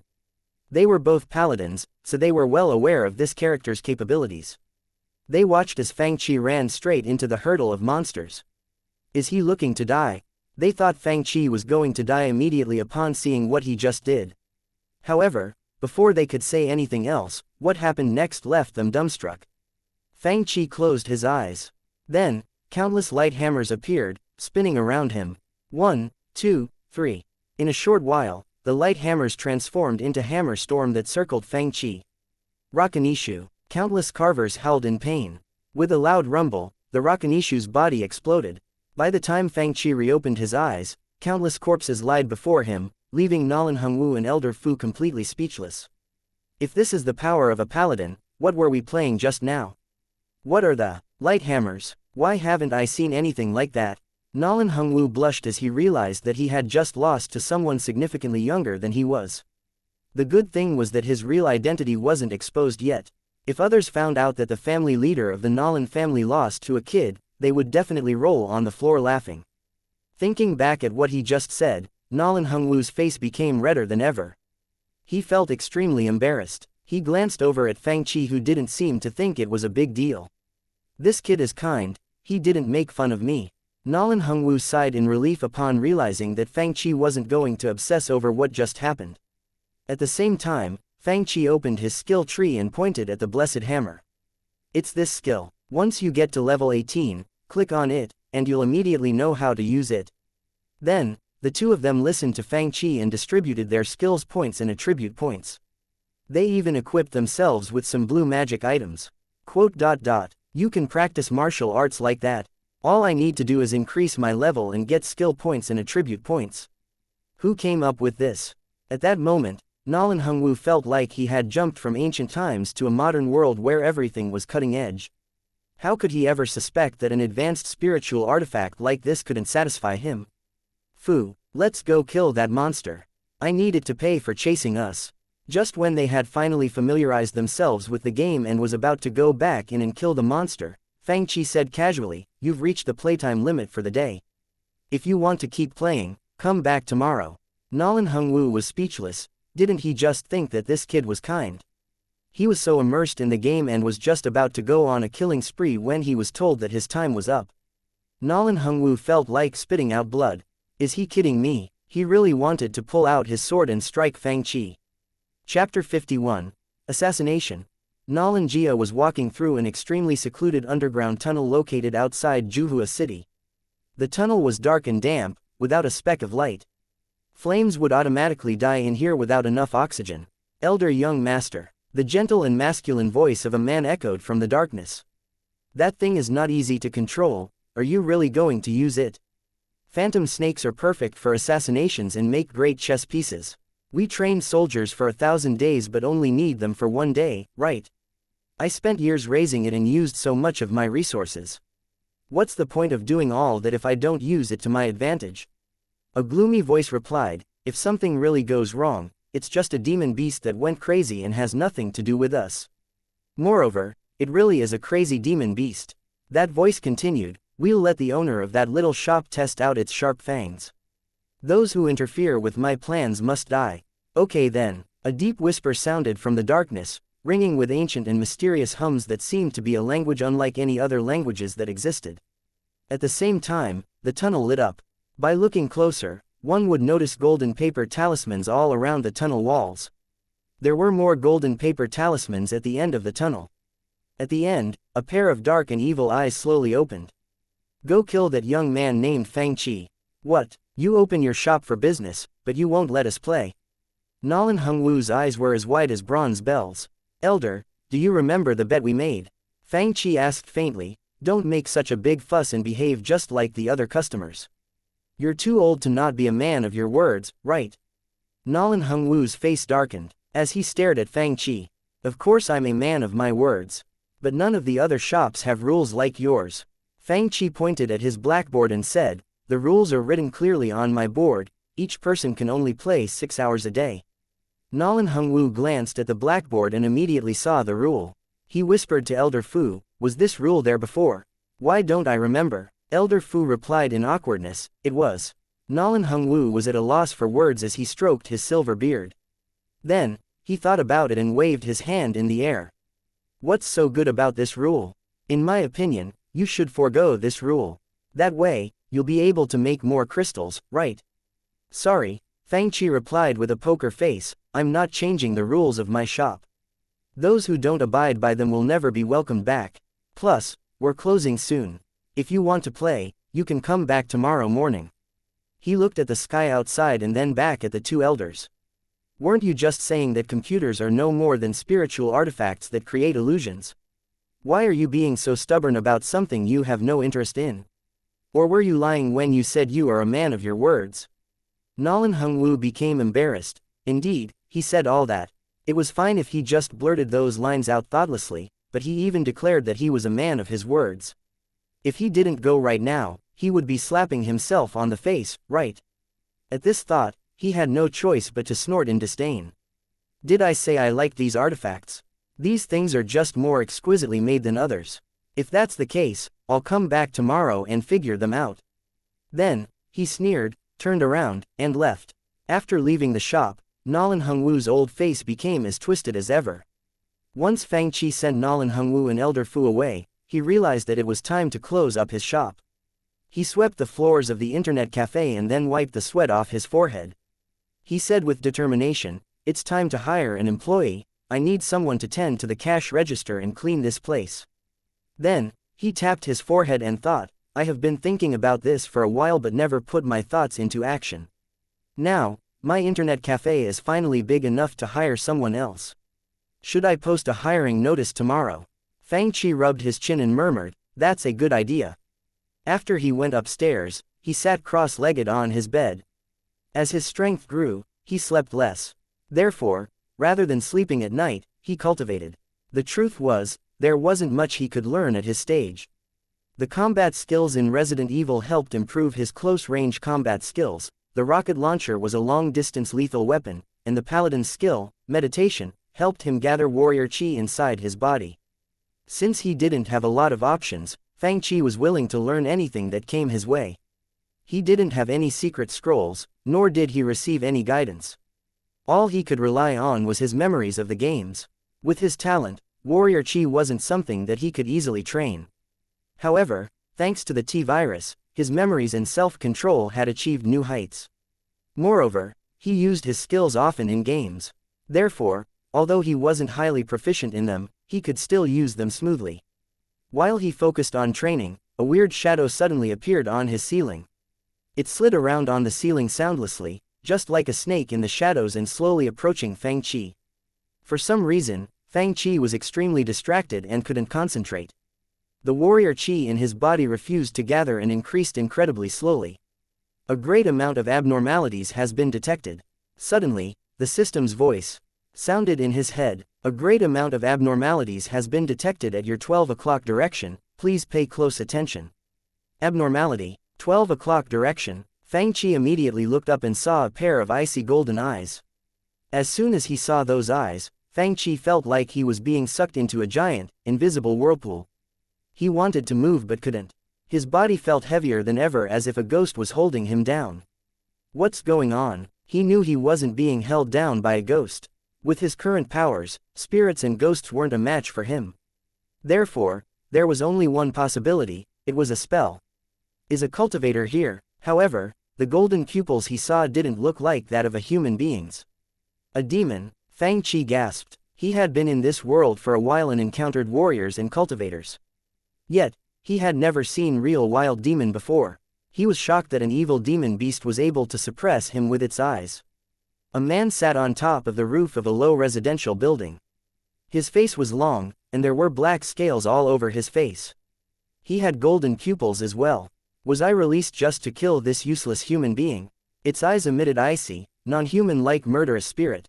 In Fang Qi's room, the giant snake shadow opened its mouth and snapped at him viciously. Chapter 52, Buns for a Little Loli. Food in the human world tastes so much better. Plus, there are so many more things to do here.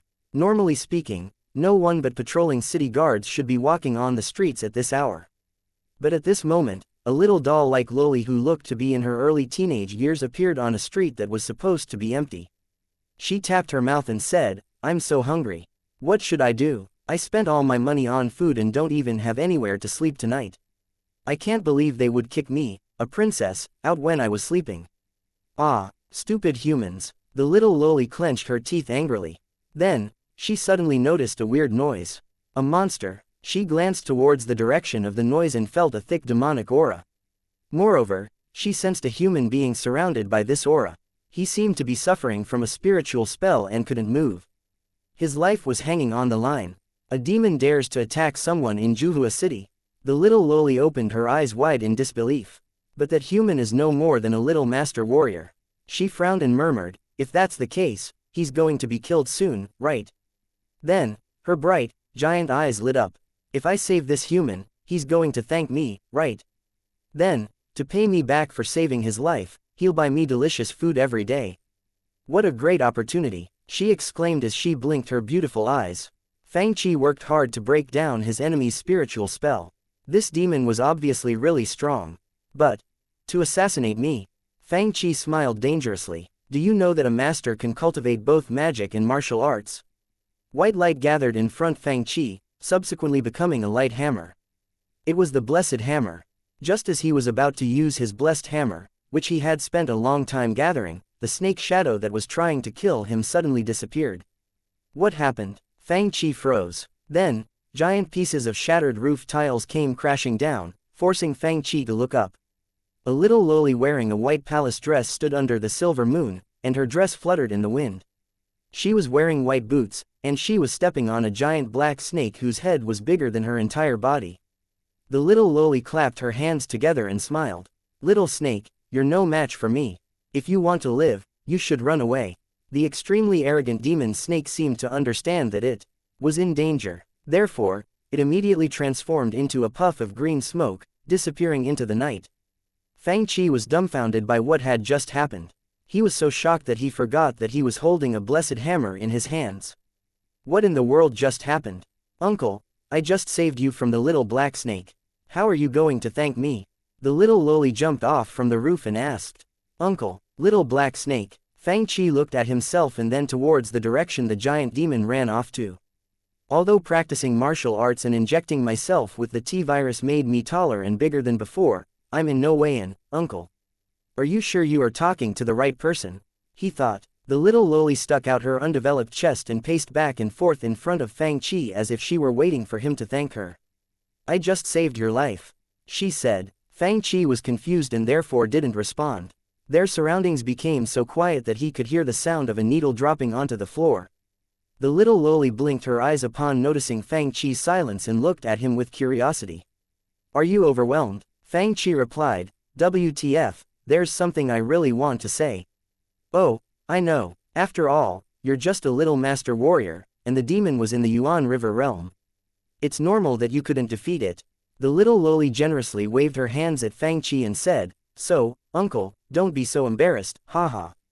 What? Fang Chi was flabbergasted. He really needed to get something off his chest. The little loli reached out her hand and tried to pat Fang Chi on the shoulder. However, she was too short and therefore got his arm instead. Then, she said with much anticipation, if you want to thank me for saving your life, you can treat me to food. I like steamed lamb, steamed bear claw, steamed deer's tail, roast duck, roast chicken, roast goose, boiled duck, marinated chicken. I own an internet cafe, not a restaurant. The veins on Fang Chi's forehead were about to burst. This little girl didn't even ask for my permission before letting the giant demon snake run away. Was she sent by my enemy to dupe me? Where did she get the audacity to ask him for all that food? What's an internet cafe? The little loli placed her hands on her cheeks and asked Fang Chi in all seriousness, what's there to eat at an internet cafe? Finally, Fang Chi couldn't take it anymore. He glanced up at his collapsed roof and said, do you want to leave on your own, or should I throw you out? I'll leave. Why are you being so mean? The little loli was shocked that the man she saved was treating her so terribly. You really don't know what's good for you. Why are humans all like this? It's infuriating. The little loli raised her chin and pouted. Then, she sneered and stormed out of Fang Chi's shop. After she left, Fang Chi looked at his broken bed and the giant hole in his roof. It was so big that he could see all the stars in the sky. He sighed, once I find out who did this, I'm going to put them all on the black list. Since Fang Chi didn't know where to sleep, he opened his shop as soon as the sun came up. Auntie Wong opened her bun shop around this time every morning. After Fang Chi pasted his hiring notice on the wall, he went to her shop and bought a big order of meat buns. Then, he began eating it outside his shop. Chi. Your roof. Auntie Wong noticed his collapsed roof. Fang Chi responded awkwardly, I don't know why, but it suddenly collapsed. He couldn't tell her the truth. Did it hurt anyone? Auntie Wong asked. Oh, that's good, Auntie Wong said. Ask Carpenter Yang to fix it for you later. Worst comes to worst, you can sleep at my house tonight. Fang Chi looked up and saw the little loli from last night. She was looking at him, but when their eyes met, she turned around and pretended not to see him. Fang Chi thought, did she wander around all night? He looked down and went back to eating his buns. After a few seconds, he glanced up and saw the little loli looking his way again. Do you want one? Fang Chi held up a bun and asked her. I don't want your stupid bun. She turned her head around, obviously still upset about what happened the night before. However, her stomach suddenly began to growl, and her face reddened from embarrassment. Forget it, Fang Chi was getting a headache from this. I'll treat you to some buns, what do you think? The little loli didn't respond. Didn't you say yesterday that I should pay you back for saving my life? You finally came to your senses. The little loli asked with disdain. Fang Chi looked up at his collapsed roof again. He thought about that demon whom this loli let escape after ruining his bed, and he tried to calm down and said, sure, why not? Only then did the little loli unwillingly walk up to him. A minute later, Fang Chi only ate a few buns. Still hungry, he reached out to get another one. He turned around and was shocked to see the little loli slowly finishing the last bun and patting her round belly. If you like buns so much, why can't you buy some for yourself? My money was stolen by a thief. The little loli replied angrily. Then, she fiddled her fingers and looked at the notice in front of Fang Chi's shop. So, I'm looking for a job right now. Uncle, you're alone, and your house is in danger. You should. As if she was afraid that Fang Chi would refuse, she quickly added, did I scare you by naming too many dishes last night? I know you're poor. so I'll be happy as long as you feed me buns. Fang Qi was speechless. Chapter 53. I'm sorry, but I refuse. Are you being serious? Fang Qi finally came back to his senses after his mind blanked out for a few seconds. Of course, the little loli replied, proud of herself, you'll feel safer under my protection. I can kill 10 of those little snakes by myself. Plus, I am skilled in the 4 arts, guzheng, chess, calligraphy, and painting. Also, I'm quite talented in spiritual spells. She continued arrogantly, if you let me work here, not only will I protect you, I can also teach you spiritual spells and martial arts. If your business isn't good, I can reluctantly play some music for you to attract customers. If you think I eat too much. The little loli pouted her lips awkwardly. I'll control myself a little. You're saying that? Fang Qi patted his forehead and asked, if I hire you as an employee, I don't have to worry about anything else. All you want is food. It's good that I can hire someone like you for such a small amount of money. With your protection, no one will have the guts to cause trouble here. It sure is a pie that fell from the sky. I'm touched. I'm lucky that a person with your status is willing to work at a shop like mine. Fang Qi rubbed his chin and thought about it. Then, he asked, so, do you know how to do laundry? No. The little loli shook her head. Do you know how to cook? Can you clean? Why would I do something like that? The little loli responded angrily. I'm sorry. Fang Qi shook his head. I refuse to hire you. What? The little loli was dumbfounded. Why? Fang Qi pointed at the hiring notice on his wall and said, my shop is different from the others. All my employee needs to do is clean the shop and take in money. Nothing else matters. Suddenly, clip-clopping noises sounded. A luxurious car pulled by 4 one-horned monsters slowly stopped outside Fang Qi's shop. The little loli immediately got goosebumps. She had a feeling that whoever came had at least the power of a peak king warrior. The other one's even more powerful. She exclaimed and immediately hid behind Fang Qi. Little owner, we can keep playing today, right? Nolan Hongwu got off the cart and handed Fang Qi a bag of crystals. Of course. Fang Qi took the bag and weighed it in his hand. Then, he replied, the two of you already know how to play the game, so I'm not going to interfere. Only after they walked inside the door did the little loli nervously walk out from behind Fang Qi. Terrified, she stuttered, they're just customers. What are you so scared of? They won't eat you. Then, she saw a few cultivators who were on and above the Yuan River realm walk into Fang Qi's shop. Every single one of them respectfully handed Fang Qi a bag of crystals before sitting down. Sir, give me a bottle of Sprite. Song Qingfeng came early today and immediately ordered a bottle of Sprite. T3 crystals. The little loli stared at the bottle Fang Qi handed Song Qingfeng and asked, this costs 3 crystals. Anyone could enjoy a giant table full of delicious food in Juhua City with 3 crystals, as long as they didn't go to the Wind and Moon Pavilion. Even at the Wind and Moon Pavilion, they could still buy a bottle of delicious wine with 3 crystals. But why is this shop selling a bottle of God knows what drink for that amount of money? Is this a shop that dupes customers?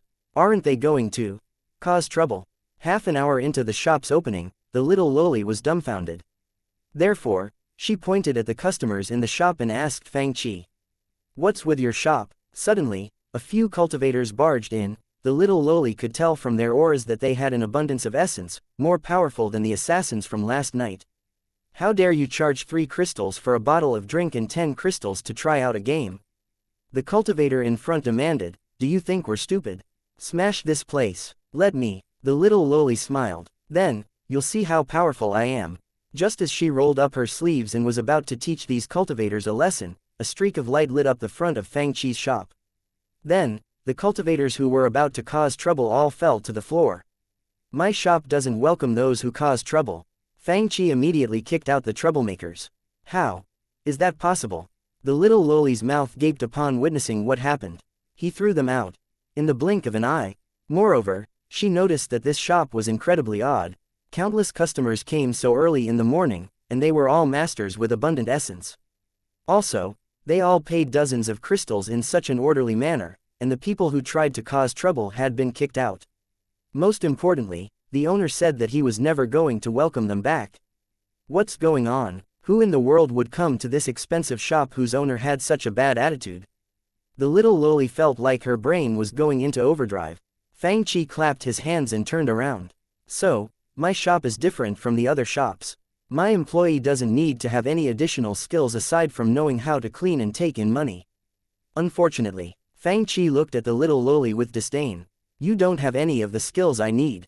The little loli was petrified on the spot. This shop didn't lack business at all. So, what she said before about reluctantly helping him to attract customers was completely unnecessary. Moreover, once the protective system in the internet cafe was activated, the owner didn't need to worry about the safety at all. Most importantly, she had never heard of a shop that had the courage to throw people out and declare that they were never welcomed back. What is happening? How could a shop as arrogant as this one exist? I guess my skills really don't work here. The little loli felt like crying. If the owner used the lightning strike that is as powerful as the one I just saw, he didn't need me to save him last night. Heartbroken, she muttered to herself, am I, a princess, going to be rejected by the first job I've ever applied for? No, she suddenly remembered something and stuck her chest out. Cleaning and taking money are easy tasks. I'm smart enough to learn how to do these things. Having regained confidence, the little loli laughed. Now, you don't have a reason to reject me anymore, right? Fang Qi felt speechless. Chapter 54. Sir. Activate the game for me. Employee rules. Point 1. The employee must abide by all the rules in the shop. 2. Consider yourself to be a part of this shop. 3. The employee must clean the shop until no speck of dust can be seen. 4. The employee cannot make mistakes when taking in money. If the employee does not abide by these rules, they will be fired immediately and never be hired back. Salary. The owner will take care of the employee's eating and living arrangements. Due to the employee's huge appetite, she will not receive any salary at the moment. Bonus. Laundry, 1 crystal per month. Bonus. Cooking, rewarded based on the quality of the food. Please do not place inedible food on the table, or else the employee will be immediately fired and never hired back. Upon seeing Fang Qi's expression, the little loli suddenly realized something and thought back to the second rule. Therefore, she immediately said, my name is Zhang Xiaoyu, nice to meet you. She wiped off the sweat from her forehead and let out a sigh of relief as she muttered to herself, thank goodness I'm smart. I can't believe this stupid owner would try to trick me. Just like that, after Fang Qi handed her the employee rules, the little loli officially became an employee of his shop. Fang Qi nodded and pointed at the front desk. When there's nothing much to do, you can sit there. The prices are written on the blackboard behind you, just take the customer's money according to the prices. If you make any mistakes, I will be immediately fired and never hired back. Zhang Xiaoyu snickered in disdain. I've already memorized these simple rules. Also, there are 2 bedrooms upstairs. You can go clean them near the end of the day when there are less customers. If there are new customers, and you don't know how to help them, feel free to ask me. Zhang Xiaoyu looked around the shop suspiciously and thought, why is there such a weird shop in the human world?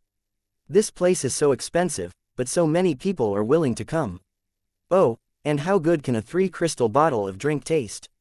She looked at the customers who were sipping their bottles of Sprite in satisfaction. This is unbelievable. With Zhang Xiaoyu here, Fang Qi had more time on his hands. Therefore, he headed out and hired a few carpenters to fix his roof. His system only modified the internet cafe on the first floor, so the bedrooms upstairs were still normal. He wondered if he needed to place a bed on the first floor. Dejected, he asked his system, can't we build a dorm for the internet cafe? Your authority is limited, a dorm cannot be provided at this time. Damn, authority, again. Fang Qi felt depressed. Not only was Inhui the chief commander of the Juhua army, he was also the castellan of Juhua city. With a large force under his command, he ruled over Juhua, a city that incorporated aspects such as commerce and military. He was of real power. But yesterday, not only was his deputy commander, Gong He, kicked out of a small shop, the VIP guest that went with him was also kicked out. If others found out what happened, how could he, and Hui, still be that majestic in Juhua city? A series of heavy footsteps sounded outside Origin's internet cafe. A tall, handsome middle-aged man with a wide forehead and sharp facial features walked into Fang Qi's shop proudly. Behind him stood the elite soldiers of Juhua army. They were all wearing silver armor and emitting powerful auras. The internet cafe was surrounded. Another man stood behind this middle-aged man. It was Gong He, who had come with Nolan Ying yesterday. Zhang Xiaoyu froze upon seeing the middle-aged man. Isn't he the Castellan of Juhua City? He is a cultivator at the peak of the true lake realm. The man standing behind him is an ancestral warrior. They even brought an army. What should I do? The owner is about to get in trouble. Sir. Zhang Xiaoyu immediately called Fang Qi, who was immersed in his game. Confused, Fang Qi looked at her and asked, "Did new customers come? The Castellan is here with an army to cause trouble at your shop." Zhang Xiaoyu said with difficulty, "I knew it. You kept duping customers, and the Castellan couldn't take it anymore. We should run away." "Run away," Fang Qi repeated calmly, "he's just a new customer, no." Then, he stood up from his seat and walked towards them. "New customer." Zhang Xiaoyu looked at Fang Qi in disbelief. "Is the owner crazy? You're the owner of this shop." And Hu Wei glanced at Fang Qi icily and said, "Why aren't you kneeling before me?" "Kneel." Fang Qi frowned and said, "I thought you were a customer, but you're here to cause trouble." Then, he saw Gong He who was standing behind and Hu Wei. He said, "Are you going to do what the others did yesterday? I apologize for being blunt, but if you're here to cause trouble, not only will you receive a lightning punishment, this shop will also never welcome you back." Upon seeing what was happening, Zhang Xiaoyu was at a loss for words. She covered her face with her hands, too terrified to watch whatever was going to happen next. What arrogance! And Hu Wei snickered and waved his hand. "Close down this shop and arrest the owner." Before he could finish speaking, an elder with white hair glanced over at Hu Wei. The Castellan immediately froze upon seeing this elder as if he were a mouse that just encountered a cat. Then, his mind went blank. Nah, the master is playing a game. Elder Fu said unhappily, "You all need to be careful." Yes, and Hu Wei's face was filled with terror. "Dad." Just then, and Hu Wei heard another voice. "Chang," and Hu Wei was shocked to see Chang, his son, here as well. Confused, he asked, "Why are you here as well?" "To play Diablo," and Chang took out a few crystals and said, "Sir, get my dad a bottle of Sprite." "Go on." Fang Qi gestured at Zhang Xiaoyu. "It's in the fridge over there." "Oh," Zhang Xiaoyu responded, completely bewildered by what was happening here. Baffled, and Hu Wei looked at the green glass bottle in his hand and asked sternly, "Chang, what are you up to?" "Uncle and Ouyang," Cheng explained, "this is a unique drink that only this shop has. You won't be able to buy it anywhere else. How good can the drink of a tiny shop be?" And Hu Wei scolded impatiently, "You little brats need to get your heads together. How can a drink like this compare to the wine at Wind and Moon Pavilion? How can you ask me to drink this? Save it for yourselves." Upon hearing this, Bu Yuche laughed, "Uncle N, how can the wine at Wind and Moon Pavilion compare to Sprite? Did you know that the Sprite is made of mineral water from under the snowy mountains, which had been tempered by thousand-year-old volcanic rock?" Ouyang Cheng chimed in, "The honey is produced by bees that collect pollen from a kind of spiritual flower called the ice heart flower. It can help with concentration and staying calm. Once you drink it, thousands of bubbles will jump on your tongue, making you feel as refreshed as ever. It's created by an advanced spiritual artifact called the high-efficiency silent compressor, which compresses the bubbles into the drink." Zhang Xiaoyu's eyes widened as she looked at the bottle of Sprite she just handed Hu Wei. "A drink like this exists in the world. Your small shop sure pays great attention to the details." Upon hearing their conversation, Nolan Hongwu looked at Fang Qi and said, "Come on, kid, get us each a bottle to try out." Even Duke Nolan is giving the drink a try, and Hu Wei looked at the excited elders in bewilderment. Then, he quickly came back to his senses and said, "Allow me to try it for you first.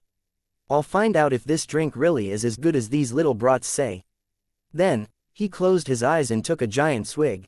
Tens of thousands of tiny bubbles jumped on his tongue as the cold, sweet, and sour drink went into his mouth. The bubbles stimulated his taste buds, making them more sensitive than ever. A refreshing pleasure shot right to his head. At the same time, the cool feeling entered his throat and slid all the way down to the bottom of his stomach. And Hu Wei immediately opened his eyes in surprise. "How is it?" Upon seeing Hu Wei's reaction, Elder Fu asked, "Did they exaggerate?" "It's delicious." And Hu Wei shouted, "I've never tasted anything so unique and delicious." "Is it really that good?" The elders immediately got up from their chairs. They quickly grabbed the bottles of Sprite and took a sip. The zesty cool feeling opened all the pores on their body. They both opened their eyes wide. "This drink is so refreshing. Ha ha ha, what a great drink." Nolan Hongwu laughed, I didn't think I would get to drink something as amazing as this before I died. Elder Fu drank his Sprite as he glanced at Cheng and the others. You play Diablo too? Yeah, Cheng seemed to realize that these two elders were of high status, and he replied awkwardly, I'm not good at it though, don't laugh at me. You look like you're playing pretty well. Nolan Hungwu patted Cheng on the back and said, do you want to play together? Sure, Cheng's eyes lit up. We need close-range fighters.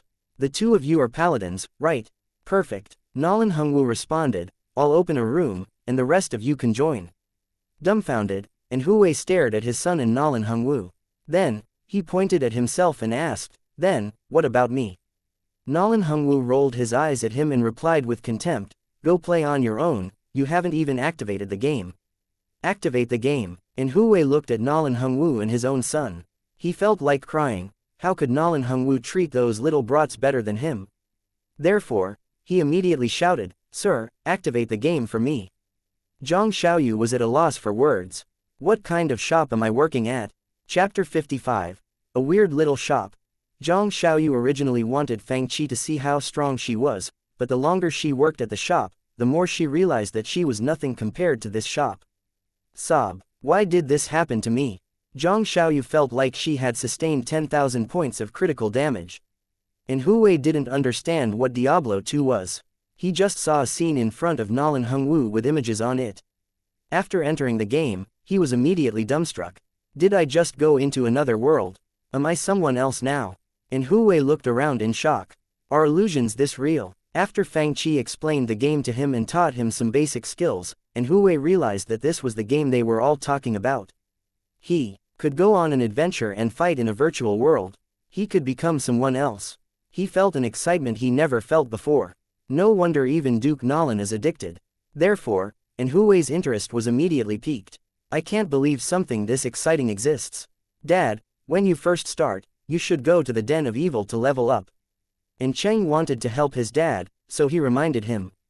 The Den of Evil sounds dangerous. Hui's expression darkened as he shouted, Gong He, select a group of elite soldiers to attack the Den of Evil with me. Yes sir. Last time, Cheng kicked out Gong He just as he was about to cause trouble. Therefore, he didn't land on Fang Qi's blacklist. He quickly pointed at the elite soldiers in the first row. You, and you, step out. Go to the Den of Evil with the Castellan.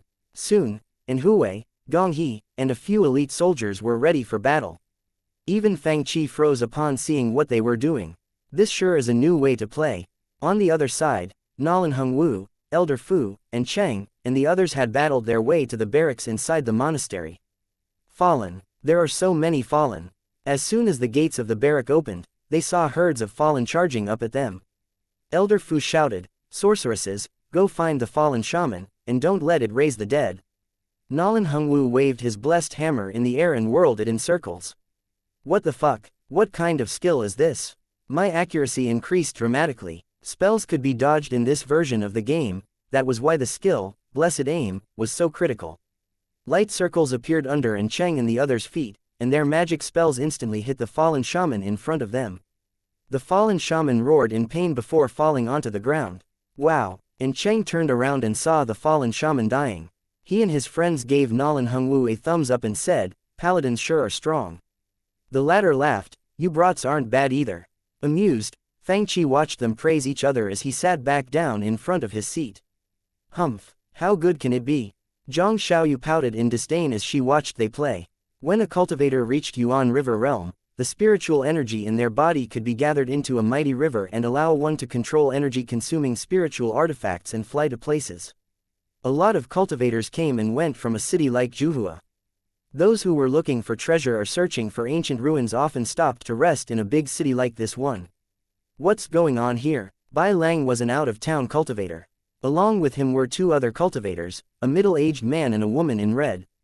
They decided to meet up on this secluded street before going to obtain a rare spiritual herb. However, when they arrived, they saw a lot of soldiers of Juhua army. The woman in red was dumbstruck as she muttered, do you think they figured out our plan? That's impossible. Bai Lang laughed, this kind of spiritual herb is rare, but it's not worthy of summoning the Juhua army. Moreover, we're inside the city, so it should be fine. I'll go ask. Bai Lang walked up to ask them some questions, and the soldiers of Juhua army's attitude wasn't bad, but the Castellan and the deputy commander of Juhua army are attacking the den of evil with elite soldiers. Bai Lang was confused. Isn't this place called Origin's Internet Café? Where did the den of evil come from? He glanced towards the direction the soldiers were pointing and saw the Castellan sitting right there. While he pondered, he suddenly saw a man in blue walking into the shop. Is that person from the Blue Flame Pavilion? As soon as Li Haoran walked in, he saw An Cheng and the others inside the barracks. Why didn't you wait for me? Li Haoran shouted as he quickly placed some crystals on the counter. He glanced at Zhang Xiaoyu and murmured, "Why is there a little girl here today?" However, he didn't have time to think too much about it. He sat down in front of a computer and quickly clicked open the game. Come on, what's the room number? I'm going to wait for the quest, Tools of the Trade. Open a portal for me. Bai Lang asked the soldier beside him. I thought they are in the den of evil. Why are they in a barracks now? How would I know? The soldiers replied. He looked confused as well. If you want to know what's happening, just go in, no one's stopping you. These soldiers were aware that the shadow guards had been kicked out the day before. Although they weren't told to leave, and Hui also didn't say anything about closing down the shop. Therefore, they didn't have the courage to disturb Fang Qi's business. Bewildered, Bai Lang walked into the shop. Diablo 2, Act 1, 8 crystals. Resident Evil 1, 5 crystals. What in the world? Then, he glanced over at Nolan Hongwu's screen and saw a giant monster that looked as strong as an ox. The smith appeared. Come here, come to me. Bai Lang heard screams, and he quickly walked up and stood behind Nolan Hongwu. The latter's character was holding a shield in his hands while an incredibly strong monster charged up at him. The devil sent Nolan Hongwu flying with only one punch. This monster is so powerful, I can't defeat it. Come here and help me. Bai Lang froze. This old man is just sitting there, what is going on? I'm coming. Bai Lang heard someone shout out beside him. Then, he saw some sorceresses barge in, attacking with ice, fire and lightning spells. Use static field to weaken it first. Bi Yu Che, call on some spirit wolves to fight it first. You guys go on first, I need to drink a potion first. My body's falling apart. Nolan Hongwu howled in pain as he chugged health potions behind them. Then, Bai Lang saw a pack of wolves running up to the demon on the screen, but they were immediately sent flying. Stop it, don't let it come close. An Cheng shouted as he used his magic. What's going on? Bai Lang watched as they screamed and yelped in their seats as if they were dying. Could it be the people on the screens? He suddenly thought of something incredible. Hey, you guys. Fang Qi stood up with a grim expression on his face. Can you turn off the external communication option when you're playing games? Everyone within a 400-kilometer radius can hear your screams. Then, he turned around and looked at this person he didn't recognize. He asked Bai Lang, are you a new customer? Would you like to play Resident Evil or Diablo? Chapter 56, Addicted to Diablo. The game they're playing is called Diablo. After Fang Qi explained the games to him, Bai Lang thought back at what he just saw on the screens and seemed to slowly understand what was going on. But, is it really that magical? Bai Lang was a cultivator with abundant spiritual energy who had traveled across the land. However, he had never heard of something so astonishing. Zhang Xiaoyu listened intently next to him. She had heard Fang Qi introduce the game countless times and couldn't help but mutter, is the game really that good? Humph, I bet he's exaggerating. Zhang Xiaoyu thought angrily. Bai Lang also doubted the validity of Fang Qi's words. However, if the Castellan was even playing this game, there must be something good about it. Since he was here to obtain information, he might as well give the game a try, right? For a cultivator like him, 10 crystals really weren't that much. He wondered if the game was really as fun and exciting as it seemed. Should I try? Bai Lang frowned as he took out 10 crystals. However, instead of handing it to Fang Qi, he asked again, are you sure your game is worth that much? Fang Qi replied casually, do all the customers in my shop look like idiots? If the game wasn't worth it, there wouldn't be so many people. Okay, then I'll give it a try. However, he was still doubtful. But if I try it and realize that it's not good, I'll make your life miserable, even if your shop is popular. Upon hearing this, Zhang Xiaoyu immediately rolled her eyes. She saw with her own eyes how cultivators who were stronger than him had been kicked out of the shop in the blink of an eye. However, She still had doubts about the game. What's so fun about it? It's just fighting in a different location. If the game was really that simple, Diablo wouldn't have become so popular.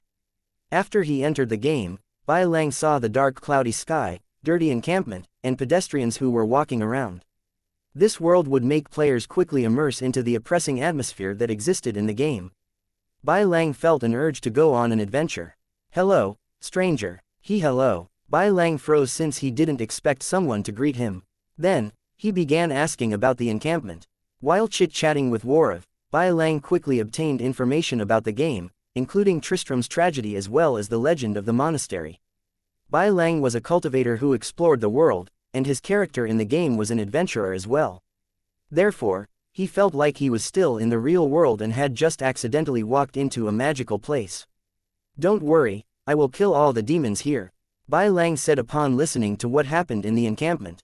The more he played, the more he realized how charismatic the game was. I should play for a little while longer. Bai Lang muttered to himself, I'll leave once I kill a mini-boss, level up, and find out what the frozen armor is. The middle-aged male cultivator and the female cultivator in red were becoming impatient outside. Daoist Zan, brother Bai has been in there for so long. Why isn't he coming out? Do you think something happened to him? The woman in red asked, and her face filled with worry. Confused, Zan Yan stroked his long but smooth beard and said, Brother Bai is active, but he always considered the bigger picture. Why isn't he out yet? Did something really happen to him? Should we go in and see? Yeah, Zan Yan replied, if something really happened, we can help him out. That's a good idea. The two of them walked into the shop and were relieved to see that the soldiers didn't stop them. Quickly, they saw Bai Lang who was playing Diablo intently. Brother Bai, the woman in red called out. Brother Bai, Zan Yan quickly walked up to him and asked, are they not letting you leave? Bai Lang scratched his head upon seeing them so anxious. Why did the two of you come in? It's been half an hour, but you were still in here. Zan Yan replied, she was worried about you. Are they not letting you leave? Yeah, the woman in red quickly chimed in. We still need to go find. It's important, and we can't waste any more time. It's been half an hour. Bai Lang hadn't had enough of the game yet. It's already been half an hour. Wait, Bai Lang felt embarrassed. Give me 30 more minutes. I need to kill the boss in the Den of Evil first. What? Den of Evil? The other two immediately sensed danger. Should we help you? Bai Lang thought back at how much fun Cheng and the others were having. Also, playing together meant that they would complete the quest faster. He immediately nodded his head and yelled, yes. Sir, can you activate their games? We want to play for an hour. Why do we have to activate games to fight in? The Den of Evil. The two were confused, but soon. Daoist Zan, release some more charged bolts. Frost bolt, I'll deal with corpse fire. You guys kill the fallen shaman. Endure one more hit. The boss is about to explode. Why is the name of this item written in yellow? Skeletal sneakers boots. I didn't know something like this could exist. They were excited to see an elite item appear in front of them. This game is interesting. Zan Yan's eyes lit up. We want to play for another hour. Zhang Xiaoyu walked up to them and asked curiously, didn't you say you have something else to do? They glanced at each other, not sure what to do. They didn't even get to try out the elite item yet. Were they really going to leave now? Why don't we? Bai Lang suggested, try out this yellow item first. You guys will be able to learn new skills as well. Then, we can leave. Sounds good. Zan Yan replied, we can go later. That thing's not going to run away. Yeah, this game is really interesting, let's play for a while longer. After another hour. This skill, Inferno, is awesome. When I use this frozen armor, monsters freeze as soon as they touch me. It's awesome. Why don't these spells exist in real life? These spells are so intricate. Maybe they really do exist. Hurry up, let's keep looking. We're here at the burial grounds. We're about to encounter the Blood Raven. Another hour please. Zhang Xiaoyu was speechless. After taking their crystals, she suspiciously stared at Fang and wondered, did he put addictive substances in this game? The more she thought about it, the more cautious she became. Is the shop owner an evil cultivator? At this thought, Zhang Xiaoyu felt like crying. She muttered to herself, why do I feel like I'm working at a bad place? Chapter 57. Kill Andriel at level 2. That night, players began leaving the internet cafe, and Fang Qi sent Zhang Xiaoyu upstairs to tidy up the bedrooms. "Sir, we want to watch the movie version of Resident Evil." Two young men wearing warrior suits walked in and shouted. Task: sell 100 Resident Evil 1 movie version tickets completed. Task reward: Diablo 2 Virtual Reality Remake, Act 2. Fang Qi sat on his chair as he read the system's notification. Those who played Resident Evil at his shop mainly consisted of students from Lingyun Academy and warriors. Of course, a lot of cultivators came here to figure out what a movie was. After all, Fang Qi's shop created a trend within Juhua City. After selling 100 movie tickets, the shop now had Act 2 of Diablo 2. At the same time, Fang Qi found out how to obtain Act 3. New task: sell Diablo 2 Virtual Reality Remake, Act 1 to 80 customers. Completion: 28/80ths. Task reward: Diablo 2 Virtual Reality Remake, Act 3. However, Fang Qi didn't have much time to play at night. He got a new bed for his room, and the roof had been fixed. Zhang Xiaoyu, the person who let go of the perpetrator, was sent to sleep in the other bedroom upstairs. The night was calm. Fang Qi cultivated on his bed, and nothing out of the blue happened. Fang Qi's night was peaceful, but the others weren't as lucky. And Cheng, on the other hand, was forced by his father to chat about Diablo all night. "Cheng, how do I go into Tristram?" And Hu Wei asked curiously. "Apparently, I have to find some kind of tree." "Oh, do you have any good items? Give Dad some. I'm level 4 now. Why don't we explore the inner cloister together tomorrow?" "Why did I tell my dad to play? He played for an entire day but is still at level 4. And Cheng covered his face as his head began to ache. "Oh, and I asked your Uncle Yang and Uncle Bu to come play with us tomorrow." And Cheng was completely speechless. At the same time, in the Blue Flame Pavilion, Uncle Master, are you still forging spiritual artifacts?" A female disciple was shocked to see Li Haoran walking out of the artifact forging room. "Yeah, I was enlightened today," Li Haoran replied. Then, he asked, "Did anyone buy the spiritual artifacts I created yesterday?" The female disciple froze for a second and said, "I think someone bought one." Li Haoran nodded. Then, he picked up some materials and went back into the room. Of course, some couldn't sleep because they were worried. Nolan Jia clenched a delicate jade cup in his hand as he glared at the east of the city. "What is that small shop's background? Should I send more people?" "No." Nolan Jia squeezed the cup so hard that it broke into pieces. "You're all useless. What's the point of sending more people? I will go check out the owner of the shop myself tomorrow. Then, we'll decide what to do next." "Okay." A cultivator covered in a black cloak walked out from the dark. "Oh, right," Nolan Jia said in all seriousness. "Tell Master Wu and Sword Master Yu to wait for my orders." "Is that really necessary?" The cultivator in black was surprised. Nolan Jia's expression darkened as he asked in a low voice, "Have you ever wondered why a small shop with no background can be so fearless and arrogant? I think the shop has something to do with that sister of mine. If that's the case, I might not be able to kill her right now, but I can cut off her wings." "You're right, young master." The man in the black cloak laughed evilly. The next morning, Fang Qi saw a handsome middle-aged man in a black silk robe walking up to him as soon as he unlocked the doors to his shop. Getting new customers so early in the morning? Confused, Fang Qi asked Zhang Xiaoyu to greet him. "Sir, how can I help you?" Zhang Xiaoyu imitated Fang Qi and pointed at the blackboard. "Our shop provides the following games. Diablo 2. Confused, Nolan Jia read the words on the blackboard. Resident Evil 1. Sprite. Nolan Jia took a deep breath in and sneered in his head. That sister of mine sure took great pains to invent these secret codes. With my status, I should choose the most expensive game. Diablo 2, Act 2, he said arrogantly. "I'm sorry," Fang Qi said with a poker face, "you have to pass Act 1 in order to activate Act 2. Nolan Jia froze for a second and said after, "Then, I'll play Act 1. He didn't care for Diablo, all he wanted to do was to find out more about this shop. After Fang Qi explained the game to him, Nolan Jia quickly began playing. "What in the world is this?" Nolan Jia shouted as he experienced the lifelike world and freely controlled a character that wasn't himself. He was shocked. "It's a game," Fang Qi looked at him and said with contempt, "Aren't you here to play?" Nolan Jia didn't know what to say, so he nodded his head. Yes, I'm here to play. In order to not expose himself, xianxia played the game awkwardly. He chose to be the assassin.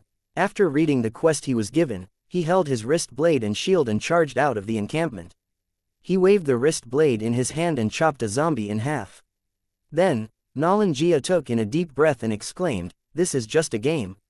But it's so realistic." Then, as if he hadn't had enough, he chopped a few more monsters. He rubbed his chin and thought, "This game is interesting.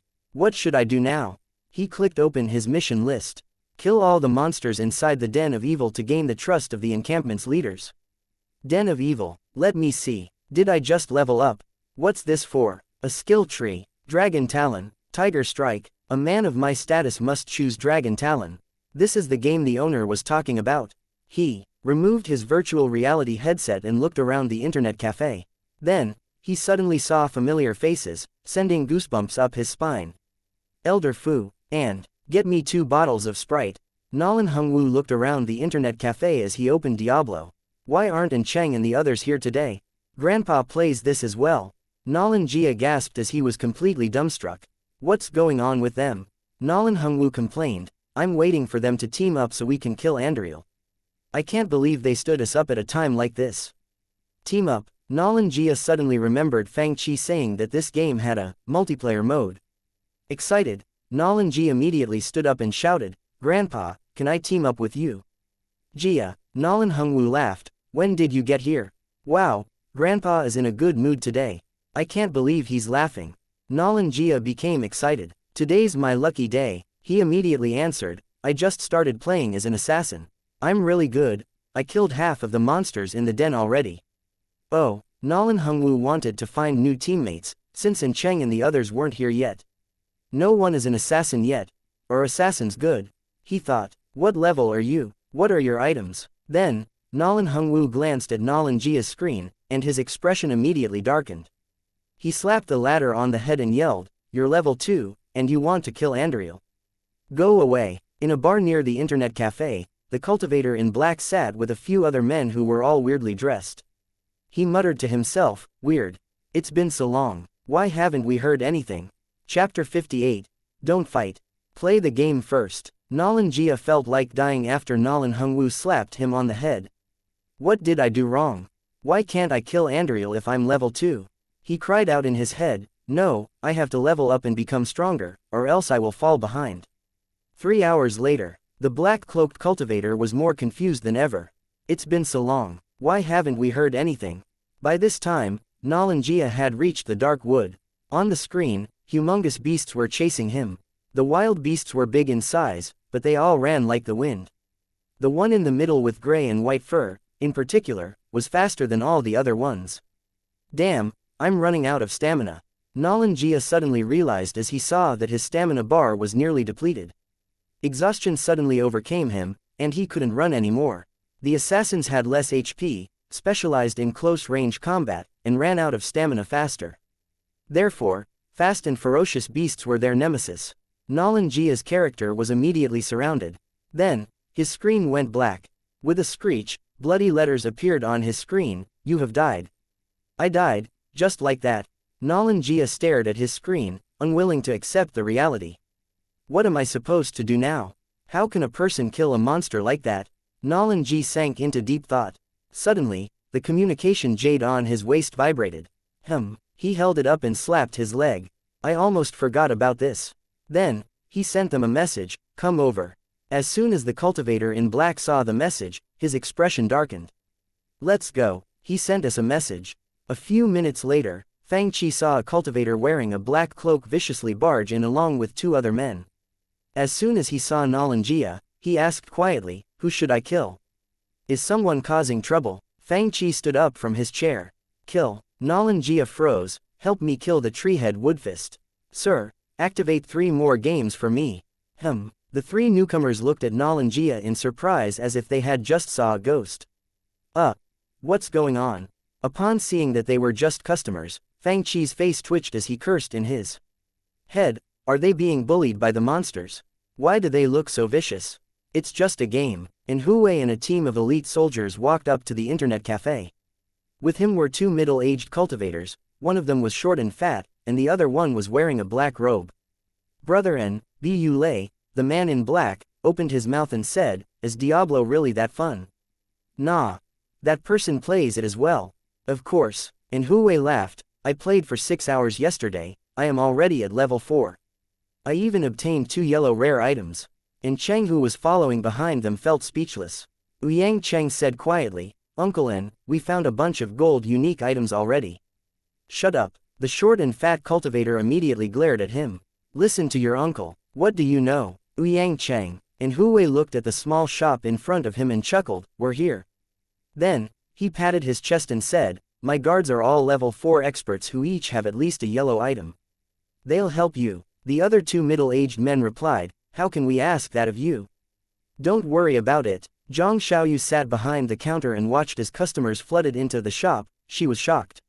Old players like Song Qingfeng came in the morning. They all paid for 6 hours of computer time and a bottle of Sprite. New players, on the other hand. Zhang Xiaoyu blinked her giant eyes and thought, "Isn't that the Castellan?"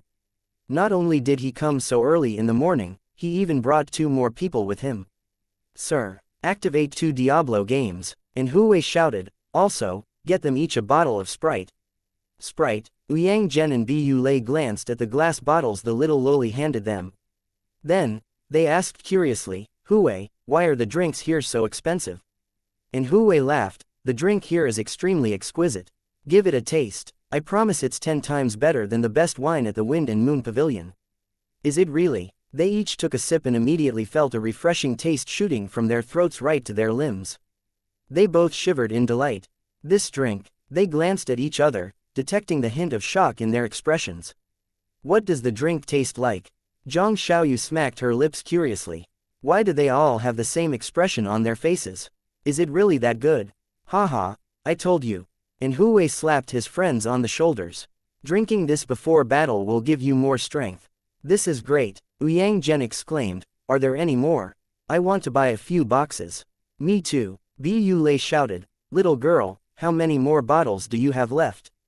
"I want a few boxes." They immediately want more after one taste. Zhang Xiaoyu imitated Fang Qi's tone and replied with disdain, "Each person can only buy 1 bottle a day." "There's a rule." "What kind of rule is that?" They were immediately angered. "Tell the owner to come here, I want to talk to him face to face."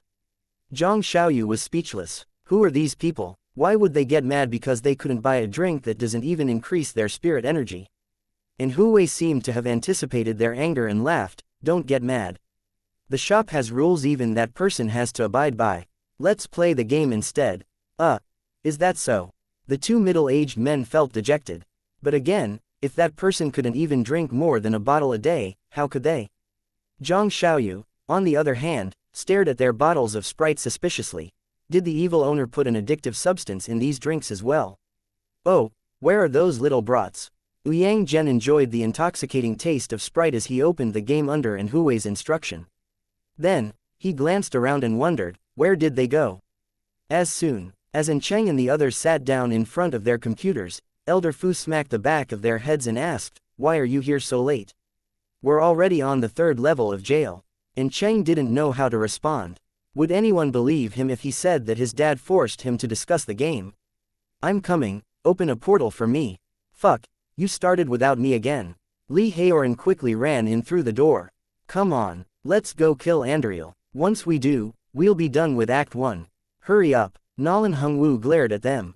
"I've been waiting for so long." Ouyang Zhen and Bu Lei looked at each other. "Those brats are playing with that person." Feeling awkward, and Hui rubbed his nose and said, "I think the little brats are playing with that person to defeat Andriel." As soon as he said this, the other 2 men also felt embarrassed. How could they be worse than their sons? "Let's hurry up," and Hui said awkwardly, "Later, we can ask those brats for some items. I heard that the game gets harder the more we play it." Chapter 59. Wang Tai stands out. Not including Fang Qi, and Cheng and Bu Che's batch of players had the fastest progress. They had already arrived at the inner cloister. Soon, they would arrive at Andriel's nest. Nolan Hungwu and Elder Fu's levels weren't high, but they were both extremely skilled in combat. In a sense, they were more advanced than An Cheng and the others. After a while, the monsters became harder to defeat, and the old men slowly caught up to the young men's levels. Right now, Their team had 2 paladins, 3 sorceresses, and even a druid, making them strong and unstoppable. Although they hadn't passed Act 1 yet, killing monsters along the way had been quite successful. On the other side of the internet cafe, Song Qingfeng and his friends had passed the barracks and charged into the jail. Today, they were sitting next to Wang Tai. They were all longtime players, so they knew each other well and often interacted with each other. While his character was running between locations in the game, Song Qingfeng took a few sips of Sprite and glanced over at Wang Tai's screen. As soon as he saw what the latter was doing, his jaw almost fell off. Wang Tai was working alone and trying to defeat the smith by himself. He didn't have any teammates to help him. The smith in the barracks had transformed into a powerful demon. When players first started fighting it, the smith forced them to retreat, making them cough up blood in just 2 punches. Why is he fighting the smith on his own? Does he think he is the owner? Wang Tai usually played for about 4 hours a day. Even if he played for longer than that, he never reached 6 hours. Song Qingfeng couldn't help but watch him play since the latter's progress was unbelievable. He saw Wang Tai's character holding a staff and hiding in the corner of a wall. In the room before him, a clay golem and 4 skeletons were fighting with 7 monsters and the smith. Wang Tai quietly looked inside and chanted 2 spells. Creepy and dark red lights suddenly shined above the monsters' heads. Then, he sat down behind the door, waiting for something to happen. In the meantime, Wang Tai removed his virtual reality headset and took a sip of Sprite, feeling dejected. Today was his first day buying this drink. Why is it so expensive? I can't believe Chi didn't even give me a discount. Wang Tai muttered to himself, what's the point of knowing him for so long? But it's delicious. He squinted his eyes, feeling happiness and pain of drinking Sprite at the same time, as Song Qingfeng looked at him in bewilderment. The others only have time to drink when their characters are running between places, but this guy is drinking Sprite while fighting the boss. Aren't you afraid of dying? Song Qingfeng asked, not sure what is going on. Why would I be? I'm not the one fighting. Wang Tai used his mouse to control his character and threw in a couple more spells. Song Qingfeng glanced at Wang Tai's screen again. The weaker monsters had all fallen to the ground. The smith was still fighting with the clay golem, but it didn't seem like the latter was going to die anytime soon. In addition, 4 skeletons had surrounded them, attacking the smith as well. Why is his method of fighting the boss look so different from mine? Song Qingfeng felt like swearing. What's your class? Necromancer. After Wang Tai finished using his magic, he quickly backed off. As soon as he heard Song Qingfeng's question, Wang Tai immediately started complaining as if he finally found someone he could vent his frustration with. I don't know why Chi would tell me to choose a class like this one. I can't even engage in combat. When I encounter monsters and demons, I die as soon as they touch me, and I have to hide away. It's just a good-for-nothing character. Then, he awkwardly scratched his head. I'm too embarrassed to team up with others. Song Qingfeng looked at Wang Tai's character, feeling insanely jealous. This was because he just saw a big explosion in the room, signaling that the smith had been killed. The smith was killed by 4 skeletons and a clay golem. How could Wang Tai say that he was too embarrassed to team up with others? However, he had a point. After all, warriors all believed in battle and combat, so hiding away in a corner was indeed a little embarrassing. In this time and age, warriors and even cultivators all engaged in fierce combat, making the necromancer seem somewhat like a coward. Therefore, Wang Tai constantly felt like during combat, his skeletons were telling him to go away and not disturb their battles. It was awkward, very awkward. Fatty, why don't you join our team? What? Wang Tai thought he heard it wrong. I said, why don't you join our team? Song Qingfeng and the others all chose close-range characters. So far, they had 2 paladins, 2 barbarians and 1 assassin. Dying was something that was common for them when they fought bosses. Although they started the game early, it took them a long time and countless deaths before they even passed the barrack. Moreover, Lin Xiao and Li Ping's paladins were so weak that Song Qingfeng had nothing else to say.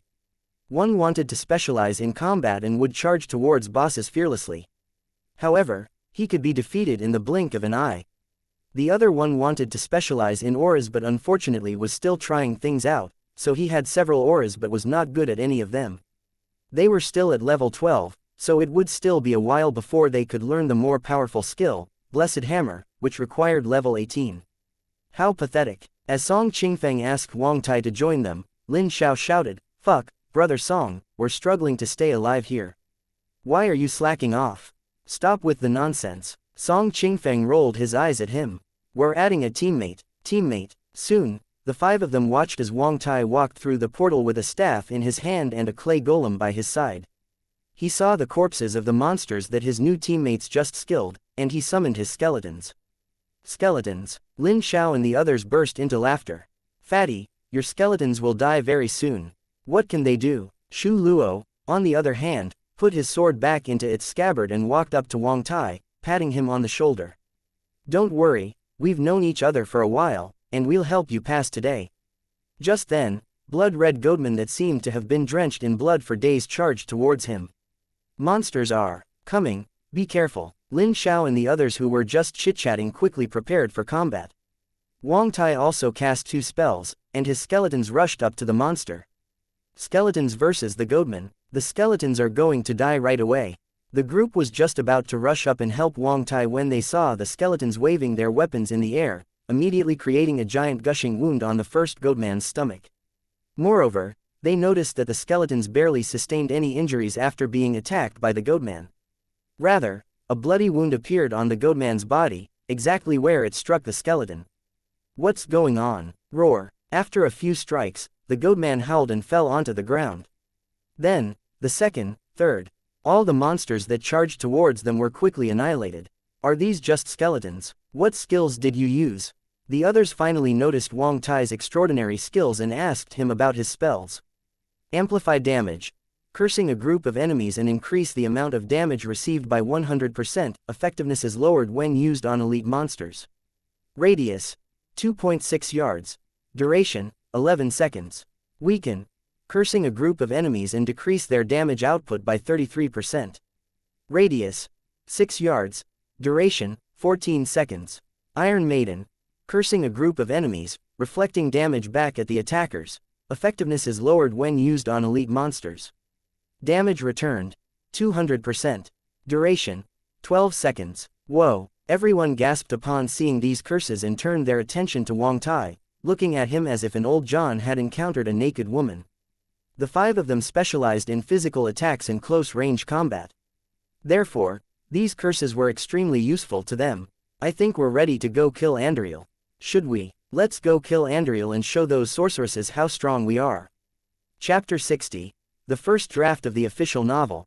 Fang Qi wasn't playing his game today. Instead, he held a delicate book in his hands. On the first page was elegant handwriting that said, "Diablo, Volume 1. He looked up and saw a beautiful face in front of him. Shen Qingqing placed her hands behind her back and got close to him, saying with anticipation, "Take a look." Fang Qi nodded as he flipped open the first page. He could tell that the writer had put her heart into it. It was only the first draft, but the writing was neat and easy to read. Xu Zixin was right about Shen Qingqing being a talented girl who was skilled in both literature and martial arts. Since Fang Qi chose Paladin, Shen Qingqing chose it as well. Therefore, she made the Paladin the main character in this first volume. When Diablo 2 first came out in Fang Qi's world, both the plot and the game were all considered spectacular. That was why after online literature became popular, many authors decided to write and publish books that were related to Diablo. Therefore, Fang Qi felt a little emotional when he received Shen Qingqing's first draft of the official novel. At this moment, the internet cafe was filled with customers. Nalan Hongwu, and Cheng, Song Qingfeng, and the others were all trying to get to Andriel's hiding spot. Along the way, they encountered all sorts of monsters, so they fought them with all their might. The ice blast and inferno of the sorceress and the molten boulder and volcano of the druid were all spectacular scenes to witness. "Be careful, little brats, I can't help you if you get sneak attacked." Nalan Hongwu and Elder Fu each held a shield before them. The closer they got to Andriel's nest, the stronger the monsters became. Moreover, they were currently underground, and a lot of places didn't have light. Therefore, they constantly barged into herds of monsters by accident. With their current levels, there was no way they could survive if they accidentally got to Andriel right now. They advanced in a formation, but Nalan Hongwu suddenly stopped in his tracks. He listened intently and seemed to hear a soft but weird sound coming from the darkness in front of them. It sounded like a sleeping beast. Soon, they saw a herd of horned monsters charge towards them. Tainted, retreat. There are probably more coming. Their expressions darkened. These monsters always appeared in groups. Not only were they strong, they could even spit out orbs of lightning. The players didn't even have to engage in close-range combat to die from them. Suddenly, streaks of lightning lit up the darkness. Nolan Hongwu and Elder Fu quickly reacted. They rolled over and avoided the large amounts of lightning orbs, subsequently hiding into a room. They lifted their shields up and yelled, "Block the door, block the door." Upon seeing the two of them retreat, Bu Che casted Molten Boulder towards the entrance. Druids who specialized in elemental skills were extremely powerful during the earlier stages of the game. Ice Blast. Brother Bu used Volcano. Two Tainted barged in. "Let me, Fu, use Holy Fire. Kill them." Nolan Hongwu shouted as he used Blessed Hammer and aimed at the Tainted in front of him. Unlike their fierce battle, the other end of the internet cafe was as quiet as it could be. Fang Qi sipped on his Sprite and casually read through Shen Qingqing's Diablo, Volume 1. The Wanderer. Yes, it was. The Wanderer. My days at the Rogue Citadel seemed so long ago. Fang Qi was happy to see these words. Marius said them during the opening animation of the game, and they were his memories about the Dark Wanderer. Shen Qingqing's writing wasn't exaggerated because she respected the original plot of the game. Fang Qi read on and felt like the structure of the plot was diligent and well managed. She didn't add unnecessary materials to the official novel, unlike the movie and TV remakes of the game. Her description of the scenes and characters were more meticulous than Fang Qi thought. He could perfectly immerse himself in the atmosphere of the novel. Rogue Citadel, once prosperous and magnificent, was now nothing more than an encampment. Countless adventurers braved the icy rain and walked on the dark and dingy streets in the encampment. The overall writing style of the novel was dark. As a reader, Fang Qi was sure that this was indeed Diablo. Are girls more diligent than guys? Fang Qi held the novel and kept reading. Xu Zixin and Shen Qingqing were from prestigious families, and they just sat there quietly without speaking as they waited for Fang Qi to finish. We're on the 4th level of the catacombs. When Nolan Hongwu, and Cheng, and the others arrived, they could clearly feel an oppressive evil energy paving towards them. Be careful. Nolan Hongwu's instincts told him that Andariel, the most powerful demon in this area, resided in the depth of this level. At this thought, he could barely contain his excitement. According to the plot, this should be the last battlefield of Act 1, and Cheng twirled his staff in his hand and laughed, "I'm going to save the world. In the future, we can tell others that we once saved the world." Bu Che laughed as well. "Doesn't that sound cool?" "Forget it, at most we saved a city." Ouyang Cheng couldn't help but snicker. "We're towards the end of Act 1, but I have no idea where all these demons came from. I think someone should write a novel about our glorious adventure." And Cheng laughed, "I heard we're going to go to the east in Act 2. It's open, let's go in." Nolan Hongwu slowly opened the heavy, rotten door that sat in the middle of the 4th level. An ominous feeling crept up their spines. As excitement rose along with horror. All the players were entrenched in these completely different emotions. Ouyang Cheng, who was walking at the end of the group, suddenly asked, "What kind of item will we get once we kill this final boss in Act 1? Now is not the time to talk about items." And Cheng kicked Ouyang Cheng's butt as he scolded with a smile on his face, "Can't you have some moral integrity? Why don't I trade you my moral integrity for a yellow item? Screw you." The others burst into laughter upon hearing their exchange. A deep, hoarse roar suddenly echoed from deep within the darkness. At the bottom was the evilest demon of them all, Andariel, and she woke up. "Charge!" Elder Fu tightened his grip around the broadsword on his hand and shouted. "Let's kill it. Use blessed aim. Position. Watch your position. Kill the small monsters first. Poison Nova. Use the wolves. The rest of you, retreat and drink your potions. Stop it from attacking for the sorceress. It's not bad." Fang Qi stood up from his seat and glanced over at Cheng at the others who were trying to kill Andariel and shouted as if no one was around. Suddenly, he felt nostalgic. That was how he and his friends were probably like when they first started playing games together. It had been such a long time, but it felt like yesterday. He took in a deep breath and pointed at Cheng and the others. "It would be better if you add some of this kind of heartfelt emotions into the novel." Fang Qi closed the novel and handed it back to Shen Qingqing. As a reader who read through countless web novels, he didn't provide any crazy suggestions to the novel since he respected the originality of the game. Chapter 61, Zhang Xiaoyu's Ambitions. "We're here, it's right there." A cultivator like Bai Lang had a lot of friends, including Zhan Yan and Zhou Hongying who were with him last time. Today, the three of them came, and they brought 4 more people with them, 3 men and 1 woman. Taoist Bai, a younger cultivator in white, glanced towards the direction Bai Lang was pointing at and asked, "This is the civilian area, right? Plus, this shop doesn't look so good. Why would you want to come here?" Although Fang Qi's shop had more than 50 computers, it was unlike the internet cafes he frequented before coming to this world. Those places had private rooms and booths. His current setup provided rows and rows of seats to save space, and it was nothing compared to those large-scale establishments. Taoist Yu is right. Confused, a middle-aged cultivator who was wearing a dark blue robe and had a bun on his head chimed in, "You've been to so many places throughout the years, so I assumed that a place you recommended would be unique and novel. But this place," he pointed at the small shop in front of him and asked suspiciously, "Why do you like this place so much?" Standing next to Zhan Yan was a red-faced, middle-aged cultivator with a mustache. He was usually a calm person, but when the other two voiced their concerns, he also looked at the shop in front of him suspiciously. He didn't say anything, but he was certainly confused. Senior Sister Zhou, a naive-looking girl, stood next to Zhou Hongying. "Why would you ask me to come to a place like this so early in the morning?" Her cultivation strength wasn't as high as the others, so she took the spiritual boat this morning all the way from Yanhai City to Juhua City because she thought something urgent had happened. However, her senior sister brought her to Origin's Internet Club. "What is going on?" She opened her eyes wide and observed the small shop, but she didn't spot anything special about it. "Don't you all trust me?"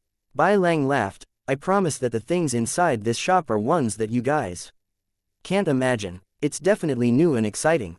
The others glanced at each other and thought, "Really?" The middle-aged cultivator standing next to Zhan Yan said with a stern expression on his face, "Yesterday, Zhan Yan mentioned that there are spiritual artifacts called computers in this shop. They are extremely powerful, and once we use it, we will feel like we have been reborn into another world and can live with another identity. It sounds interesting, but if that's all it does, why are you all so excited?" "Of course that's not all it does," Zhan Yan responded as he stroked his beard. "If that's all it did, I wouldn't have recommended it to you." After they pushed open the doors, they sensed a feeling that they have never felt before. The shop wasn't well lit, but gentle rays of white light shone from the ceilings, intertwining with the lights that were emitted from the screens. The shop incorporated in some basic elements of Juhua City such as hardwood, flowers, and grasses, but the desks, chairs and computers had a different vibe. When mixed together, they created a refreshing scene. Upon seeing the new customers, Zhang Xiaoyu froze for a second and thought, "Aren't these people the cultivators from yesterday? They brought more people today." "Little girl, activate 4 more Diablo for us," Bai Lang greeted her cheerfully. "Little girl." Zhang Xiaoyu blinked her eyes until she finally came back to her senses. She felt like crying. "Stupid owner, people don't even address me as princess anymore. It's 32 crystals for 4 people to activate the game, and 2 crystals each per person per hour to use the computers. How many hours would you like to play?" It was obvious that Zhang Xiaoyu was slowly getting used to her new job. 6 hours, of course. A cultivator like Bai Lang was rich. Since none of them had anything better to do today, he decided to pay for the full 6 hours. The others took this opportunity to observe the internet cafe. There were quite a lot of people playing here, and the shop was close to full capacity at the moment. There were players playing games no matter where they looked. Some screens showed a man holding a weird spiritual artifact. When fire came out of this artifact, a monster would fall to the ground. Other screens showed characters holding long swords or staffs, and their methods of combat were similar to this world. Although the newcomers hadn't yet played the game, Bai Lang and the other two explained the game to them already, and they really did feel a sense of novelty. Zhang Xiaoyu didn't know what activating the game meant. However, as long as she took the correct amount of money and placed them into the registers, the customers would be able to play. "Humph, I'm fine as long as the amount is correct."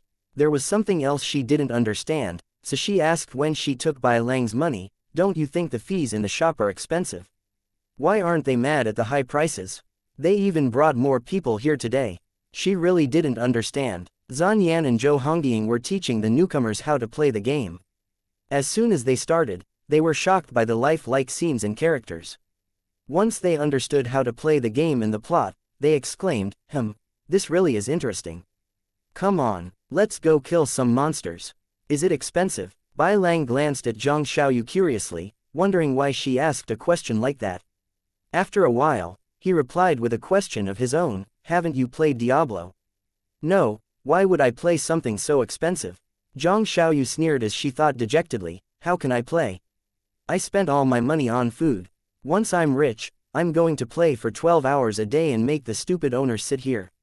Humph. Zhang Xiaoyu was getting more and more curious about the game. Why are there so many customers here every day? Wait, if the game really is good, then I will play. If it isn't, I'm not going to give the stupid owner any money. At this thought, Zhang Xiaoyu sensed an excitement. However, fantasies were just fantasies. Bai Lang laughed, try it, and you'll understand. Upon hearing this, Zhang Xiaoyu's face fell like a deflated balloon as she clenched her teeth. I don't have money. Do I really have to cook for this stupid owner? Bai Lang and the others were all cultivators, so they chose sorcerers and sorceress. The scene of 7 people using magic spells was spectacular.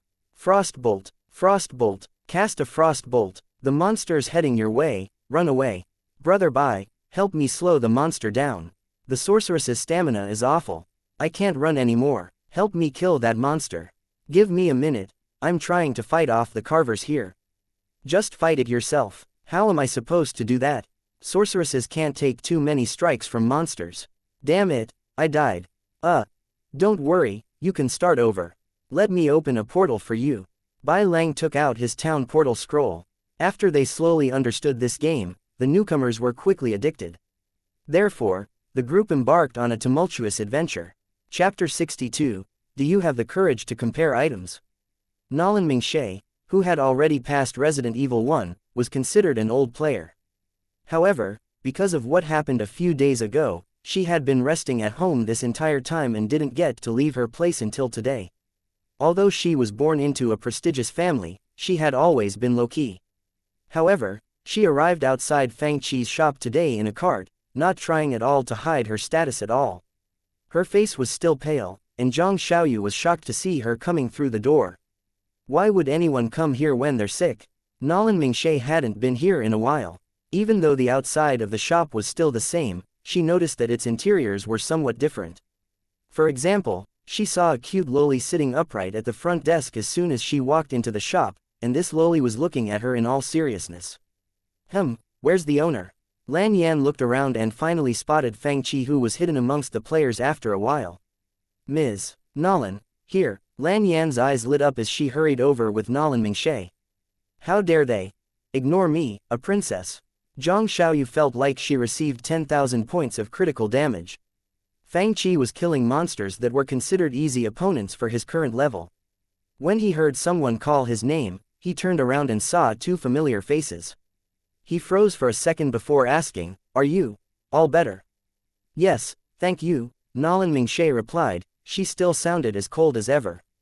Business is business. Fang Qi nodded. You should rest at home for a little while longer. As soon as he finished his sentence, Lan Yan rolled her eyes at him. If you can sell us a computer and 2 boxes of Sprite. Sick people should walk around more and enjoy the outdoors. It's good for your recovery. Fang Qi immediately changed his position and said sincerely, leaving Lan Yan speechless. Lan Yan stomped on the floor and said, Sir, we would like 2 bottles of Sprite. Sure. Fang Qi wanted a bottle as well, so he turned around and waved at Zhang Xiaoyu, who was staring at them intently. Xiaoyu, get me 3 bottles of Sprite. Your shop changed quite a lot. Nolan Mingxie looked around. Not only was this place filled with customers, but a lot of players were also playing Diablo. Most importantly, the atmosphere was as lively as it could be. Fang Qi looked around and said, they're so loud, I'm going to mute them all in a second. Before he could say anything else, shouts came from the first row. She is dying. Use spells. Catch up with us, forget everything else. One more volcano. Lan Yan was surprised. What's going on? This place is so lively. Nolan Mingxie looked in the direction of the noise and saw 2 familiar figures amongst the players. Frowning, she walked towards them. The shouts attracted the attention of quite a few players. I think they're killing Andriel. Bai Lang couldn't sit still in his seat. Come on, let's go take a look. They're killing Andriel. They're so far into the game. Is it our kids? Ouyang Zhen looked towards An Cheng as he said to An Hui and Bu Lei. Should we go look? What's going on? Zhang Xiaoyu followed the crowd in curiousness as well. Soon, a group of people surrounded Cheng and the others. Look, 2 gold unique items, 2 yellow rare items and a green item. Let me see. Aren't yellow rare items better than blue magic items, and gold unique items are better than yellow rare items, right? What's a green set item? It was normal that they had never seen green set items since these items were scarcer than rare and unique items. Come on, let me try first. Nolan Hongwu picked up the items and placed them onto his body. He laughed and said, let me experience these amazing items first before distributing them to you all. After putting on the new items, Nolan Hongwu's entire body was equipped with yellow rare and gold unique items. The lines of property descriptions left everyone dumbstruck as they all looked at him with envy and jealous. Nolan Hongwu burst out laughing as he shook the armor on his body. What do you think? Do you think I can pass Act 2 with these items? Grandpa, you're too wise and powerful.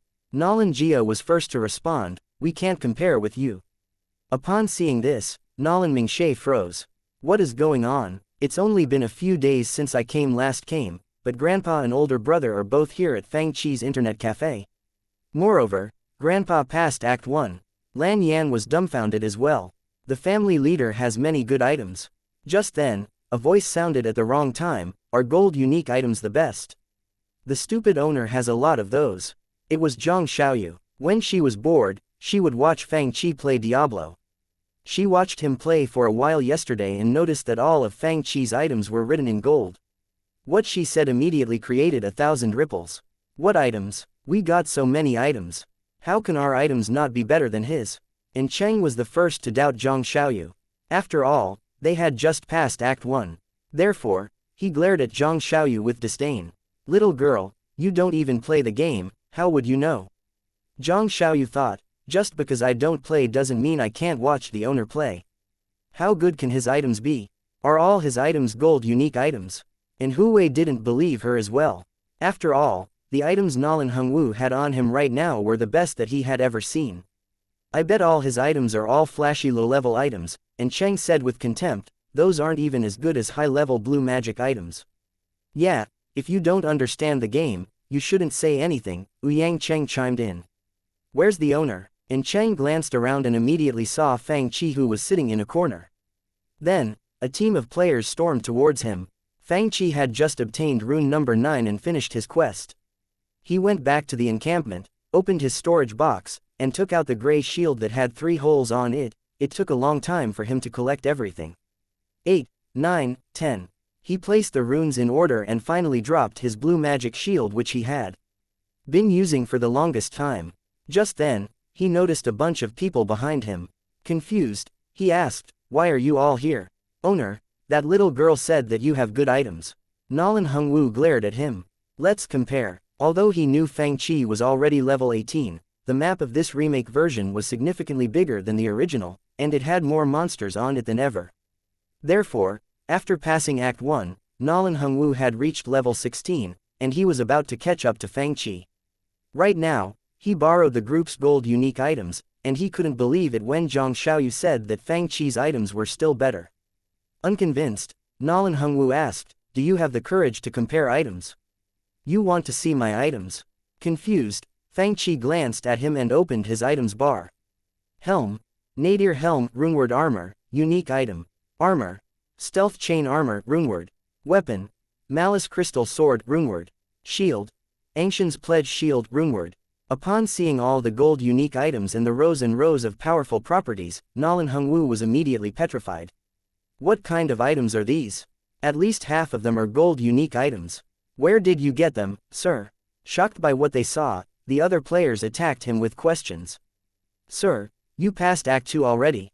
Chapter 63, you can sell virtual items as well. These are called rune words. These things exist. Rune words were empowerments to items. In most cases, it required white normal items that had the exact number of sockets that matched the number of runes needed. Then, the players could place the runes into the sockets in the correct order and give the item exceptional properties. With rune words, even the most common white normal items could be comparable to gold unique items. Fang Chi was now standing before Deckard Cain. After passing Act 1, Deckard Cain would teach the players some basic runeword knowledge. There weren't official Diablo sites that displayed rune words, so this responsibility landed on this old scholar. Why does this seem more powerful than the different array formations on spiritual artifacts? As a professional artifact forger, he felt like he could better understand rune words when comparing them with the array formations on the artifacts in the real world. Placing different rune words in order can create powerful properties. And Cheng suddenly asked, do they have to be white normal items? What about white normal items that already have some properties? Will the original properties be kept? He remembered that he got a 2-hole gray staff before. Gray items were white normal items with sockets on them, and sometimes they came with unique properties. The staff he picked up allowed him to cast level 2 fire bolt and level 2 frozen armor. If he could keep those properties, he would obtain more properties with a normal runeword. They will be kept. Based on the selection of basic items, the item, in the end, may vary drastically. This was a hot topic of discussion amongst Diablo fans. Who has a rune number 8? After An Cheng received a positive answer from Fang Qi, his eyes lit up with desire. Since his staff had 2 sockets, it was perfect for a basic runeword. If the 4-level increases in skills were kept, his weapon might be even more powerful than Fang Qi's weapon. Even though runes weren't hard to obtain later on in the game, it wasn't so easy to obtain in Act 1. They were rarer than set items at the moment. After completing his runeword, Fang Qi had none left. No one responded to An Cheng for a while. Suddenly, Song Qingfeng and the others shut in excitement. We killed her. We passed. 1 gold unique item and 3 yellow rare items. There's a rune. So many high-quality items. An Cheng and the others. Expressions changed. Are they fighting Andriel too? As soon as An Cheng heard the word rune, he immediately hurried over to Song Qingfeng and the others who had just defeated Andriel. When Song Qingfeng and his friends turned around, they saw a group of players huddled behind them. There were at least 20 people. You defeated Andriel too? An Cheng was surprised. Song Qingfeng and his friends' progress were significantly slower than his before. Then, An Cheng saw some gold words flash before Song Qingfeng's screen that said, Rune, Raw. Let's exchange, or you can sell it to me. An Cheng's breathing became rapid. It's rune number 8. He reached out a hand. I'll give you 5 crystals. As soon as An Cheng said that, the people behind him gasped, dumbstruck by what they just heard. But at the same time, they all wanted to see the runes being used in action. They were curious as to the possible power of rune words. Song Qingfeng and his friends looked at An Cheng, confused and bewildered.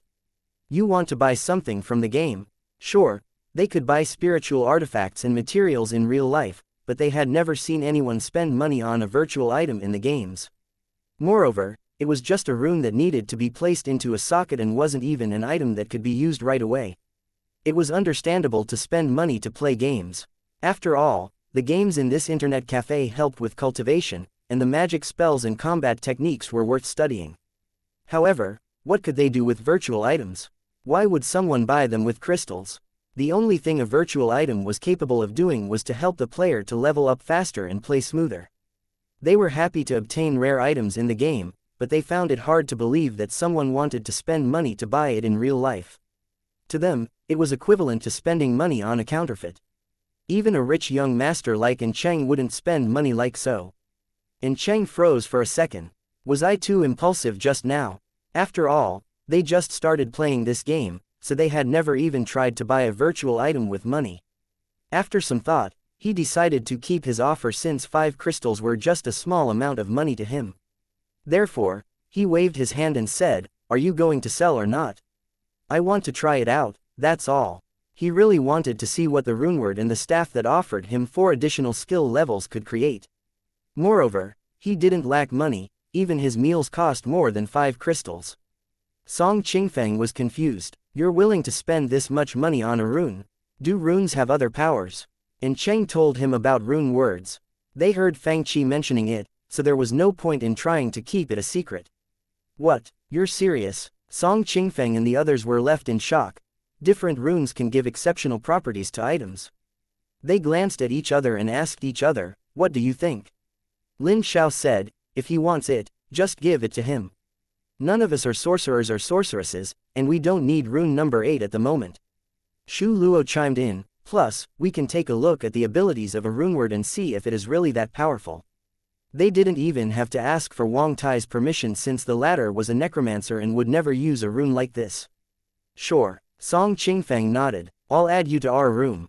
They were surprised that they could make money out of playing this game. Although 5 crystals wasn't a lot to Song Qingfang and his friends, it was certainly a pleasant surprise. Soon, Cheng joined Song Qingfang's team, and the latter handed the rune to Cheng, who gave him 5 crystals in exchange. First number 3 and then number 8, right? Cheng reconfirmed the sequence before, taking out his staff with 2 sockets on it. Number 3, number 8, Cheng muttered to himself as he placed the runes onto his weapon. The people around him all stared at the staff in Cheng's hand, waiting for something magical to happen. As soon as the runes were in, something magical really happened. Cheng looked at the newly updated properties of the staff in his hand. Leaf, Tier Raw, +3 to fire skills, +1/5 to damage, +5 to 30 fire damage, +3 to fire mastery, +3 fire enchanted, +3 to fire bolt, +3 to inferno, +3 to warmth. It really transformed. Everyone felt like they had just seen the doors to a new era open. The rows and rows of properties, in addition to the level 4 skills that the staff already had, left all the players in awe. Then, everyone exclaimed in shock. It's awesome. This item is so powerful. The sorceress is going to be unbeatable with this staff. Go try out its powers. All the players looked at Cheng with jealousy and envy. Haha, I'll show you all. Cheng laughed hysterically after he switched to this high-level staff, leaving Song Qingfang a little dumbfounded. He looked at Lin Xiao and the others before slapping his leg. I feel like we sold it for too little. The people who were excited that they had sold a virtual item for 5 crystals were all regretting their decision now after seeing the actual effects. Chapter 64. Watch the owner play. Raise the cup and toast to the moon, my shadow, the moon, and I count as 3 people. Drinking alone under the moonlight was indeed elegant. Ji Wuyu, in a golden robe, sat in the courtyard as he poured himself a cup of delicious wine. The clear, transparent wine shone brightly under the moonlight. He picked up his cup and slowly tasted the wine inside, his actions elegant and fitting to his royal status. Even though there was no one around him, his actions and attitude remained unchanged, as if his elegance and nonchalance were habits that had been carved into his bones. Just then, a shadow appeared in this courtyard like a ghost, landing in front of his table. The shadow proceeded to get down on one knee respectively. What information did you get? Ji Wuyu asked casually, and the black shadow approached him and whispered into his ear. Nalan Hongwu, he goes to this small shop every day. Ji Wuyu placed his cup down in bewilderment. First Nalan Mingshe, then Nalan Jia, and now even Nalan Hongwu. His expression was a mixture of confusion and solemnness. Nalan Hongwu has always been liberal when it comes to the younger generation, so why did he gather Nalan Mingshe and Nalan Jia? Did he realize something? He continued muttering to himself, the Nalan family's powers will be extremely advantageous to us. I've been secretly helping Nalan Jia to get the family leader position, we are about to succeed. Nothing can go wrong. What about that shop? Did you get any information? Ji Wuyu suddenly asked. I haven't gotten any information, the black shadow replied. It's an incredibly mysterious shop, and no one knows where it came from. Apparently, not even the Nalan family knows. Ji Wuyu squinted his eyes, and his expression turned icy. What is it about this shop that gathered Nalan Hongwu, Nalan Jia, and Nalan Mingshe? What are they trying to do? Compared to all kinds of small incidents, the most attention-grabbing news of the day was Cheng buying runes with crystals. As an old player of Resident Evil 1, Liang Shi passed the game a long time ago. However, he continued playing, just so that he could be the first player to pass the game with just a dagger. Using a dagger to pass the entire game tested the player's patience and skills.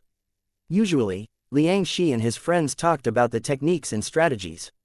But today, their topic was different. I heard that Song Qingfang and his friends obtained a rune while playing Diablo today, and someone bought it for 5 crystals. Blackie asked in bewilderment, I wasn't there.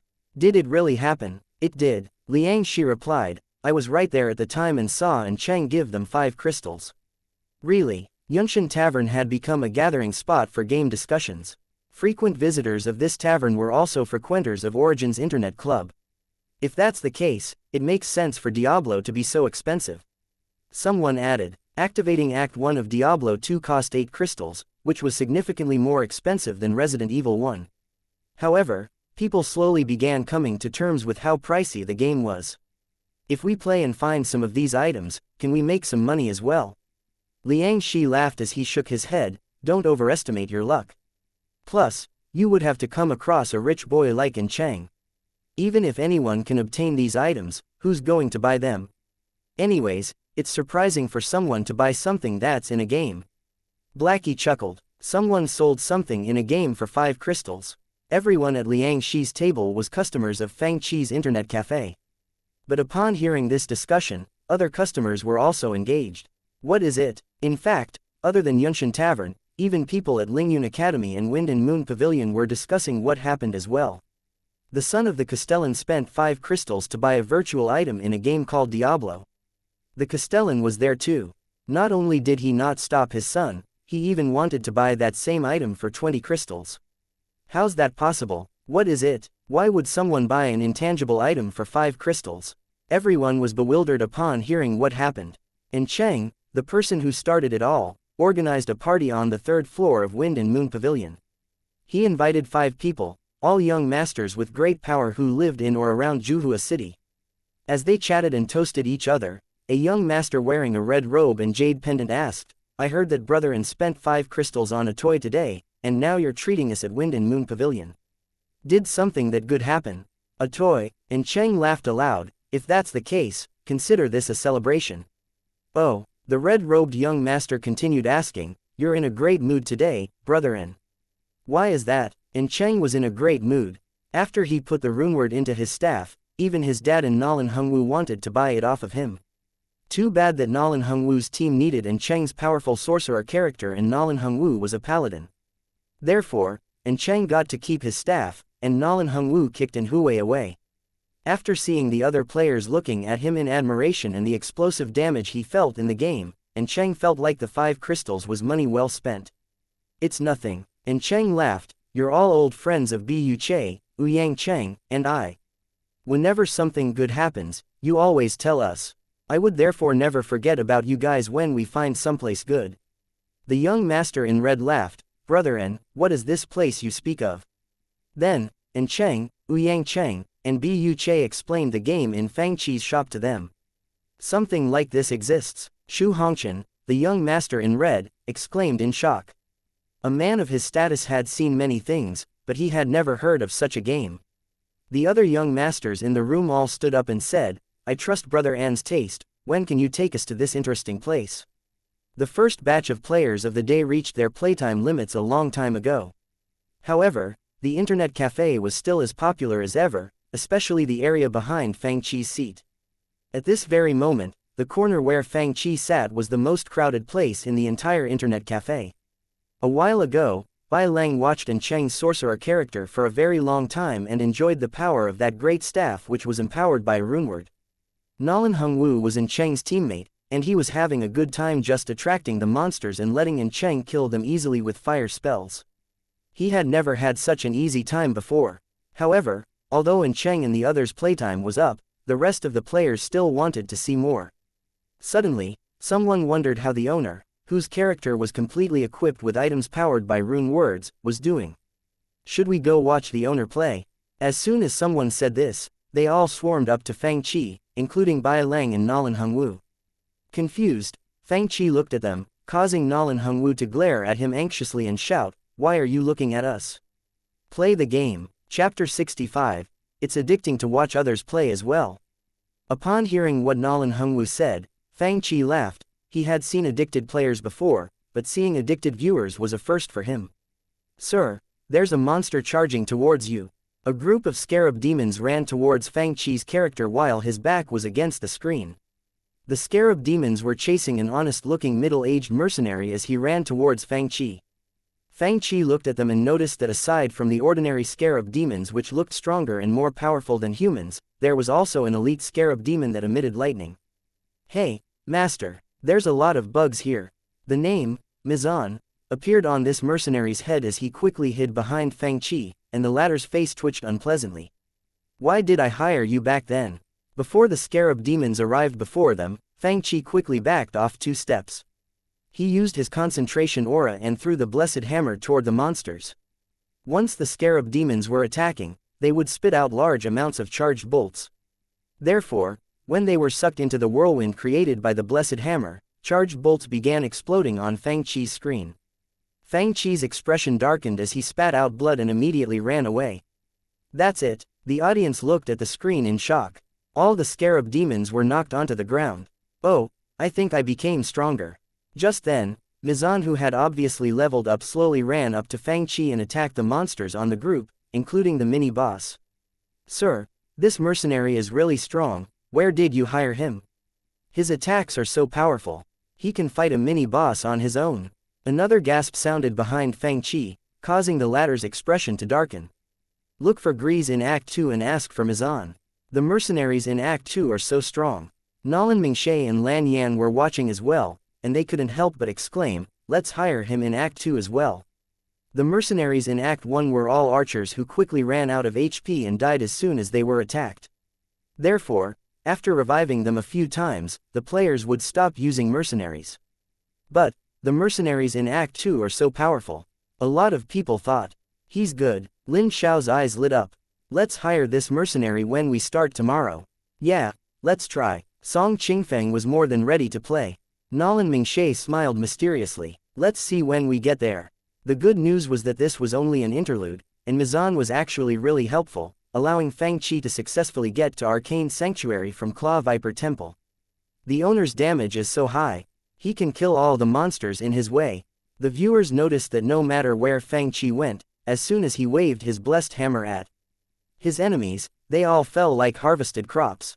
Even if he encountered a boss, the latter would quickly die under the attacks of Fang Qi's blessed hammer and crystal sword and his mercenaries' swift strikes. Wen and Cheng, Ouyang Cheng, and Bu Che arrived at the internet cafe with their friends. They rushed to Fang Qi upon seeing so many people huddled around him. They were flabbergasted by what they saw on his screen. Sir, how do you kill so many monsters? Not even Cheng's new staff could kill monsters so efficiently and effectively. After a while, Cheng noticed how awesome it was to watch Fang Qi play with such ease. How's this possible? No wonder Fang Qi's level was much higher than the rest of them. How did you distribute your skill points? Nolan Mingshe asked as she saw Fang Qi wave his blessed hammer in the air, knocking the summoner right down. Now all that was left in Act 2 was the boss, Duriel, who guarded the tomb of Tal Rasha. Nolan Mingshe slowly analyzed the scene in front of her. She remembered that the blessed hammer only dealt magic damage, but all of Fang Qi's items enhanced casting speed and didn't increase magic damage. Moreover, none of his items had properties that increased skill level, unlike Cheng's staff. Therefore, he should only be good at defense theoretically. Skills. The others were confused and glanced in Nolan Mingshui's direction. When Fang Qi opened his skill tree, Nolan Mingshe quickly looked at Fang Qi's most used skills, which were Level 3 Blessed Hammer, Level 3 Concentration. Then, she saw the properties of concentration. Level 3 Concentration reduces the chance that your attacks will be interrupted. Chance of uninterrupted hit, 20%. Increased damage, plus 90%. Everyone gasped upon seeing this. As soon as this aura was used, all his enemies would sustain 90% more damage. It basically doubled the collective damage. No wonder the owner's mercenary is so powerful. The skills of every class become stronger the more we play. Does this aura work on magic spells as well? Elder Fu quickly asked. Fang Qi's blessed hammer deals so much damage. Will the concentration aura increase the damage of magic spells as well? He thought. The people in his team were all sorcerers, and necromancer's curses only increased the physical damage received, which didn't help the sorcerers. Therefore, necromancers weren't much help to his teammates. But if the concentration aura was effective on spells, once they reached level 18 and learned the aura, Cheng would be able to kill monsters in the blink of an eye. To their disappointment, Fang Qi shook his head and said, the concentration aura only increases the damage of the blessed hammer. Holy Bolt, for example, wouldn't be empowered. It only works on the blessed hammer. It is that strict. The viewers were once again left in awe upon hearing what Fang Qi said. So, you have the concentration aura, blessed hammer, and a close-range mercenary who also knows how to use blessed hammer. It is like killing two birds with one stone. Wow! This combination is amazing. The more the viewers thought about it, the more surprised they became. So the owner decided to not learn the ultimate combat skill, Fist of the Heavens, which requires level 30, and instead he leveled up his blessed hammer. The interesting thing about Diablo came from its different skills and items, allowing each player to create different styles even if they were of the same class. For example, Fang Qi's paladin character was supposed to be a close-range combat warrior. However, Fang Qi's transformed it into someone like a sorcerer with a suit of armor, who was skilled in both close-range combat and kiting enemies. When there were a lot of monsters, he could cast spells at them. When he was fighting a strong boss, he could use both physical damage and magic damage. He completely overthrew the definition of a warrior. Most importantly, his damage was really high. There are so much to the skill tree. Watching the owner play is more useful than me thinking about it for a couple nights in a row. Nolan Hongwu was in deep thoughts upon seeing Fang Qi's skill arrangement. Song Qingfeng, on the other hand, patted Lin Xiao and Li Ping, the paladins on his team. Watch and learn. If you keep adding skill points randomly, you should just let Mizan lead the fight, and you guys can be his supporters. Lin Xiao and Li Ping looked down and nodded as if they had just learned a lot. Beside them, even Bai Lang and his friends realized that if the skills were learned in proper sequences, they could still be very powerful even if they had ordinary items. Of course, good items would be even better. At that moment, Fang Qi suddenly opened a portal, went back to the town, and exited the game. "Sir, why aren't you playing anymore? Go on." The crowd froze. Not only were Fang Qi's battles exciting, the viewers could also learn a lot from him. They didn't have enough. How could Fang Qi exit the game all of a sudden? Fang Qi, on the other hand, glanced at the time and said, "It's midnight, why aren't you leaving?" "It's midnight already," and Cheng was shocked. He thought he just walked in through the doors. "What, already? I didn't even notice. Damn it, I have to go back to Yanhai City. It's already midnight." Chapter 66. An exasperated Zhang Xiaoyu. After he closed the shop, Fang Qi calculated his earnings and realized that although the system took most of the crystals, he still got to pocket a lot. As the number of customers increased, all 50 computers were taken during rush hours. Therefore, he made at least 600 or 700 crystals a day. Although he only got to keep 10% of the earnings, it still came to a couple dozen crystals. He now had more than 300. That wasn't a small amount. 300 crystals was enough to buy a flying spiritual artifact. I can basically afford a car now. Fang Qi thought happily. Zhang Xiaoyu, on the other hand, sobbed as she cleaned up the shop. When can I earn money? I want to drink Sprite. I want to play Diablo. What were Zhang Xiaoyu's favorite activities of the day? Breakfast, lunch, and dinner. As a loli, she had no other hobbies and didn't even get to drink a bottle of Sprite. On the other hand, Fang Qi gave her a task every day, and that was to watch him and other customers drink Sprite. Perhaps Fang Qi didn't do this on purpose, but that was the reality. Next day morning. "Qi, you're here to buy buns again." His neighbor, Auntie Wang, looked at him kindly. "3 orders. Did your strength increase again? You have such a hearty appetite." "Yup." Fang Qi paid Auntie Wang and carried his 3 orders of buns back into the shop. He was too lazy to explain to others how Zhang Xiaoyu had to eat 2 giant orders of buns for breakfast.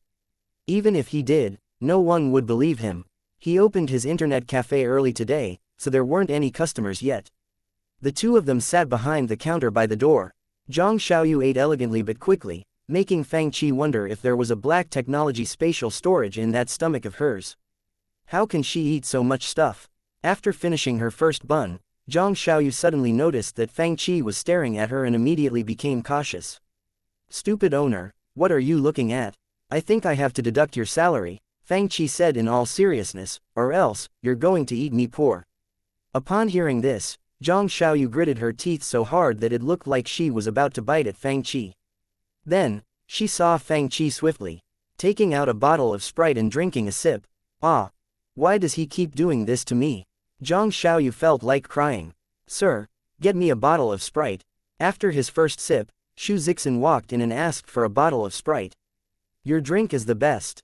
Xu Zixin smiled as she took a giant swig. "I really want to try this drink." Zhang Xiaoyu glared at Fang Qi with disdain.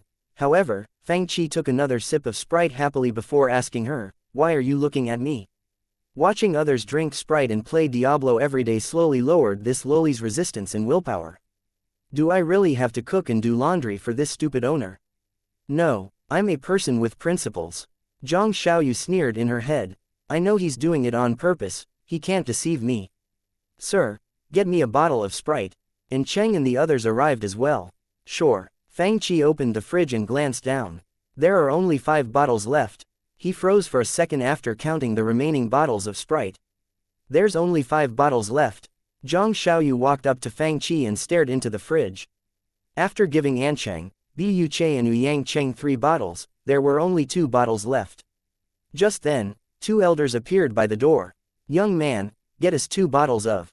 Ah, stupid owner, I want to drink Sprite. I'll learn how to cook, okay. Zhang Xiaoyu finally lost her cool. Fang Qi didn't know the emotional struggle Zhang Xiaoyu went through to get to where she was, but he looked at her and said, what does learning how to cook have to do with Sprite? Plus, even if you started now, you won't make enough money to buy a bottle of Sprite. Lend me 3 crystals, alright. Zhang Xiaoyu held a bottle of Sprite in her hands, unwilling to hand it over. Lend you crystals. Fang Qi froze for a second but didn't refuse. Then, he placed 3 crystals onto the counter. A bottle of Sprite costs 3 crystals. Once you learn how to cook, we'll decide on how many months it's going to take for you to pay me back. I should go back, get a couple thousand crystals, and throw them all on this stupid owner's face. Zhang Xiaoyu felt like crying. But, no, I can't. If I go back, I won't be able to leave. I haven't even played Diablo yet. Therefore, she clenched her teeth and said dejectedly, can you lend me another crystal? For what? To buy a cookbook. Zhang Xiaoyu's voice was as quiet as a mosquito, and she lowered her head so much that it seemed like she was really embarrassed. Song Qingfeng, and Cheng, and the others began playing Act 2 of Diablo. They had passed Act 1 and had all hired Mizan, the honest-looking mercenary, after seeing his power in Fang Qi's game yesterday. However, when Song Qingfeng went back to Act 1 and tried to get better items from Andriel, Mizan was nowhere to be seen. When they turned around, they saw him shivering in a corner. And Cheng's fate was much worse. When he used his portal, he and Mizan were accidentally teleported into a herd of scarab demons. Mizan immediately ran off, leaving in Cheng, a sorcerer, alone in a bunch of monsters. After countless incidents, they slowly began to understand this mercenary. At times, Mizan angered them so much that they felt like cursing. Look at what you did, Mizan. Shen Qingqing reread the official novel in her hands and made sure there weren't any errors before heading over to Fang Qi's shop. She and Fang Qi had come to an agreement. Fang Qi would provide the plot while she would write the stories. She was also responsible for finding a place to publish the novel. As a loyal fan, she wasn't thinking about making money when she decided to write a book about Diablo. The profits would be split 40-60. Neither of them really cared about this money, so they came up with something basic. Inside a grand hall in Yanhai City, a pretty girl muttered to herself, I really want to play Diablo. Why did Dad tell me to come to Yanhai City rather than Juhua City? I want to go on missions with freedom like senior sister Zhou. Junior sister Yi, what's Diablo? Confused, the disciples accompanying her asked. Diablo. Chapter 67. The disappearance of the Cloud Ocean Faction disciples. Cloud Ocean Faction was located on the South Sea, surrounded by fog, tidal waves, and mountains. Before the establishment of Dajin, Cloud Ocean Faction was already a powerful cultivation faction that acted as a leader of all cultivators around the South Sea region. The faction had enjoyed a long and glorious history. Yanhai City was located next to Juhua, known for maritime trade with various factions and cultivators in the South Sea. It was also a city that was frequented by cultivators. But today, something happened at a base of Cloud Ocean Faction, located in Yanhai City, causing the entire place to become all muddled up. In the grand hall sat a short, skinny elder with gray hair. He was wearing a gown with cloud patterns on it, and his eyes glared at the young men bowing down in front of him intently. Wasn't she with you? How did she disappear, just like that? Aren't you elite disciples of our faction? How could you fail in protecting your junior sister? This elder was furious. If these disciples weren't talented individuals that the faction had been working so hard to train, he would have already slapped them. What should I do if the faction master asks me for his daughter? What should I tell him? Upon hearing this, the disciples glanced awkwardly at each other. Go find her. Yes. The disciples bowed and were about to leave when the elder called them back. Wait. Yes, elder. A handsome young man who was leading the group bowed down and asked. Did she say anything before she disappeared? After some thought, one of them answered, junior sister Yi said she's going to play Diablo. What? The elder was confused while the disciples glanced at each other. This is a clue. Don't worry, elder. We will find our junior sister. Diablo. Doesn't sound like something good. Young Lien, the first disciple of Cloud Ocean faction in his generation, muttered worriedly, it is an evil cult. It sounds like one. Young Lan who was beside Young Lien muttered to himself, he was with Yi Xiaoyi right before she disappeared. What other clues do you have? Young Lien asked. That's it. Young Lan thought about it and suddenly remembered something. Oh, right, senior sister Zhou took junior sister Yi to Juhua City the day before yesterday. Since then, junior sister Yi had been talking about Diablo. Do you think it has something to do? What are we waiting for? Young Lien exclaimed, contact her with your communication jade. Who reached junior sister Zhou with their communication jade? At the same time, the sorcerers and sorceresses at the internet cafe fired fire bolts, immediately clearing the corrupt rogues out of the way. Zhou Hongying picked up the dropped items as she asked, junior sister Yi, don't you have to go back to Yanhai City? Why are you here? Yi Xiaoyi's pretty face reddened as she stuck out her tongue playfully. What's the hurry? Let me play for a while first. Just then, Zhou Hongying's communication jade vibrated. Junior sister Zhou said junior sister Yi is in Juhua City. Young Lien pulled his sword from the wall and said in a hurry, come on, let's go to Juhua City. Let's take the faction's spiritual ship. We're in a hurry. Young Lien's cultivation strength allowed him to use Cloud Ocean faction's spiritual ship, which was a land and sea ship especially crafted for a prestigious faction like theirs. Therefore, they arrived in Juhua City in less than 2 hours. They stood in front of the shop that had a glass wall and looked in to see everything that was going on. Is this shop run by the evil cult called Diablo? It doesn't seem like it. There are no cults that operate this openly. Through the glass, they could see many people sitting inside the shop. Young Lien led their group into the shop without further hesitation. This is delicious. Why is it so delicious? Zhang Xiaoyu sat behind the counter and took tiny sips of the spirit as she muttered to herself, how can something this delicious exist in this world? As a complete foodie, she was ready to burst into tears when she got to drink Sprite. Still excited, she asked the people who walked in, would you like to play games? Young Lien looked at the lowly sitting behind the counter and thought in confusion, is this a new style that evil cults are trying out? We're looking for someone. Lan Yan slammed his spiritual sword onto the counter and asked grimly, where is computer 36? Why are you being so vicious? Zhang Xiaoyu glared at him before pointing at a seat inside the shop. It's right there, follow the numbers on the table. Soon, they found computer 36. Before they could walk up to her, loud shrieks and shouts sounded before them. The Countess, I found the Countess. There are so many monsters here, come over. Frostbolt, Frostbolt, clear the corrupted archers first. There's an elite monster here. Kill it, stay in formation. I'm shot by an arrow. You guys keep going. The disciples heard the crisp voice of a female and immediately glanced at each other. That's the voice of our junior sister. She was shot by an arrow.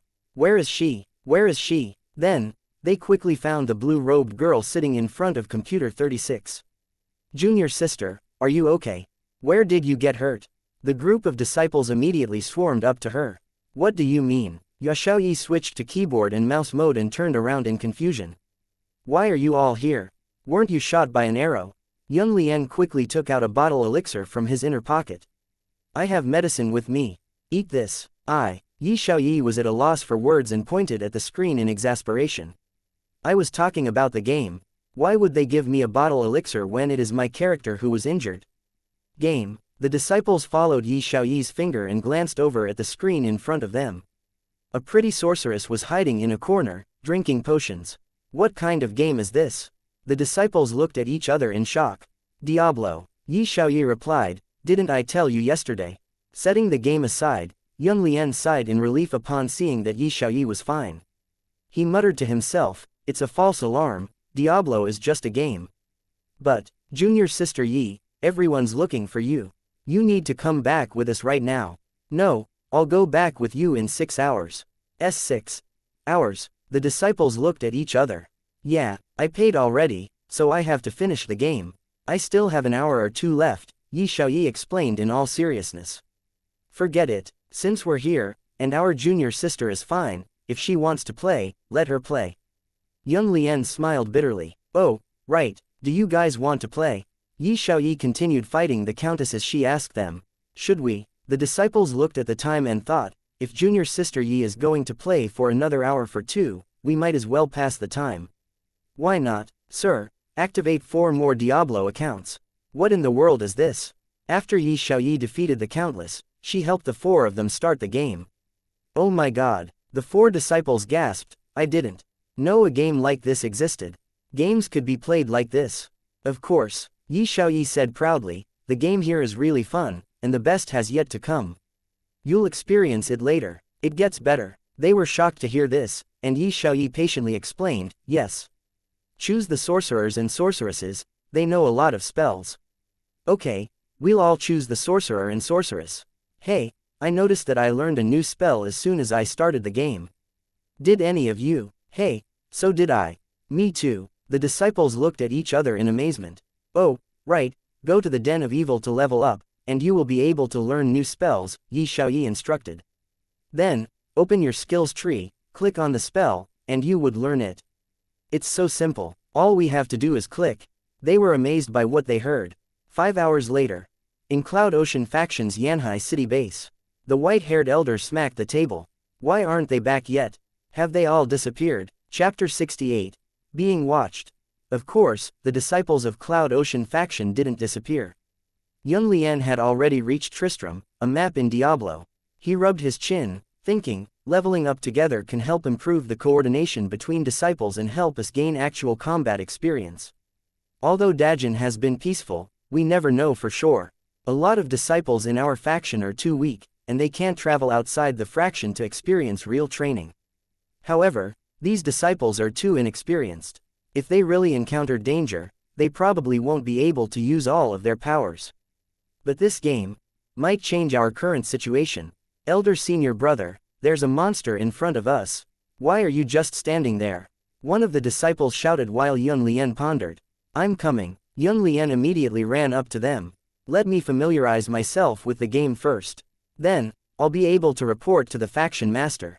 Yun Lien muttered to himself as he ran up to his teammates. Just then, Yi Xiaoyi walked up to him and said, Elder senior brother, we're not leaving. Young Lien's expression darkened. Let me figure out this game for a little longer. I need to finish this mission first. Perfect. Yi Xiaoyi nodded upon seeing that her senior brothers had all familiarized themselves with the game. I'm going to go watch others play. Young Lien's expression darkened even more. Why is she watching others play when I'm right here? Ever since people got watching and Cheng's sorcerer play the other day, another form of entertainment became popular inside the internet cafe, watching others play games. After learning the style of play known as the Blessed Hammer Paladin from Fang, the other players understood the benefits of watching others play. Therefore, even when their times were up, the players stood behind others, enjoying themselves as they watched. This form of entertainment immediately became favored amongst customers. Come on, the owner's looking for better items and won't be fighting Duriel for the time being. Let's go play. Nalan Hengwu gestured at Cheng and others. Cheng, Bu Che, and Ouyang Cheng were level 19, while Nalan Hengwu and Elder Fu were level 18. I need to switch up my skill points first. After the quest, Den of Evil, all players got a chance to switch up their skill points. Nalan Hengwu didn't know what it was about back then, so he didn't waste his chance. Now that he knew how to arrange his skill points, he decided to go back. Elder Fu, aren't you going to do the same? Players like Nalan Hengwu and Cheng were considered experts since they were close to finishing the game, so a lot of people watched them play daily. Fang Qi was searching for better items and watching him play right now was a little boring. Therefore, people like Bai Lang, who had reached their playtime limits, came to watch them play. Confused, Bai Lang glanced at Elder Fu. He knows how to reasonably add skill points now, so why isn't he switching up his skills? The good news for Cheng and his friends was that their sorcerer characters matched their elemental attribute in real life, and they each tried to master one category of spells. Therefore, they were doing well very in the game. Not yet. Elder Fu stroked his beard and clicked open his skills tree. His offensive aura, Holy Fire, was at level 8. The owner said Holy Fire is really powerful in the beginning and doesn't require any good items to be powerful, so I added all my skill points to it. I'm going to switch them up later anyways, so might as well find out how strong this skill can be. That's a good idea, and Hui, Ouyang Zhen, and the others immediately walked up to him, and a group of more than a dozen people quickly followed. Let's go out of town and look for the halls of the dead. After switching up his skill points, Nalan Hongwu returned to Lut Golain in a hurry. Lut Golain, often called the Jewel of the Desert, was the main trading port in the Aranok Desert. It served as a natural barrier between the east and west of Sanctuary. Lut Golain wasn't big in the original game, but the players could see how grand it was in the interlude animation. Standing from a faraway dune, one could see countless lights from the homes of the residents in the city, lighting up the nightly sky and blocking the horizons of the faraway ocean. One glance wasn't enough to witness its beauty. Nalan Hongwu and the others were in this great city. However, due to their current low levels, they had to spend the night at Adma's small hotel in the corner of the city. The only reason they could stay here was that they raided Radament's nest and helped the owner seek revenge. They were content with their current situation since they almost ended up on the streets the night before. The hotel provided wine and drink, but only mercenaries in this world would drink the wine that was made to the locals' taste. And Cheng and the others sat on a table inside the hotel and got up with their weapons upon seeing Nalan Hongwu's return. Elder Fu waved the saber in his hand. I'll get to try out my newly upgraded holy fire. As soon as they left the city, they saw a golden desert. Lut Golain was surrounded by deserts on all three sides, while the last side faced the ocean. Soon, they saw countless sabercats and scarabs immediately respond to their presence. Elder Fu didn't know how powerful holy fire could be, so he didn't put too much skill points into it. However, he decided to add all his skill points to holy fire today. Fu, kill the monster. After holy fire was activated, it would burn the surrounding enemies. Soon, a dozen monsters of all sorts chased Elder Fu. Seeing that there were a lot of monsters already, Elder Fu used holy shield, and a white light flashed. I activated concentration. Let's kill them. The magic power in Nalan Hongwu's hands transformed into a blessed hammer. At the same time, the power of holy fire adhered itself to Elder Fu's blade. As white lights flashed, the monsters were killed. Boom, boom, boom. The herds of monsters fell to the ground. A lot of the scarabs didn't even get to shoot charged bolts before falling onto the ground. At this time, Cheng and the others finally caught up to Nalan Hongwu and Elder Hong. Upon seeing them, they stared at the corpse on the ground and then at the two paladins before them. My god, the two of you killed them all. You inflicted so much damage. The crowd watching them couldn't help but gasp in awe. What kind of new combination is this? Holy fire really does have high damage. Elder Fu gasped. With an accelerated attack speed of the skill, zeal, and the additional damage of concentration, it's not weaker than Blessed Hammer. There was another advantage, the mana usage was greatly reduced. Unlike Nalan Hongwu's attacks, which drained his mana after killing one herd of zombies, he still had quite a lot of mana left. Nalan Hongwu burst out laughing, you were right not to change up your skills. If we work together, we'll slaughter them all. With Holy Fire active, they can basically kill one monster with 2 strikes. If Blessed Hammer is used, 1 strike will kill a monster. And Hui and the others couldn't help but exclaim, now, I want to play as a paladin as well now. Bai Lang said dejectedly, Brother Bai, cultivators like us should never fight monsters head-on, Zan Yan said sternly. Did you see that they had to get the sorcerers in their team use teleport to get them here? The 7 of us are all sorcerers and sorceresses. Once we all learn how to use teleport, our progress will be faster than theirs.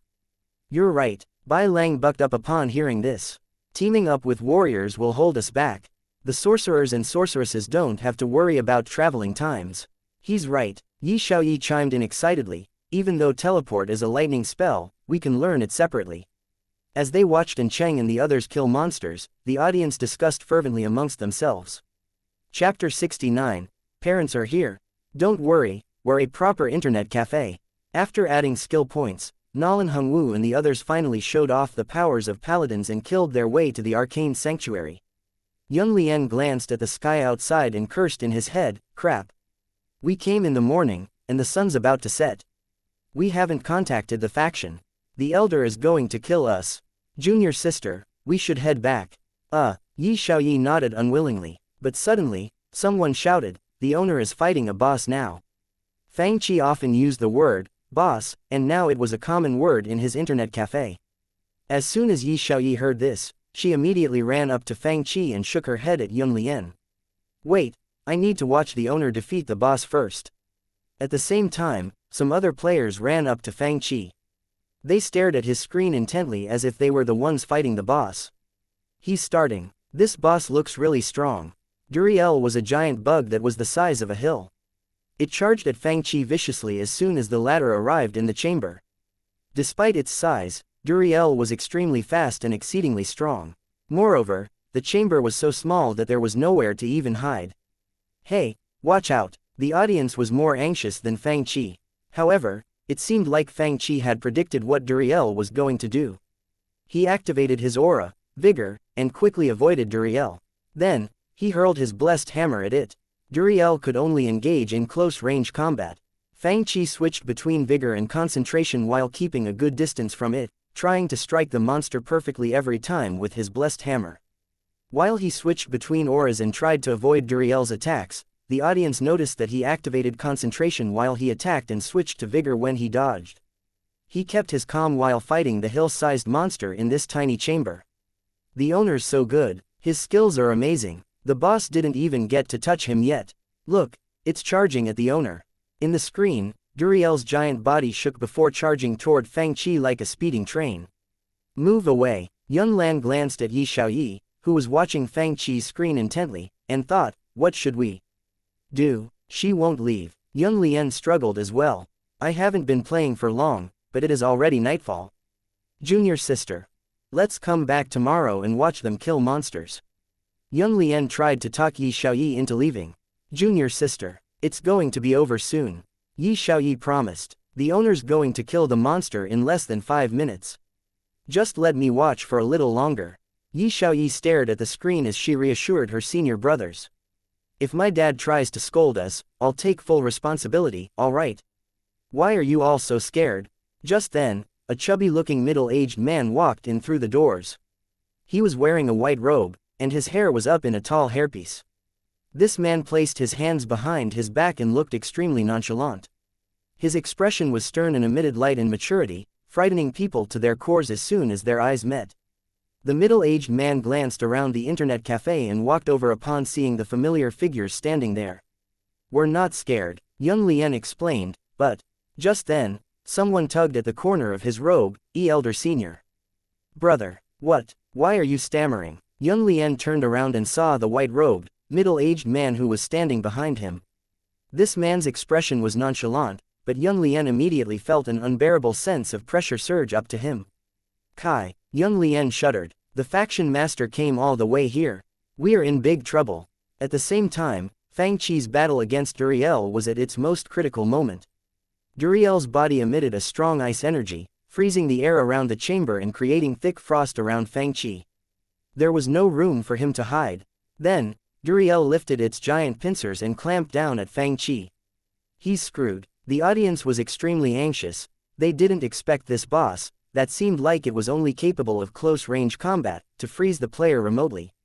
At this point, Fang Qi wouldn't be able to run away even if he used vigor to accelerate. They all knew that Duriel's pincers would immediately injure or even kill Fang Qi from the sheer size alone. Just then, they saw Fang Qi suddenly taking out a staff. Right before Duriel's pincers clamped, a shining light surrounded Fang Qi. Chipped rocks flew all over the place as the entire chamber shook. However, Fang Qi appeared in another location.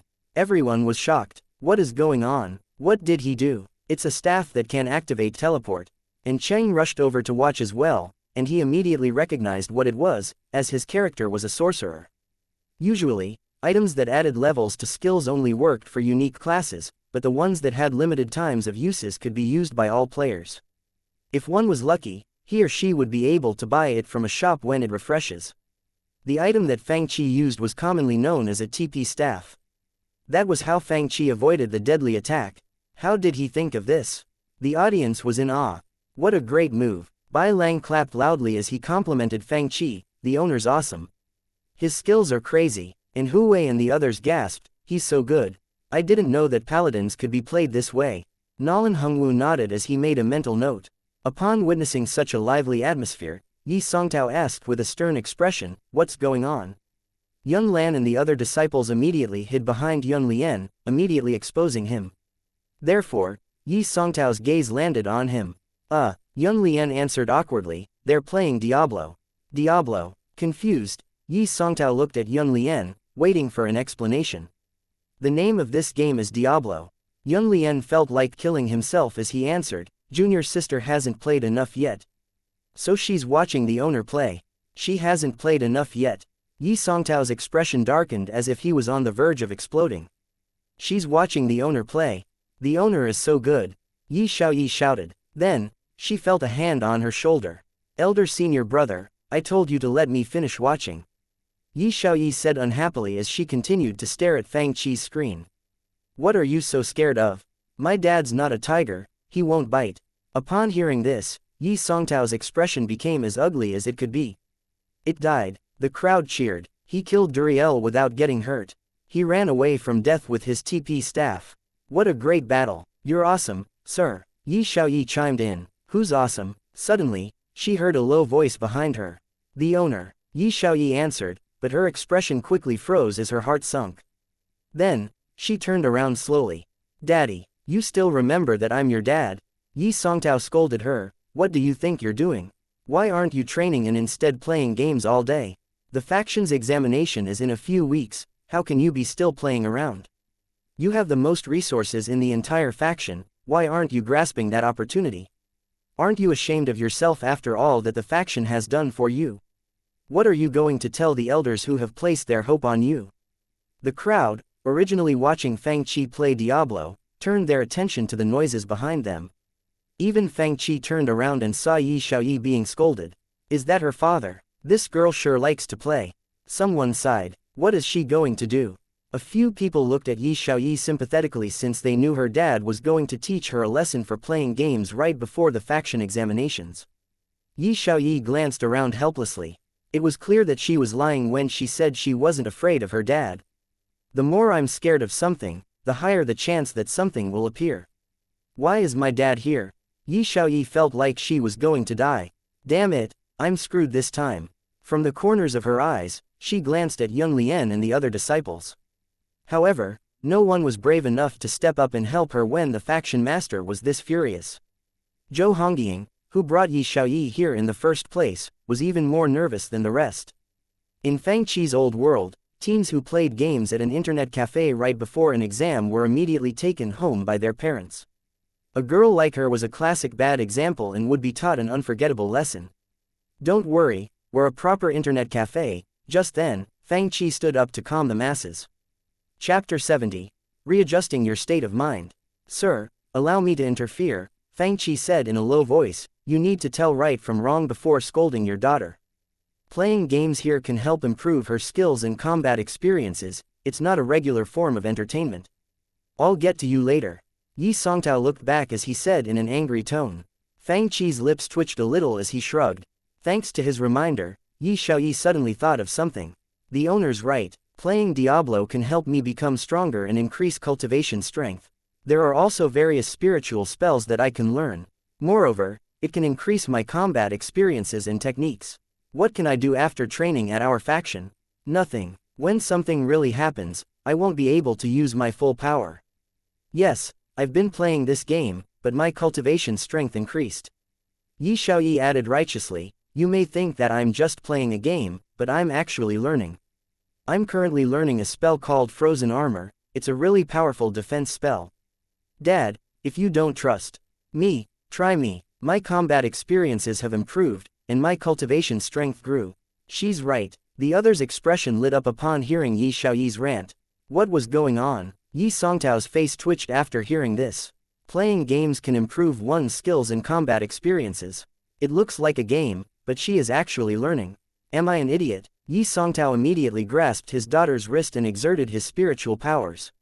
He quickly noticed that Yi Xiaoyi's cultivation strength improved significantly since the last time he saw her. How is this possible? What game is this? Can it really improve one's skills? Little girl, Nalan Hengwu said, seeing is believing. If he doesn't believe you, let him try out the game. Yi Songtao was shocked after hearing Nalan Hengwu speak. This man's aura is as vast as the ocean. I only sense the same level of power from my dad, the Grand Elder of the Cloud Ocean faction. Did my daughter become stronger? Because someone like him helped her? Yi Songtao thought in bewilderment. Don't think too much about it, Nalan Hongwu said as he gently stroked his beard. I'm just a customer of this small shop. Upon hearing what Nalan Hongwu said, Yi Xiaoyi grabbed her father's hands and said in excitement, Daddy, if you don't believe me, try the game for yourself. Did I say that you can speak? Yi Songtao glared at his daughter angrily, but the truth was that he was in complete shock, as if a tornado had torn across his brain. What in the world is going on? If my daughter is speaking the truth, I know my daughter well, and she isn't someone who would lie like this. Moreover, that powerful elder has absolutely no reason to deceive me. But how can a shop like this exist? Still in disbelief, he gazed at Young Lien while his face remained stern and unchanged. Young Lien immediately replied, Faction Master, I found this place and was going to do more research before reporting to you. Did you finish your investigation? Yi Songtao asked grimly. Not yet, Young Lien answered. After seeing Yi Songtao's darkening expression, he quickly added, but I swear that junior sister is telling the truth. Do you know what consequences you will face if you lie? Yi Songtao replied icily, everything I said is true, I'm not taking anyone's side. Okay then, I'll give this game a try. Sir, activate one more Diablo for us. Yi Xiaoyi shouted in excitement while her father sat in front of a computer with a murderous expression on his face. What kind of game improves one's skills, techniques and combat experience? It can even teach a person spiritual spells. How can something this good exist? Quickly, the other customers taught him how to play the game. Dad, go there to accept your quest. You need to go to Den of Evil. Kill the mage first and burn that body. Friend, your movement is impressive. And Hu Wei and the others glanced at Yi Songtao's character and said, Dad, choose cold spells, the damage is higher, and it can slow down the enemies. With Yi Xiaoyi's help, Yi Songtao's progress advanced smoothly and quickly. Wow, Yi Songtao took in a breath of air before exclaiming, this game isn't bad. His eyes lit up even more when he realized that he could learn new skills and obtain powerful items. This game can really improve skills and combat experience. Plus, it's interesting. Xiaoyi, where do I get that scroll? Yi Songtao asked, why is it so hard to obtain items? Aren't you playing the game as well? Can you lend me some? He quickly became addicted to Diablo. However, Fang Qi suddenly said, my shop is closing. What? It's closing? Yi Songtao became frustrated. Is the owner targeting me on purpose? He was just beginning to enjoy the game, but the owner decided that it was time to close. Fang Qi shrugged. The shop closes at midnight every day. Yi Songtao suddenly realized the importance of computers. Therefore, he immediately asked, do you sell these spiritual artifacts? Many people asked the same question before you, Fang Qi said casually. The shop doesn't provide any other services except for the ones written on the blackboard. Come back tomorrow if you want to play. Then, Yi Songtao's game was autosaved before the computer turned off on its own. Yi Songtao's face twitched as he fought the urge to beat Fang Qi up. That evening, did the faction master disappear as well? It was late into the evening, but the hall of inside Cloud Ocean faction's base at Yanhai City was dead silent. Elder Li's face was terrifying. Not only did the disciples disappear after leaving, so did the faction master. What on earth is going on? As he thought of the possibilities, he finally saw familiar figures walking into the hall. Elder Li, gather our faction's most talented disciples tomorrow morning, I'm going to take them to play. Ahem. Yi Songtao coughed awkwardly when he realized that he almost gave himself away. I'm going to take them out to train and study. Fang Qi glanced at the task his system gave him. Task: sell Diablo 2, Act 1 to 80 customers. Completion, 50 80ths. Task reward: Diablo 2, Virtual Reality Remake, Act 3. Task: Diablo 2 totally playtime reach 1000 hours. Completion, 789 1000ths. Task reward: The Legend of the Sword and Fairy Eye, Virtual Reality Remake. As more and more customers began to play Diablo, his task progresses were being filled faster. Fang Qi did a quick calculation and realized that he would be able to complete them by tomorrow evening. Just then, the system sent him another notification. New Task 1. Shop Expansion. Task Explanation. The Internet Café is at 90% capacity daily, the host should look for a new place. Task reward: 50 to 100 new sets of computers and equipment.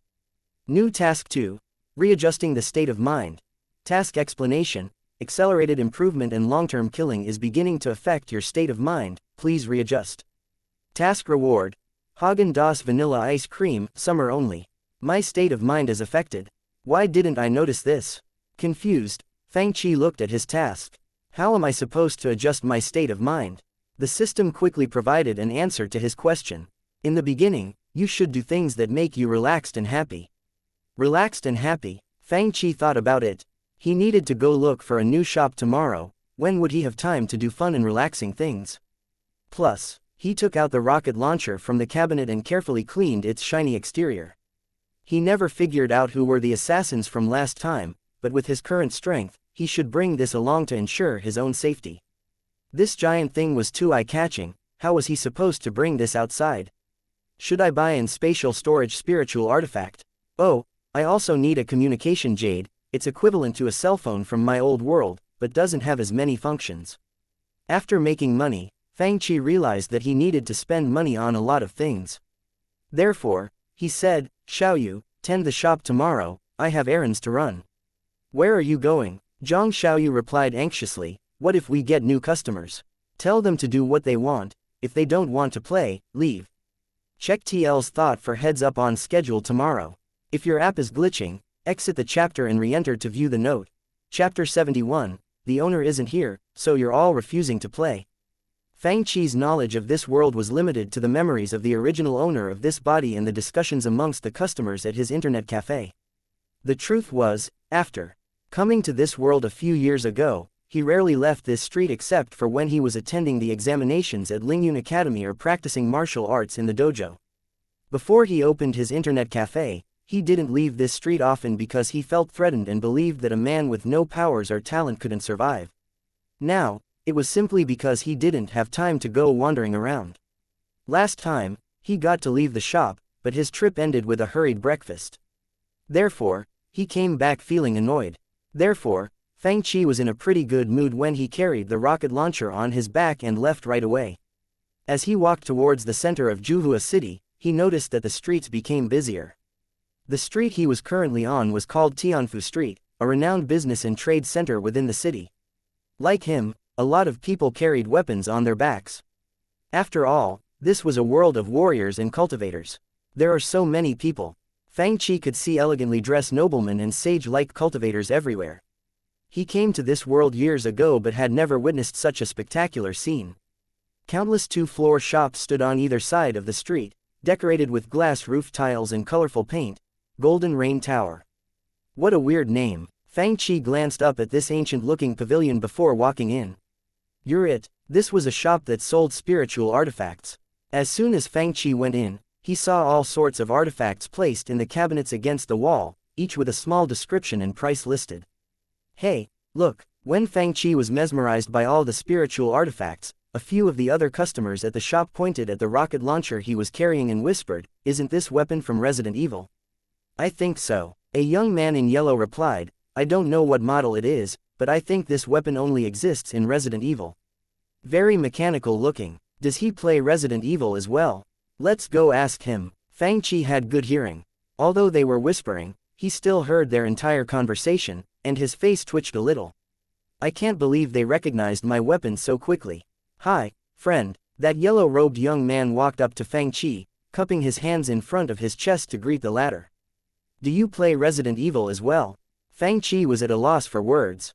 How can someone who plays Resident Evil not even recognize me, the owner of the shop? Again, he shouldn't be so shocked since nowadays, Zhang Xiaoyu was the one tending to customers at the front desk while he played Diablo in a little corner. This young man was obviously an extrovert. He patted Fang shoulder and asked, "Where are you at in the game right now? Do you want me to help you? I promise you'll pass the game in no time." Fang face twitched again. "It's okay. I want to take a look at the spiritual artifacts here." "You're here to buy artifacts?" The young man patted his own chest. "That's simple. My uncle owns this shop. Tell me what you want, and I'll ask him to give you a discount." Should I just tell him that I'm playing Diablo right now? Fang thought in his head. Origins Internet Club. Where's the owner? A group of people peeked into the shop but didn't see Fangchi, so they gathered in front of the counter and asked, "Little girl, where's the owner? Aren't you here to play games? Why are you asking for the owner?" Confused, Zhang Xiaoyu looked at Yi Songtao and the group of handsome young men standing behind him. "I'm here to talk to him about something." Yi Songtao pointed at the dozen or so disciples. "See, these are talented disciples of my faction, I need to talk to the owner." Then, he knocked on the surface of the counter and demanded, "Where's the owner? Tell him to come out and see me. What's there to talk about? You can just pay and play games," Zhang Xiaoyu said with disdain, "just give me the crystals and teach them how to play yourself." Zhang Songtao, why did he suddenly decide to go out? And Hu Wei looked dejected. "Last night, I thought about 2 ways to allocate skill points and wanted to ask him which one is more advantageous. How can he not be here?"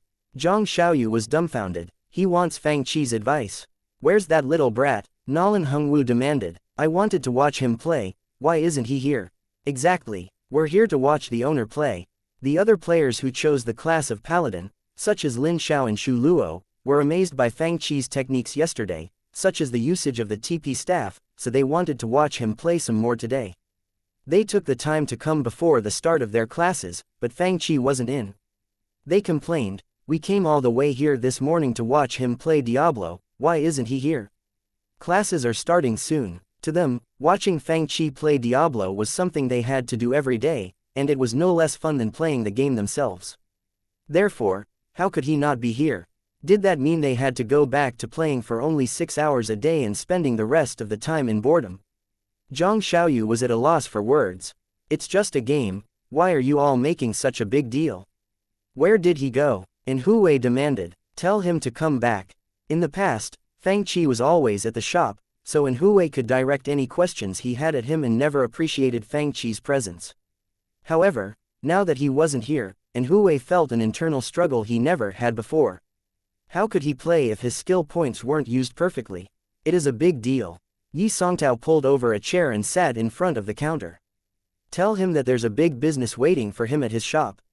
If he doesn't come back, then he can forget it. We'll never come back." "He's right," Hu Wei complained, "if I don't figure this out, it'll take me too long to kill the monsters. What a waste of my time. If he doesn't come back, I'm not playing." Yi Songtao added, "Just tell him that if he doesn't come back, we're all going on strike. He's going to lose customers." Upon hearing this, Zhang Xiaoyu became unhappy and placed her hands on her waist. "Before he left, the owner told me to tell you all to do whatever you want.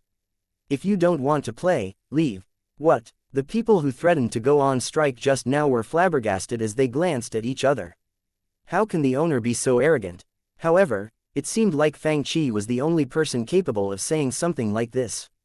Therefore, as soon as Zhang Xiaoyu said that, everyone felt awkward. And Hu Wei was going to say that he was going to leave right now. But before the words even came out of his mouth, he changed it up and said, "I'm not going to quibble with you. I'll wait for him for a few hours. Dad, I'm going to go play Diablo, you guys talk." Yi Xiaoyi laughed as she ran inside. "Xiaoyi." Yi Songtao's face darkened. He just said that everyone in his faction was going on strike, what a slap to his face. Yi Songtao said grimly, "Contact the owner and tell him to come back, I need to talk to him about this face to face. The owner doesn't have a communication jade, I can't reach him." Zhang Xiaoyu's hands were still on her waist. "If you want him to come back, go find him yourself." Upon hearing this, all the customers felt like cursing. Chapter 72. Make the owner come back so we can watch him play. "So, you are Brother Fang." The yellow-robed young man gestured at Fang Qi inside the Golden Rain Tower. "My name is Huang Zan. There are a lot of good spiritual artifacts in here, what would you like?" "All the artifacts over there are for warriors. There are artifacts made especially for warriors?" Fang Qi asked in surprise. "No," Huang Zan explained. "Some specially made artifacts can only be activated through warrior qi but can also be used by cultivators. However, they're more expensive." "I didn't know about that," Fang Qi said with interest. "Are there spatial storage artifacts for warriors? What about communication jades?" "Of course." Huang Zan brought Fang Qi up to the second floor. "Storage artifacts are high-end artifacts, do you need one?" Fang Qi said, "Let me take a look first." To Fang Qi, cultivator items were indeed novel. After all, He came from another world, and these things were just legends to him. Therefore, he felt a sense of fulfillment upon seeing the rows and rows of spiritual artifacts with his own eyes. Fang Qi tried a storage artifact. As soon as he injected some of his qi into it, the giant rocket launcher was immediately placed into the artifact. He asked as he fiddled with it, "Oh, right. Do you know what is the rent of a shop in this area?" "Rent," Huang Zhan said in surprise. "I apologize for being blunt, but renting a shop in the middle of Juhua isn't cheap. The leases usually last for 10 or more years and will cost at least a couple thousand crystals. Do you have plans to open a shop here?" Fang Qi nodded, not surprised by the price at all. In his old world, the prices of a downtown apartment cost significantly more than an apartment in the suburbs, and this world was no different. It would take a while before he would have enough money to pay rent of that amount. Therefore, he decided to take it one step at a time. Fang Qi was interested in opening another shop in one of two areas, the city center, or near his own shop. He would only be open to other options if he couldn't find any places he liked. Upon seeing that Fang Qi had no more follow-up questions, Huang Zhan took out a couple of brocade boxes. "These are all high-quality communication jades, take a look. I know you're a new customer, but I promise to give you a discounted price." The communication jades, radiuses range from 500 kilometers to 2,500 kilometers. "Huh, don't you have any that use satellite communication and have global coverage?" Feeling awkward, Huang Zhan laughed, "You're funny, we don't sell cell phones here." Fang Qi froze for a second. How can a man in this world understand what I am talking about? How does he know what a cell phone is? However, he quickly realized that ever since Resident Evil became famous in Juhua City, everyone who watched the movie knew what cell phones were. Moreover, Huang Zhan was obviously a fan of Resident Evil. "Get me one that has a range of 2,500 kilometers." Fang Qi waved his hand in the air generously. "Also, get me a high-quality storage artifact." "Will do." While Fang Qi shopped around, back at Origin's Internet Club. "Ah, my 6 hours are up." And Cheng sat before his computer dejectedly, dying of boredom. He asked every few minutes, "Is the owner back yet?" Nope. It was already 1 p.m. in the afternoon, and Zhang Xiaoyu answered as she enjoyed her lunch. "Where's the owner? Is he back yet?" Lin Xiao, Shu Luo, and Song Qingfeng ran into the internet cafe as soon as classes were over. They glanced around the shop and asked, "Is the owner going to fight Duriel again today?" "He's not even here, how is he supposed to fight Duriel?" A while ago, and Hui went back to his mansion to tend to some official matters and ran back as soon as he was done. However, Fang Qi wasn't back yet, and he had no choice but to keep waiting. Ouyang Cheng cried out loud, "Where did the owner go? How are we supposed to spend the rest of our day? Why isn't the owner back yet?" Yi Xiaoyi asked anxiously, "My 6 hours are up as well, what should I do now? I want to watch the owner fight Duriel again. Why can't you watch me play?" Yi Songtao asked grimly, "Why do you keep watching him? Dad, your level is lower than mine, and you have to ask me for items." Yi Xiaoyi complained, "What's fun about watching you play?" Yi Songtao's face twitched. "How can my own daughter attack her father like this? Just stop, I haven't even got to play yet, you should be glad that your time is up." And Hui smacked the table angrily. "He has been gone for so long, what's he doing? Should we go look for him?" Yi Songtao felt dejected as well. He was the faction master of a powerful faction, but he was forced to wait for the owner of a tiny shop for an entire morning. Who would believe him if he said that? Of course, although he was technically waiting for Fang Qi, the truth was that he and his disciples have been playing all morning. Buying stuff is quite relaxing. Is this what the system meant by relaxing and chilling? Fang Qi shopped for the entire morning, visited countless shops and bought a bunch of stuff. He felt calm and content. No wonder there are so many shopaholics in my old world. Should I become one as well? Blue Treasure Clothing Pavilion. Fang Qi wanted to buy himself some new clothes, so he walked right in. "I'll head back to my shop after I buy some clothes." "Sir, what would you like?" "I'm just looking around." Right next to him was a long, blue shirt. He touched it, and it felt soft and slightly cool to the skin. "This shirt is made from ice silk that will keep you warm in the winter and cool in the summer. There's also a dust cleaning array." The clerk patient explained in detail. "Clothes in this world sure are convenient. Dust cleaning array, does that mean I don't have to wash them?" Fang Qi looked at the shirt carefully and said, "Let me pick out a few more, I'll give you a good review." Review. The clerk looked confused. Look at the time. Why isn't the owner back yet? And Cheng sat on his chair impatiently. Is he back yet? And Hui ran into the shop. He went back to his office again and came back after a few more hours. No, we've been here all day. Liang Cheng howled. Origin's Internet Club made them all picky when it came to entertainment, so the methods they used to kill time in the past didn't work anymore. Since their playtime limits were all up, every minute felt like an hour. As for Hui, a man of his status should be drinking and resting at this hour. Now, he wanted to spend every free second playing games. Drinking was such a waste of time. Yi Songtao, who came all the way from Cloud Ocean faction at Yanhai City, had been sitting at the internet cafe for the entire day. It was fine when he could play Diablo, but now that his time was up, he quickly lost patience. Unwilling to wait any longer, he asked, should we go look for him? Look for him? And Hui slapped his leg. Where are we supposed to look for him? Juhua city's so big, you're the Castellan. Liang Zhen laughed, can't you send the city guards to go look for him? Cast. Yi Songtao almost fell out of his chair. This middle-aged man who comes here every day is the Castellan of Juhua. What about the others? He knew that they were all of high status, but he didn't think the Castellan of Juhua would be here as well. Let's go. And Hui said, I completely forgot about this, but is it okay for me to move soldiers like this? Forget it, I'll send some city guards who are on patrol right now. I'll go to the high-class locations myself. He was the Castellan, so Hui decided to use his last resort. I need to find out how to add skill points. I've waited so long already. The suggestion of go looking for Fang Qi was immediately supported by the other customers. Nolan Hongwu's 6 hours were up as well. As the most powerful person in the Nolan family, barely anything spiked his interest. Therefore, how could the owner not be here when he was needed? You're going to go look for him.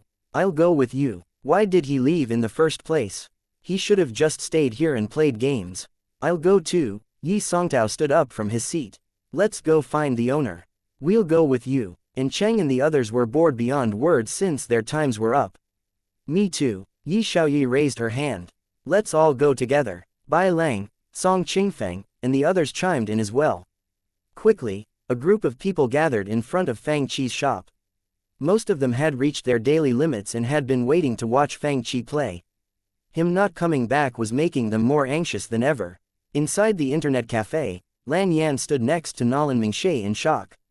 Are they going to capture the owner and force him to come back to play games?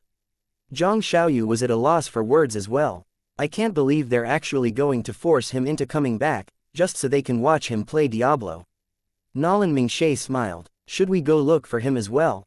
At that time, Fang Qi's new storage artifact was completely full, and he even carried a couple bags of purchases as he walked away from Tianfu Street. He stretched and murmured, time to go back to the shop. However, he had no idea that his internet cafe was in chaos.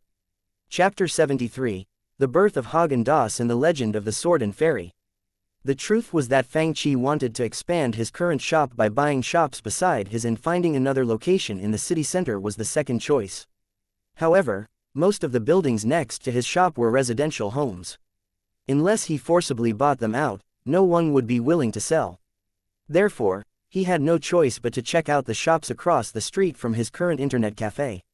Flying wasn't allowed inside Juhua City. Even noblemen had to use horse-pulled carriages. By the time Fang Qi got off the cart, the east side of Juhua City had already entered dusk. Fang Qi's back was facing the shops across from his own. As the outermost establishment of the entire district, the building was originally built to be used for commercial purposes. This street was obviously wider than the one in front of Fang Qi's shop. This may be a civilian area, but people here weren't poor. Although these streets were secluded, owning a property in a big city like Juhua was already impressive. The shops in the front mostly consisted of warrior-related shops.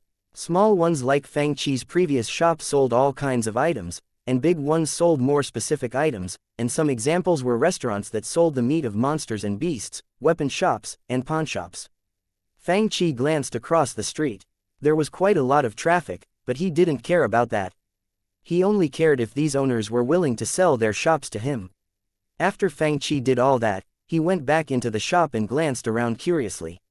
Xiaoyu, why is the shop so empty? Why are you here by yourself? Zhang Xiaoyu stared at him. Didn't all the customers go looking for him? In the end, they didn't find him, and he came back on his own. What do you mean? Fang Qi was confused. Am I supposed to bring a girlfriend back with me after walking around? Huh, Zhang Xiaoyu wasn't familiar with Fang Qi's modern concept. Then, she looked behind Fang Qi and suddenly frozen. You brought a bunch of people back. A bunch of people. Fang Qi was more confused than ever, and he said in all seriousness, do I look like someone who would bring a bunch of girls back with me? As he was finishing his sentence, loud footsteps sounded behind him. Fang Qi turned around and saw a giant group of people walking up to him. The owner's here, Nalan Hengwu shouted. He was the first one to run into Fang Qi's shop. Then, in Huwei, Song Qingfeng, and Cheng, Bai Lang, and the others all ran inside. What are you all doing? Fang Qi was dumbfounded while Zhang Xiaoyu burst into laughter upon seeing all the people standing behind him. Fang Qi reached out and squeezed Zhang Xiaoyu's cheeks. Hey, stop laughing. Zhang Xiaoyu's pink face immediately went from beautiful to funny, and she cursed Fang Qi in her head. Fang Qi placed his shopping bags onto the ground and said, I bought you some specialty dessert from Tianfu Street. If you keep laughing at me, I'm going to eat everything by myself. Thank you, sir. Although she was still mad that Fang Qi squeezed her cheeks, food was more important to Zhang Xiaoyu. Kid, where did you run off to today? The city guards couldn't even find you, and Huwei said anxiously, come here and look at my skill points distribution plan. Let the owner play the game first. Someone immediately shouted, wait, I just came back, can't I rest for a while first? Fang Qi's face fell. Are these your plans? How can you ask me to choose for you? They all suck. He's right. Dad, don't waste our time. Due to a lack of time, Faction Master Yi even went back. The owner should start the game first, and Cheng chimed in.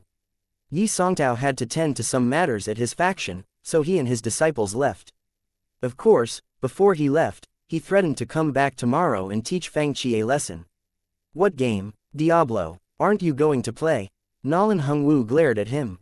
Then, Lin Xiao added, are you going to fight Duriel again today? Ping and I are waiting. Fang Qi, on the other hand, glanced at his system interface. Task. Diablo 2 totally playtime 1,000/1000ths of hour completed. Task reward. The Legend of the Sword and Fairy 1, Virtual Reality Remake. Task 2. Readjusting the state of mind completed. Would you like to claim your rewards? I almost forget that I completed 2 tasks. Claim. Fang Qi glanced at the prices of The Legend of the Sword and Fairy and Haagen-Dazs. The Legend of the Sword and Fairy 1, Virtual Reality Remake. Activation fee, 20 crystals. Haagen-Dazs Vanilla Ice Cream. Price, 5 crystals. I knew Haagen-Dazs wouldn't be cheap, but aren't you going a little overboard? Flabbergasted, Fang Qi asked his system. He was okay with The Legend of the Sword and Fairy 1 costing 20 crystals to activate. After all, the first 2 acts of Diablo 2 alone cost 18 crystals. However, 5 crystals for a snack was way too expensive.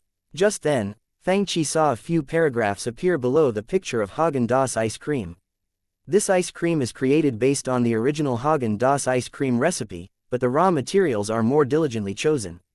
Fresh milk is obtained from a unique crossbreed of Holstein Friesian cattle, meticulously chosen to provide the best tasting milk. Unlike some commercial farms that milk their cows dry, only a certain amount of milk is obtained every day so that this line of Haagen-Dazs ice cream can guarantee a natural and healthy milking process. The vanilla flavor is made with Xiongling grass, an extremely rare spiritual grass that is only found in the depth of spiritual mountains. The taste is even richer than vanilla beans from Madagascar. This ice cream. After reading the long description underneath the ice cream, Fang Qi froze. This ice cream doesn't help with cultivation, and it can't even calm the nerves like Sprite does. The system replied, an outstanding taste is more than enough to awe the masses, it doesn't need other features. At a loss for words, Fang Qi gave his system a thumbs up. Good for you, asking me to sell something that has no unique features. Please comment after trying, the system said before falling silent. While everyone stared at Fang Qi anxiously, he walked up to the fridge instead of his computer.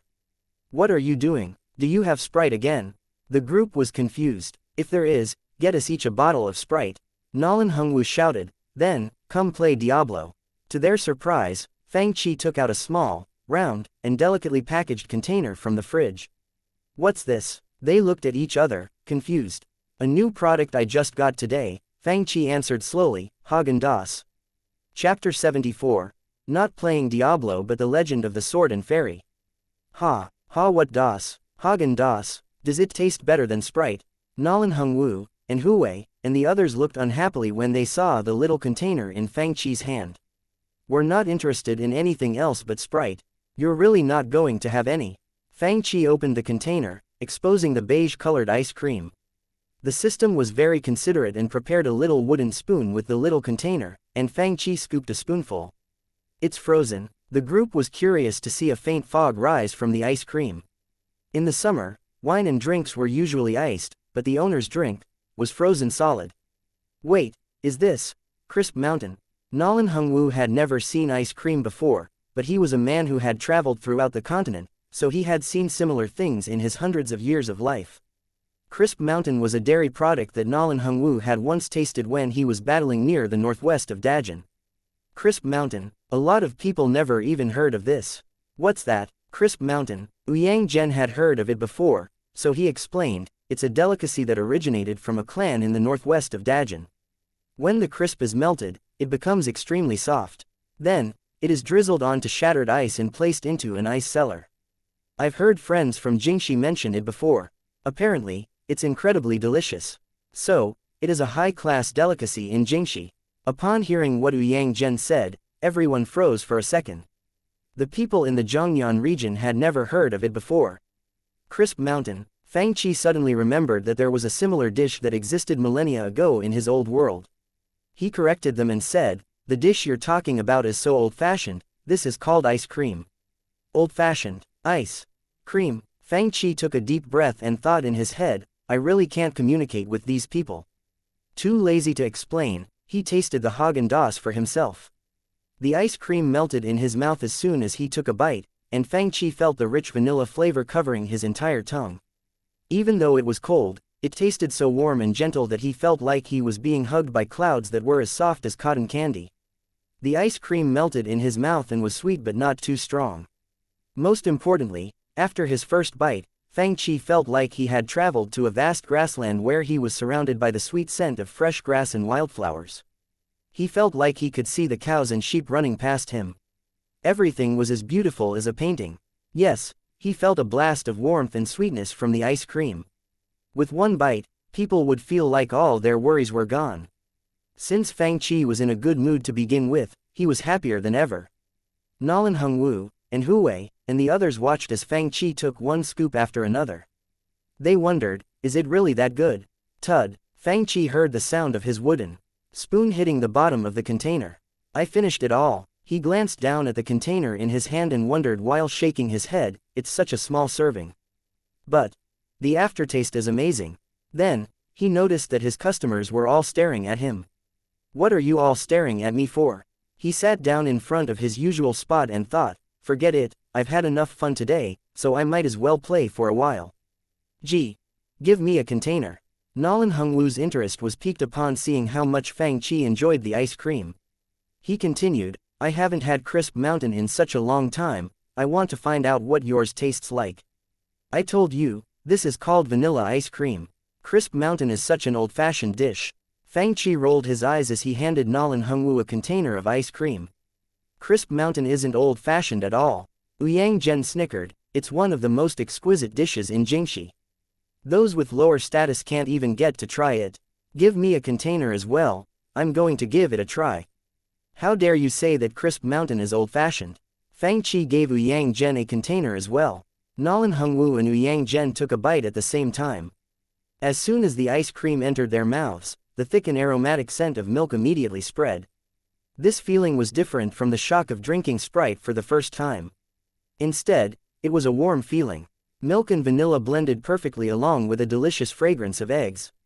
These flavors combined in a unique way, making them feel sweet and fuzzy. They felt like everything good in life was happening to them. How is it? The others asked upon seeing their serious expressions. Ha ha ha. Nolan Hongwu, who rarely smiled, burst out laughing and gave Fang Chi a thumb up. It's delicious. I've never had anything as good as this. Although I don't know if it is as good as Crisp Mountain, this thing called ice cream is truly delicious. Ouyang Zhen gasped. Bullshit. Crisp Mountain is nothing compared to ice cream. Nolan Hungwu shouted, nothing. Then, he looked down at the tiny container of ice cream in his hand and thought, what is this made of? Never in his life did a snack make him as happy as he was right now. At this thought, he quickly took another bite. Is it really that good? The others were all bewildered. The old man laughed after taking a bite. Lan Yan looked surprised. As the family leader of the Nolan family, Nolan Hungwu rarely smiled or laughed. It would make sense if it were the games, but how can a snack make him so happy? Lan Yan thought, should we try it as well? She carefully asked Nolan Mingshe. I want one. Me too. I want one too. Everyone raised their hands and requested ice cream. After a while, Fang Qi sat down after everyone behind him got their ice creams. Whoa, this ice cream is delicious, Lan Yan said as she sucked on her wooden spoon. Nolan Mingshe bought one container as well. After scooping out some ice cream with her small spoon, she took a bite and was immediately surprised. Her beautiful eyes lit up as she said, it really is good. I've never had anything like this. Is this ice? And Cheng was shocked. Ice can be used this way. They all held a delicate little container in their hands, taking small bites of ice cream. All their impatience was melted by the rich and sweet taste.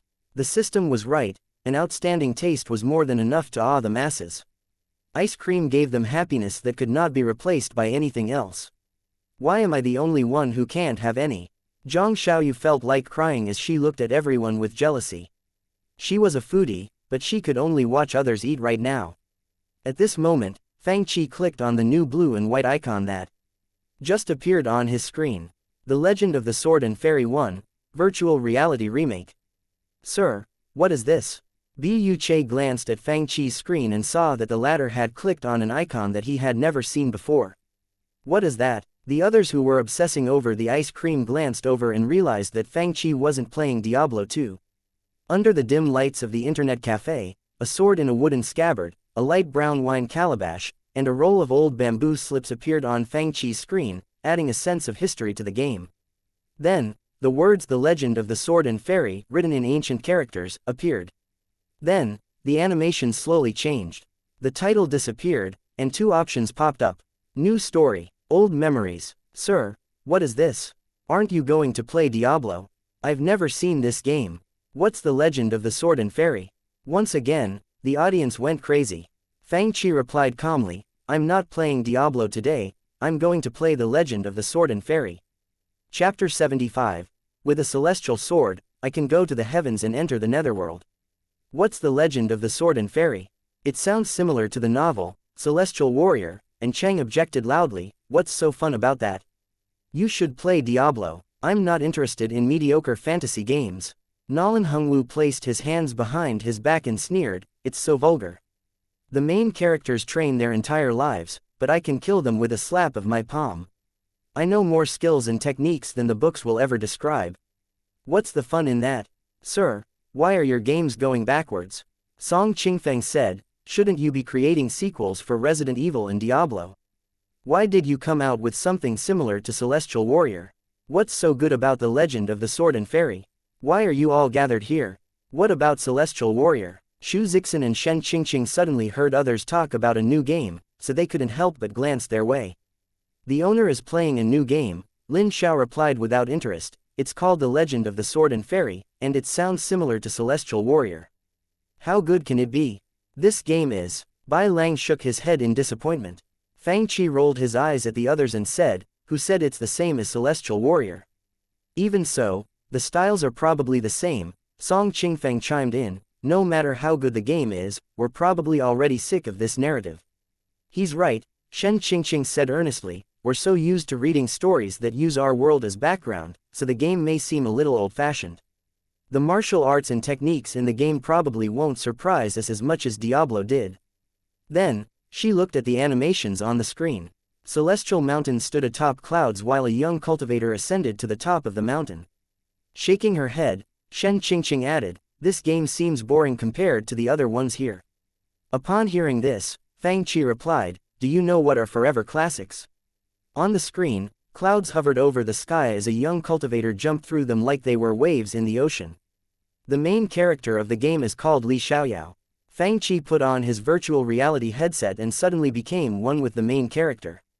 Li Xiaoyao. Just as the others wondered what Fang Chi meant by that, they saw Li Xiaoyao throw a sword down the cliff. The sword was the size of a palm at most.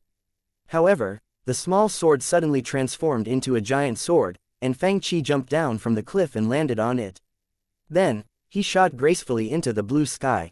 My God, the wind blew like tornadoes, and the color of the sky changed rapidly. Streaks of lightning lit up the sky as the young cultivator on the screen flew on his sword. The others were dumbstruck by what they saw and stood there petrified. They couldn't comprehend what they just saw. He can fly on a sword. If flying is that easy, why do we need large spiritual boats? Moreover, his flying speed is incredible. All the people behind Fang Chi wanted to tell him that without protection or the body of a warrior, the tornado-like winds would blow his bones apart. Plus, the sky was grim, and streaks of lightning appeared again and again. If he were struck, he would probably die. In their world, warriors who could fly were extremely powerful individuals who were at least 100 to 200 years old. There was no way a young man like the one on the screen could soar in the sky. It was as if everyone was sitting on a plane and suddenly saw some flying with a skateboard, and that skateboard flew just as fast as the plane. The next scene left them even more flabbergasted. Not only was this young man riding on a sword, he was also chasing an ugly old monster in front of him. On the screen, Fang Chi chanted a spell and pointed his finger. Then, an extremely sharp bolt of sword energy flew through the wind, making its way through the clouds and striking the monster, forcing the latter to retreat and dodge. That's warrior chi. In Huwei, Nalan Hongwu, and the others were dumbfounded. Isn't the main character a cultivator? How could he possess warrior chi? He's not a cultivator, Fang Chi replied. Haven't you ever heard of sword cultivators? I'm using sword control technique. Fang Chi didn't understand these customers. They were just saying how the legend of the sword and fairy was similar to celestial warrior, but they had never even seen sword control techniques. Sword control technique. The others glanced at each other and replied, cultivators can steer spiritual boats, and high-level warriors can fly in the sky. What can sword control techniques do? Moreover, what in the world are sword cultivators? They thought, with a celestial sword, I can go to the heavens and enter the netherworld. I'm in control of my destiny and not fate. Haven't you heard of this before? Fang Chi glanced back at them with disdain. This was already common knowledge to him in his previous time. So how could these supposedly super powerful cultivators and warriors not know about this? Whoa! The others gasped behind Fang Chi upon hearing this. With a celestial sword, I can go to the heavens and enter the netherworld. I'm in control of my destiny and not fate. The people behind Fang Chi repeated the phrases, trying to decipher what this arrogant sentence meant. However, looking at the screen, they realized their meaning. The young man didn't need any Dharma treasure but a sword to achieve greatness. They didn't even know that cultivators like him existed. In fact, they wondered if such a character only belonged in stories. This sword cultivator was way more powerful than the cultivators in this world. On the screen, Fang Chi had chased the ugly old monster into its nest. As he flew forward, the other monsters immediately retreated in fear. The system's virtual reality remake was a pleasure to the senses. Moreover, Li Xiaoyao was at his peak state, so he could use his most powerful sword techniques as much as he wanted to. Fang Chi was extremely fulfilled by this game. Without thinking, Fang Chi followed the ugly old monster deep into its nest. This sword cultivator is so powerful. Lu Yan ate her Haagen-Dazs as she stared at Fang Chi's screen intently. The others standing behind her couldn't take their eyes off the screen either. Watching this incredible battle while eating Haagen-Dazs was too much of a pleasure. They had never felt this way before. No one ever thought that watching others play could be so amazing. The owner said that the main character's name is Li Xiaoyao. Is he a cultivator or a warrior? He's so strong. Those who previously said this game was similar to Celestial Warrior and boring kept their mouths shut. The sword control technique alone made this game a masterpiece. Just then, the animation slowly changed as Li Xiaoyao fought the ugly monster. Bam! The character fell down onto his bed. What? Lu Yan, Nalan Mingxie and the others froze. It was just a dream. Chapter 76. Sword control technique exist. A dream? Of course, it was just a dream. The game had just begun. Right now, Li Xiaoyao was no more than a waiter at Yunlai Hostel. If he was already so powerful that he could fly and fight off monsters, he wouldn't be so afraid of the Baiyu sect master. The ugly monster suddenly turned into Li Xiaoyao's aunt as she swung a wok at his face. Everyone froze, surprised by the sharp change. Then, they all burst out in hysterical laughter. Ha ha ha, sir, is this a comedy game? Is the main character here to be funny? Is he really a sword cultivator? And Cheng laughed non-stop. With a celestial sword, you can go to the heavens and enter the netherworld. But you are being hit by a wok at the hostel, sleeping until the day is almost over. Look, Auntie is telling him to stop daydreaming. Shen Qingqing and the others couldn't help but chuckle. If this is a comedy, I admit that it succeeded in making me laugh. Lin Xiao laughed. Upon hearing the others make fun of him, Fang Qi's face twitched as he climbed up from his bed. Of course, his audience had no idea what was waiting for them in the future. These people had never experienced the legend of the sword and fairy before, and they would definitively become addicted to the game. However, Fang Qi was also surprised that the game would start in such a humorous manner. Exactly, Liang Cheng chimed in. At least the main character of Celestial Warrior is extremely talented and from a prestigious family. The main character in this game is just a waiter. How talented can a waiter be? He's never going to become a cultivator nor a warrior. Bu Che analyzed. At most, he can fight off hooligans on the streets. Fang Qi slapped his forehead and thought to himself, they probably never even heard of normal or even untalented people cultivating. After getting off his bed, Fang Qi listened to Auntie Li and went downstairs to tend to customers. He had to admit that the virtual reality version of the game was extremely lifelike. He enjoyed himself even if there was no one watching. The system's virtual reality remake gave the player a lot of freedom to explore the game. However, many events would happen during this game, just like the original. For example, as soon as Fang Qi walked up, he saw a drunken Taoist passed out in front of the hostel. Right now, the character, Li Xiaoyao, was only an ordinary young man who didn't have any power. Therefore, even though Fang Qi had the freedom to move around, he did all the missions patiently and progressed the plot. He had to learn the sword control technique first. Soon, it was time to go to the sea. Li Xiaoyao had never met his parents and was raised by his auntie. She suddenly became sick one day, and none of the doctors on their island could cure her, forcing Li Xiaoyao to look for medicine on the celestial spiritual island. That was where the entire story began. Standing on a ship, Fang Qi looked at the ocean that seemed endless, and the waves splashed in rage. It was getting late, but the winds and waves weren't calming down at all. At this point, Li Xiaoyao was no more than an ordinary young man who worked as a waiter. He had never cultivated, he only knew how to street fight. Without energy or warrior chi, he was an ordinary young man who risked his life to go to the sea. When the others saw how determined Li Xiaoyao was, they couldn't help but feel a sense of respect toward this funny young man. They wouldn't feel that way if he was a powerful cultivator. However, he was an ordinary young man, and that was why they were shocked by his actions. The crowd couldn't help but keep watching. They wanted to know what was going to happen to this ordinary person. Was he going to die in the sea or escape from death and arrive on that so-called celestial spiritual island without knowing what was going to happen to him? They watched intently in anticipation. When they saw that not only did Li Xiaoyao not die on celestial spiritual island but also married an extremely beautiful woman. Of course, the more mature scenes were jumped over, and it was the next day. I'm so jealous. The crowd clenched their teeth. They were all more talented than Li Xiaoyao, but their lives sucked compared to his. Ling is so pretty. Lin Xiao drooled. Damn, I want a wife now. And Cheng was on the verge of tears. No matter who you marry, she's not going to be prettier than Ling. Bu Che interjected. And Cheng's face twitched as he felt like someone had punched him in the stomach. Sir, I want to play this game, Liang Cheng decided. And Cheng, Song Qingfeng, and the other young men were so immersed in the game that they couldn't even take their eyes off Fang Qi's screen. Shut up, Li Haoran interrupted, your playtime for today is up, just watch the owner play.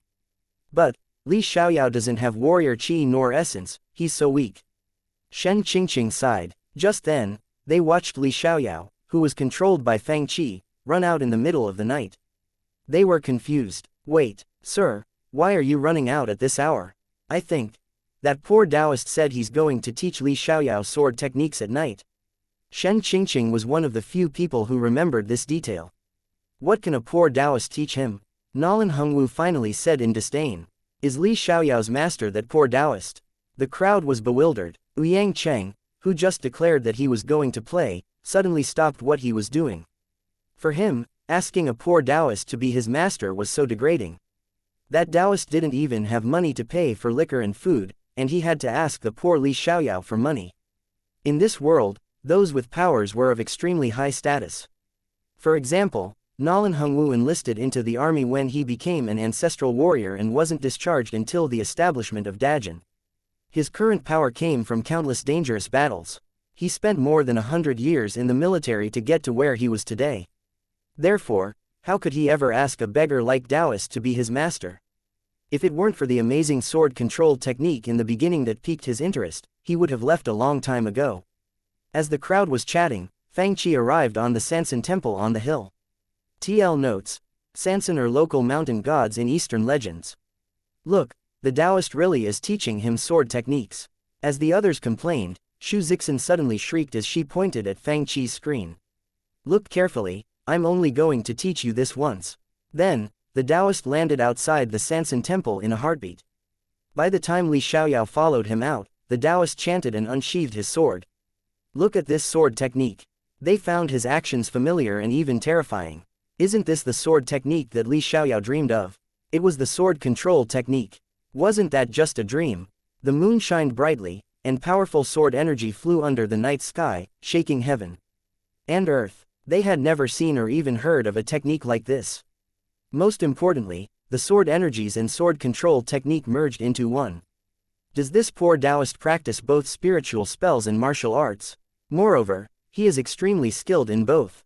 After he demonstrated the first set of sword techniques, the Taoist left on his sword. On the screen was a poem he left behind. The imperial sword arrives with the wind, eliminating evil from heaven and earth. I will be thrilled if I have liquor, but I'm still insane when I don't. I will drink the lakes and rivers and then swallow the sun and moon. I am the liquor sword immortal, the only person who is left standing after 1,000 drinks. The crowd fell silent. The sword immortal exists. The sword control technique from Li Xiaoyao's dream exists as well. I am the liquor sword immortal, the only person who is left standing after 1,000 drinks. Liquor sword immortal. The crowd thought back at how they were just looking down at this Taoist, but he was really the liquor sword immortal. Moreover, he really knew the sword control technique. Nolan Hongwu bellowed, "Does anyone have a sword? Get me a sword." Warriors were indeed powerful enough to cut through rivers and mountains, but no one thought that flying on a sword was possible. If it were, even Nolan Mingxie, who was usually calm and collected, couldn't hide the excitement from her expression. Knowing the sword control technique would change their lives. Even though they were relatively weak, they also dreamed of flying in the sky and enjoying the gloriousness of the heavens and earth. Nolan Hongwu's attention was on the sword immortal's sword technique, it was so subtle and exquisite. Upon hearing Nolan Hongwu's request, Nolan Mingxie immediately handed him a sword. He placed the sword in his hand and slowly tried to mimic the sword immortal's techniques. Then, Nolan Hongwu's sword suddenly jumped, and so did the crowd's eyelids. Let me watch it again, I need to see the sword control technique again. Didn't you say you weren't interested in this game, and that poor Taoist wouldn't be able to teach you anything good? Fang Qi's expression remained unchanging as he asked the crowd while practicing the sword control technique through Li Xiaoyao. No one in the crowd made a noise, they were so embarrassed that they felt like crawling into the ground and never climbing out. Why does he have to mention that? Chapter 77. Fang Qi goes by the rules. Ah, why is it closing time again? I haven't watched enough. Just as the crowd was enjoying themselves, Fang Qi said that he was closing the shop again, making the crowd wail unhappily. While An Cheng watched Fang Qi lock the doors and wave at him, he shouted, "I really want to smash this shop apart." Go ahead. Liang Cheng laughed as he gestured. An Cheng's face twitched. Forget it, I'll come back tomorrow. Miss Nolan, I wish we get to watch a little longer. Lan Yan complained as she walked, stupid owner keeps closing his shop. Nolan Mingxie nodded. Let's come earlier tomorrow. The imperial sword arrives with the wind, eliminating evil from heaven and earth. I will be thrilled if I have liquor, but I'm still insane when I don't. I will drink the lakes and rivers and then swallow the sun and moon. I am the liquor sword immortal, the only person who is left standing after 1,000 drinks. Outside the internet cafe, someone pretended to be the liquor sword immortal, tilting his head side to side and reciting this poem as if he were a sage. The game's amazing. Although Fang Qi closed his shop, and they already left, Song Qingfeng and the others couldn't suppress their excitement and shouted aloud. Who is this liquor sword immortal? He's so powerful. They couldn't help but discuss amongst themselves. Why won't the owner let us watch anymore? Lin Xiao waved his fist in the air, the swords can fly. Shu Luo chimed in, let's try on our own tomorrow. Li Xiaoyao was flying in his dream, remember? Everyone was kicked out of the internet cafe at the same time, so it was noisy outside on the streets. Shen Qingqing had a great temper, so she changed the topic. Let's learn the sword control technique together. Once we learn it, we can go and fly. You're right, Lan Yan shouted happily. Once we all learn the technique, we'll fly out of the city together and have fun. Me too. Yi Xiaoyi immediately joined the party. With her essence, she couldn't steer spiritual boats. Moreover, flying on a sword was so much freer than taking a boat. Count me in. Of course, some people like and Cheng were worried. Do you think it'll be more dangerous for cultivators to encounter warriors who know the sword control technique in the future? Probably not. And Hu Wei shook his head. Although warriors can practice this technique, it will be hard for them to gain good control. If they can't control the swords properly, they are no more than a giant target in the air. Plus, cultivators will do better than warriors. In the future, we will be able to alternate between the spiritual boats and swords. We can switch to the other method of flying when there is danger, and we can ensure our combat skills. It's an amazing technique to learn. And Hu Wei was positive that the delicate control of spiritual energy that had taken cultivators centuries to perfect wasn't something warriors could compare to. You're right, Uncle N, Ouyang Cheng and the others' expressions lit up upon hearing this. Should we? They glanced at each other. Come learn sword control techniques tomorrow morning. S2, another group of people shouted. But the owner's not going to open his shop until 8 a.m. tomorrow, right? Someone immediately complained, we've got to wait for 8 more hours. Can we think of a way to get the owner open his shop earlier? The group left while brainstorming. No one slept that night. Song Qingfeng and the others, who were used to the shop opening at 8 a.m., arrived outside Fang Chi's internet cafe with dark circles under their eyes. It wasn't even 5 a.m. yet. The time. Lin Xiao glanced at the closed doors dejectedly. Aren't we a little too early? Shen Qingqing yawned and appeared on the street. Then, she immediately saw Song Qingfeng and the others and said, you're so early. Although they made plans to come early, wasn't this a little too early? Of course we came early, none of us could sleep. Song Qingfeng complained. The thought of learning the sword control technique and being able to fly made them so excited that they felt like sleeping was a waste of time. Today, and Hu Wei, and Cheng, and the others came early as well, much earlier than they had ever been. We may be here early, but the shop isn't open yet. And Cheng led the group and said in doubt, if the owner doesn't open his shop, then we are early for nothing. Before he could say anything else, he saw a large group of people standing outside the internet cafe. And Cheng's face twitched. Why are you all so early? We want to learn the sword control technique in the legend of the sword and fairy. Song Qingfeng replied, didn't we say we're going to come early? And Cheng thought he was early enough. I didn't know this is what you meant by early. But the problem is, how can we get in? Ouyang Cheng pointed at the locked doors. There's no way the owner would open the shop right now. Nolan Mingshe came early as well and analyzed calmly. Why are you here then? We can try to wake him up, she replied. Perhaps. They could ask Fang Chi to open the shop at 7 a.m., but it was 5 a.m. right now. They looked at each other grimly and felt a little nervous. Do any of you have a better idea? Nolan Mingshe asked upon seeing their hesitation, and the rest of the group shook their heads. Are we really going to wake him up? Song Qingfeng was nervous since it was so early in the morning. If we don't wake him up, we'll have to wait here for at least 2 more hours. Lin Xiao touched his neck, feeling the chilliness of the morning. Upon hearing this, everyone looked awkward. They could either stand here for 2 hours or call Fang Chi right now. They all knew what they wanted to do. Who's going to call him? They glanced at each other. Together, Lan Yan took out a round, pearl-like spiritual artifact and said, this is a sound-conducting pearl, it can gather our voices and send it to the owner's bedroom. The others hesitated. Should we really do that? Of course we should. And Cheng suddenly laughed. It's a great idea, and we aren't violating any of the rules of the internet cafe. It's not like the owner will kick us out and never let us come back because of this. Upon hearing this, Ouyang Cheng's expression lit up. The best thing about the owner is that he goes by the rules. We aren't breaking any rules, so what can he do? You have a point. The others felt enlightened. The sky was just lighting up, and Fang Qi was still soundly asleep. Suddenly, loud voices sounded beside him, scaring him out of his bed. Then, he heard loud shouts. "Sir, open up." Upon hearing this, he almost fell out of his bed. Damn it, what the fuck is going on? Still in his pajamas, Fang Qi opened his window with a dark expression on his face.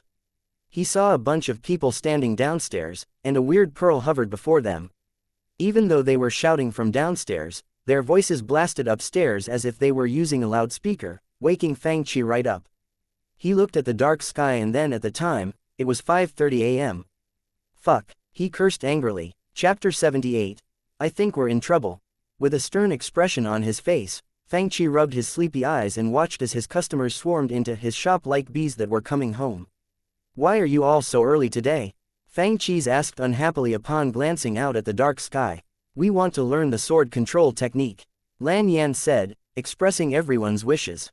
Sir, activate the legend of the sword and fairy for us. To them, Diablo was fun, and the skills inside were indeed powerful. However, the most important thing right now was learning the sword control technique. As for Diablo, some had already passed Act 2, and those who didn't were close. Without Act 3, they weren't in a hurry anymore. Fang Qi was at a loss for words. Auntie Wang's bun shop wasn't even open yet, so Fang Qi had no choice but to take out a container of Haagen-Dazs from the freezer. He took a bite and enjoyed the rich milk and vanilla flavor bursting in his mouth. Enjoying a delicacy at the moment was delightful despite the current rough circumstances. Aside from the avid fans of Legend of the Sword and Fairy, no one else would come at this hour. Fang Qi sat in the booth for about an hour before seeing Nolan Hongwu walk in. He was here to learn the sword control technique as well. There are so many people here. After glancing around the shop, Nolan Hongwu froze for a second. Then, realizing that the others were already playing the game, he quickly picked a computer and sat down. The Imperial Sword arrives with the wind, eliminating evil from heaven and earth. I will be thrilled if I have liquor, but I'm still insane when I don't, someone shouted before Nolan Hongwu could click open the game. Someone else immediately finished the poem. I will drink the lakes and rivers and then swallow the sun and moon. I am the liquor sword immortal, the only person who is left standing after 1,000 drinks. Fang Qi ate his ice cream as he shouted back at them, if you're going to recite poems, turn off the external communication option. I'm going to turn off the computers of the people who shout again. The customers didn't care about his first few sentences. But after hearing Fang Qi's last sentence, the two people who were just reciting the poem immediately turned off the external communication option. Then, they mimicked the liquor sword immortal and continued reciting the poem, enjoying themselves immensely. Fang Qi contacted the two shops right across from his current shop yesterday, and he was going to buy them. However, he still needed a couple days to tie up the loose ends. The good thing was that even though he was getting more customers, his internet cafe was still just big enough to host them. No one needed to stand in a line like they used to. Therefore, Fang Qi wasn't in too much of a hurry. He played until 8 a.m., the official opening time of his shop. Right on the dot, Yi Songtao and the disciples of Cloud Ocean faction arrived in Juhua City on a flying spiritual boat. Then, they got onto a cart and headed for Origin's Internet Club. When they arrived outside the Internet Cafe, they didn't hear people yelling and screaming like they always did. Yi Songtao glanced around the Internet Cafe and realized that everyone was playing quietly in front of their own computers. What's going on today? Why isn't anyone talking to each other? No one's watching others play. As soon as Yi Songtao walked in, he saw his daughter, Yi Xiaoyi, playing an ancient-looking game that was obviously not Diablo. What are you playing? Yi Songtao walked over unhappily. We were going to come together today. Why did you leave by yourself? Because I like studying. Yi Xiaoyi stared at the screen as she waved her sword. Upon hearing this, Yi Songtao's face twitched and thought, the only thing you do every day is play, and now you're telling me you like studying. He looked at his daughter as if she treated him like an idiot and said with a grim expression on his face. What are you studying? Sword control technique. Yi Xiaoyi was obviously annoyed by her dad's interruption. Go away, Dad, I need to keep studying. I'm going to become a sword immortal. Yi Songtao was at a loss for words. Yesterday, her daughter was learning how to use frozen armor wholeheartedly, but she was learning the sword control technique today. Why can't you learn proper skills? Before Yi Songtao could finish his sentence, he looked up at Yi Xiaoyi's screen and saw the main character jumping off the cliff. What is that? Yi Songtao was dumbfounded as he watched the main character land on a sword and fly into the sky. I spent years learning how to steer the spiritual boat, but you can fly into the sky with a wave of your sword. When did something like this appear? Yi Songtao's eyes were opened as wide as marbles. What is that? A new class? Yeah, a new class called Sword Immortal. Yi Xiaoyi responded, with a celestial sword, I can go to the heavens and enter the netherworld. I'm in control of my destiny and not fate. Yi Songtao felt like spitting blood. He originally thought that playing games with her daughter would lessen the distance between them, but overnight, he found it hard to talk to her. He didn't even know that a person could fly on a sword. Is this a new game? Could it be that awesome? Then, his eyes landed on the blackboard behind the counter and saw the new game. The Legend of the Sword and Fairy 1. Activation fee, 20 crystals.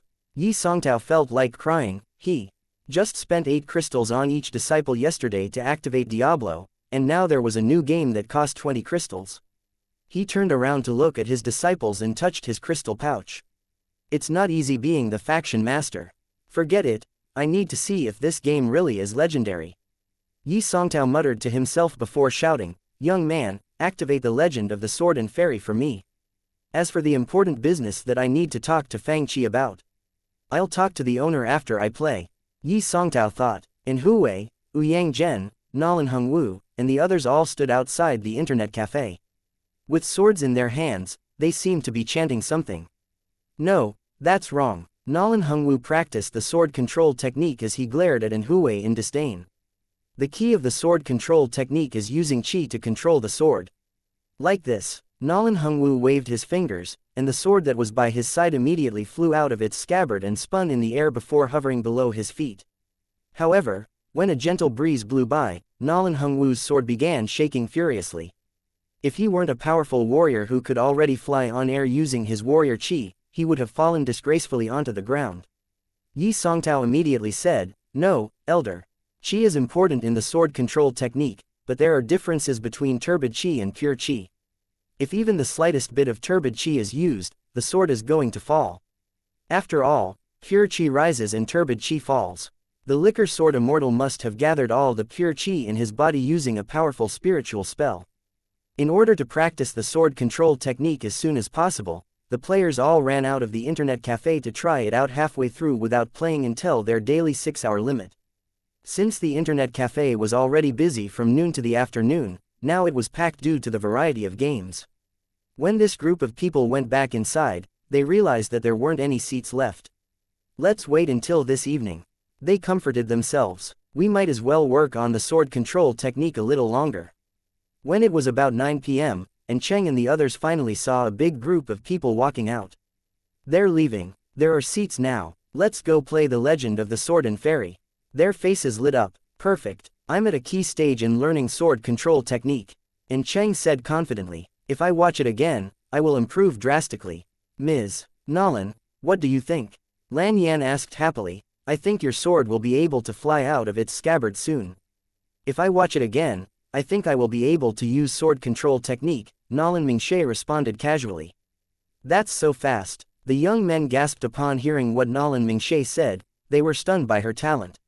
Hey, sir, why are you locking the doors already? Someone shouted. I still have 2 hours left, it's only 9 p.m. He's locking the doors. The group froze. What is going on? Why is Fang closing his shop so early? Upon hearing this question, Fang yawned and replied, I'm really tired. Since I didn't get enough sleep last night, I'm closing the shop early today. The group was flabbergasted. Hey, wait, I still have 2 hours left. Lin Xiao immediately banged on the glass doors. I still have 3 hours left. Ouyang Cheng shouted. Young man, I still need to talk to you about something. Yi Songtao suddenly remembered. However, Fang turned off the lights and went upstairs to sleep. Fuck. Groans sounded outside the door. Who suggested calling him in the morning? They looked around with grim expressions on their face, trying to look for the person behind the awful suggestion. Who said the owner? Can't do anything about it. Someone else growled angrily. Oh, I'm going to go now. Lan Yan laughed awkwardly before attempting to escape the scene with Nalan Mingxie. And Cheng's face turned red with embarrassment. I didn't get much sleep today either, so I'm going to. Stop right there. Nolan Hongwu's face fell. What did I do to deserve this? I still had 3 hours left. Nolan Mingshe patted her pretty forehead and groaned, I think we're in trouble. Lan Yan glanced at the enraged Nolan Hongwu and felt like crying, and Cheng stood there quietly, not sure what to say. You all need to be punished. Yi Songtao, who finally remembered that he still needed to talk to Fang Qi, added furiously. He's right. Who woke the owner this morning? Elder Fu looked at the group grimly and questioned. The people who got here early in the morning felt like digging a hole for themselves to jump into. Chapter 79. Watching the new game. Fang Qi had been training fervently and didn't sleep much every night. Therefore, he was pissed off that they disrupted him while he was having his precious rest. The group should have anticipated that when they forced him to open the shop so early this morning. The truth was, Zhang Xiaoyu didn't get a good night's sleep either, so Fang Qi told her to go to bed earlier that evening.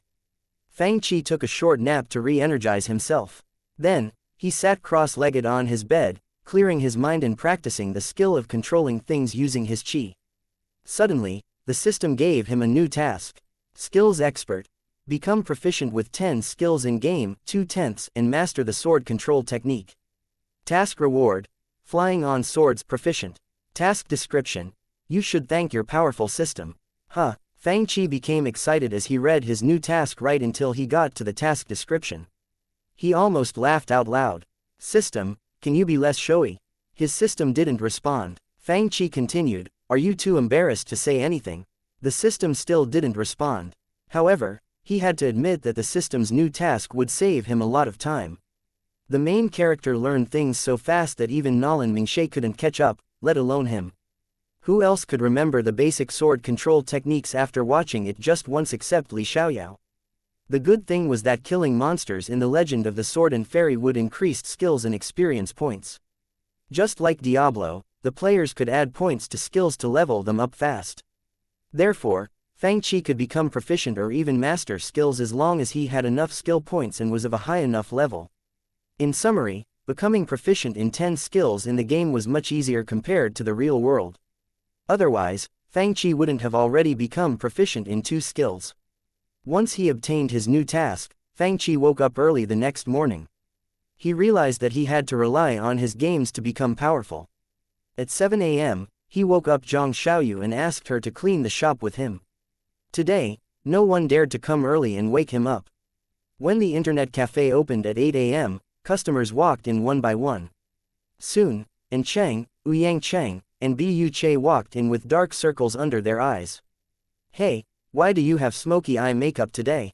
Fang Qi asked. Their faces twitched. Yesterday, not only did they not hit their 6-hour time limit, but they were also punished by Nolan Hongwu and the others.